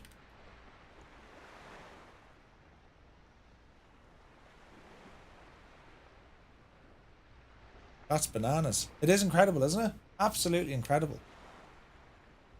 Yeah. Right, hang on, we're going to do something mad now. We're going to go to outer space. You ready? Hold on to something now, lads.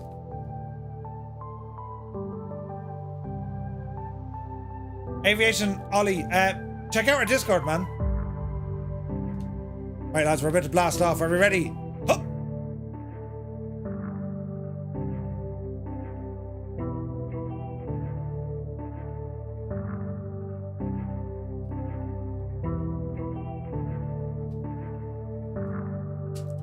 There, we're talking.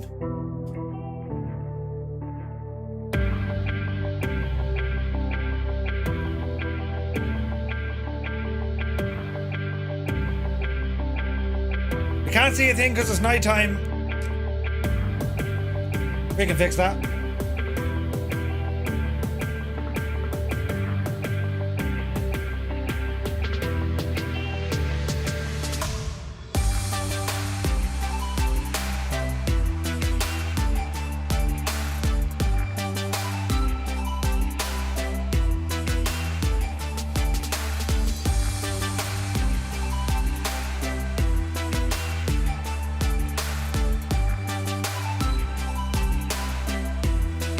Let's pick a strange location. Quite random. To see how it all looks. Yep. We're heading in.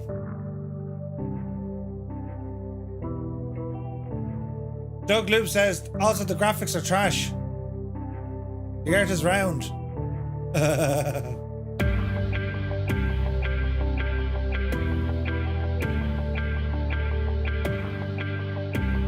Give it a second.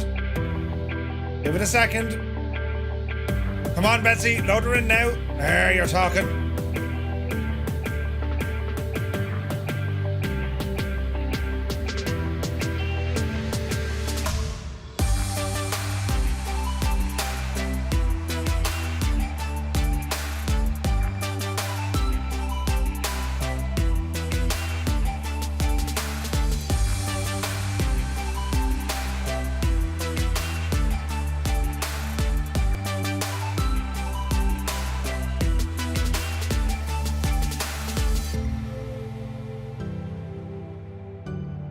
It's ridiculous, isn't it?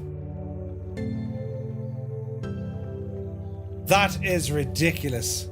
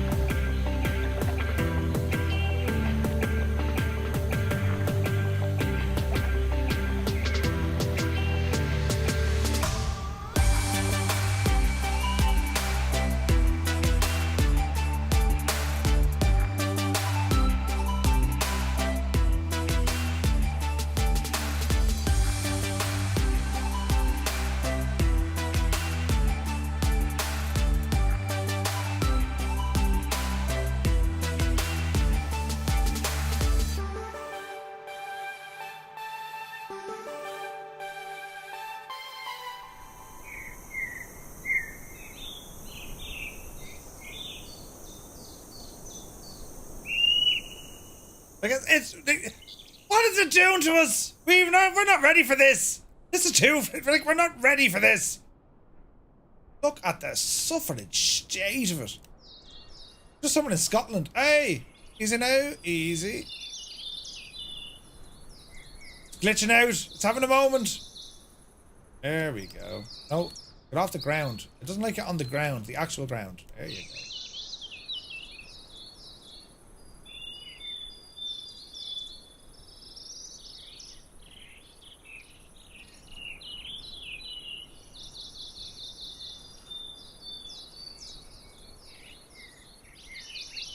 Hey Tom, good to see you.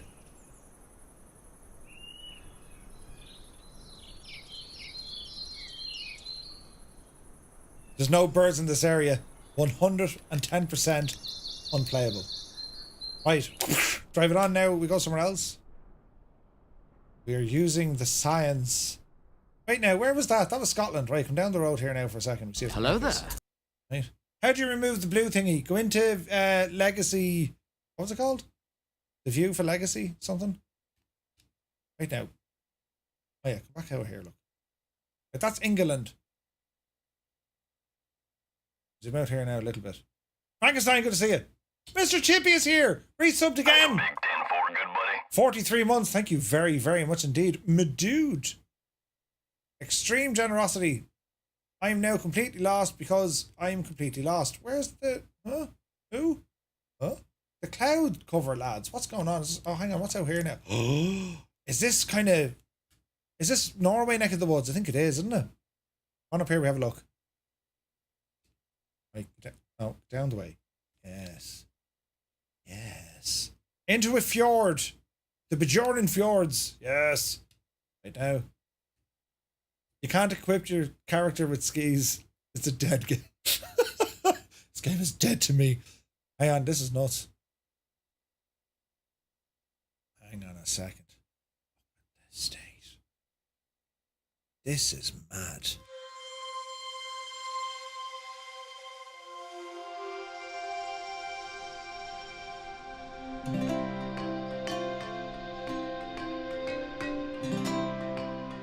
come off of it. Look at the state.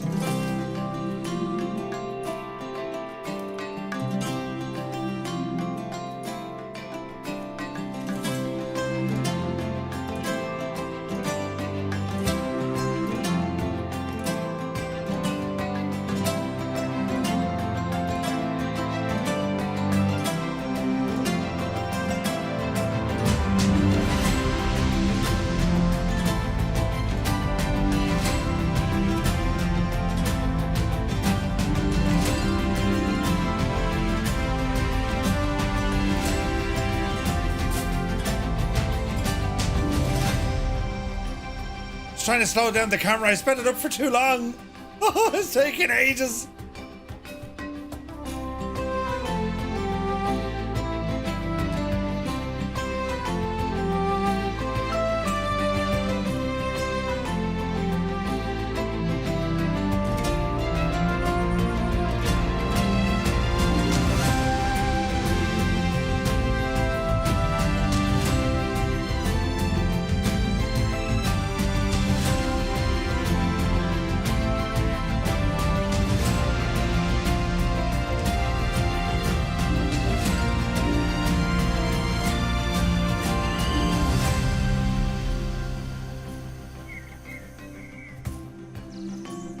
Nearly have it slowed down now, lads. We're nearly there.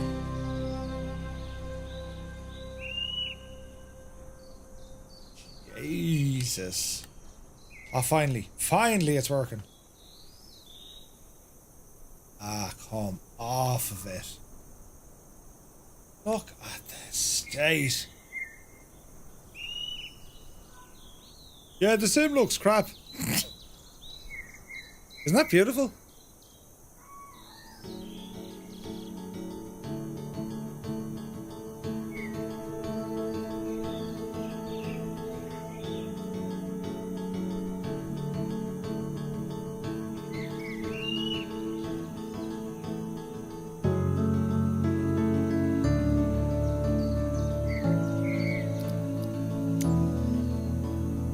That's live weather.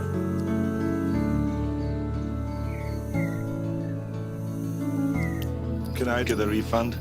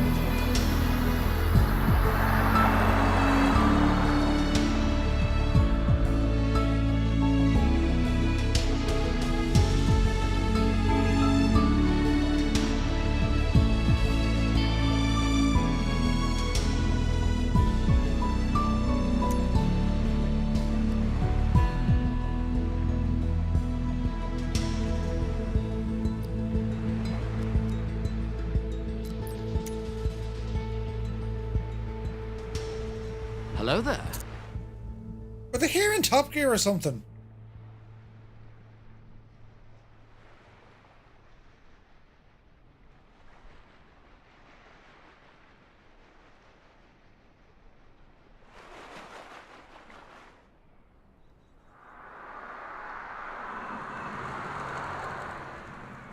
I can hear cars, but I can't see them. Isn't that ridiculous, lads? Isn't it absolutely ridiculous? Poor Elvon, did he get booted out and then back in again? Dennis Hunt, welcome in. Right, look at that with the weather. Look at the state. Look at this state. It's amazing. Isn't that something? Granted, we have to give it a moment to load in. Jeez, give us a second. Glitching. Right, now you're working. Maybe it doesn't look like it's loaded this tile. Give it a second. There she goes. Just give it a minute. Be alright. Still doesn't look done though.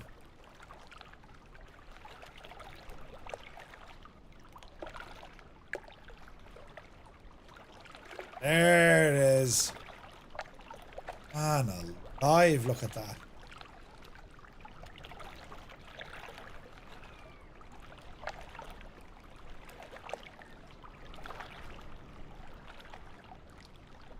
Look at the detail on the rock.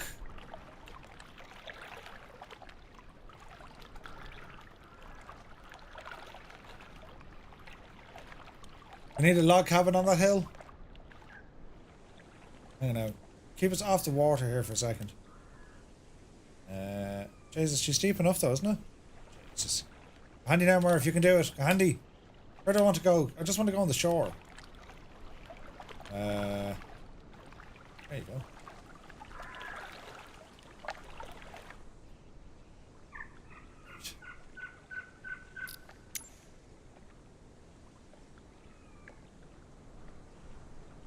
Oh, Jesus. Like, isn't it just unbelievable? It's incredible.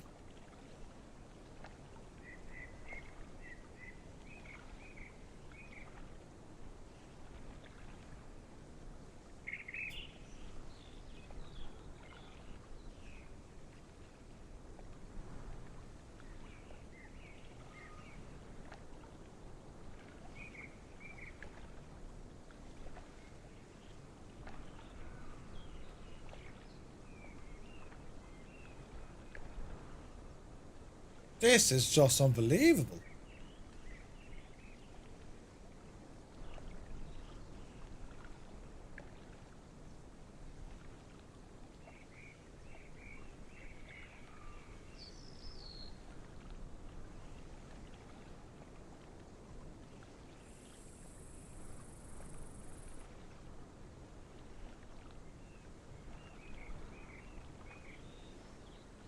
Right, somewhere else, somewhere else. We go somewhere else.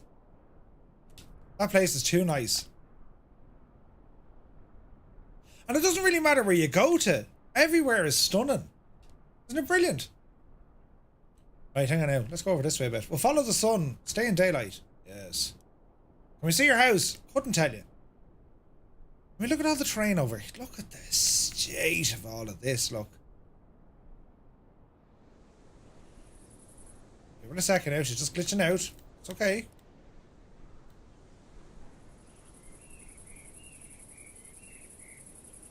It's otherworldly.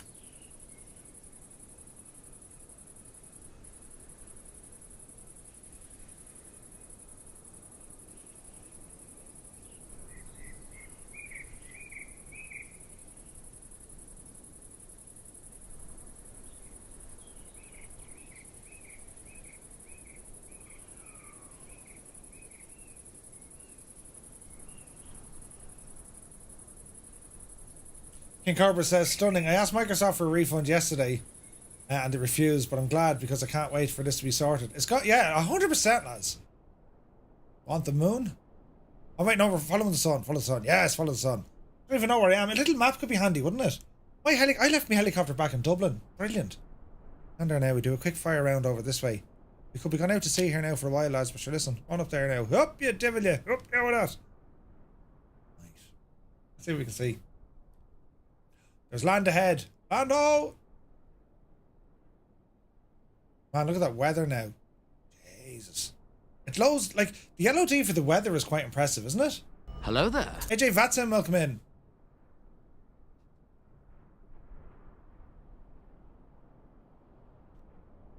Oh my god, look at the state of the weather.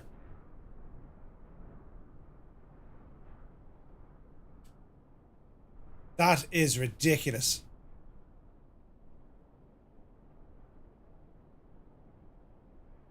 What's over here now? Shunk. Give it a second now. Whereabouts are we? I don't even know where we are. Don't go onto the ground, Murph. Give it a second, it's loading. It needs time to generate the planet.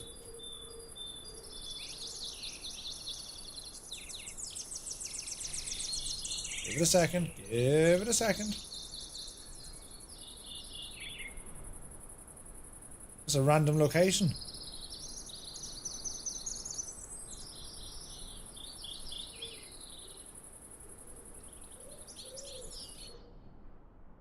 Here for a minute.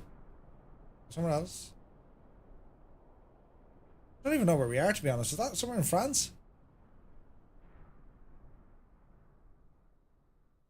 Wherever we are, it's big. It's proper big. Holy crap, the size of it. Where are we looking now? Don't worry, lads. I got us completely lost. Can anyone identify where we are? Well, we're, you know, we're somewhere, lads. Isn't that it? Get your bearings now. Right now, is that like... Is that Italy? Down here on the left? Of course they're getting that, no? No. They look like the Alps there in front of us. That has to be Italy. Sure, it's not your man's leg. It is, it's Italy! Brilliant! Brilliant! Later that day, we set sail for Italy. Second now, give it a second.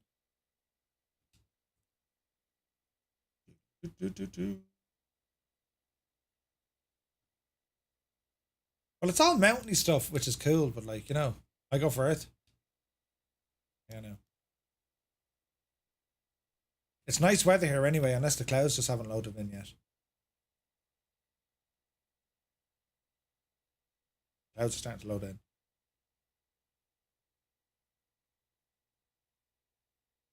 Look at the cut of this, though.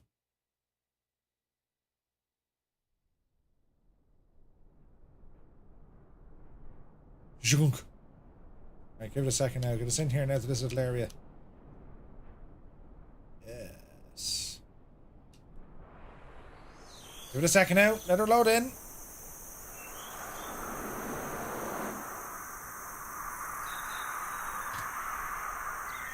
Give it a moment. Give it a moment. You didn't give it a moment.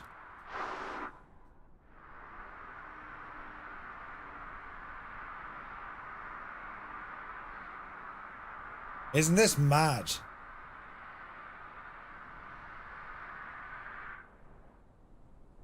Down here a bit.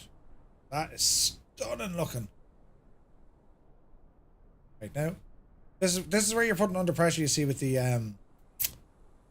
with the loading, yeah? Photogrammetry and all this jazz. Look at this. Slow down the thing moving now, Murph. Come on. Let this load in. Let's see how it draws on all the stuff. You know?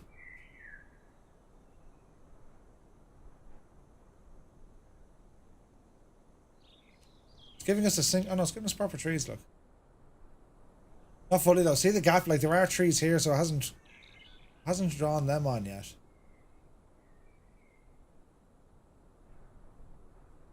Do you know if the world updates from 2020 are integrated in 24? There should be. Yeah, yeah.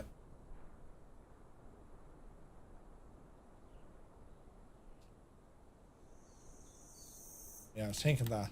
I was wondering how they're going to do like the very bottom floor of the ground. Yeah, camera is still going too fast. Bear with me now, lads. So what they did, these are, is it supposed to be trees or is it grass? I'm not quite sure actually. I know they've drawn on grass.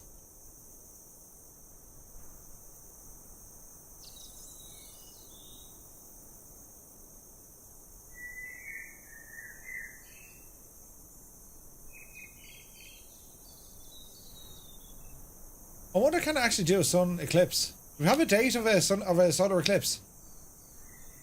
Ah, the detail here, lads. That's ridiculous.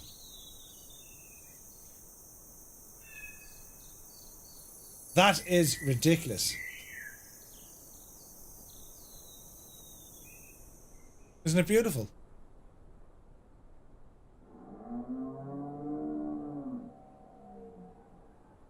That scared the absolute Jesus.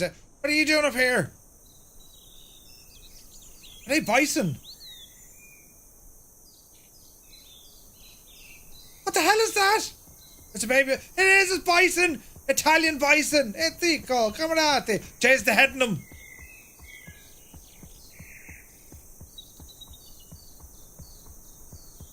Yeah, mountain bison. They love it. I don't think bison belong up here. You'd usually find bison like on the plains. These lads are... Jesus! These lads are out in their own way.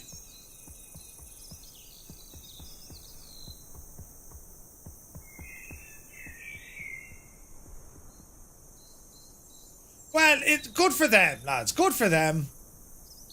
The farmer's going to have a job. Look at that. Look at the views from up here, look. Jesus.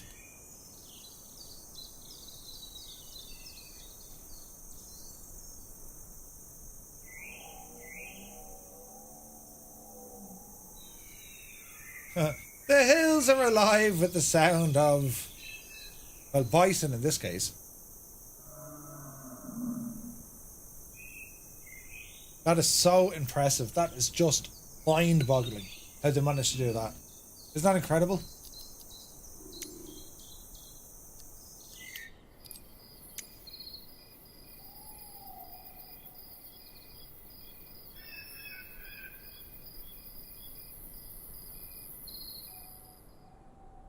Look how good the lighting is.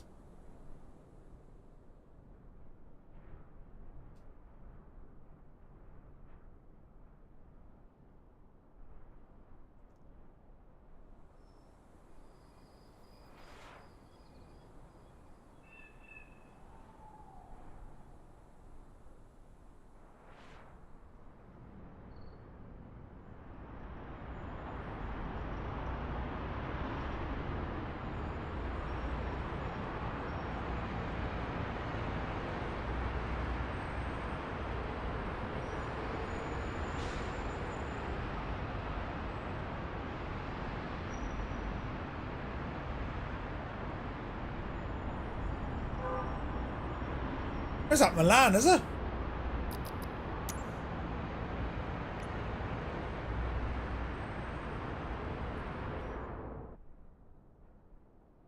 Right now.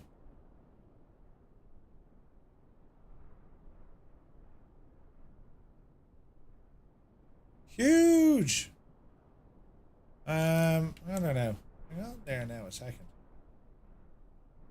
Or, not Milan. Would it be Milan? Or Torino, maybe.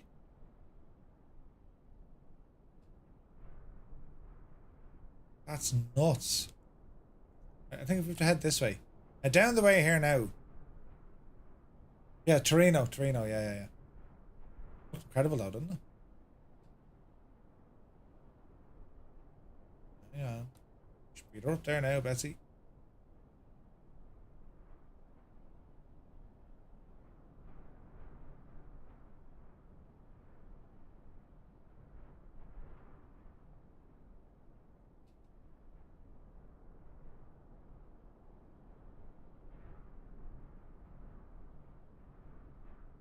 It's how they've managed like all the atmospheric stuff. Like it is absolutely incredible.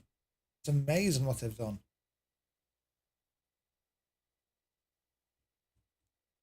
That's like Trasimir, I think, is it? Have you been to Mount Fuji? Tom, not this time around, but we were before. Yeah, it was nuts. See here now. Let me Barons a little bit.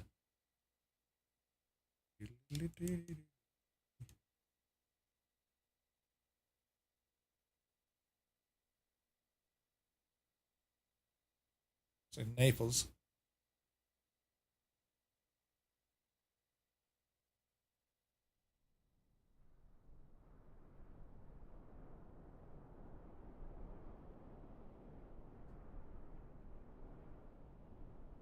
Jeez, the detailing is just off the friggin' charts, lads, isn't it?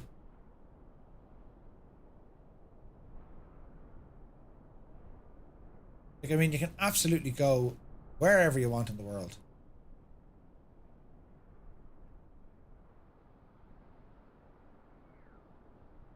And it's so interesting to see the thing trying to load in, isn't it? Look at houses and all this now, look.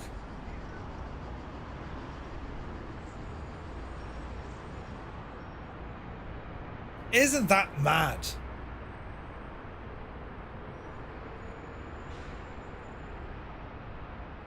Out of nowhere, a whole city just pops up. That's absolutely nuts. Turn this one in. I'm looking for a spot of photogrammetry. We go further down though. Was that like Tresemme, was it?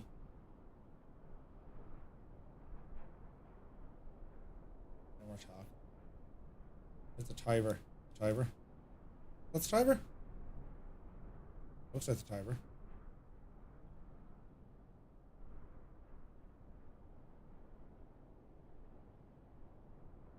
It's just photogrammetry loading in, but give it a moment, it will load in. That's the Tiber, yeah.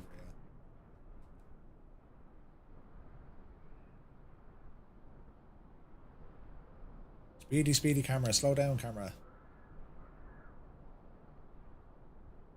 Jesus. It's not ready yet. It's still cooking. Yeah, it's under a bit of pressure pulling this data from the server, you can see.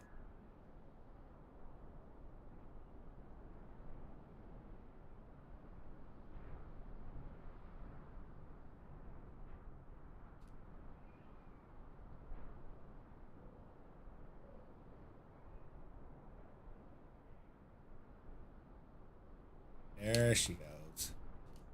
Take too long.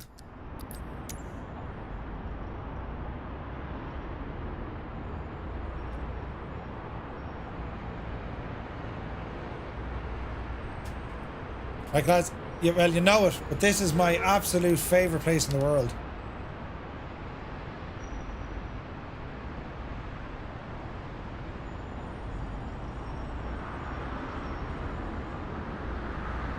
And even the photogrammetry looks better, doesn't it? Even though it's the same photogrammetry, but it looks good. That's absolutely deadly.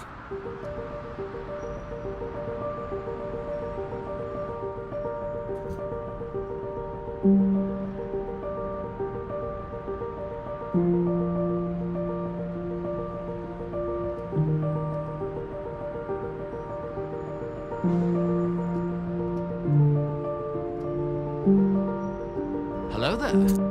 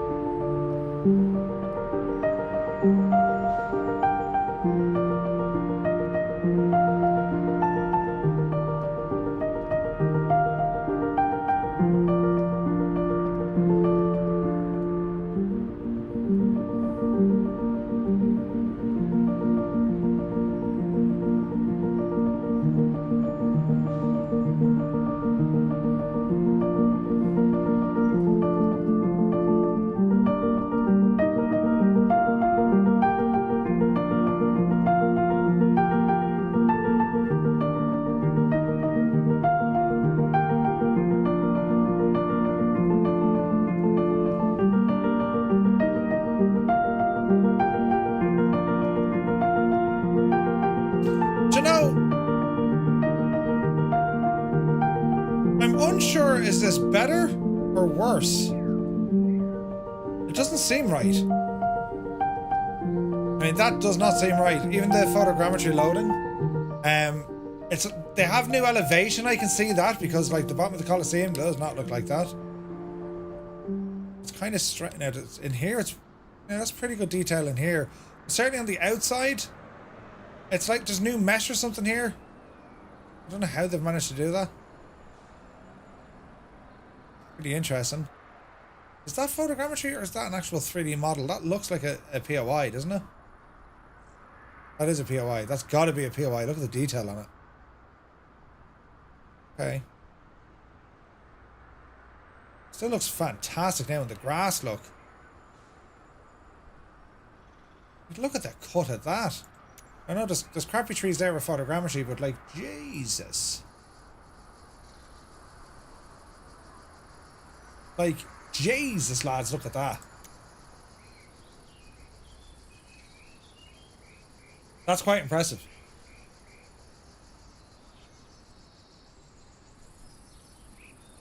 That's the forum.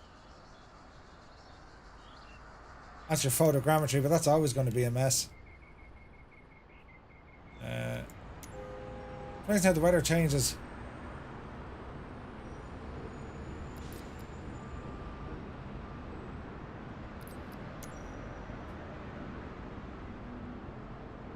Yeah, so there's something wrong here. It's like them colours are wrong. They're not hot pink, by the way. Is it an LOD issue? No, so there's a texture not working. It's whatever brassy colour. They're hilarious. Yeah, they're hilarious. They've completely broken that. Over the Pantheon. Oh, this is so cool. Just got a Roman style pizza. Nice. Nice, nice.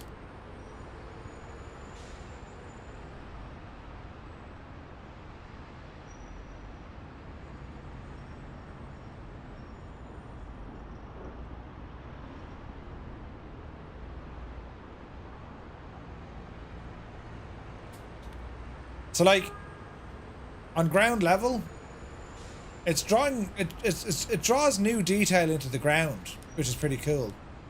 But like it can't really do much with photogrammetry.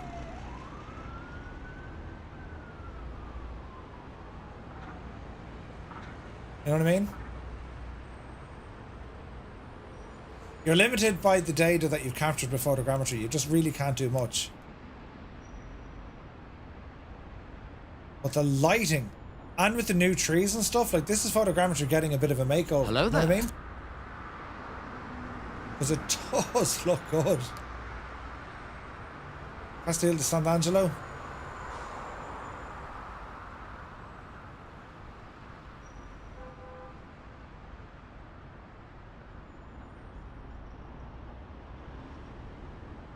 Here's the Pope's gaff. Oh, hang on, you can go in there.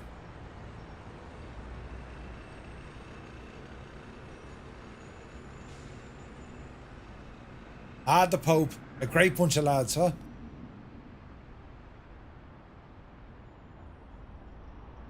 Yeah, so that's kind of photogrammetry, but you can see how it's getting, just the lighting is unbelievable. That's photograph stuff, isn't it?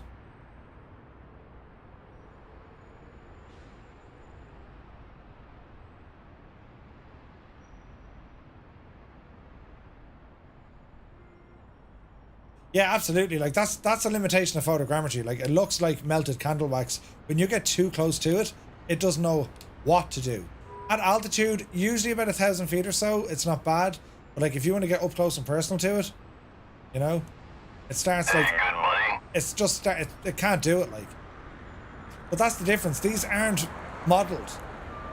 Like that's photogrammetry. That's using all sorts of satellite imagery to build them. And I think photogrammetry is always going to have that limitation. Always going to have that limitation. As I say, from altitude it's quite good. But anything below that, no. Absolutely not. And when you put 3D models beside photogrammetry, I mean, you can really tell the difference, like. You know what I mean? It's still very nice, though. I mean, at altitude flying over this, man, it's gorgeous. Some urban sound effects would make it. Yeah.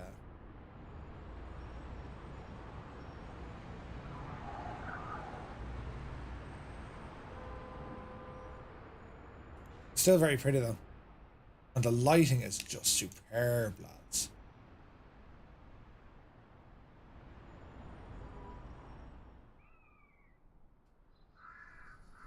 We ended up somewhere. Nomad Ninja? Yeah, probably, man, probably. That's pretty cool though, isn't it? Like, and again, it's all about, like, where do you want to go to? If I press number 5 now, we're going to go back to Ireland, look. Ah, brilliant. We're stuck in the matrix of loading. Ah, Jesus. We're waiting for the scenery to load. We're literally in the matrix. Give it a moment though, it'll figure out live.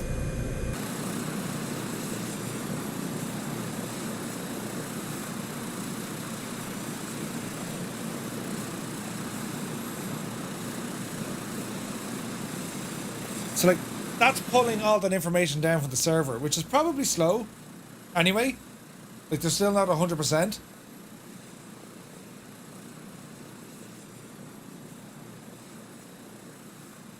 Pretty mad, look. Pretty mad.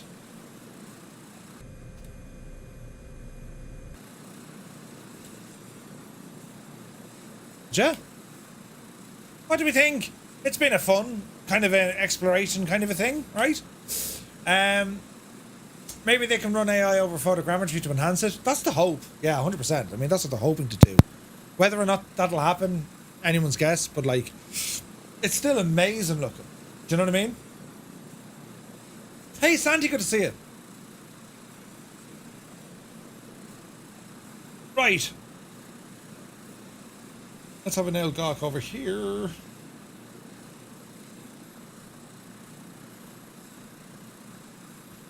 That's a good chopper. Really suffers some LOD stuff though. Really suffers from it. You know what I mean? But yeah, that's pretty cool. Right, lads, what I'm going to do, I'm going to go away for a bit. I'm going to grab a bit of dinner and we'll be back probably a little bit just after 8 o'clock, just about an hour's time or so. We're just going to take a little break.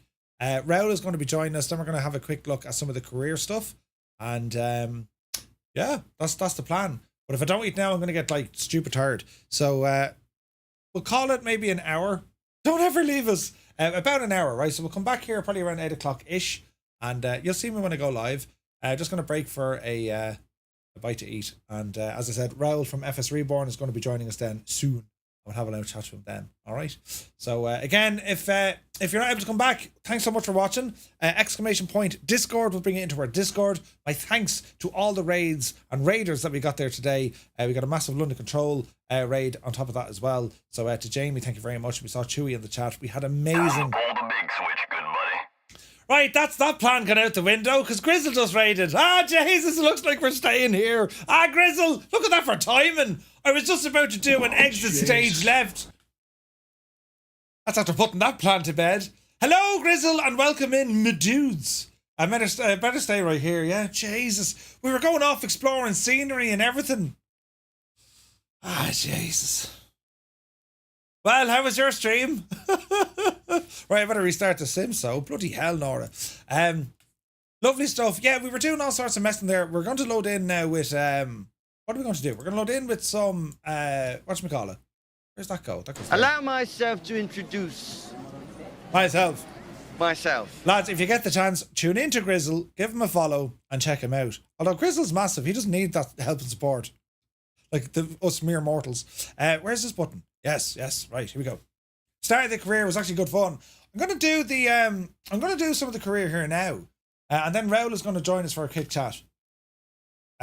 Which I imagine around 8 o'clock. So hang on, we'll talk to Raoul here. Hello. Right, so we're gonna let the sim load up. You started the career? Yeah, it's I'm gonna give the career a bit of a run now. So if anyone hasn't yet started the career, right, now is your chance. Let's jump in together and we'll get a bit of a start going on here, right? So what I'll do in the meantime, as this is loading, I'm going to run to the little boys' room and I need to grab some sort of a sandwich. And my microphone keeps popping. Right, hang on a second there now. Buttons, Murph, you can do it. Do you know what I could do, actually? I'll play a video. That's what I'll do. Let's have a look here now. And let's see. Play a video. A 13-minute video. Will that do it? Yeah, that'll do it. So this is a video, it's on YouTube. You may or may not have seen it already, but it's about getting yourself up and running for Flight Sim 2024, right? As in what settings you can take out of 2020, right? So have a gawk of it. Let me know what you think. And I'll be back to you then in a couple of minutes and we'll get going in the career mode. Hello. Hey guys, welcome to this quick video. We did this on the live stream last week and there was a couple of handy little things we found. It's basically, can we get ourselves ready for Flight Sim 2024 the easiest way possible? And when we think about Flight Sim 2024, well, we're wondering about, how our controllers are going to operate, what settings do we need? well, let's get started. So the first thing we're going to check out, this is a app. It's available over on flightsim.to, and it's called FS 2020 Control. Big shout out to the developer of this one here, Demen, I think it is. But effectively what this is, this bit of software, it will read all your inputs, everything that you have bound to a control. You know, a keyboard press, a button on your joystick, whatever. It'll identify what that is linked to in your simulator. And this makes life a lot easier when we want to go about setting up the new sim. So you can download this. This is going to, you know, do a map, essentially a map of all your FS 2020 controls, right? So you download it, and well, once you have it installed, it'll appear as a little exe file, and you open it up, and you should have something like this. And you can do a reload. It will find all your controls. What we're looking at here on the left-hand side, these are your own devices, right? And you can put them in order if you wish, but any device that you have connected to your sim, well, this is where it's going to find it. So for instance, if I go with the right Virpil, you know, stick, that's the joystick that I have here. You can see then, you know, what's the name of the profile. And this is important because in the sim, you might have different profiles set up to your hardware. For instance, you could have your joystick set up for airliner flights, and you'll call it, you know, joystick airliner. Or you could have it set up for helicopter, could be joystick helicopter. So it'll identify all the profiles that you have. So we're going to select this one. Next up, we're going to say, right, select one or multiple contexts. For me, I'm just going to select these all. So anything that interacts with the global cameras, the external cameras, the modes, the plane, the surface, all the jazz. And is it a camera or is it a key? I'm going to select everything here. And once I have all these selected, well, I'm going to export all this. You can go PDF or Excel. I'm going to dump them into Excel. And when Excel opens, well, we now have a list of all the inputs and what they do in the sim. So for example, we can see, okay, this control here, it controls the airplane. It's an aileron trim left, aileron trim left. It's the joystick button number 11. And I can see then, joystick number 11, well, that should be for the aileron trim left. Now, once you have all this done, and if you want to export things, all your different controls, I tend to put them as the same way the sim shows them. So keyboard, mouse, controller, and so on. I then have my own workbook, and I've just kind of colored the tabs underneath. And these are all the controls that are mapped, all of them. And what I like about this is if I'm using, let's say, the joystick, and I only want to, you know, set up the surface control on the aircraft, well, I can unselect these and just go to surfaces, select OK, and say, right, well, these are the axes that you have set to your aileron and to your elevators. Then you can find them. Or if you want, you can go in and say, no, I'll tell you what, I want to see the camera controls set to this bit of hardware. And this is going to show you all the different camera controls that you have set up and bound. It's super, super handy. And again, if you go into the sim, you know, we go to, here it is here. This is the Warbird from Virpil. You can go into camera and you can see all the buttons that we have here, loading the custom cameras. Yeah. But if we go back into our workbook here, well, we can see it. It's the same thing. So all I did, I exported each control profile, the keyboard, the mouse, the gamepad, so on and so forth. Even my pedals are in there. And then the very last bit, I just popped in the sensitivities. Do you know, your sensitivity sliders. And this is just a screen grab, like a print screen. And I just popped them all into the one little workbook. It just means then I have this one file, that's all my controls. And when the sim is released, well, I'll have this open on one screen or it'll be on a tablet and I'll be dialing in all my settings into the sim rather than having to learn everything again. So that's the first bit that we showed off last week. And the link for this bit of software, it's in the description below. Have fun with it. And let's see what you can do. Next up, the Nvidia app. Right, so this is now out of beta. It's a full release. And I always used the Nvidia experience or GeForce experience. And to be honest, you know, it kind of is bloatware. It puts a whole lot of stuff on your PC you don't really need. The app is a lot more cleaner. It's thinner. It's lean, mean, and it's doing a good job, right? So what we have here, I mean, you can still use the legacy Nvidia control panel, but to be honest, I think most of it is pretty much in here now. So when you have it installed, you know, assign your account to it. The first page is drivers. This is really handy. So it's going to show you the driver. It gives you a list to what the driver has, you know, the fixes and what it's for. The most recent driver that was released, which is 566.14, it actually comes with its own settings for Microsoft Flight Sim 2024. So see how you get on with that. It also has something new down the bottom. Now, I'm aware this is not visible to everyone. Couldn't tell you why, but it's here for me, so let's run with it. It's showing us the previously installed driver, right? Now, this is super handy. Before, if you had an issue with a driver, you had to, delete the old driver, download the old driver, and then reinstall it. It was a real kind of a laborious task. If you click on the 3 little white dots, you can click reinstall, and that will reinstall the old driver. Effectively, it's going to roll back to your last installed driver. That's super handy, right? Super handy. Next up, we have the graphics tab. And again, this is like the optimizations for each of the programs. We've seen this before in the Experience app. It's not bad. It's not terrible. I mean, it's getting better, right? And you can kind of dial in some kind of recommendations based on what Nvidia thinks your hardware can do. It's not a million miles off, but this is something that we're always going to do ourselves to find that really good sweet spot. What I do recommend, go into the global settings. So you have program settings and global settings, right? Go into global settings. The first thing I want you to do, see this power management mode? Now, some of you are probably sitting there going, yeah, hello, Murph, we know about this, but maybe you don't. Make sure that's set on prefer maximum performance. This is really important because this is basically telling the Nvidia driver to say, hey, there's no restrictions. I want you to use that GPU as intended. Give it socks. So make sure you select it to maximum performance, and that's in your global settings, right?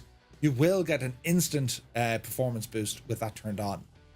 Next up, we're going to talk about the shader cache. The shader cache, there's a way to delete the shaders in Flight Sim 2020, especially if you're getting stutters or kind of just pauses in the sim. Well, the first place I'd start looking is the shader cache. I have a feeling 2024 is going to do the very same thing. Now, we don't need to necessarily delete the shaders of the sim. We're just going to delete the shaders that the GPU built. So to do this, we go to shader cache, and we're going to change this from unlimited to disabled. And when you select disabled, I want you to restart your PC. Once it restarts, well, we can come back in here again, but make sure that it's disabled, right? Then, when you come back into your PC, I want you to go into your local disk. That's wherever you have Windows installed. And Nvidia moved these shader files before, so we're going to point it back in the right direction. So you're going to go to users, you're going to select your profile name, and make sure that you're able to view hidden items. So you go into view, show hidden items. Windows hides this stuff from us, in case we break it, which I do, but it's grand. Show hidden items, and you're going to see a new folder in here called app data, your application data. Right, so we're going to go in there. There are 2 folders we're going to focus on. The first one is located in local. So we go into local, we scroll down until we find Nvidia. Click on Nvidia, the GL cache, and anything beyond the GL cache folder, well, these are all shader folders, so we can delete all of these. But don't delete the folder that says GL cache. Go inside that first, and then you can delete. All right, so that's the first trick. The second trick then will go into local low, and this is actually where Nvidia are keeping the main cache files. So we go into the Nvidia folder, per driver version, DX cache, and these are all the shader caches. That's everything. That's all your shaders. So we're going to delete all of these. And when you have them all deleted, we go back into the Nvidia app, your shader cache size, and put it back onto unlimited. You can change different values here if you wish. I leave it on unlimited. Unless you're stuck for space, just leave it on unlimited. All right, sweet. Next up, if you click on your system, this is all new, right? So yes, you can get in and mess around with your displays and what refresh rates and all that jazz. You a couple of customization options here. This is all nice and grand. If you go into your video options, well, you have this new thing for the RTX. You have the video super resolution, and you have this high dynamic range. HDR has always been there, but this new video super resolution, if you click on it, it tells you what it is. It's using AI to upscale resolution. Now your mileage may vary with that, but see how you get on. Next up is the performance tab. Now this is something new. This is an English Murph. It's Nvidia's way to allow you to overclock your GPU. And because Nvidia are giving you this tool, well, it also means you won't void your warranty. So there's a way to do this. It takes a while. When you click on automatic tuning, the PC is going to go off and figure out what it can and what it can't do. And then it will come back with some new tuning figures. It'll say, look, I can increase the power, I can increase the temperature, I got some voltage. and it will give you slightly more power. Again, your mileage is going to vary with this. It depends on what card that you're using, but the fact that they have this built into the app, this is super handy, super handy. So see how you get on. You might be able to squeeze an extra few drops of FPS out of your graphics card, particularly when it comes to flight sim. All right. And that's kind of it for the Nvidia app. Like, it's super handy. I like it the way it is so far. It's a lot cleaner. It's an awful lot lighter than what the Experience gadget was doing. So that's where we're at there. So out of those two things, be it your controls and then also the Nvidia app, there's quite a bit here to kind of get us ready when it comes to the sim. Now, we still have the awesome program called MSFS Add-ons Linker. So if we go ahead and pop this one open, I have to wait. Well, I want to wait until... He sounds like a fella who knows what he's talking about, doesn't he? Right? But that video is there on YouTube if you want to have a look at it. But what we're doing now, friends, we're going to dive in now. That just popped. We're going to dive in now and have a look on the career mode. And then we're going to be checking out... Hey, Alex. Then we're going to check out some of the flight sim news this week. We're going to be chatting to Raoul as well. So, yeah, it's back. It's back. Right. So, career mode. Here we go. Welcome to Flight Sim, the career mode. Aerial firefighting. Skip. B. Right. Rise of a pilot. Choose any location in the world where you want to start your career. All right, well, let's have a look. So we can select some airports, but not them all. We can use Weston if we want. We can't use Bal. We could use Kerry, I think. Can we use Kerry? Denied! We can't use Kerry. Well, that's unfortunate. Why can't you use Kerry? Is it because it's a big airport? Probably. Cork? Can't use Cork either. Interesting. Can't use Shannon. We can use Galway. But that's going to leave us flying in Ireland. Dolly's Grove, jeez. There's Burr there. You see, you want to be careful. If you pick a very small place, it might be good enough, you know? My friend said sold his plane and can't progress anymore. Uh-oh. Starting out appears only small airfields are allowed. Yeah, yeah. Where might we go, actually? We can go to New Zealand, could we? Can we go to Invercargill? No. Can we go to Wanaka? What? We can't go to Wanaka. They have to add more of these places in, don't they? West Melton. Jason, surely, can you go to Dunedin? Right, we can choose Dunedin, but we can't have Wanaka. That's a bit of a problem, isn't it? Where to start your career? I suppose somewhere that you like to fly. I use Weston. My first mission was to give some guided tour of Rathcoole. Right. But the only thing is, where's this now?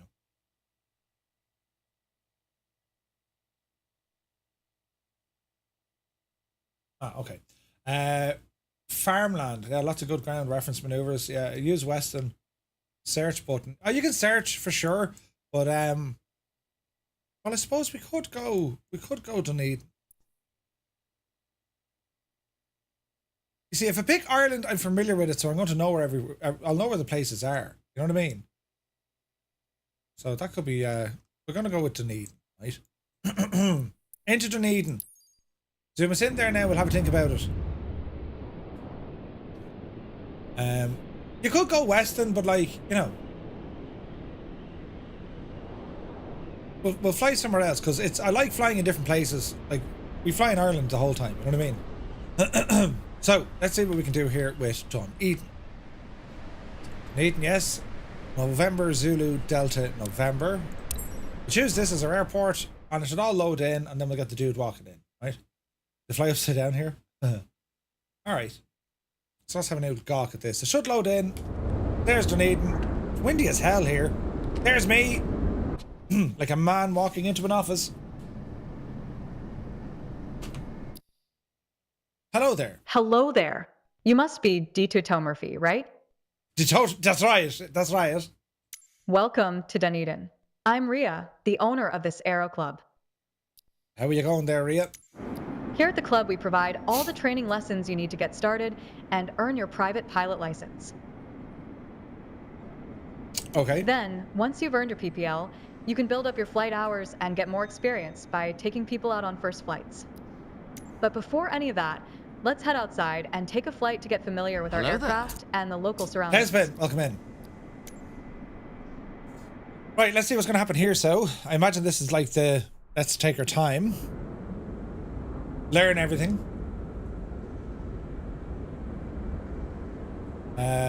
You must be Juto Murphy. Yeah. Welcome to the apron. This is where all our flying adventures begin. Why don't you walk around a bit while I finish the pre-flight preparations? Okay. Hello there. Today we will be flying in a Cessna 172 Skyhawk. It's the main trainer airplane in our flight school. Our Cessna has got a glass cockpit and failed this in the Tech Alpha. horsepower engine, climbs well, and is easy to fly. It's one sweet ride. I'm ready if you are, so hop in and buckle up. Let the good times roll. Okay, the voices are Welcome a little bit aboard. better. While you settle in, let's go over a flight plan. After taking off, we will climb to 1,500 feet above sea level and then fly over the airport to enjoy the view. Ready? Why don't you start the engine for us? Hang on, missus. I just set up my old controls there so I know what I'm actually doing, right? GTM Xbox. Huh? Oh yeah. Let's just make sure this is all set. This.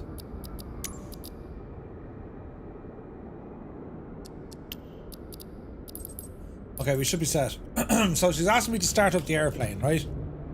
Okay, so we're gonna set up some views first. Because I haven't, would you believe it? I haven't flown this plane yet. Our little Cessna. There's some people. There's our buddy old pal beside us.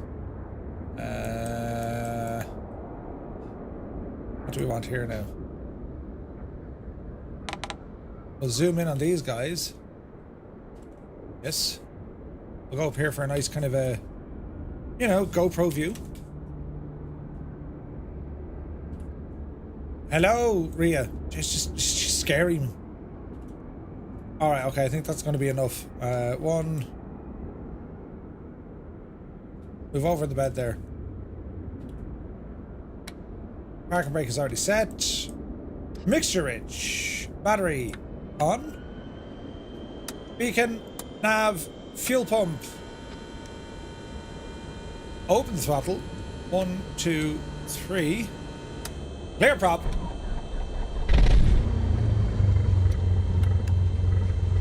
Perfect.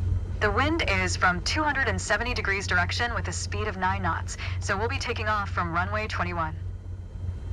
Runway 21. Let me taxi to the runway.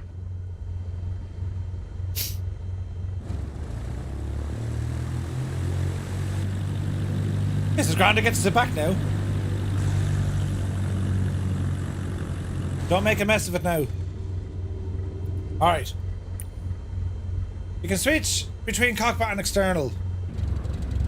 Alright, now comes the fun part. After releasing the brakes and applying full power, we will speed up and take off once we reach 60 knots airspeed. We will be climbing at 75 knots, which is the recommended climbing speed for the Cessna Skyhawk. While climbing, we will follow a left-hand traffic pattern and make 2 turns. Okay. Takeoff sequence. Take off. Good. Ready for takeoff? Apply full power to get us moving. She's using the rudder.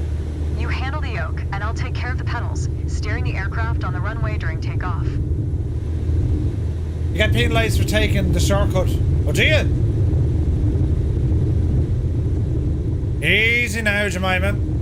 55, you're up, We have Daisy. reached 55 knots. Pull the yoke a little bit to lift off. Okay, reach the upwind end. Should be a leg, shouldn't Perfect it? climbing attitude and speed. I see you know what you're doing. You need scoop rating for the fire stuff, Messy, yeah. We'll go for that, don't worry. We are 300 feet above the ground. I will retract the flaps. You keep climbing. You betcha.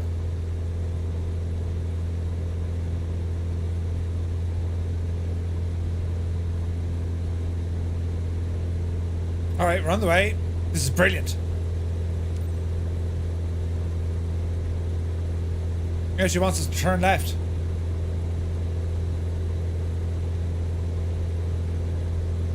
Very well.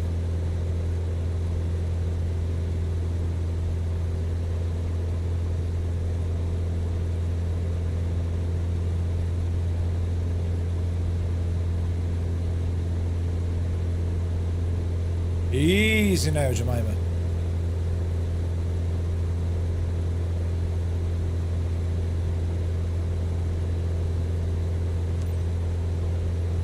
Keep climbing and prepare for the next turn. Sim really doesn't want you, or the sim really doesn't like you restarting the flight. Not at all. Okay, turn left again. We are almost there. Remember, we need to climb to 1,500 feet. It will keep us 500 feet above the traffic pattern.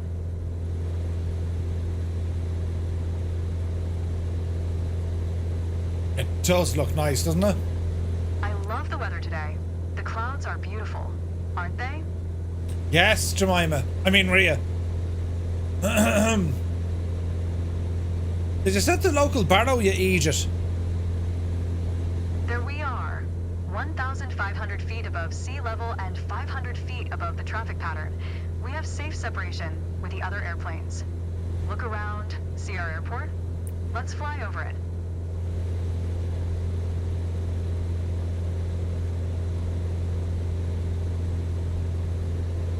You use autopilot for these? Where's the B key? They removed it. Yeah, no update on Toby yet.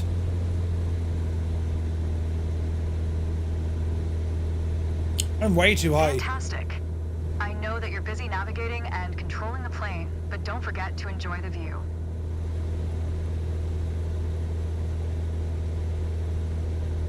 It looks fantastic. No, it looks fantastic. Easy now. We're too high. She's gonna give out to me. Well done. I believe you have a talent for piloting. I hope you enjoyed the flight. Let's head back to the ground now.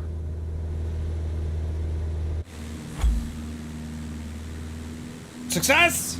Jeez, it's the bank angle on that. I'm glad that we flew together today. This might be the first chapter in your pilot's journey, if you want to embark on it. Let's catch up at our headquarters. Put on the kettle, Rhea. Ah, brilliant. You seemed comfortable out there. I'm sure you'll get your PPL in no time. There's a laptop in the office that shows all the certification information you'll need for your PPL exam. Take a look. Okay. Right. Head to the certification to pass your PPL. Okay, we better do this first. Here you can see all the different certifications you can pass throughout your career. Your first step is to work towards your private pilot license. Okay. Oh, Jesus, right, okay. Heavy airliner rating. 250,000 credits? What? Scoop endorsement. Jesus, turboprop, tailwheel, high performance. All right, okay, what's on this side? Just rotors? Commercial pilot rotor craft. Turbine rotor. Hoist, airline transport, powered lift, and then hook endorsement. Man. Night currency, commercial pilot license. So you get your PPL, and then you go off and you do your... Okay, right. All the training lessons you'll need to pass the PPL exam are available here. Make sure you're comfortable with these before taking the exam. Okay. Aircraft available after the exam. So we can get a 172, we can get the Pipistrel, we can get the Robin, a 152, or the VL3. Alright. Sim controls, aircraft essentials, attitude, pitch, turns, rolls. That's kind of good. So you're getting everything you need to learn with the thing, yeah? Right, take the exam. One-time payment. Yeah, go on. Don't spend too much of aiming for that. Yeah. Alright, so to pass your PPL, this is your ticket into the world of aviation. Practical test, you'll need to complete a standard traffic pattern, follow the flight plan and apply what you've learned. Traffic patterns are generally flown 1,000 feet. Alright, okay. Start your aircraft and taxi, align with the runway, climb. Once in the crosswind, climb while maintaining. Left turn circuits, touchdown point. Okay, so it's a circuit. Okay.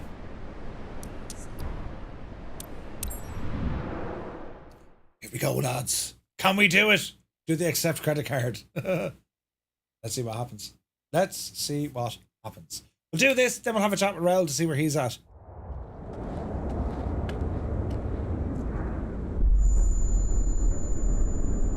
Now, someone explain to me what the feck just happened.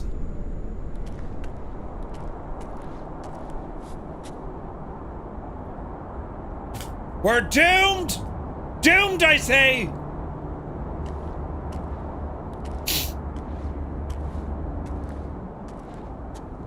I just wanted to do me PPL and the plane just went, oh. I didn't even get to get into the thing and it... Where's me mouse? Where is me mouse? I've no mouse.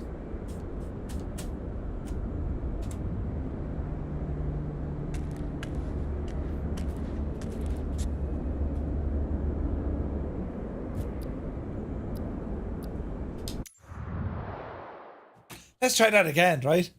Let's try it again. I wonder if to save that.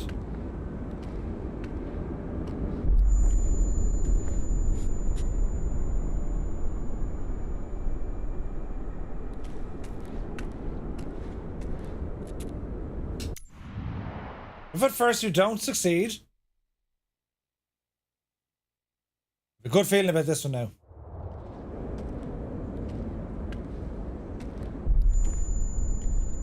They've done studies, you know. 60% of the time, it works every time.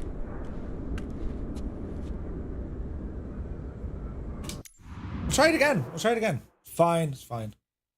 Mountain Man's Collector's Edition just showed up at your door. Nice. I'm in a glass case of emotion! Can I get a refund?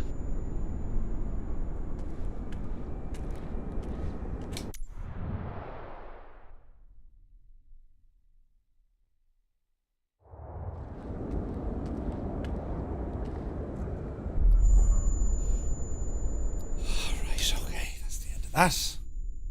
Jesus. Yeah, I didn't think we were going to go to New Zealand at all. You know? No.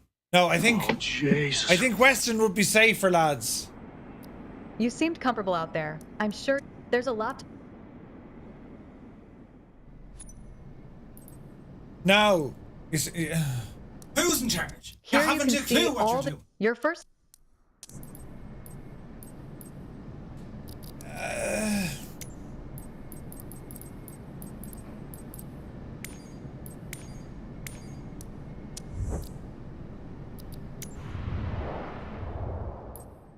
Right.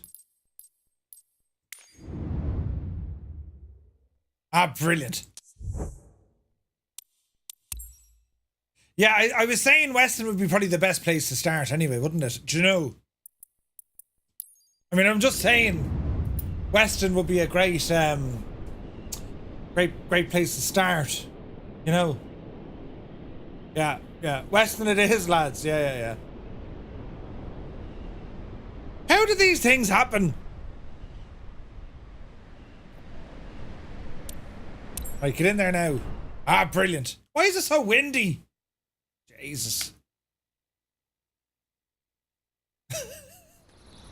Ah, yeah, I'm liking the look of this already. Ah, brilliant. Get in there now. Scott. Hello there. You must be Dito Murphy, right? Dito Murphy, that's me. Welcome to Weston. I'm Scott. Here at the club, we provide all the training lessons you need to get started. Then... Scott, you have a very Western accent, I have to say. Do you know? Unless it becomes West not. Yeah. Yeah. The green box. Yeah, the green box. Welcome to the apron. This is where all our flying adventures begin. Why don't you walk around a bit while I finish the pre-flight preparations? You betcha. Right. Welcome aboard. While you settle in, let's go over our flight plan. Today we will be flying in a Cessna 172 Skyhawk. It's the main trainer airplane in our flight school. After taking off, we will climb to 1,700 feet above sea level and then fly over the airport to enjoy the view. Ready? Why don't you start the engine for us? Sure. Clear prop. Perfect. The wind is from 270 degrees direction with a speed of 9 knots, so we'll be taking off from runway 25. Runway okay, 25. Let me taxi to the runway. System test, okay. System test, okay. There are little details like the tail regis, the EI part, and they had New Zealand's one as well. So the tail regs are correct based on their location.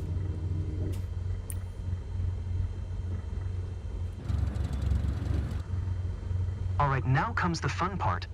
After releasing the brakes and applying full power, we will speed up and take Jack off. Sparrow here with the test team. After our 11th bottle of rum, we called it a day and said, "Meh, the sim is fine. 80 proof, at least." I am here to help. Release the parking brakes, otherwise we're not going anywhere. Right. Ready for takeoff? Apply full power to get us moving. Here we go again. The yoke, and I'll take care of the pedals, steering the aircraft on the runway during takeoff.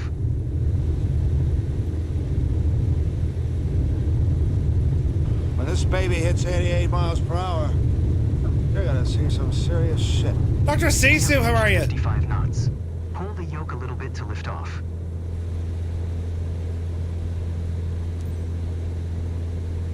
Right. Perfect climbing attitude and speed. I see you know what you're doing. Yep. I may have tried this before. As you'll see, the Cessna 172 requires very little yoke movement to turn. We are 300 feet above the ground. I will retract the flaps. Thanks very much. Climbing. You can start turning left. Yep. There's a bit to be fixed for sure. Dunedin is broken. Don't go flying there, lads. It's a trap. It's a trap in Dunedin.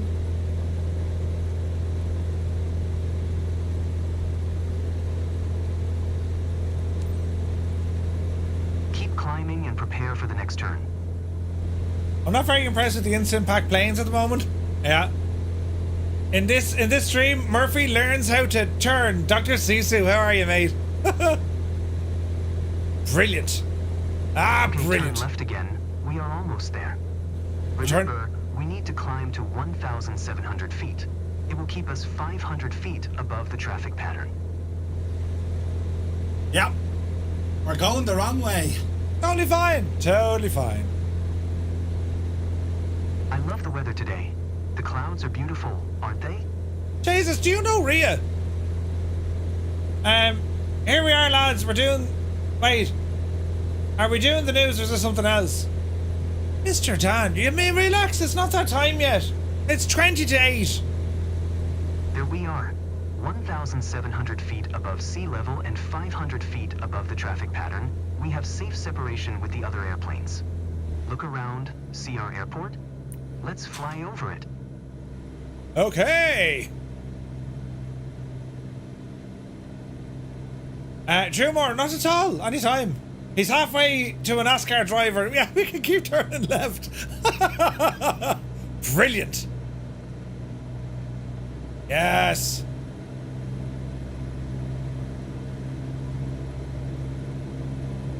Fantastic.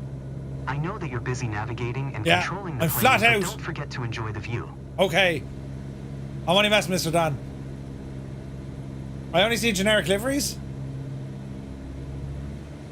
Fly above the airport. Yes, there it is. Oh, the simulated horror. Well done. I believe you have a talent for piloting. I hope you enjoyed the flight. Let's head back to the ground now.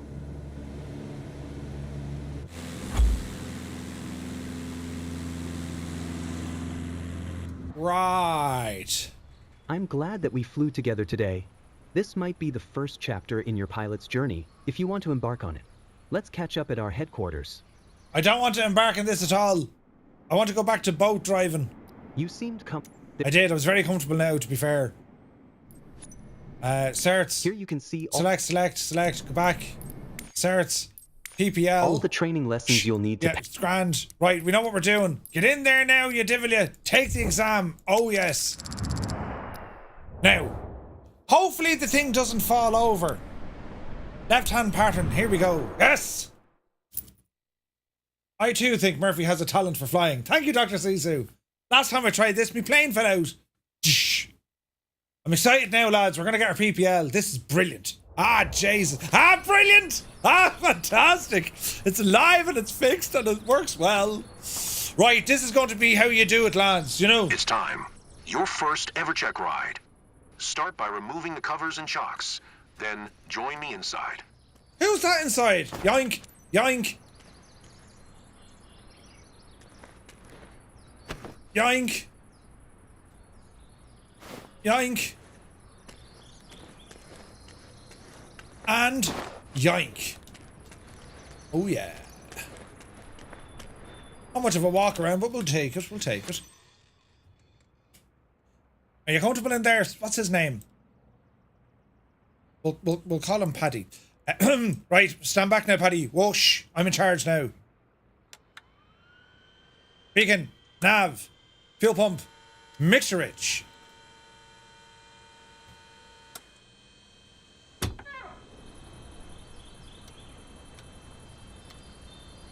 Clear!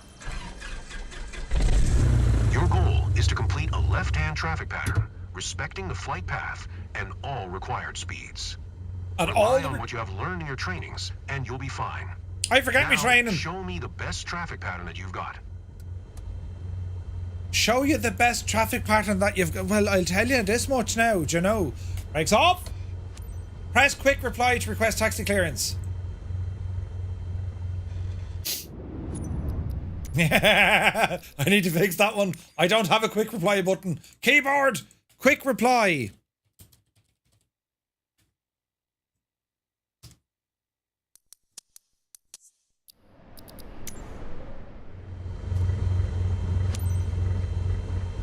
Grand N235, URM Bravo Luma Juliet 6213 ready to taxi east departure. We need clearance, Clarence.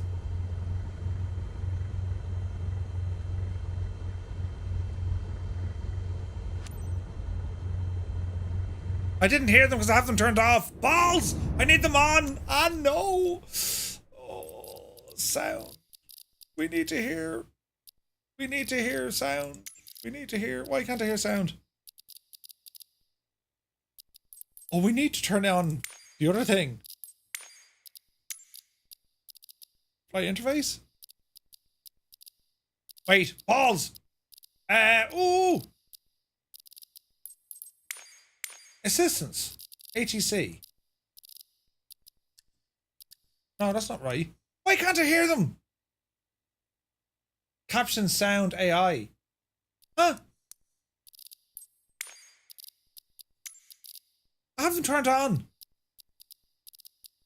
Oh dear, this is going to be hilarious. I acknowledge. Taxiing hold short runway 25 using taxiway Alpha Charlie 1 Delta N235 RM Bravo Lima Juliet 6213. The hell kind of a call sign is that? Easy now. Easy now. Right.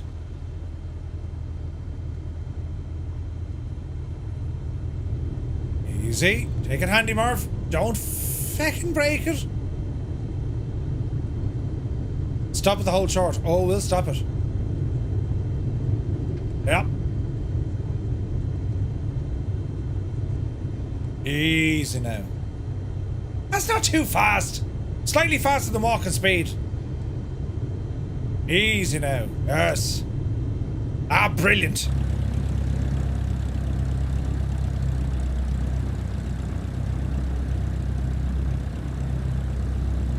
Easy now. Hey, Sky Perry, good to see you.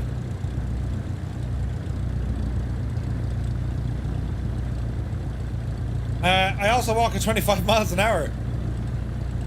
Wait until you have to taxi the choppers. Oh, really? Yes. Easy now.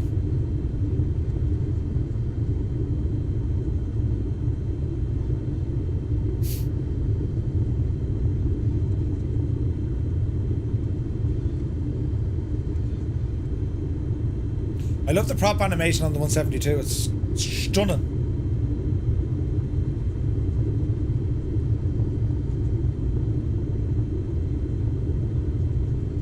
Easy now. What if we don't hold short? We fail, I suppose.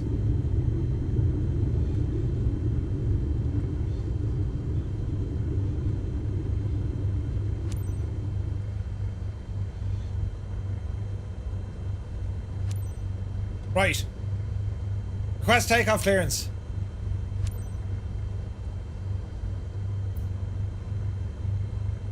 Wait for clearance.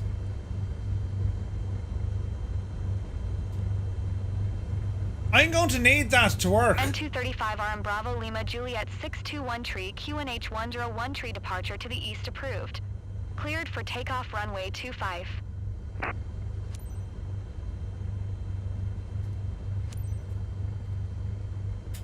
What was the QNH?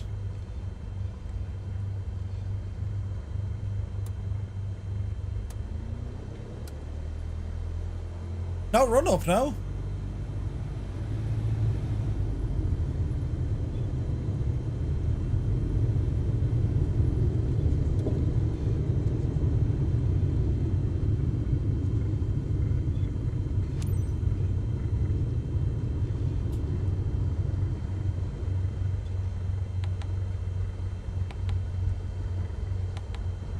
All right, let's go flying.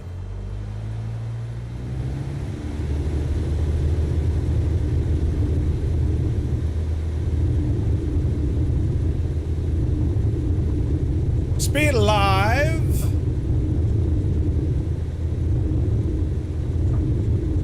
$55, yep, see Daisy.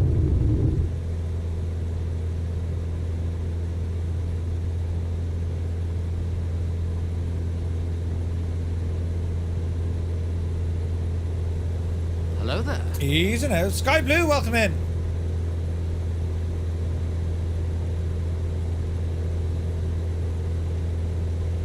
Hops in. N235RM Bravo Lima Juliet 621 tree continue for east departure. Roger.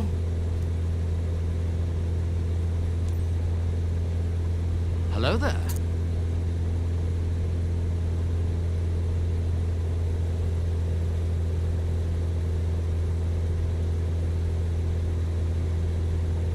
Hello there.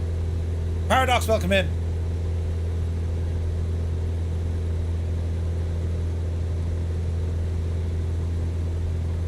$1,200 feet?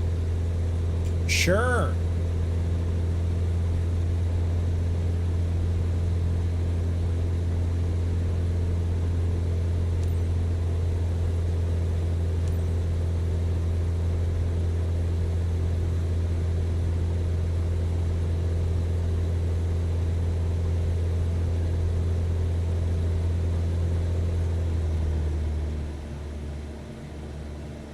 Down, you devil.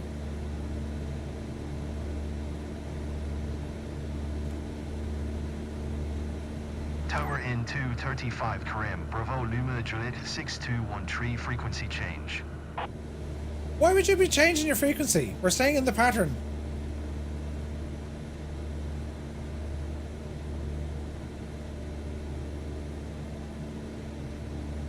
Go fast, turn left, NASCAR, right?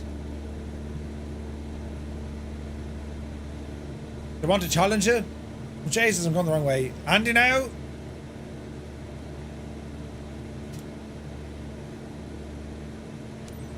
Tower N2 35 Karim, Bravo Lima Juliet 62132 miles. What's he even saying? 1,200 feet to land.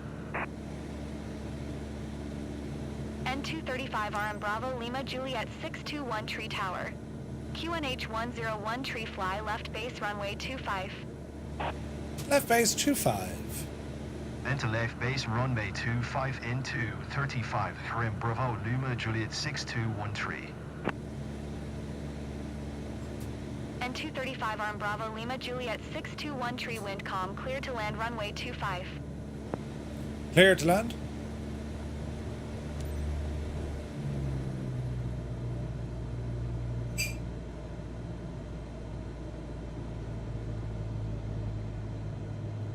Easy now. Too fast. Oh, it's going to give out to me about the flaps too early. Even though they're not too early.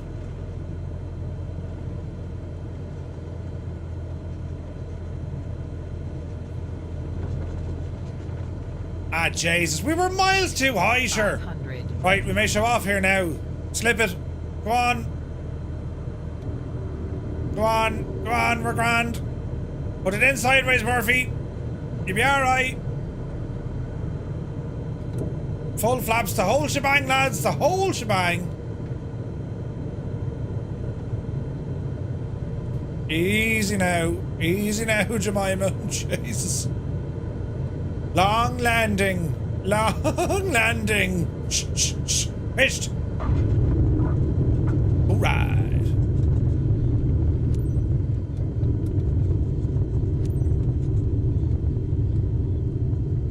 My settings are, yes, they are. Settings are on ultra. Stop at the whole short line. See, I didn't want to break altitude because, like, they said, I was afraid I was going to get in trouble. Rubbish. Take our time.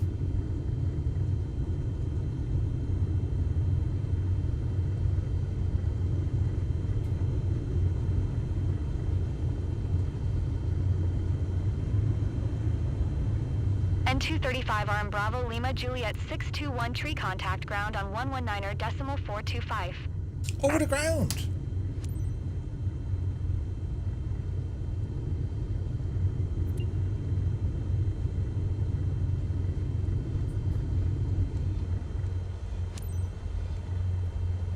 Full speed.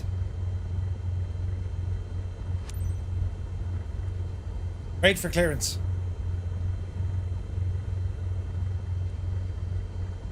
We need the clearance. Fail. N235 RM Bravo Lima Juliet 621 tree taxi to general aviation parking using taxiway Foxtrot Bravo. Thanks very much. Taxiing to general aviation parking using taxiway Foxtrot Bravo N235 RM Bravo Lima Juliet 6213. Like, it's good. It's teaching you, like, but that's, I don't know. That was a little bit off, but it's fine. They should really spend more time getting folks to focus on the landing. As in, don't cut it short. It's like the most difficult part of flying is landing. Everything else is... Landing is the main one. So, like, if they focus more on landing and getting people used to how far visually they should be away from the runway, maybe.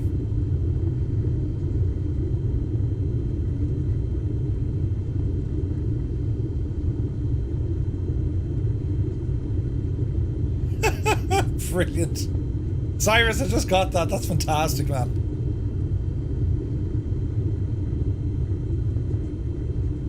Easy now.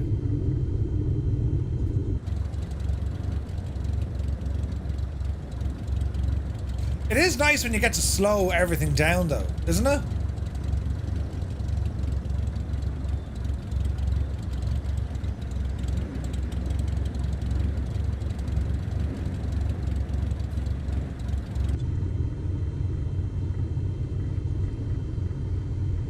Stop at your parking stand.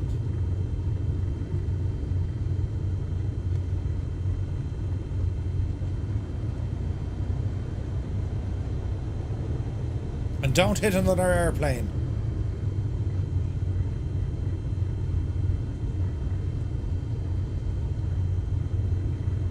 Easy now, Chuck.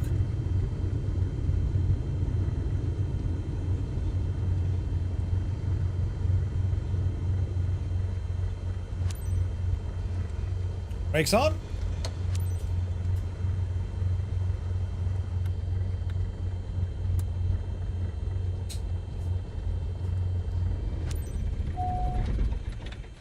Congratulations. You're on your way to become one hell of a pilot. A hell of a pilot, he said. I got a C? Oh no, I didn't. I got an A. Hang on. So we got 100 on the pattern, we got 100 on the path, 96 on the taxi, and 81% on the plane handling because I had to go absolute, like, put it in sideways.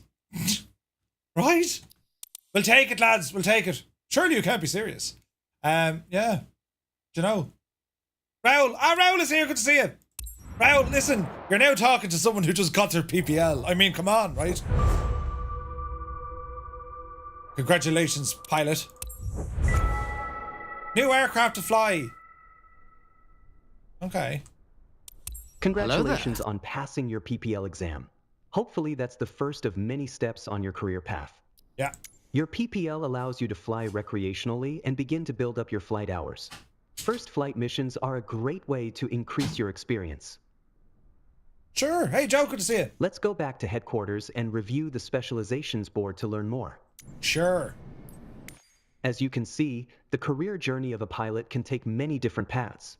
As I said earlier, your PPL is the first step, allowing you to fly recreationally and perform first flight missions, taking people on tours around the local area. As you build up your flight hours and earn more certifications, other specializations will become available. Take a look around, then when you're ready, head to the missions list to see what's available. Hang on now, Eamon. What do you mean anyone can pass the PPL? Are you for real? It takes a special kind of someone. Us privileged few. Ferry flight, flight seeing, skydive. Oh yeah, like I can't wait to get into some of these. Cannot wait. Right, ouch. Rotorcraft. Passenger transport. Ah, brilliant.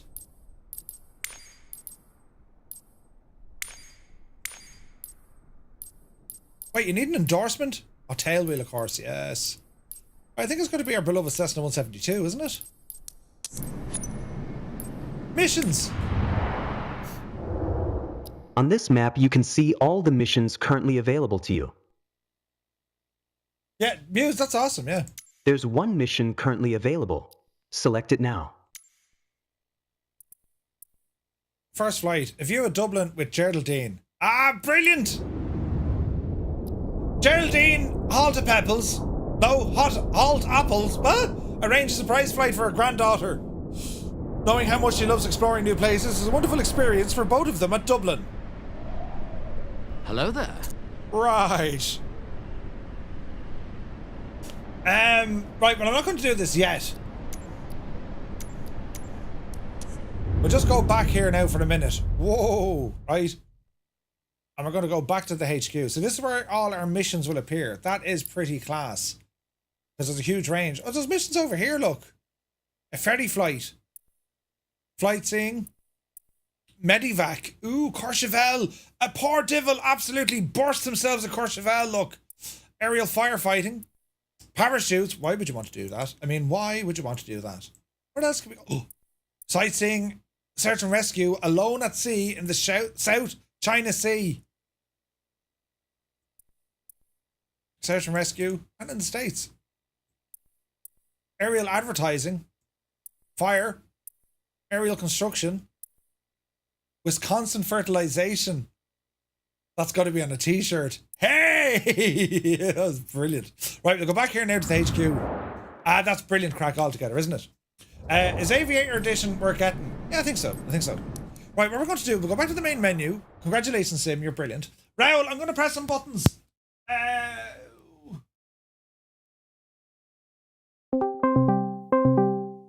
We're pressing some buttons, friends.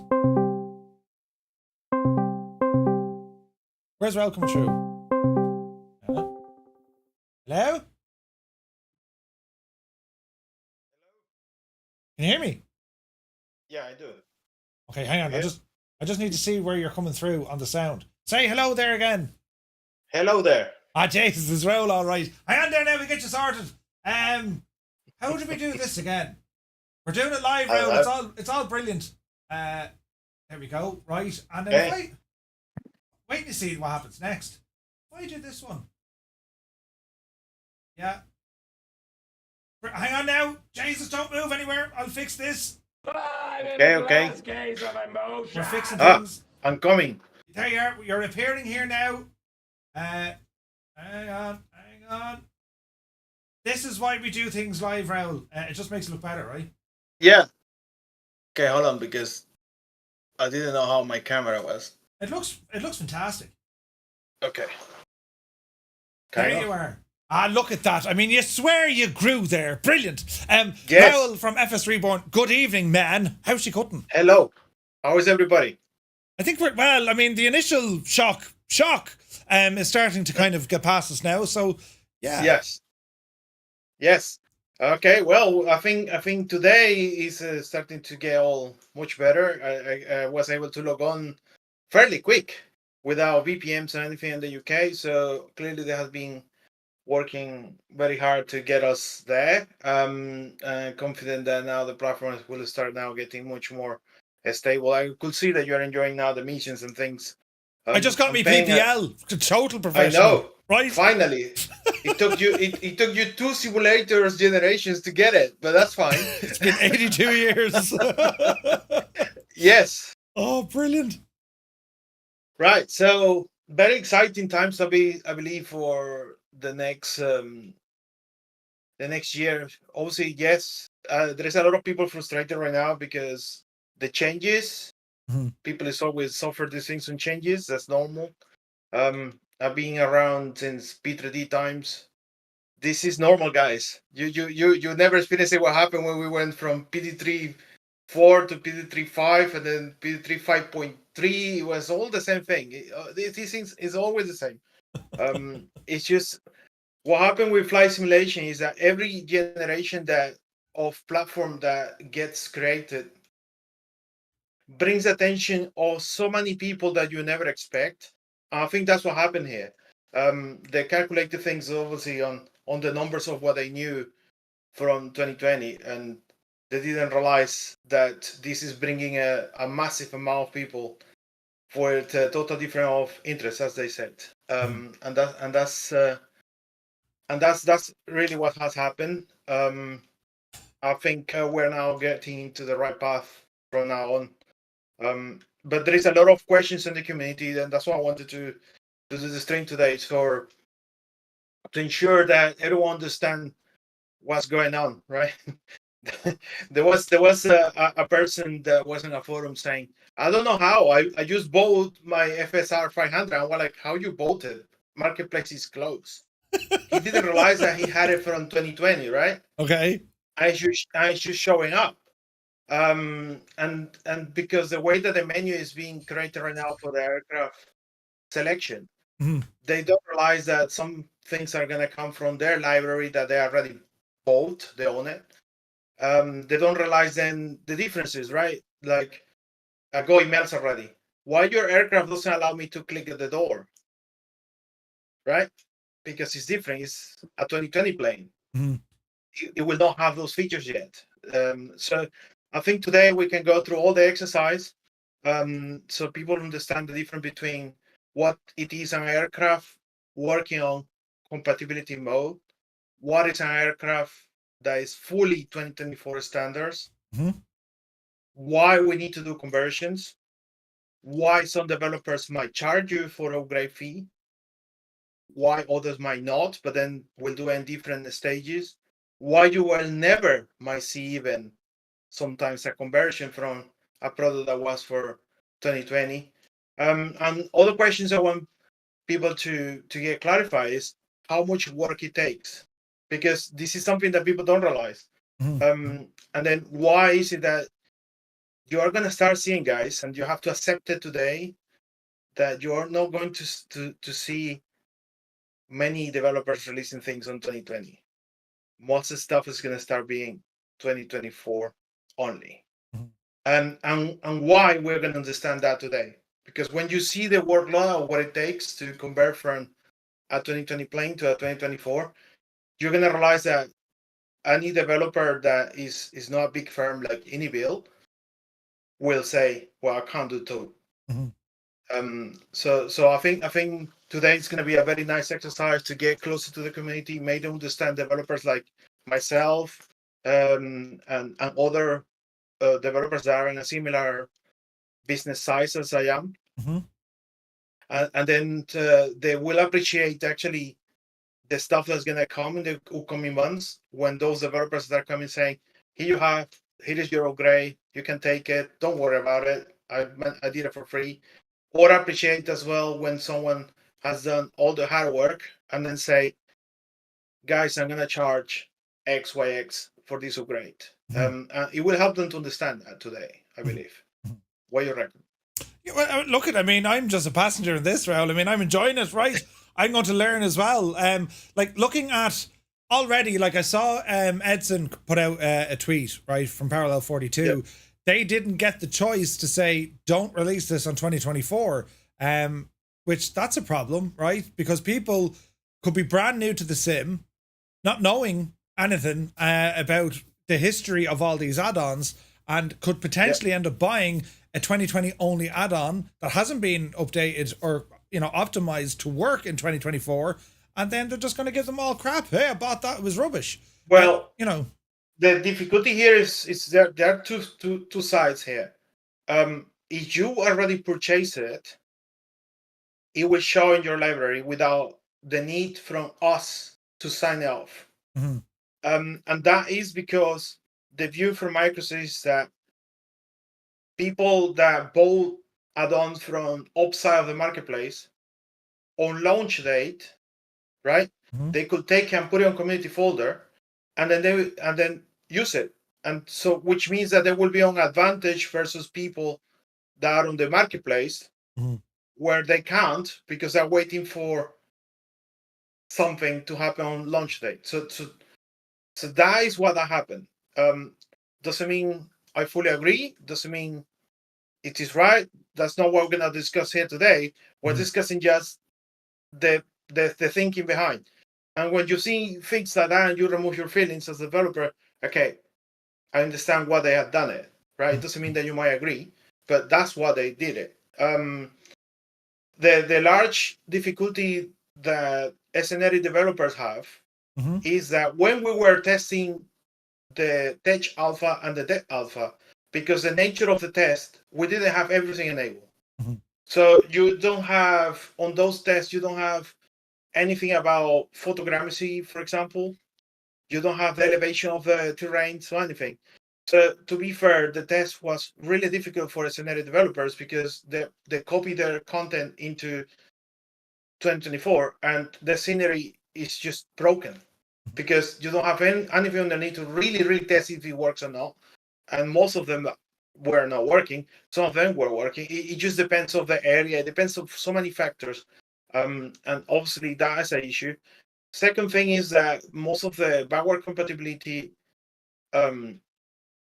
that is in place were mostly tested for aircraft and some sceneries by people that were having the full sort of set features enabled, but we don't. So it raised a little bit of complications for everybody to really test their add-ons. And then obviously, unfortunately, the launch didn't went as smooth as we wanted, where everyone was going to go, okay, now let me test my stuff now that I have everything enabled. Yeah. And then we couldn't, right? And in the meantime, people are just going in certain countries and not having problems, and in other countries they were having problems.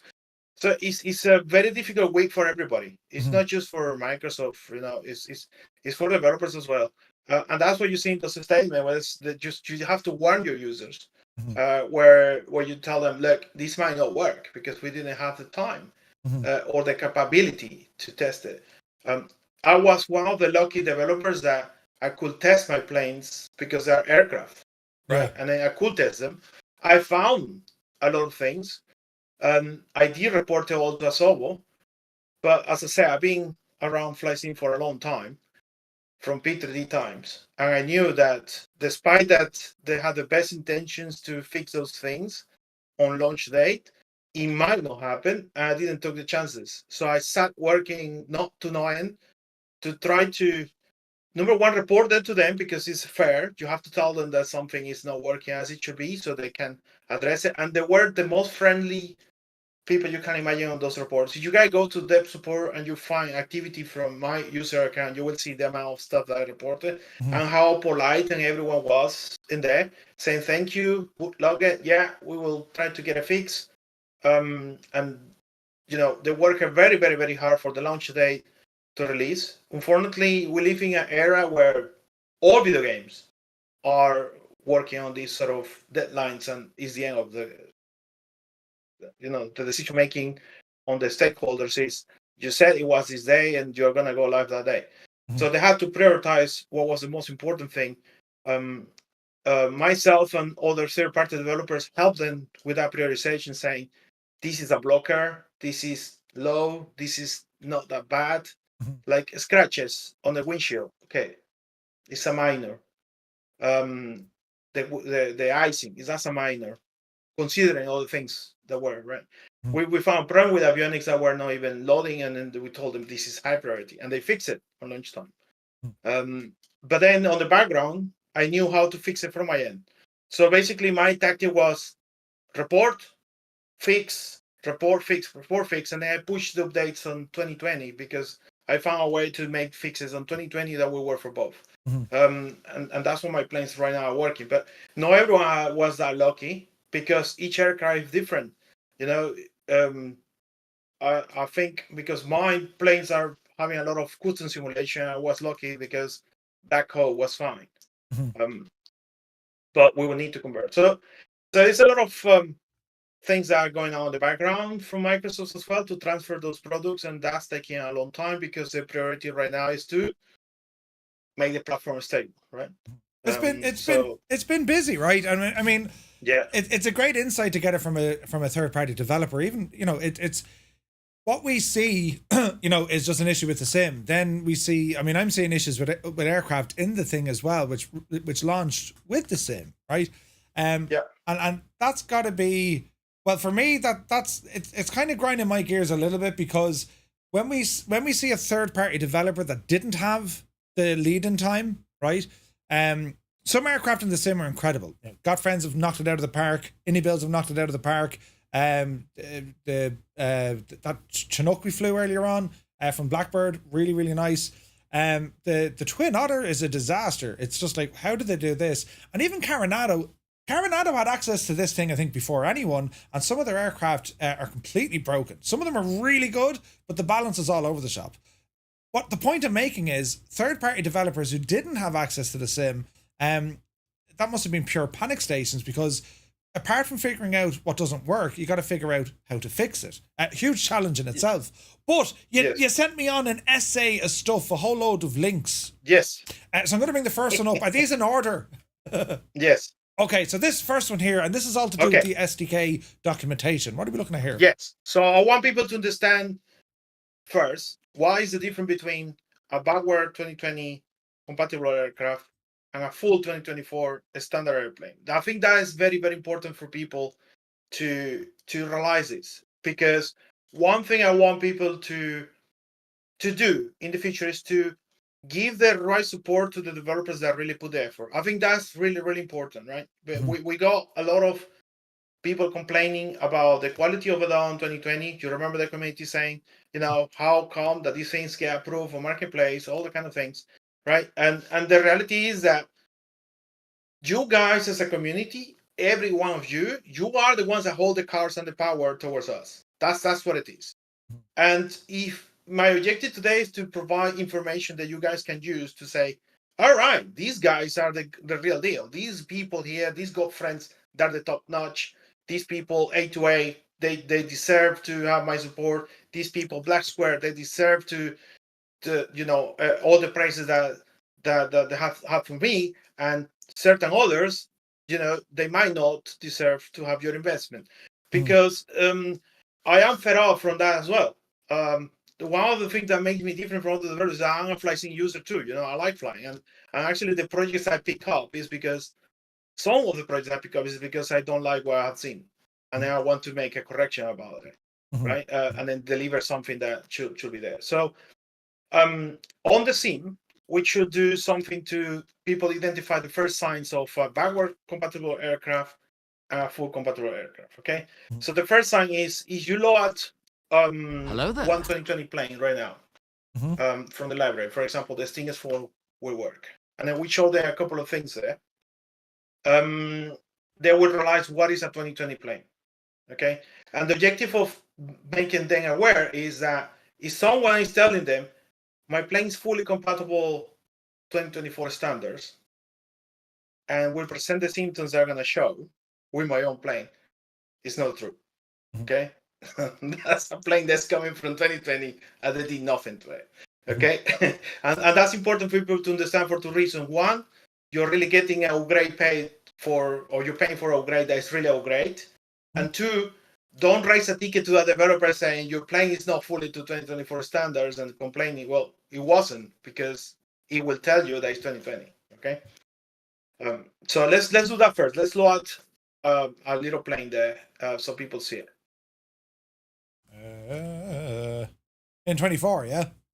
Yeah, on 24, and then go free flight, and then go to marketplace on the top right, for example, so people see this. Yeah, that will work as well. Okay, but yeah, let's go to what is called the library, because this is going to open soon, right? So you click on library. Okay. Yes. So you go now where it says creators on the left. Yeah. Okay, there you go. You're having all sort of stuff there. So you find, for example, one of mine. So you pick first one, click. Okay, you see that there? That's the first sign, right? It says this is a MS 2020 aircraft. Okay, so that means you can't expect this plane to behave like any of the default airplanes that you have in Sim, because what this is doing is Microsoft has transferred you the product when you bought it on 2020, so you have it now in 2024 as your investment, and that aircraft, the expectation is that it should work exactly as it did in Microsoft Flight Simulator 2020. It cannot work with 2024 new features because the code base that this plane has is for the previous version of the simulator. So you will never see these planes on career mode. You will never be able to pick these planes for missions. You will never be able to pick these planes to have proper workarounds, all that kind of thing. So if we go into a free flight with the Sting S4, for example, we will show a couple of stuff there that will happen. Okay, so let's go into the sim now with the Sting S4, for example, so people see the difference between these. Now, just on that, right? So even though these options are working, I mean, variant is the one variant, but like you can go delivery maker. I mean, that's still compatible using the new interface, but in terms of the aircraft itself. Exactly. And you can see why someone would get confused now, right? Because you see nothing there. You see like, yeah, this works. Look, I can do whatever I want. Okay. So you pick up GTN livery. Do you have the GTN installed though? No. Okay. So pick one that is not GTN, because otherwise we're going to have... Oh, wait. Did I install it? No, I didn't. Never mind. Hang on. We'll fix this. That's okay. You can change it. Configure. Thanks. Yep. Livery. This is a problem that they're fixing where it doesn't remember what you have picked up as liveries. Yeah. They're aware because I reported it, but don't worry, it will be fixed. Eric told me, yeah, we're working on that, but they have all the priorities. Okay. Okay. Right. I'll jump in here now. The Sting S4. The first plane in Microsoft Flight Simulator to feature a working parachute, wasn't it? Yes. Your fierce handy, Raoul. I've always said that. I know. I'm very proud of that. Nuts. Right. Let everything load in. I'll make it daytime now. Okay. All right. That's very dark now. Yeah, but hang on, we'll fix that. We'll fix it. Yeah, I get a little bit of delay on the stream, so. On the stream. Okay. Right. Okay, I've appeared. So this on is the page. first thing that happens. That's it. This is the first thing that will happen. Okay. Mm-hmm. You are walking around, and you think, okay, great, that's my plane. I can't get in. Okay. Nothing is clickable. Right? Try the ailerons. Try the stuff. You can't. Yeah. You can walk through the aircraft as well. You can see that you can go through the wind through the. You can actually. You see that? Okay. And this is, you see, that is actually because this is a backward compatible aircraft, guys. And it's missing something that we need to do on 2024 to prevent the avatar from crashing the aircraft. So you can go all around it, and it doesn't know, right? And that's part of the thing. This is a backward compatible plane. You can't get in, doesn't have any walk around features of ailerons, brakes, nothing is clickable because we have to do the work to make it have that. Okay. And it's not a bug. This is not a problem with the platform either. This is not a bug with the plane. This is because what you are having right now is an aircraft that you purchased in 2020 and it has been granted to you for free as it used to work on 2020. No cost to you. Okay, which is great. Now, how we enter? The only way to enter the backward compatible aircraft will be to do Shift C, or whatever keybind that you have to take control of the avatar, which you just had done. Yeah. Okay, now you are in. And this now works pretty much like any other plane that you used to have in 2020. Okay, and everything else now is clickable, everything works, everything. And the advantage here, sorry just to cut across you, Val, like an advantage here still is, I mean, the 2020 version of the aircraft, it's still an excellent aircraft. I mean, it depends obviously on what the developer has managed to get working, as in stop the show stopping bugs, right? But your 2020 aircraft is taking full advantage of what 2024 has to offer in terms of the lighting and putting it in the scene. In terms of the features and everything else, well, they're all parked. It's a 2020 aircraft. It behaves just as it did back in 2020. Exactly. Now, these will take advantage of reacting to CFD, the new model of CFD. It will take advantage of reacting to the new ground physics. It will take advantage of whatever flight model modern they have done. If the developer used flight modern on 2020, it will work fine on 2024. I did a flight today on the Sting S4 and it feels way better on 2024 than it was in 2020. Okay, so you can see that everything works and avionics, everything. Now, another difference that you guys are gonna have, and it's gonna be very frustrating for you, is this: the in-base Microsoft EFB, which provide the flight plans, is unable to communicate with any avionics of 2020 planes. It can't do it. Okay, and that is because working title have to work very hard to create this interface API with Asobo. Asobo did the interface of the tablet, while working title work exclusively with the flight planner. Okay, very important so people understand those differences. The people from working title did an excellent job, but they face a big challenge. Okay, and the challenge is that they need to change the avionics to work with this.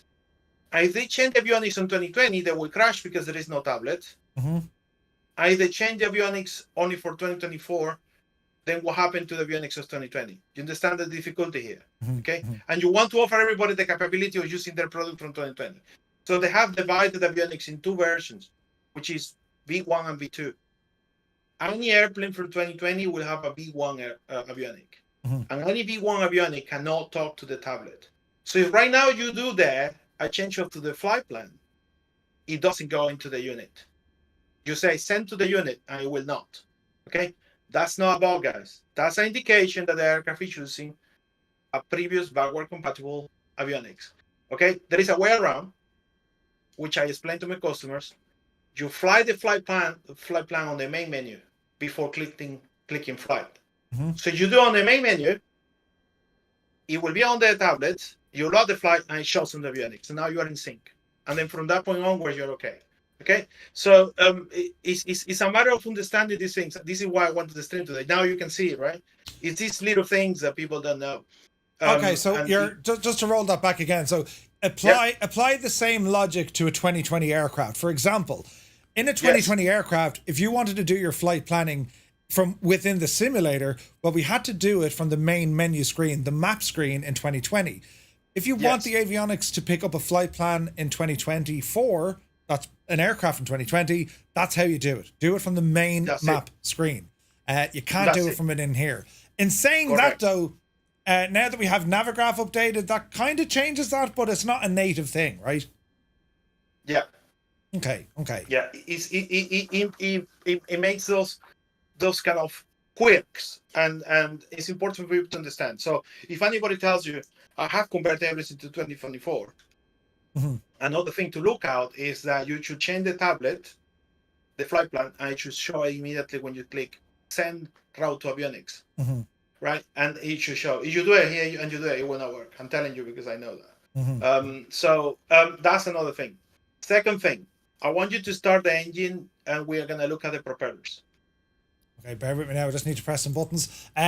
While I'll do this, another important point to note is if you're going to use a 2020 aircraft in 2024, well, you can still avail of the flight planner, the website. You can still plan your flight from outside of the sim and then load that in as a flight plan within the main menu. It'll do the same thing. So, that, I mean, there are features there by default they're getting, right? Which is pretty cool. You can fly as well with you want with 2024 keybinds. It doesn't matter. You can do your own keybinds, whatever you want. It's just the difference is that you don't have that walk around features. They can't happen magically, lads. We have to make them, right? And then I want to show something that is quite cool because one of the things that people like the most is the new propeller system that planes have on 2024. And then we're gonna notice a difference here when we change planes. So let's display this for them. So you start the engine right now. We're gonna notice a couple of things. Okay, engine running. Okay, so you go upside right now. The external view. Okay, you see the propeller is working what we call blurry textures. It's almost invisible. It's almost invisible. You see that you don't see the 3D of the propeller. You will not see how it changes pitch. Nothing. Okay, and that is how it used to work in 2020. The problem is you've been flying now 2024 all week, and now you got used to the new thing.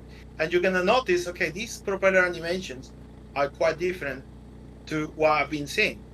It doesn't mean the product is wrong. It's just this is still using the technology from 2020, right? So if you accelerate right now, apply brakes and accelerate fully, you will see it changes and it works, but it's not as fluid like it will be a 2024 propeller.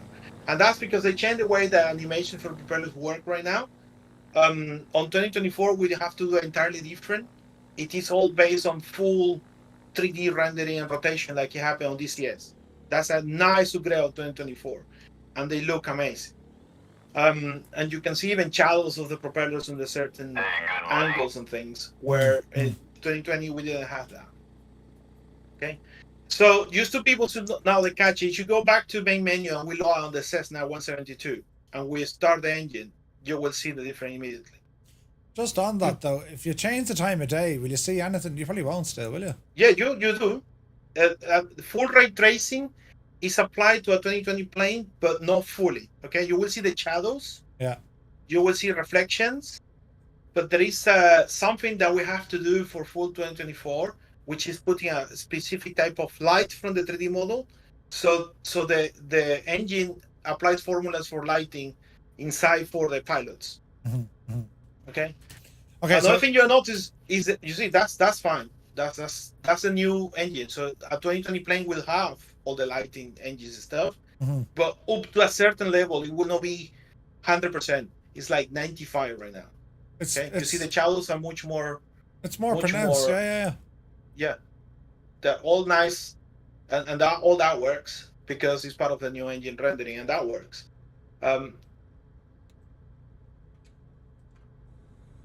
So here's a handy thing. So for folks who they wanted to just open things and not, I think, Raul, it's funny, like the amount of comments I've even seen, we don't have the option to skip a pre-flight. Which is kind of funny because like it's anti-simulation, right? Yeah, I want to fly in a plane and be super realistic, but I want to skip the pre-checks, please. It's funny, but when you see a 2020 aircraft, you remember we were talking about this together. I told you. You remember? I told you this has to be done in this particular way, and I'm gonna do it like that because I know people, and they're gonna be like, okay, but I just want to fly. Yeah. and now it's happening, right? So. I would like you to load the Cessna 172. Sure. So people see the difference of the prop. I mean, it's 9 and 8. It's just like crazy, man. One thing I'm more excited about me doing the conversion is that feature. 172. Me steam gauge, please. Well, any gauge you like. It has to be steam gauge. It has to be steam. For the Cessna 172, I mean, it has to be. Come on. Right. I like glass. You like the glass now? I am glass. It makes me feel young. Brilliant. All right. Let's hop in here now with our 172. And yeah, this is it's amazing the difference already, but like there's a little bit, but there's not really an awful lot. Right? Yeah. Let it load up All and do right. its thing. I have to do a walk around now. There you go. Okay. So first step. Now you have to take everything off, right? Because if you don't, hello there. Things will not work. So this is a 2024 plane because you have all these kind of things, right? Very important for people to realize that. Okay. And that's something that we can't add to our 2020 planes until we do a full conversion into the product. It's required. So let's kick off the engine on this one. The props are just going to be so different.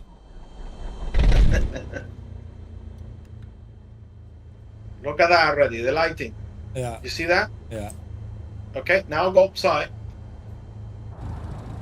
This is all calculated real time by the engine now. Look at that. And accelerate it with your brakes on. And you will see it's absolutely day and night. You see that? And that's one of the new things, the new technology, which is on how the propellers are calculated. And look at that.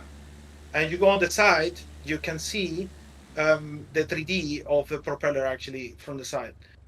It goes even further. When we are doing the turboprops, where the propeller will do the pitch, you will see the pitch change on the 3D happening.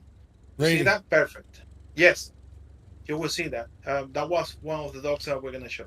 So that's one of the different. Now, you make it rain, you will notice something else. You will notice that the aircraft coat will have airdrops, or should have airdrops. And that's something that we cannot do unless we fully do conversion.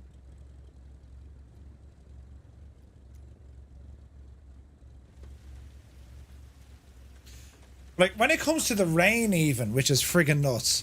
Yes. The rain, does that happen on the outside of the aircraft on a 2020 plane? No. No, that's what we're missing. Yeah. That cannot happen because this is a new shade, a new material, and we have to do a whole process for this to happen. Okay? So these are the indicators that you can see. Okay, yes, this is a 2020 plane. This is a full 2024 aircraft. And this is fine because if you think what has happened to anybody that used to be on 2020, they were able to transfer to a new platform and bring over with them all the add-ons that they had without paying a penny, right? They have it. But it is important for people to understand that tech like this will require work from the depths to appear at the end of the transformation. And if we don't, then it doesn't, right? It's called backward compatibility mode, not forward compatibility mode. So it's impossible for things just to happen. Like there's other things at play as well. I mean, there's lighting as well, and not just saying about the props. Light bounces off the props now, which is that's right. You see that? There's a huge There's a huge difference now when we look at propellers. Like, it's just absolutely incredible. Yeah. So what Microsoft have done is you have given me a canvas to paint, which is incredible. Okay. Now that's something else people need to understand how I particularly see the platform. Some people are like saying this is a game, this is not a game, not a scene, whatever. Don't look Microsoft Flight Simulator or any simulator out there as a game or as a sim. You have to see it as a platform. Because ultimately, any product you use in any of these platforms will be as good as a developer want to make it. And that is something that people have to realize. This is why I never engage in wars with X-Plane is better, or P3D is better, or Microsoft Flight Simulator is better. That's not how I see it. I see it as this platform is more popular than this platform. And that's how I make the distinction into my roadmaps, really. Because nothing is better than the other. It depends on what you want to do and how you want to do it, right? You have tools to do your product and how well you can use those tools to make them work. Simple as that. And that's why some people say, well, I still love flying the Aerobask, whatever on X-Plane versus whatever I have on Microsoft Flight Simulator. It's not because one platform is better than the other. It's because that developer did a great job over there and they love it. Simple as that, right? Yeah, like limited pressure, someone say. It's got, you know, because it's funny, right? There's bugs everywhere, right? Yes. So like windshield effects aren't working. If you noticed that, I don't know if you've seen that on streams or that, but like there's no water. Okay, we have the prop running, but like even if I wonder if we turn off the prop, will it stop? Hang on. It's interesting because I tested mine. It was working on the 2020. Yeah. So it could be related to that. So it's not. Yeah, it's like I haven't been able to get windshield effects. Really? Like, Let's try on the S4 because I think I did. Okay. I think I tested earlier. And it was. Well, I think. Well, this is it. Or maybe. Oh, do you know what it is? They're working in places. Like I can see them there on the side. Very hard to see. But like, Jesus, you cannot see them. You can't see them on the windshield.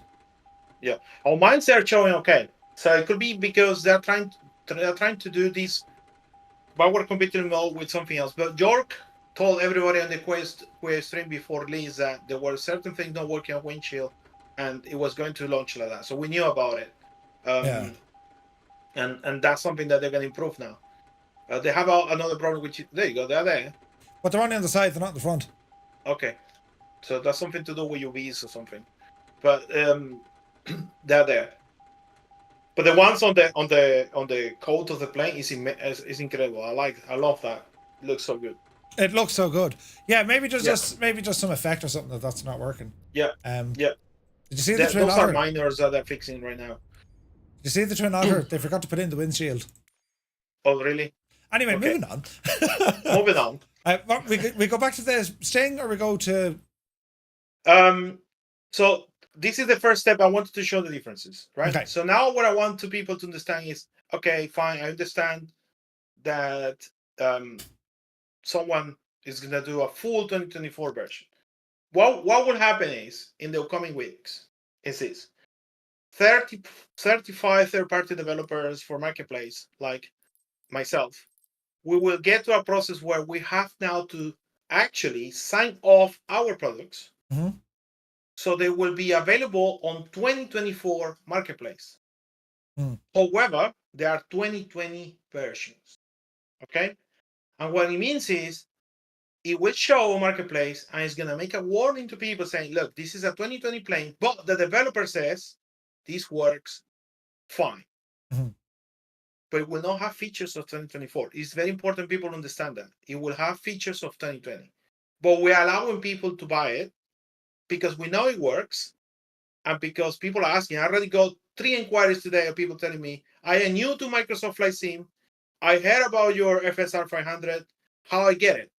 And I say, unfortunately, if you didn't vote on 2020, you will not have it now. You need to wait until marketplace is open. So we want to allow people to buy the 2020 versions because they work. We will need to test those, but I know already work because I tested all this before the launch. Mm-hmm. They get signed up, and they will show on the marketplace, and they can buy it at the same price of 2020 plane. When we do a full conversion Mm-hmm. to 2024, we have the option to say you get it for upgrade fee or you get it for free. Okay, and that would be up to each developer to decide. Okay, and those conversions is what is important, because in order to take advantage of all the new features that people are enjoying, like careers today, right? Imagine someone wanted to get PPL and then get a LSA license. STS4 is a perfect candidate for it. Unless I fully convert into 2024 standards and I configure all the careers, it will not show there. You see? Question now, and we'll go sideways a little bit, but as a developer, Raoul, okay, you currently have a fleet of aircraft which are native to 2020, and you have done considerable groundwork to make them compliant within 2024's engine, right? But they're still a 2020 aircraft. What can you do as a developer then to entice people to be looking at the 2020 aircraft? I mean, timelines aside, I mean, if I'm new to all of this, right? And I want, it's like, how do you explain it? But like, I only want 2024 kind of content. You know what I mean? Yep. So what's there for a developer? I mean, there's options within the marketplace. Some might work or some might be good options. But what have you got to do there? I mean, I think it's a hard thing to answer, and that's why you're gonna see that not many developers might convert immediately, and they will probably start launching 2024 products first in order to make themselves popular or aware on the platform, and then entice new users. But ultimately, I believe it is, in my particular case, because the way I work, most of my awareness to the public comes from mouth to mouth. People tell each other, this developer is great, or these planes from this guy are one of the best, and this and that. I've been monitoring forums, and there is a person that said, can you guys recommend a product working on 2024 without bugs? And then someone said, fly the FSR 500. And that's why I think I started getting inquiries saying I want to buy it, right? Unfortunately, they can't yet, but it will be soon, because they're going to open the marketplace soon. So ultimately, it comes to who are the developers that are the best. That's what's going to happen, right? So you don't have a fully 2024 aircraft. Like I am 1000% sure that everyone is going to buy A2A Comanche on 2024, even if it's still flagged as of 2020, because it works, right? And it's one of the best out there. We know it. These people are one of the best developers that exist in doing particular custom simulations. So same thing might happen with Phoenix, right? They might not have a fully 2024 at the beginning, but their Airbus is one of the best out there. We can't deny that.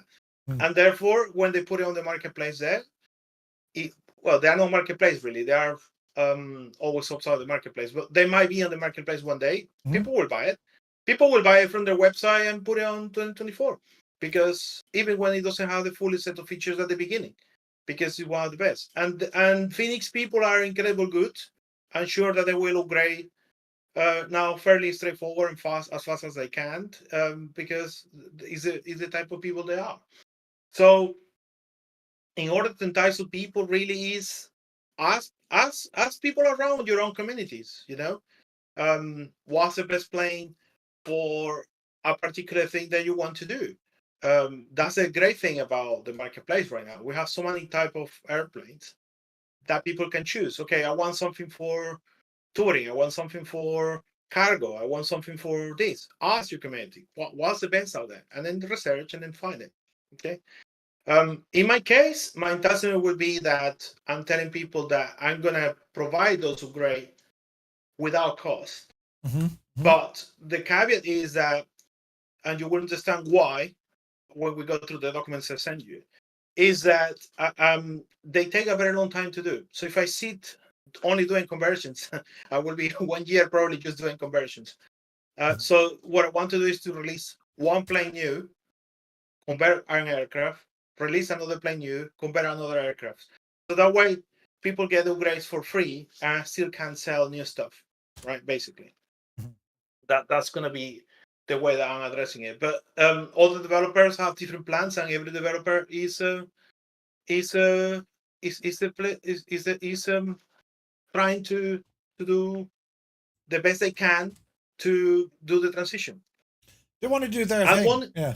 I'm monitoring right now how people are using the new platform, because one thing I'm interested to know is how much they are going to be doing careers, how much they're going to be doing missions, how much they're going to be doing particular activities, because then you can focus your conversion into something that matters more for the most. Okay, let's say for instance, Sting S4. The Sting S4 is working great, and it's not playing that will be going to career perhaps or missions. Okay, so it might be that could be one of the last ones that I convert, because it's not in high demand if people are actually into careers, right? But then perhaps the FS 500, which can be on missions for turboprops and stuff like that, it might be the one that might require more demand. So the decision of in the order that I'm going to do the conversion will be next year, after I see the market and how people are actually using the sim, what they're complaining about, what they love about the new sim, what they hate about the new sim. All these things are things that I pay attention when I design a product, because as I told you before, I don't sell aircraft, I sell experience, right? And then to be able to sell experience, you need to understand what is the people want. And each platform changes, and then you have to reassess. Okay, this is what they like to do. This is what they don't like to do. So it's a learning period for everybody right now. Okay, so let's say that you want to know why these people are charging me $20 for an upgrade. How dare they? Why they're doing this to me? They are crazy. I'm gonna go and burn their offices because this is outrageous. Let's go through the process of what it takes to convert an aircraft. Okay? There is no copy paste. Doesn't exist. This is no Excel. You have to do everything different of what we used to do on 2020. It is so different that if you start an aircraft on 2024, there is no way on earth you can say, now let me do the version for 2020. It's impossible. Completely different. Going backwards, yeah. it will be so hard that it's just no, it's not going to happen. Number one. If you are on a 2020 plane and you decide, let me do the conversion, planes like mine, like the FS 500, it could take 4 to 5 months to convert. I need to invest into changes to textures, changes to everything. The first step that you're going to notice is that the entire project setup has changed. Do you have by any chance 2020 installed? Do I have any? The Microsoft 2020 still installed? Yes. Okay, go to the community folder of Microsoft 2020. Now. Hold now. Okay, so find any aircraft on 2020. Any plane. I'll go in here. This is where I keep them. I don't know. General aviation, sure. Let's go in and look at the. Let's look at the Navion. That's always a nice plane. Navion. Yeah. So open it up. Yeah. Okay. Now going to Sync Objects. Yeah. Airplane. Yeah. There you go. That. So put it next to the window that we opened. You will see the difference right now. The window that had the instructions. So 2020 is on top and 24 is on the bottom. Okay. You see the project structure is totally different. Attachments, common, liveries, presets, completely different. Completely different. So what this means is, in order to make the aircraft more performance-wise, everyone's happy about the 25 frames per second that they're all getting with 2024, right? We have to split the aircraft in parts. An aircraft cannot be what is called a non-modular aircraft. There are exceptions where you could try to do it if you have a small plane, like the Sting S4, will not make sense. But anything business size forward will need to be split. And why it has to be split? because as soon as you compile a project on 2024, it says, you're not 2020 anymore. And the engine says, your screen size of your model is going to have the new calculations, and we're going to enforce on you the new vertex limits, the new LOD limits, and everything that we're doing new to ensure that the performance for people remain. And as soon as you compile, your aircraft disappear from the screen. I'm not joking. You compile the plane that you have in 2020 with as you had it, and you go into the screen and it doesn't show because it's saying you have too many vertices. Split it. So we have to split it. But Okay?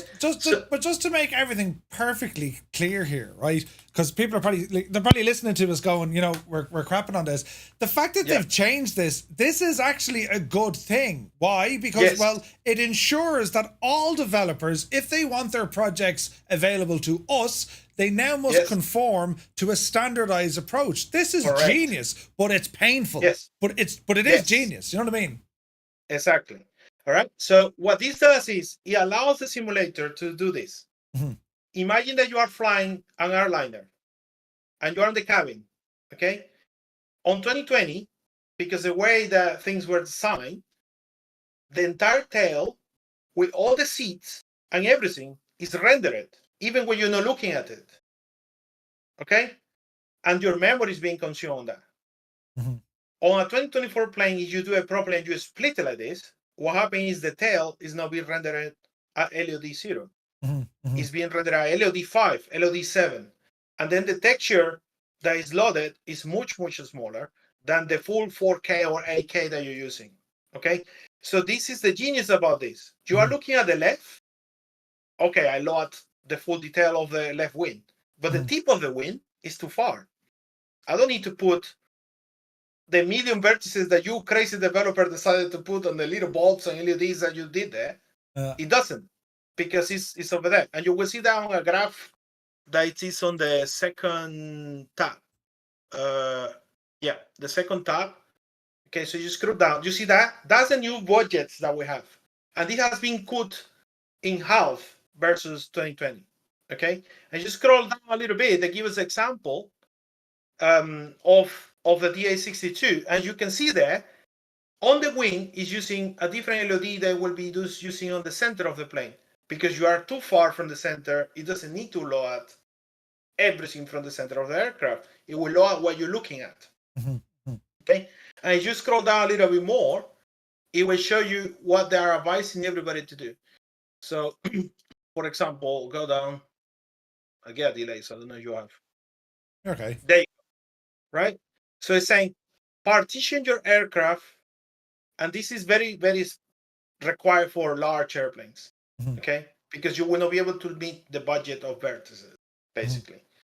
So you have a big plane like even my Phenom is affected by this, because it's the crazy things I put into it, right? It's just over the limit. So what happens now is you need to split it: the front, the tail, the center, and the wings. And they go even further and say, if you can do the wing tips, do the wing tips. And this applies as well to the interior, where you have the cabin, the center of the plane with the seats, the back of the seats. Okay? So you imagine if you did a 2020 plane, you had a simple 3D object that was exported as a whole. And you were doing the LODs of the entire plane. Now you need to split the plane into, in this case, they're doing the example 1, 2, 3, 4, 5, 6 for the exterior. And you need to do the LODs for each one. And then assemble it all in the sim. So that's why it's called a modular aircraft. These have a lot of implications, because as soon as you do this, now all the repaints and the liveries changes. Because you have a livery that was for the entire thing. Now you have to have the livery that split to each section. And that means that all the liveries I had for my FS500 doesn't work anymore. I had to redo it for the new modular airplane. Okay? Do you see advantages for developers going this particular route. Okay, so we can see it for the sim.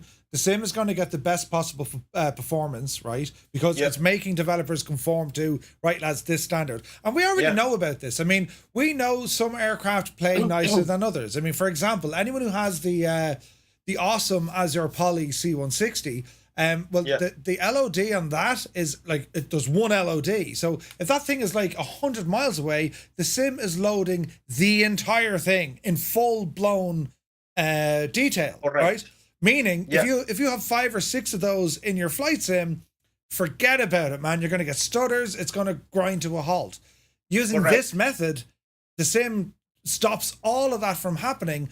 At the moment, I think Pet Hate, I think they've gone too extreme at the moment. I don't know, are they like going to make things a little bit better? I think the LOD is just too extreme. What's happening is that doing this work is hard.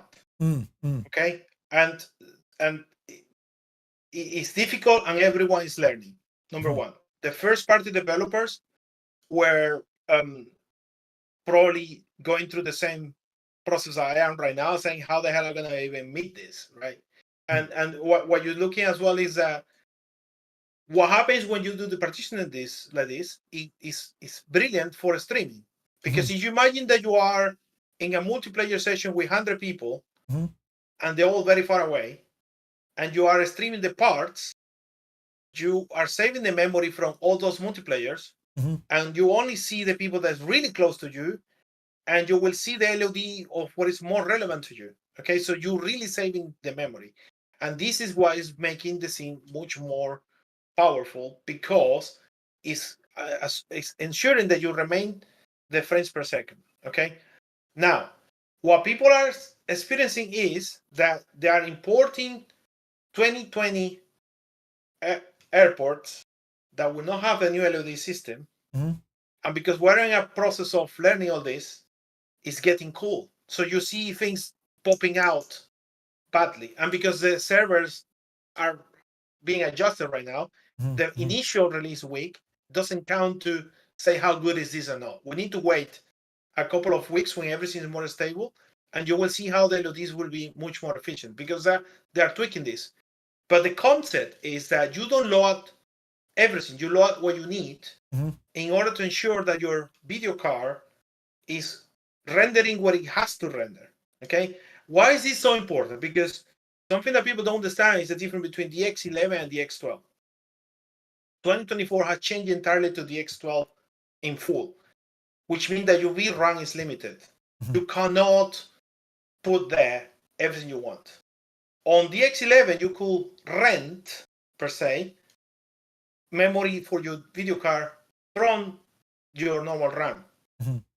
So if you were running out on your GPU, it can go and say, don't worry, you CPU, give me some. And that's when you start seeing stutters and things, because there is exchange of information between normal RAM and the VRAM. The X12 design is that, as you said, you can't share that because it makes you slower.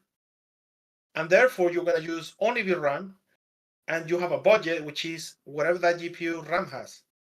So you have a card with 8 gigabits, that's what you have. So you have to take out things that you're not using to put things that are new. And this is why they have gone with this design, because it allows them to do that much more efficiently. Okay, so there is a reason. Okay, do we all agree as the developers with this? No, we don't. We're all in dismay of the amount of LODs we have to do and all the work it takes. But it is what it is. Okay, and we're gonna need to be compliant. We want our products to be the best possible. It is what it is. They're enforcing it, and you have to do it. The end. Some people are looking to how to avoid it. They can try, but I'm sure that's always gonna keep tightening up the nuts. Oh, you haven't done your part, modular part. You think it's gonna disappear, right? They are doing an exception for 2020 planes, because obviously you cannot do it for a 2020 plane. But what that means is those 2020 planes are not taking advantage of the performance and memory saving. So if myself as a developer, I decide not to convert, I am giving to my customers a product that is not the best design for their consoles and for their PCs on 2024. And therefore, that's why I encourage people to do their conversions eventually as soon as they can. It's I think it's needed. I think the delivery at the moment has been sketchy because the LOD is an issue. Yes. I don't agree with comments saying they didn't have to do this. I think for the sim to be able to work, to be able to get this stuff to work, the problem that they said at the very start was if you were to download Flight Sim 2020 right now, it's what, 1.2 terabytes. Right? And if you're just flying in an airliner and VATSIM, this isn't really going to have an impact on you. Really, it's not, right? But it's all about these new features. It's about adding the new tech, and they can't keep adding more and more. I mean, what you're going to end up with, like, 3 or 4 or 5 terabytes of data. So we're never going to be able to run it. So, like, for me, this is definitely the way forward. I think it's catch-22. Flight Sim and Flight Sims, they've always been at the cutting edge of what's possible when it comes to technology. Microsoft especially, throughout the franchise, right? We can't be really complaining when they're trying new technology. I think the biggest frustration is, though, they're not doing anything, or they're not doing enough to safeguard, well, what happens if that fails? And I think that's where people are really more getting uptight about. They're like saying, Jesus, it's great, yeah, wonderful, but what do we do if it doesn't work? If it doesn't work, we're shagged. And we saw that the other night, as in the system failed. That's it, lads. Game over. Ball burst. There's no way to get into the sim. And I think that's the worry, and that's the missing link. You know what I mean? That's something that we can discuss with the developing team when they come and they're ready to talk to us. They are very busy. They are working like crazy. I can tell you that. We are in contact with them because we're reporting issues that we believe should be addressed for the well-being of the community, because that's the kind of developer particularly I am. They're not ready to talk to us. We need to let them to have their time to do things. Please, guys, don't forget they're human. They have to sleep. They have to eat. They have to go to bed. They have to go to the toilet. They are exactly like you. They have families. They have kids. They have wives. They have husbands.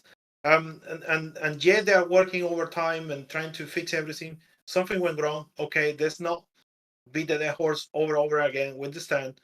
But they went in the video. They told us, that takes a lot. I haven't seen that yet in any other of the platform where something goes wrong. I haven't seen any of the faces of the developers coming in saying, okay, guys, yes, we did something wrong. We're going to do this to fix it. None of them have done that. So let's not forget that, right? So credit when it's you. And yes, we told them it was wrong. They accepted it. Now let's see what they come with. I am confident something is going to happen, is that they're going to probably enable an option for you to download the content you want to download. So, for example, you should be able, I think that's going to happen. This is my particular belief. You're going to be able probably to go into an aircraft and say, I don't want this streamed. I want it to download. And that would be a good compromise, because then people that want to have their aircraft locally and they have the capacity, they will be able to do so. Or a scenery. I think that's going to happen.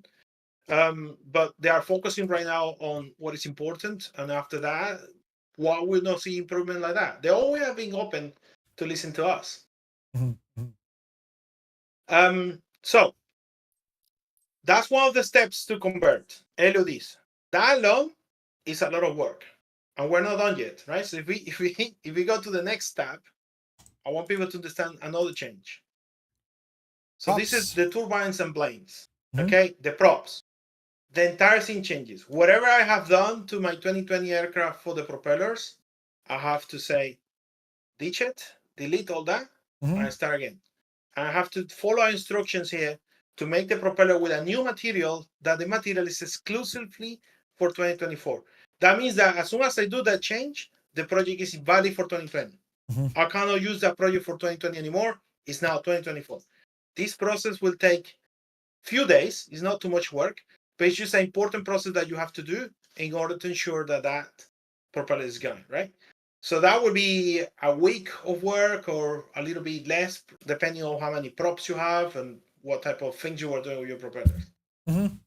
Then you have what is called the wheels. The wheels is very interesting, because everything changes about the rotation of the wheels. So in 2020, we used to take a wheel and say, rotate it. And that was it, right? But there is something very cool in 2024 where we can simulate the tires having compression on the ground. So if you scroll down, people can see how they teach you how to do this. So you see they're saying you will have this type of tires. That they're just giving the full explanation because they're very, very thorough on their SDK. Carry on, carry on, carry on. This is something cool I want people to see when it's the compression. So this is one of the big changes, right? This. Whatever texture anybody had on 2024 their tires, they have to throw it away. Just like that. Wow. That means that if you are a developer like me, where my skill set is not texturing, my skill set is everything else, I have now to get back on track with the artist and say, you remember those textures you did 3 years ago for the tires? I just delete them because they're not worth anymore. Can you do me some new? I have to pay for that. Jesus. Okay? All right? So as you keep scrolling down, it will tell you how to do it, because what we're going to do now with tires is we're going to do compression. So you have to map it all different so that compression can occur. And then the rotation is not the rotation of the 3D, you are rotating the texture. You see that? That's explaining how to do the deformation. And that's the cool video I wanted people to see. You see that there? That is so cool. Okay, so with the weight of the aircraft, you will see the tires going up and down, or when the pressure of the tire is lower, it will do the same thing. Okay, and this is part of the new wear and tear system that they're going to implement on 2024. When you go and say, how is my tire pressure? It works on career mode, where you're going to have flat tires and things like that. And that is thanks to this new technology. You see, that's a compression. So in order to make this work and do the rotation, we have to take our tire textures from 2020, throw them away, ditch it, do new ones, and do a different type of animation for the tires. Jesus. That is time and money. Okay, so you're catching up now. I have to take my plane and divide it in parts and do LODs for each part. I have to take my project, destroy it, and do it on folders and do differently, and attach all those parts individually. Then I have to go and destroy whatever I did with the propellers and do it differently. Then I have to go to the wheels, destroy it, and do it differently. Okay? Jesus. Right, we're moving Right. on. Now, I'm not going into details of each of these steps because you have a lot of nerdy stuff. I'm just trying to do it the less nerdy I can, so people understand the word lot. And why I'm doing this today. There was a lot of back negativity when people were saying, I want to charge $4 for an upgrade. Lads, they're going to be sitting, working in there for months to convert something. You need to understand that. And if they're saying that they want to charge $4 and you're really upset about it, just think about you were at work and your boss told you, you remember those Excel spreadsheets that you did 20 years ago? I want you to destroy them all, do them new, and because you did that in the past, I'm not going to pay you your salary this month. This is part of you doing maintenance. That's really what it comes to. So if someone tells you they want to charge and you are really upset about it, just don't get the upgrade. Continue using the 2020 plane then. That's the point. That's the point. And like it's when this it's when folks complain about how things are going to be implemented in 2024. I mean, this is progress. People wanted better landing physics. Now you have it. That's it. And okay, if they want third parties to do it, put it this way, you did not have anywhere near this level of tutorial or information when it came to 2020. There was nothing. There wasn't even an SDK. There was nothing. So now this is a clear sign from Asobo and Microsoft to say, well, okay, listen, we're going to try and educate everyone here. Okay, things happen at different speeds, right? But this is like, these are details you don't actually notice. You just don't, unless you have a flat tire. You know what I mean? Yeah. And look at that. It's individual. So if you are in a surface that has a pothole in one side, you will see one tire going up and the other one going down. You know, someone has spent months coding a shader inside 2024 for that. It's nuts. Okay? Jeez. Right. Moving on. We have now managed after a month and a half to get to the wheels. Now we need to go. what I might do, Raul, briefly, because just breaking news, but we won't dwell on it. Just letting folks know the first patch has arrived now for 2024. There you go. And I'll just give it a quick read. If you're playing on PC, outdated packages in your community folder might break, pretty much. So they're just saying give it a vanilla state. They fixed a crash when you select as arrival in the EFB, fixed a crash that could occur when closing and invoking the camera menu, changing the drone focus. So that was a bug I had yesterday. That's fixed. They fixed various other crashes across the title. General bug fixes is the missing cursor on Xbox Live sign-in pop-up. I think that's a lot of people had to get a keyboard or a mouse. They fixed an issue where you could lose focus when creating a new input profile. Aircraft selection is accessible via the control menu, but can only be changed from the home page. And they fixed an issue where you could get stuck when accessing the menu bar from any help page. So it's a quick patch. That's what it looks like. No news I can see in relation to servers or otherwise. But okay, look, 72 hours after that release. Will be because any server fixes will not be part of client update. So what they're giving you on the changelog, if whatever they change on the client, know what they're changing on the back end. Interesting. So clearly they're changing the back end because I could not log on yesterday from the UK and today it was like super fast. And today you could. Okay, so it's a relatively small patch, but progress. Progress. Right, so the next one then, the clear coat. This is where we're at? Yeah. Yes. So after I have spent a month and a half doing all the stuff, it comes the clear coat. And again, I have to take potentially my base color textures and my PBR textures and trash them. If I want to use this, we're gonna do experiments. Me and a 3D artist I know to save the textures I have, so we can use it. But we're not sure, right? So basically, you have a 2020 project which had the entire fuselage for the aircraft with a material for 2020. You need to go now into your 3D and say, forget about that. You need to use this new material. And you have to configure the material with new UVs. So the rain looks good. You know, it comes on the right angle for everything. And you have to change the material textures and things so you implement clear coat.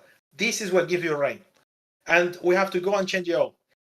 Jeez. So again, another major change. As soon as you do that to your project, it cannot be used for 2020 anymore. That becomes a 2024 only from that point of view. We're looking here the amount of work, and we haven't even touched the new flight physics and nothing like that. We're just going through, let's make my 3D pretty, basically. Right? So basically, what they want you to do, get your 2020 aircraft, smash it into multiple pieces. Then when you're putting it back together, smash it into multiple pieces. And yeah, it's interesting. This one here is on the covers, chocks, and pins. Yes. So now that nice feature that everyone likes, some are not liking anymore. Again, we have to go and change. So, for example, anyone familiar with my products, I already have chocks, I already have pins, I already have all that kind of stuff. But if I wanted to integrate it with a walk around, I have to put some work to make it work. So these instructions are how to do it. You didn't have any. It doesn't say, well, you had something, trash it, and now do it the way that we do it, right? And all the instructions are there. Hello there. That will be another week and a half of work probably to make it all work with the chocks and everything. I know I'm gonna do mine different because something I'm noticing that people are fed up of going around to take them out, and I know that they would like actually to go to my tablet and say, no, I don't want to do it from there. I want to do it from the tablet directly. I found a way to do that, so that's something I'm gonna do. But the nice thing about them is this. I think about this. Every time I was doing these remove before fly flags, I had to do what is called a full animation with the skins, and that took me ages as well because I had to code it all and do it manually. Now, what we actually tell the simulator, I have a flag here, and it reads the winglets, and it goes, and it's just so beautiful. It's amazing. So I'm looking forward to actually put the pins. But just listening to the community, I will find a way so they're not forced to do it all the time, right? That's pretty cool, though, because I mean, it's a bit of good news from the SDK as well, because there are clearly things there to help developers. Yes, that's it. Yep. Okay. Then it comes where the most work is gonna go into activities. Okay, it's very nice that you're doing all those careers, right? But any 2020 plane, to be able to appear on those missions and the career mode and all this kind of stuff, requires a specific configuration per career. And that's what they have is a split in there. If I want my plane to be into aerial firefighting, I have to configure it for it. And that has a specific configuration you have to chip. Then I want it for a pre-flight. You have to do something specific. You need to configure even where the passengers go, what path they follow, how they follow it, everything. This is another month I have. This is one of the month work that developer have to do. And you can see there all sorts of stuff. You have to specify performance of the aircraft, everything. And when you think you finish, you go into the SDK and say, okay, can you confirm that this works for cargo? And it will tell you, no, you missed this file. Oh, okay. You have to go and do it again. Right. So a particular area in there that's cool to see is if you click where it says commercial flight and passengers. On the left, you see on the left sorry. Yes. Okay. So you click in there, it's explained to you what to do. So all those beautiful passengers that are not showing right now because it's a bug, comes into the plane and they will come walking when you call them.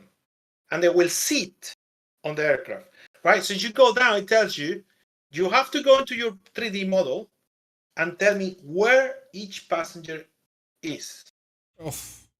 That's the kind of work that I have to put into it so it works. So it's not magic. It's actually us telling you. You see that there? So it's telling us that we have to put specific nodes inside the plane for each passenger.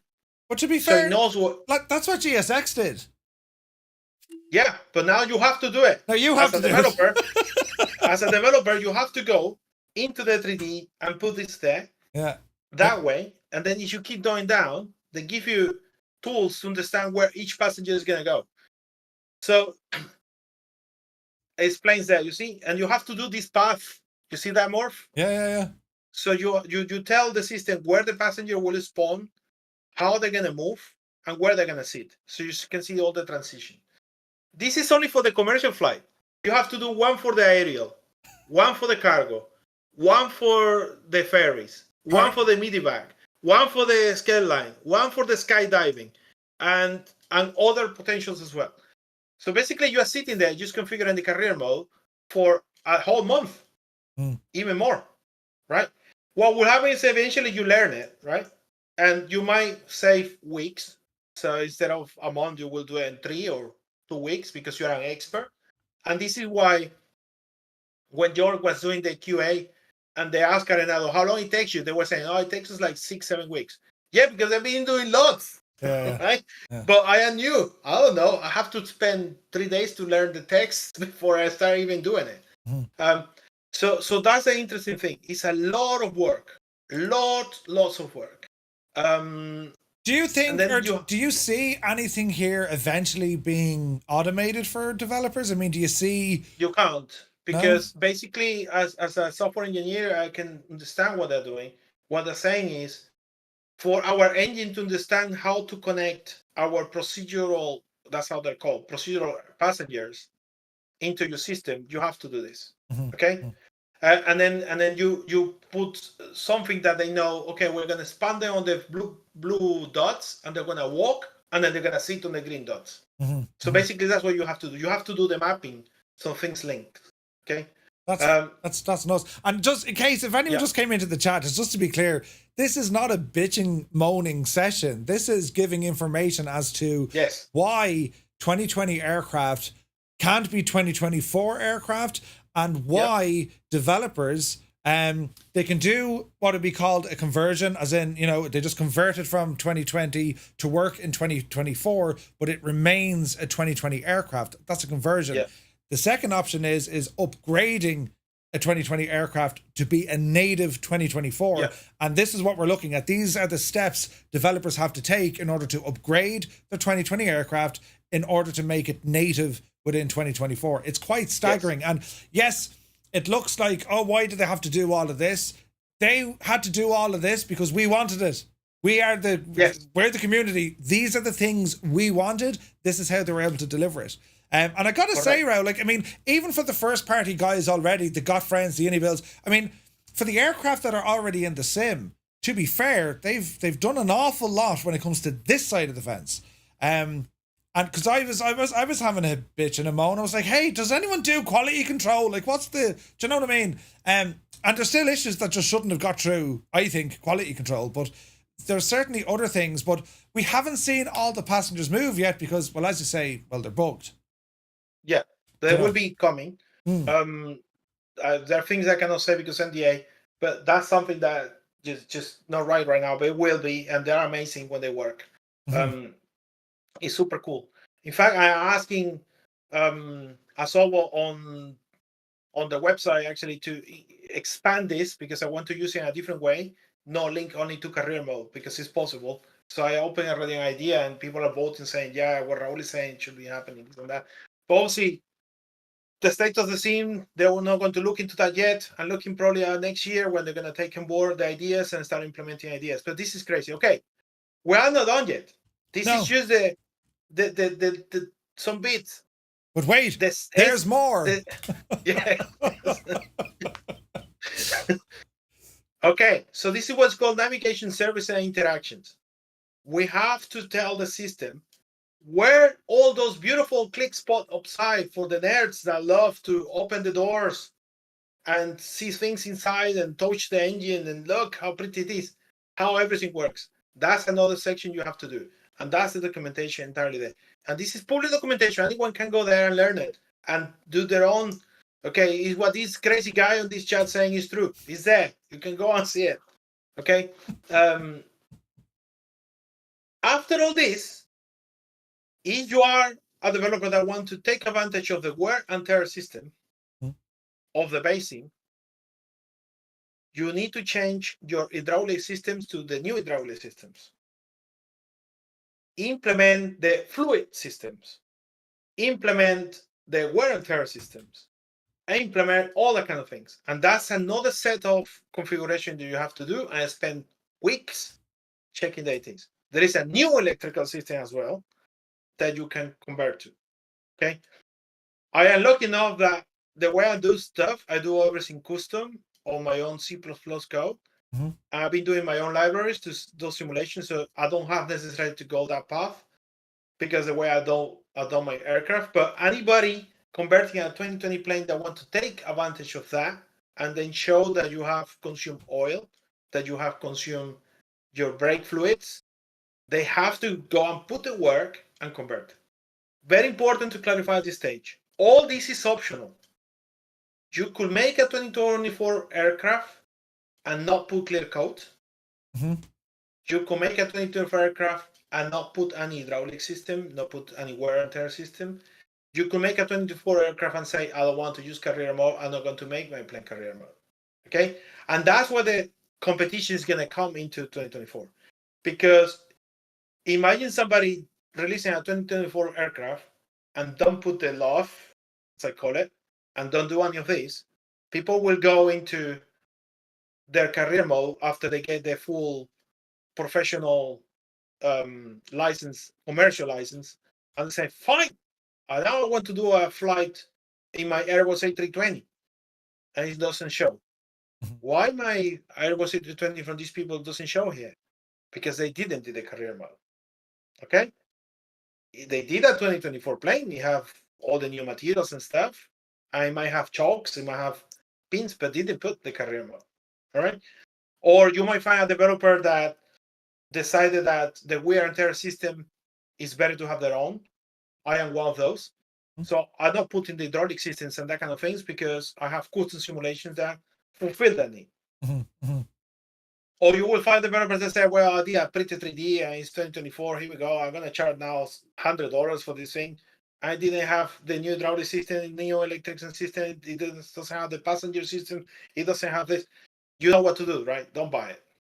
They're being scammed, guys. Simple as that, right? So this platform 2024 is incredible.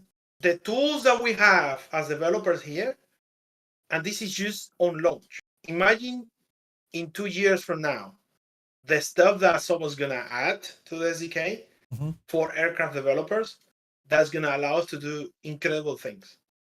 So you are being going at Microsoft for years. We want more, we want more, we want this, we want this, we want this. They are giving us the tools.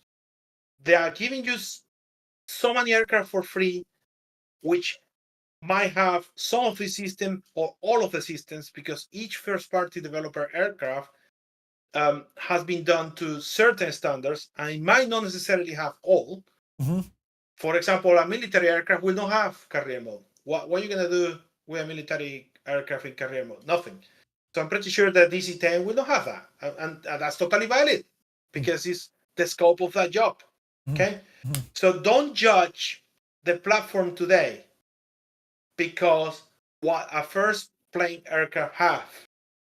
Judge the platform of how it's going to evolve from today in 6 months. And that's my best advice today, because you will see people like A2A coming and saying, oh my God, look what I got here. Or people like Phoenix coming and saying, oh yes, now I can do all this stuff. And in 6 months, you're going to see things coming out that is going to be like blowing your mind. Because we go now a much better canvas to draw things. Yes, we have problems today, but this is the new canvas. And because the stuff that I'm seeing in this SDK, me particularly, people that have been cutting edge on technology, like Black Square, A2A, and stuff like that, I don't see why on air they will do a 2020 plane from next year. It will be pointless, right?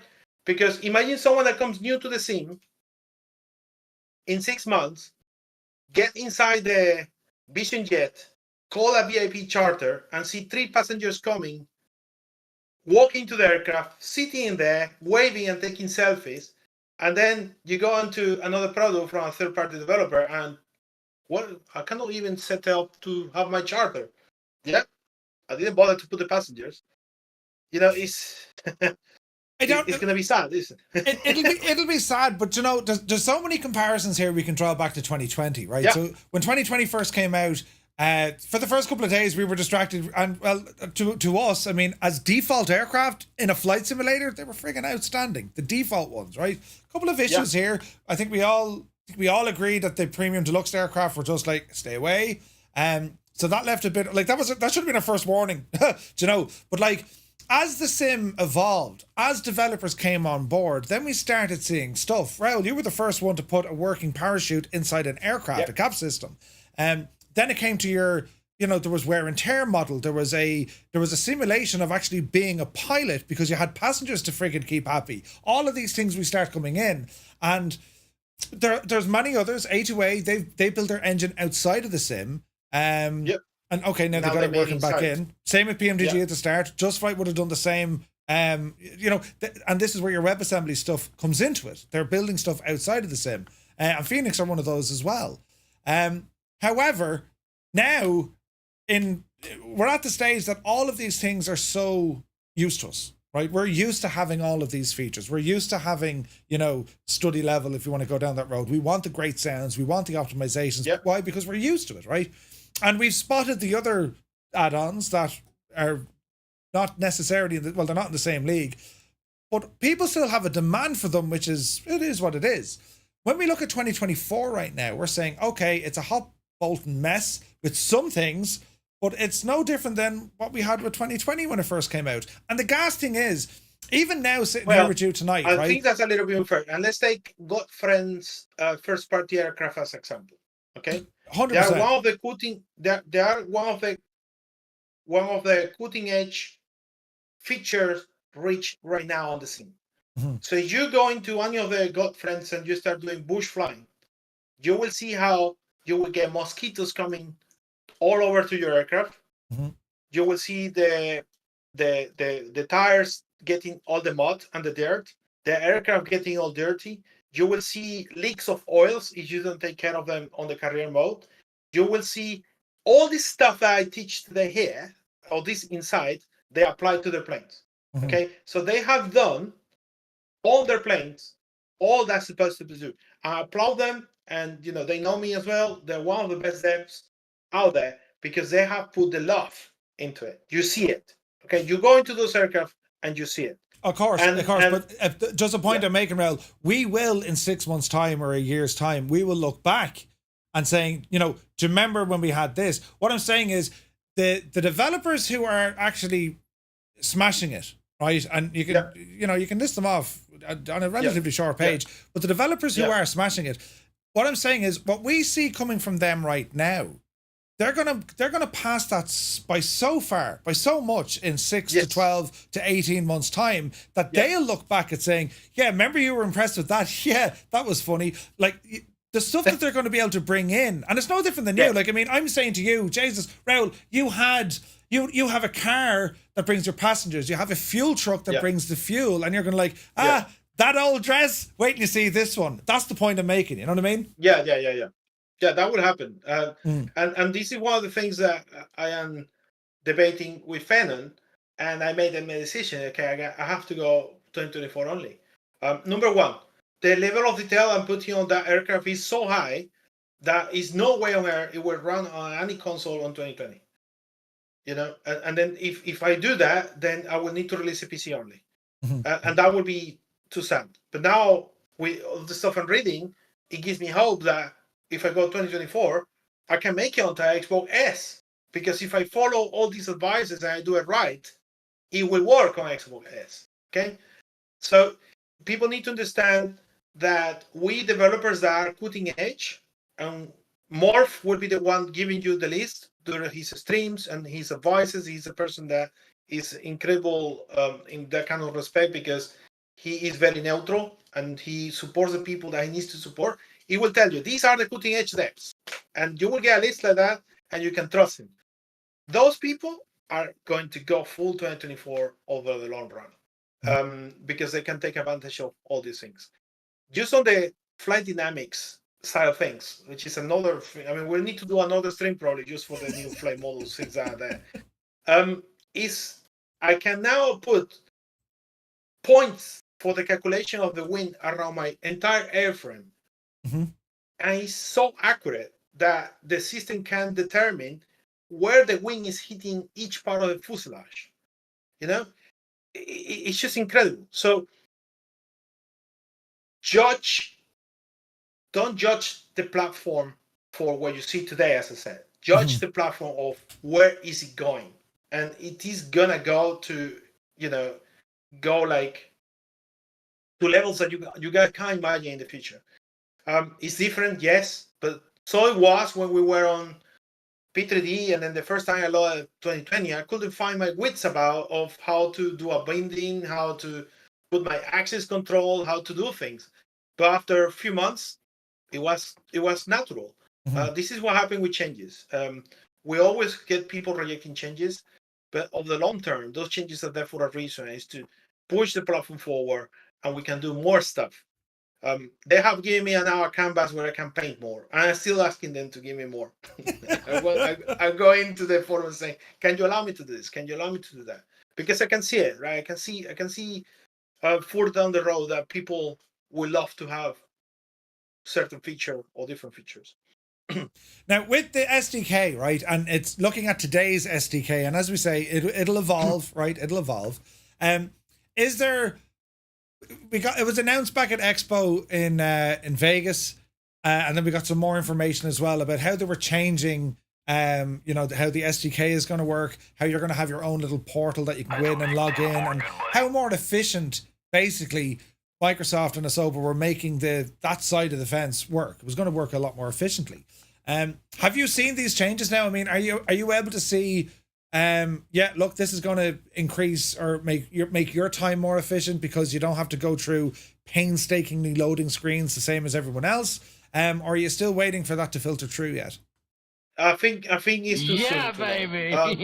Because one of the things that people as well should understand these days and era is how developing processes work. The old times, 30, 40 years ago, the way that you used to do software was that you sit, you interview people, you get the full specs, you do the entire thing, and it takes you 5 years, you finish, and you release. And you gave a big book with it as well. Here's your manual. Okay. So, and here is your manual. Yeah. So that was the old times of how you used to do software. Okay. However, in these times where technology is so fast-paced, if you sit to do a software for 6 years, by the time you finish, it's obsolete because it's too old. So developing technique has changed. You can't do that, right? You can't sit and say, I'm gonna do my software for 10 years and then release it. Now it's perfect. It's all okay. By the time you finish, there are now 20 other software that do the same thing as you, and you are out of business. That's the reality. And these apply to games 10 times harder. Okay? And video game studios is even harder because the technology is so fast-paced. Imagine sitting just yourself to do a video game right now, and by the time you finish it, there are 3 new video cards more powerful and 10 new CPUs that are 10 times powerful what you started with, and your video game is obsolete. Simple as that. It is how technology is, and we need to understand this. So what happens is we don't do software like that anymore because then it's not valuable. What you do is you say, this is my primary objective. I'm going to release like this, review how people react, adjust, release my next set of features, see how people react, adjust, release my next set of features, and you carry on. And this is what's called the agile process. And it's called agile because you took something that was 10 years to do and you split it now into sprints of 2, 3, and now you can deliver what you want. Okay? So what you see today is Microsoft now listening to the feedback, and you can bet they're going to go and say, okay, fine, they didn't like this. This is now the next direction of travel. They do some change, push, you see how people react. This is what they do the QAs. They sit there, they listen to your questions, they answer your questions. Okay, this is what people want. Let's do it. Oh, okay, this is the data we have. This is what we need to do. And so it's a fluid process of development. This SDK is going to change by March, and soon. By the time I'm finishing the tires, they're going to tell me, well, actually, we added this little bit here now, and then you have to do it again. So we have to cater for that as third-party developers and understand that we set some objective and we release, and then we update, and then we release, then we update. But like, I mean, this is nothing new to flight simulators at all, right? You know, I remember from X-Plane, I mean, you'd have an X-Plane flight model, you'd have a ton of add-ons that work exactly to that flight model. Austin jumps into his plane, goes for a flight, figures out something, goes, and hey, I want that in the sim. He goes back, he writes it himself, and then he deploys it. And then it breaks all the add-ons, right? And they're like, oh, crying out loud, we got to go back and fix this now. I mean, that's how it works, lads. That is flight simulation. With Microsoft, granted, it's relatively different. I mean, they didn't necessarily bring changes into the SDK, from what I can see, that like stopped other things from working, as in other aircraft, right? And they didn't deploy a brand new flight model to break everything else. They gave the option to opt into it. Granted, we had some problems with backward compatibility in certain things, but overall, it wasn't as destructive as plane. You're right. And like, it's like it's pretty cool. And like, you know, we've said it so many times, but like when it comes to flight simming, like the future is so bright right now because I mean, you need the innovation, right? You need that Asobo Microsoft innovation to say, do you know what, we're going to do something absolutely mad. Like, I mean, put it this way, right? Where would the flight sim community be absent Microsoft Flight Simulator that released back in 2020? Like, where would we be today, right? I mean, X-Plane was definitely holding the torch, definitely, right? Yeah. X-Plane was winning the race for sure. And I saw a change that they did today, and it looks pretty good. So I would say that without Microsoft Flight Simulator, then we will be on P3D or X-Plane, and that was a long time works, isn't it? People want us after another, and that what you will be, and we will not have as much people as we have right now. Agreed. So, I mean, that picture you just posted on your Discord with everyone on the avatars, that looks like it looks so real. Yeah, right? You were all I mean, I didn't even know that was possible until you posted the picture. I was just mind blown by it. I copied Kando. He did a fashion show on his stream. A fashion show. It was hilarious. He called it a pilot's meeting. So they all fly, land, get out of the plane, and they're all just standing around chatting to each other. I tried to do a group photo. It was like herding cats. It worked though. You know, it worked. But even those experiences, okay, like, you know, the hardcore anorak wearing flight simmer in me cries a little bit when I see things like that, because I'm like, they're made it a game and I don't want it to be gaming. But like, hang on a second, like here you have something so big, so vast, of like a simulated world, and you can have a bit of fun with it as well. Like it's incredible. It is incredible. And like we've done a flight in the last 3 days. We flew the I-90 from Boston to Seattle. We've got to see, or we have seen an awful lot of what the sim can throw at us in terms of weather and terrain and all of that. It's absolutely insane. And outside of all the frustrations, and there's no one ignoring the frustrations. No one's ignoring the fact that it was a catastrophic release, disaster. Like, they couldn't have asked for something worse. If they gave it to me and said, Murph, can you give us a bad release? I wouldn't have even come up with that. And I'm pretty bad, right? However, the one thing I will say is this shows incredible potential for what Microsoft Flight Sim can actually do. I mean, it has this sort of physics, this soft body physics for tires. This is on a level of simulation we can only dream of. And same with some of the avionics stuff. And then you have the world creation at the other side. And now, because there's so many people invested into this platform, all the pilots, all the devs, we will by far have the most complete virtual hangar than any other simulator ever. That's right. With the sheer amount of aircraft. Yep.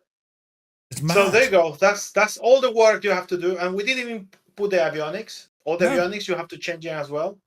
I reckon when I do the FS 500, because the way I did my G1000, I will need to spend probably 3 weeks alone just to convert to the V2 version, because I have a lot of custom things. So everything is like this. But at the end of the day, you get an incredible product. For the developers that put the love and like doing things right, this platform is just, it has it all. At the moment, I want more because that's the way I am. But it is what it is.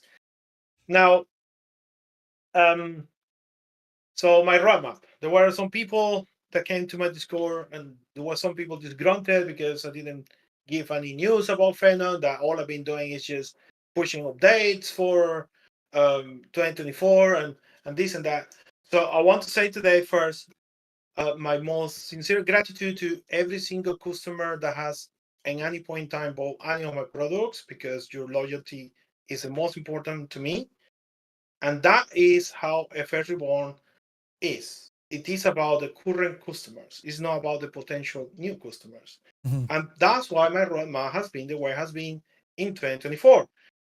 2024, this year, not the simulator, has been incredibly challenging because we had, number one, 3 large patches from 2020 that were pushed. Microsoft trying to put that platform in the best way possible so everyone could remain playing that if they wanted.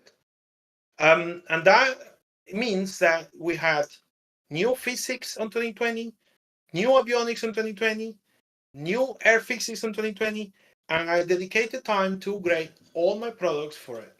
Okay? And when I say all my products, it doesn't mean the ones that are out. It means the one I'm building, okay? Because lads, you are not just sitting with, I released 2 planes. I am building behind the scene 3 or 4, okay? And those are going to get ready to release. And then suddenly Microsoft tell me, well, you have this ground physics, you have all these new avionics, and you have all this stuff. And I go, okay, let me put that there.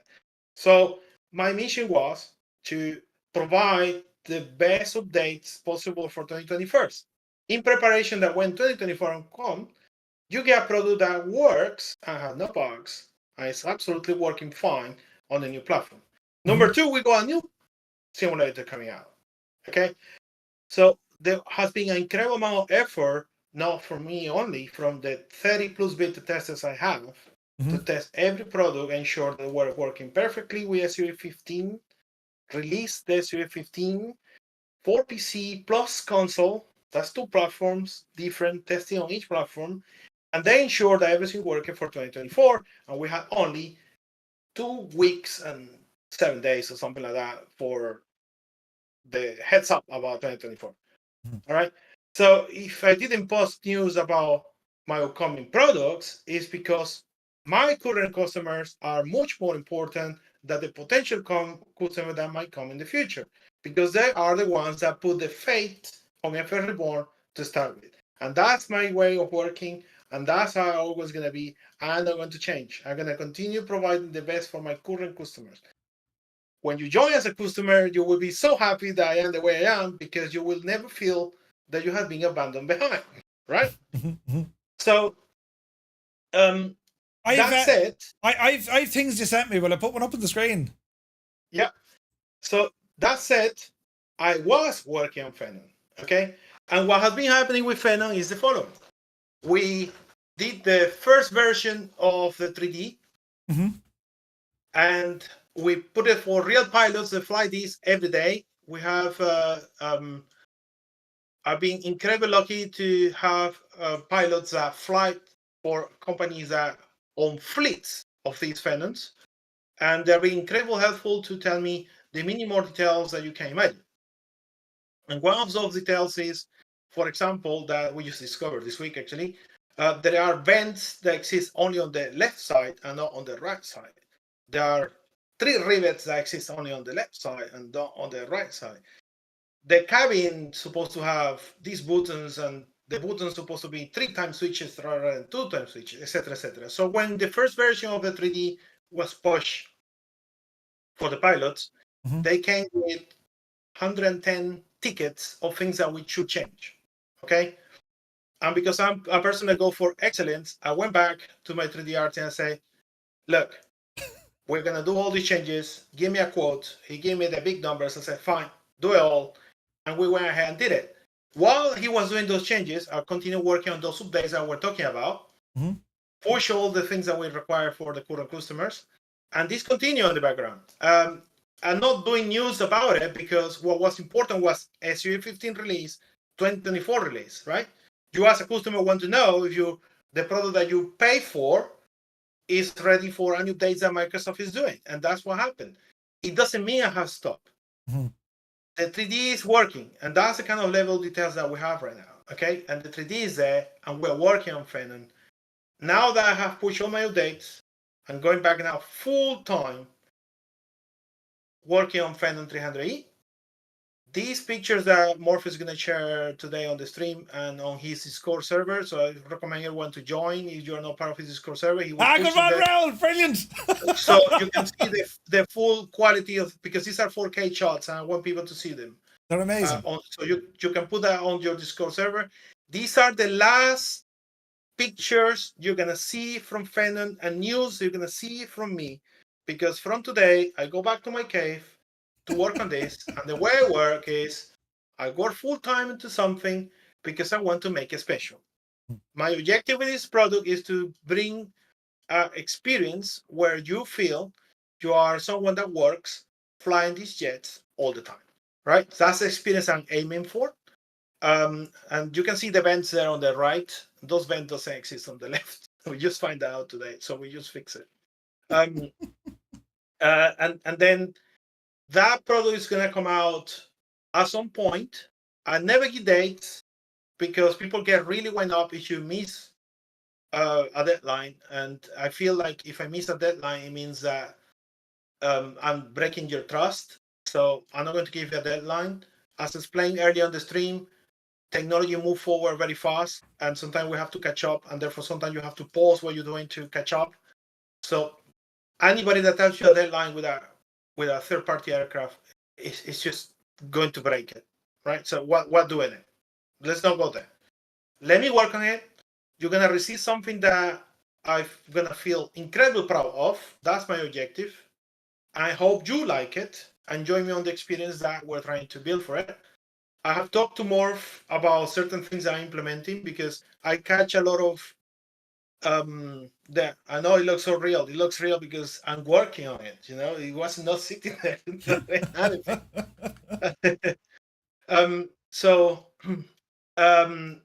The whole concept of this product is going to be so different from what you guys have seen with other private jets as well. Morph can testify, because I told him my ideas. It's not true that I'm doing things that we will put in there that nobody else has seen. Look at his face; he's laughing because he knows. and I'm making swear that he can say what, because it's a surprise. And it's a surprise even for my beta tester. They don't know. Morph knows. The Listen, pilot knows. I'm so good Nobody knows. I'm so good at keeping secrets, I'll even forget that I know it, right? Yeah. What do you put in the thing? Yeah. Okay, so it will be how I explain it. My roadmap has been a way that I wanted to introduce myself in the market. I started with a little plane called the S4, and that was just to show people I am capable of doing certain things. Then I moved into the FS 500, which was my second plane. I wanted to give people a sense of how deep we can go into simulating things for an aircraft. I think the results of FS 500 were quite good. People really liked it. We did things that were different again with it. Phenom is a step up from that. Okay, Phenom is something I've been building up into, so people understand when we do products, this is the things that you can expect from SFS Reborn. We have more. There is a CG3 Plus is entering Alpha 1 next week, where real pilots is going to look at the 3D now without the textures, because we learn from Phenom, right? So something can be fixed before we go into that step. And then there is the 727 that we're building with ThinkWorks Studios, where is the next build up that I'm coming into. And my objective through the entire roadmap is to show bit by bit with the stuff that I'm dreaming on my brain that I want to build, that sometimes the SDK doesn't allow me because I'm thinking too much ahead, right? And now when 2024 came out, I can see the stuff there. That's it. Now I can do what I want for Phenom. I can do it. And I feel confident. So now I'm going to go for it. I'm going to build the stuff that I thought I was going to be unable to do. I'm going to be able to do it now. And then with the 727, we're going to do the same thing. We're going to go a step ahead. I want with my 727, for example, to change the way that people perceive airliners. The way I see how people use airliners from one vendor to another, there is always something that people keep combining. I wish this had from this vendor. I wish this had from this vendor, you know? And 727 will be the culmination of everything in one. So you say, okay, this is what it is. And my hope is when we push that with Simple Studio, people are going to come to me and Alex and say, you guys are so great at doing this. Can you build this airliner, right? And then get that community on board with us saying, okay, travel with us now. We can build your dreams together now, because we will be established on the market, basically. So look how that looks. And this is in 2020. I rendered it yesterday on 2024 with ray tracing, still in 2020 mode. And it was incredible the way it looks with the shadows and things. When I converted the new materials and the tricks that we're doing with 3D artists that we're going to start experimenting, imagine that with the raindrops, right? All over and that kind of things. We have wipers now, okay? But Phenom doesn't use wipers. Phenom uses what is called a repellent system. Okay, now I can do something about that. In 2020, I couldn't. The windshield material is too basic. All right, so there are things that are going to be able to do with this.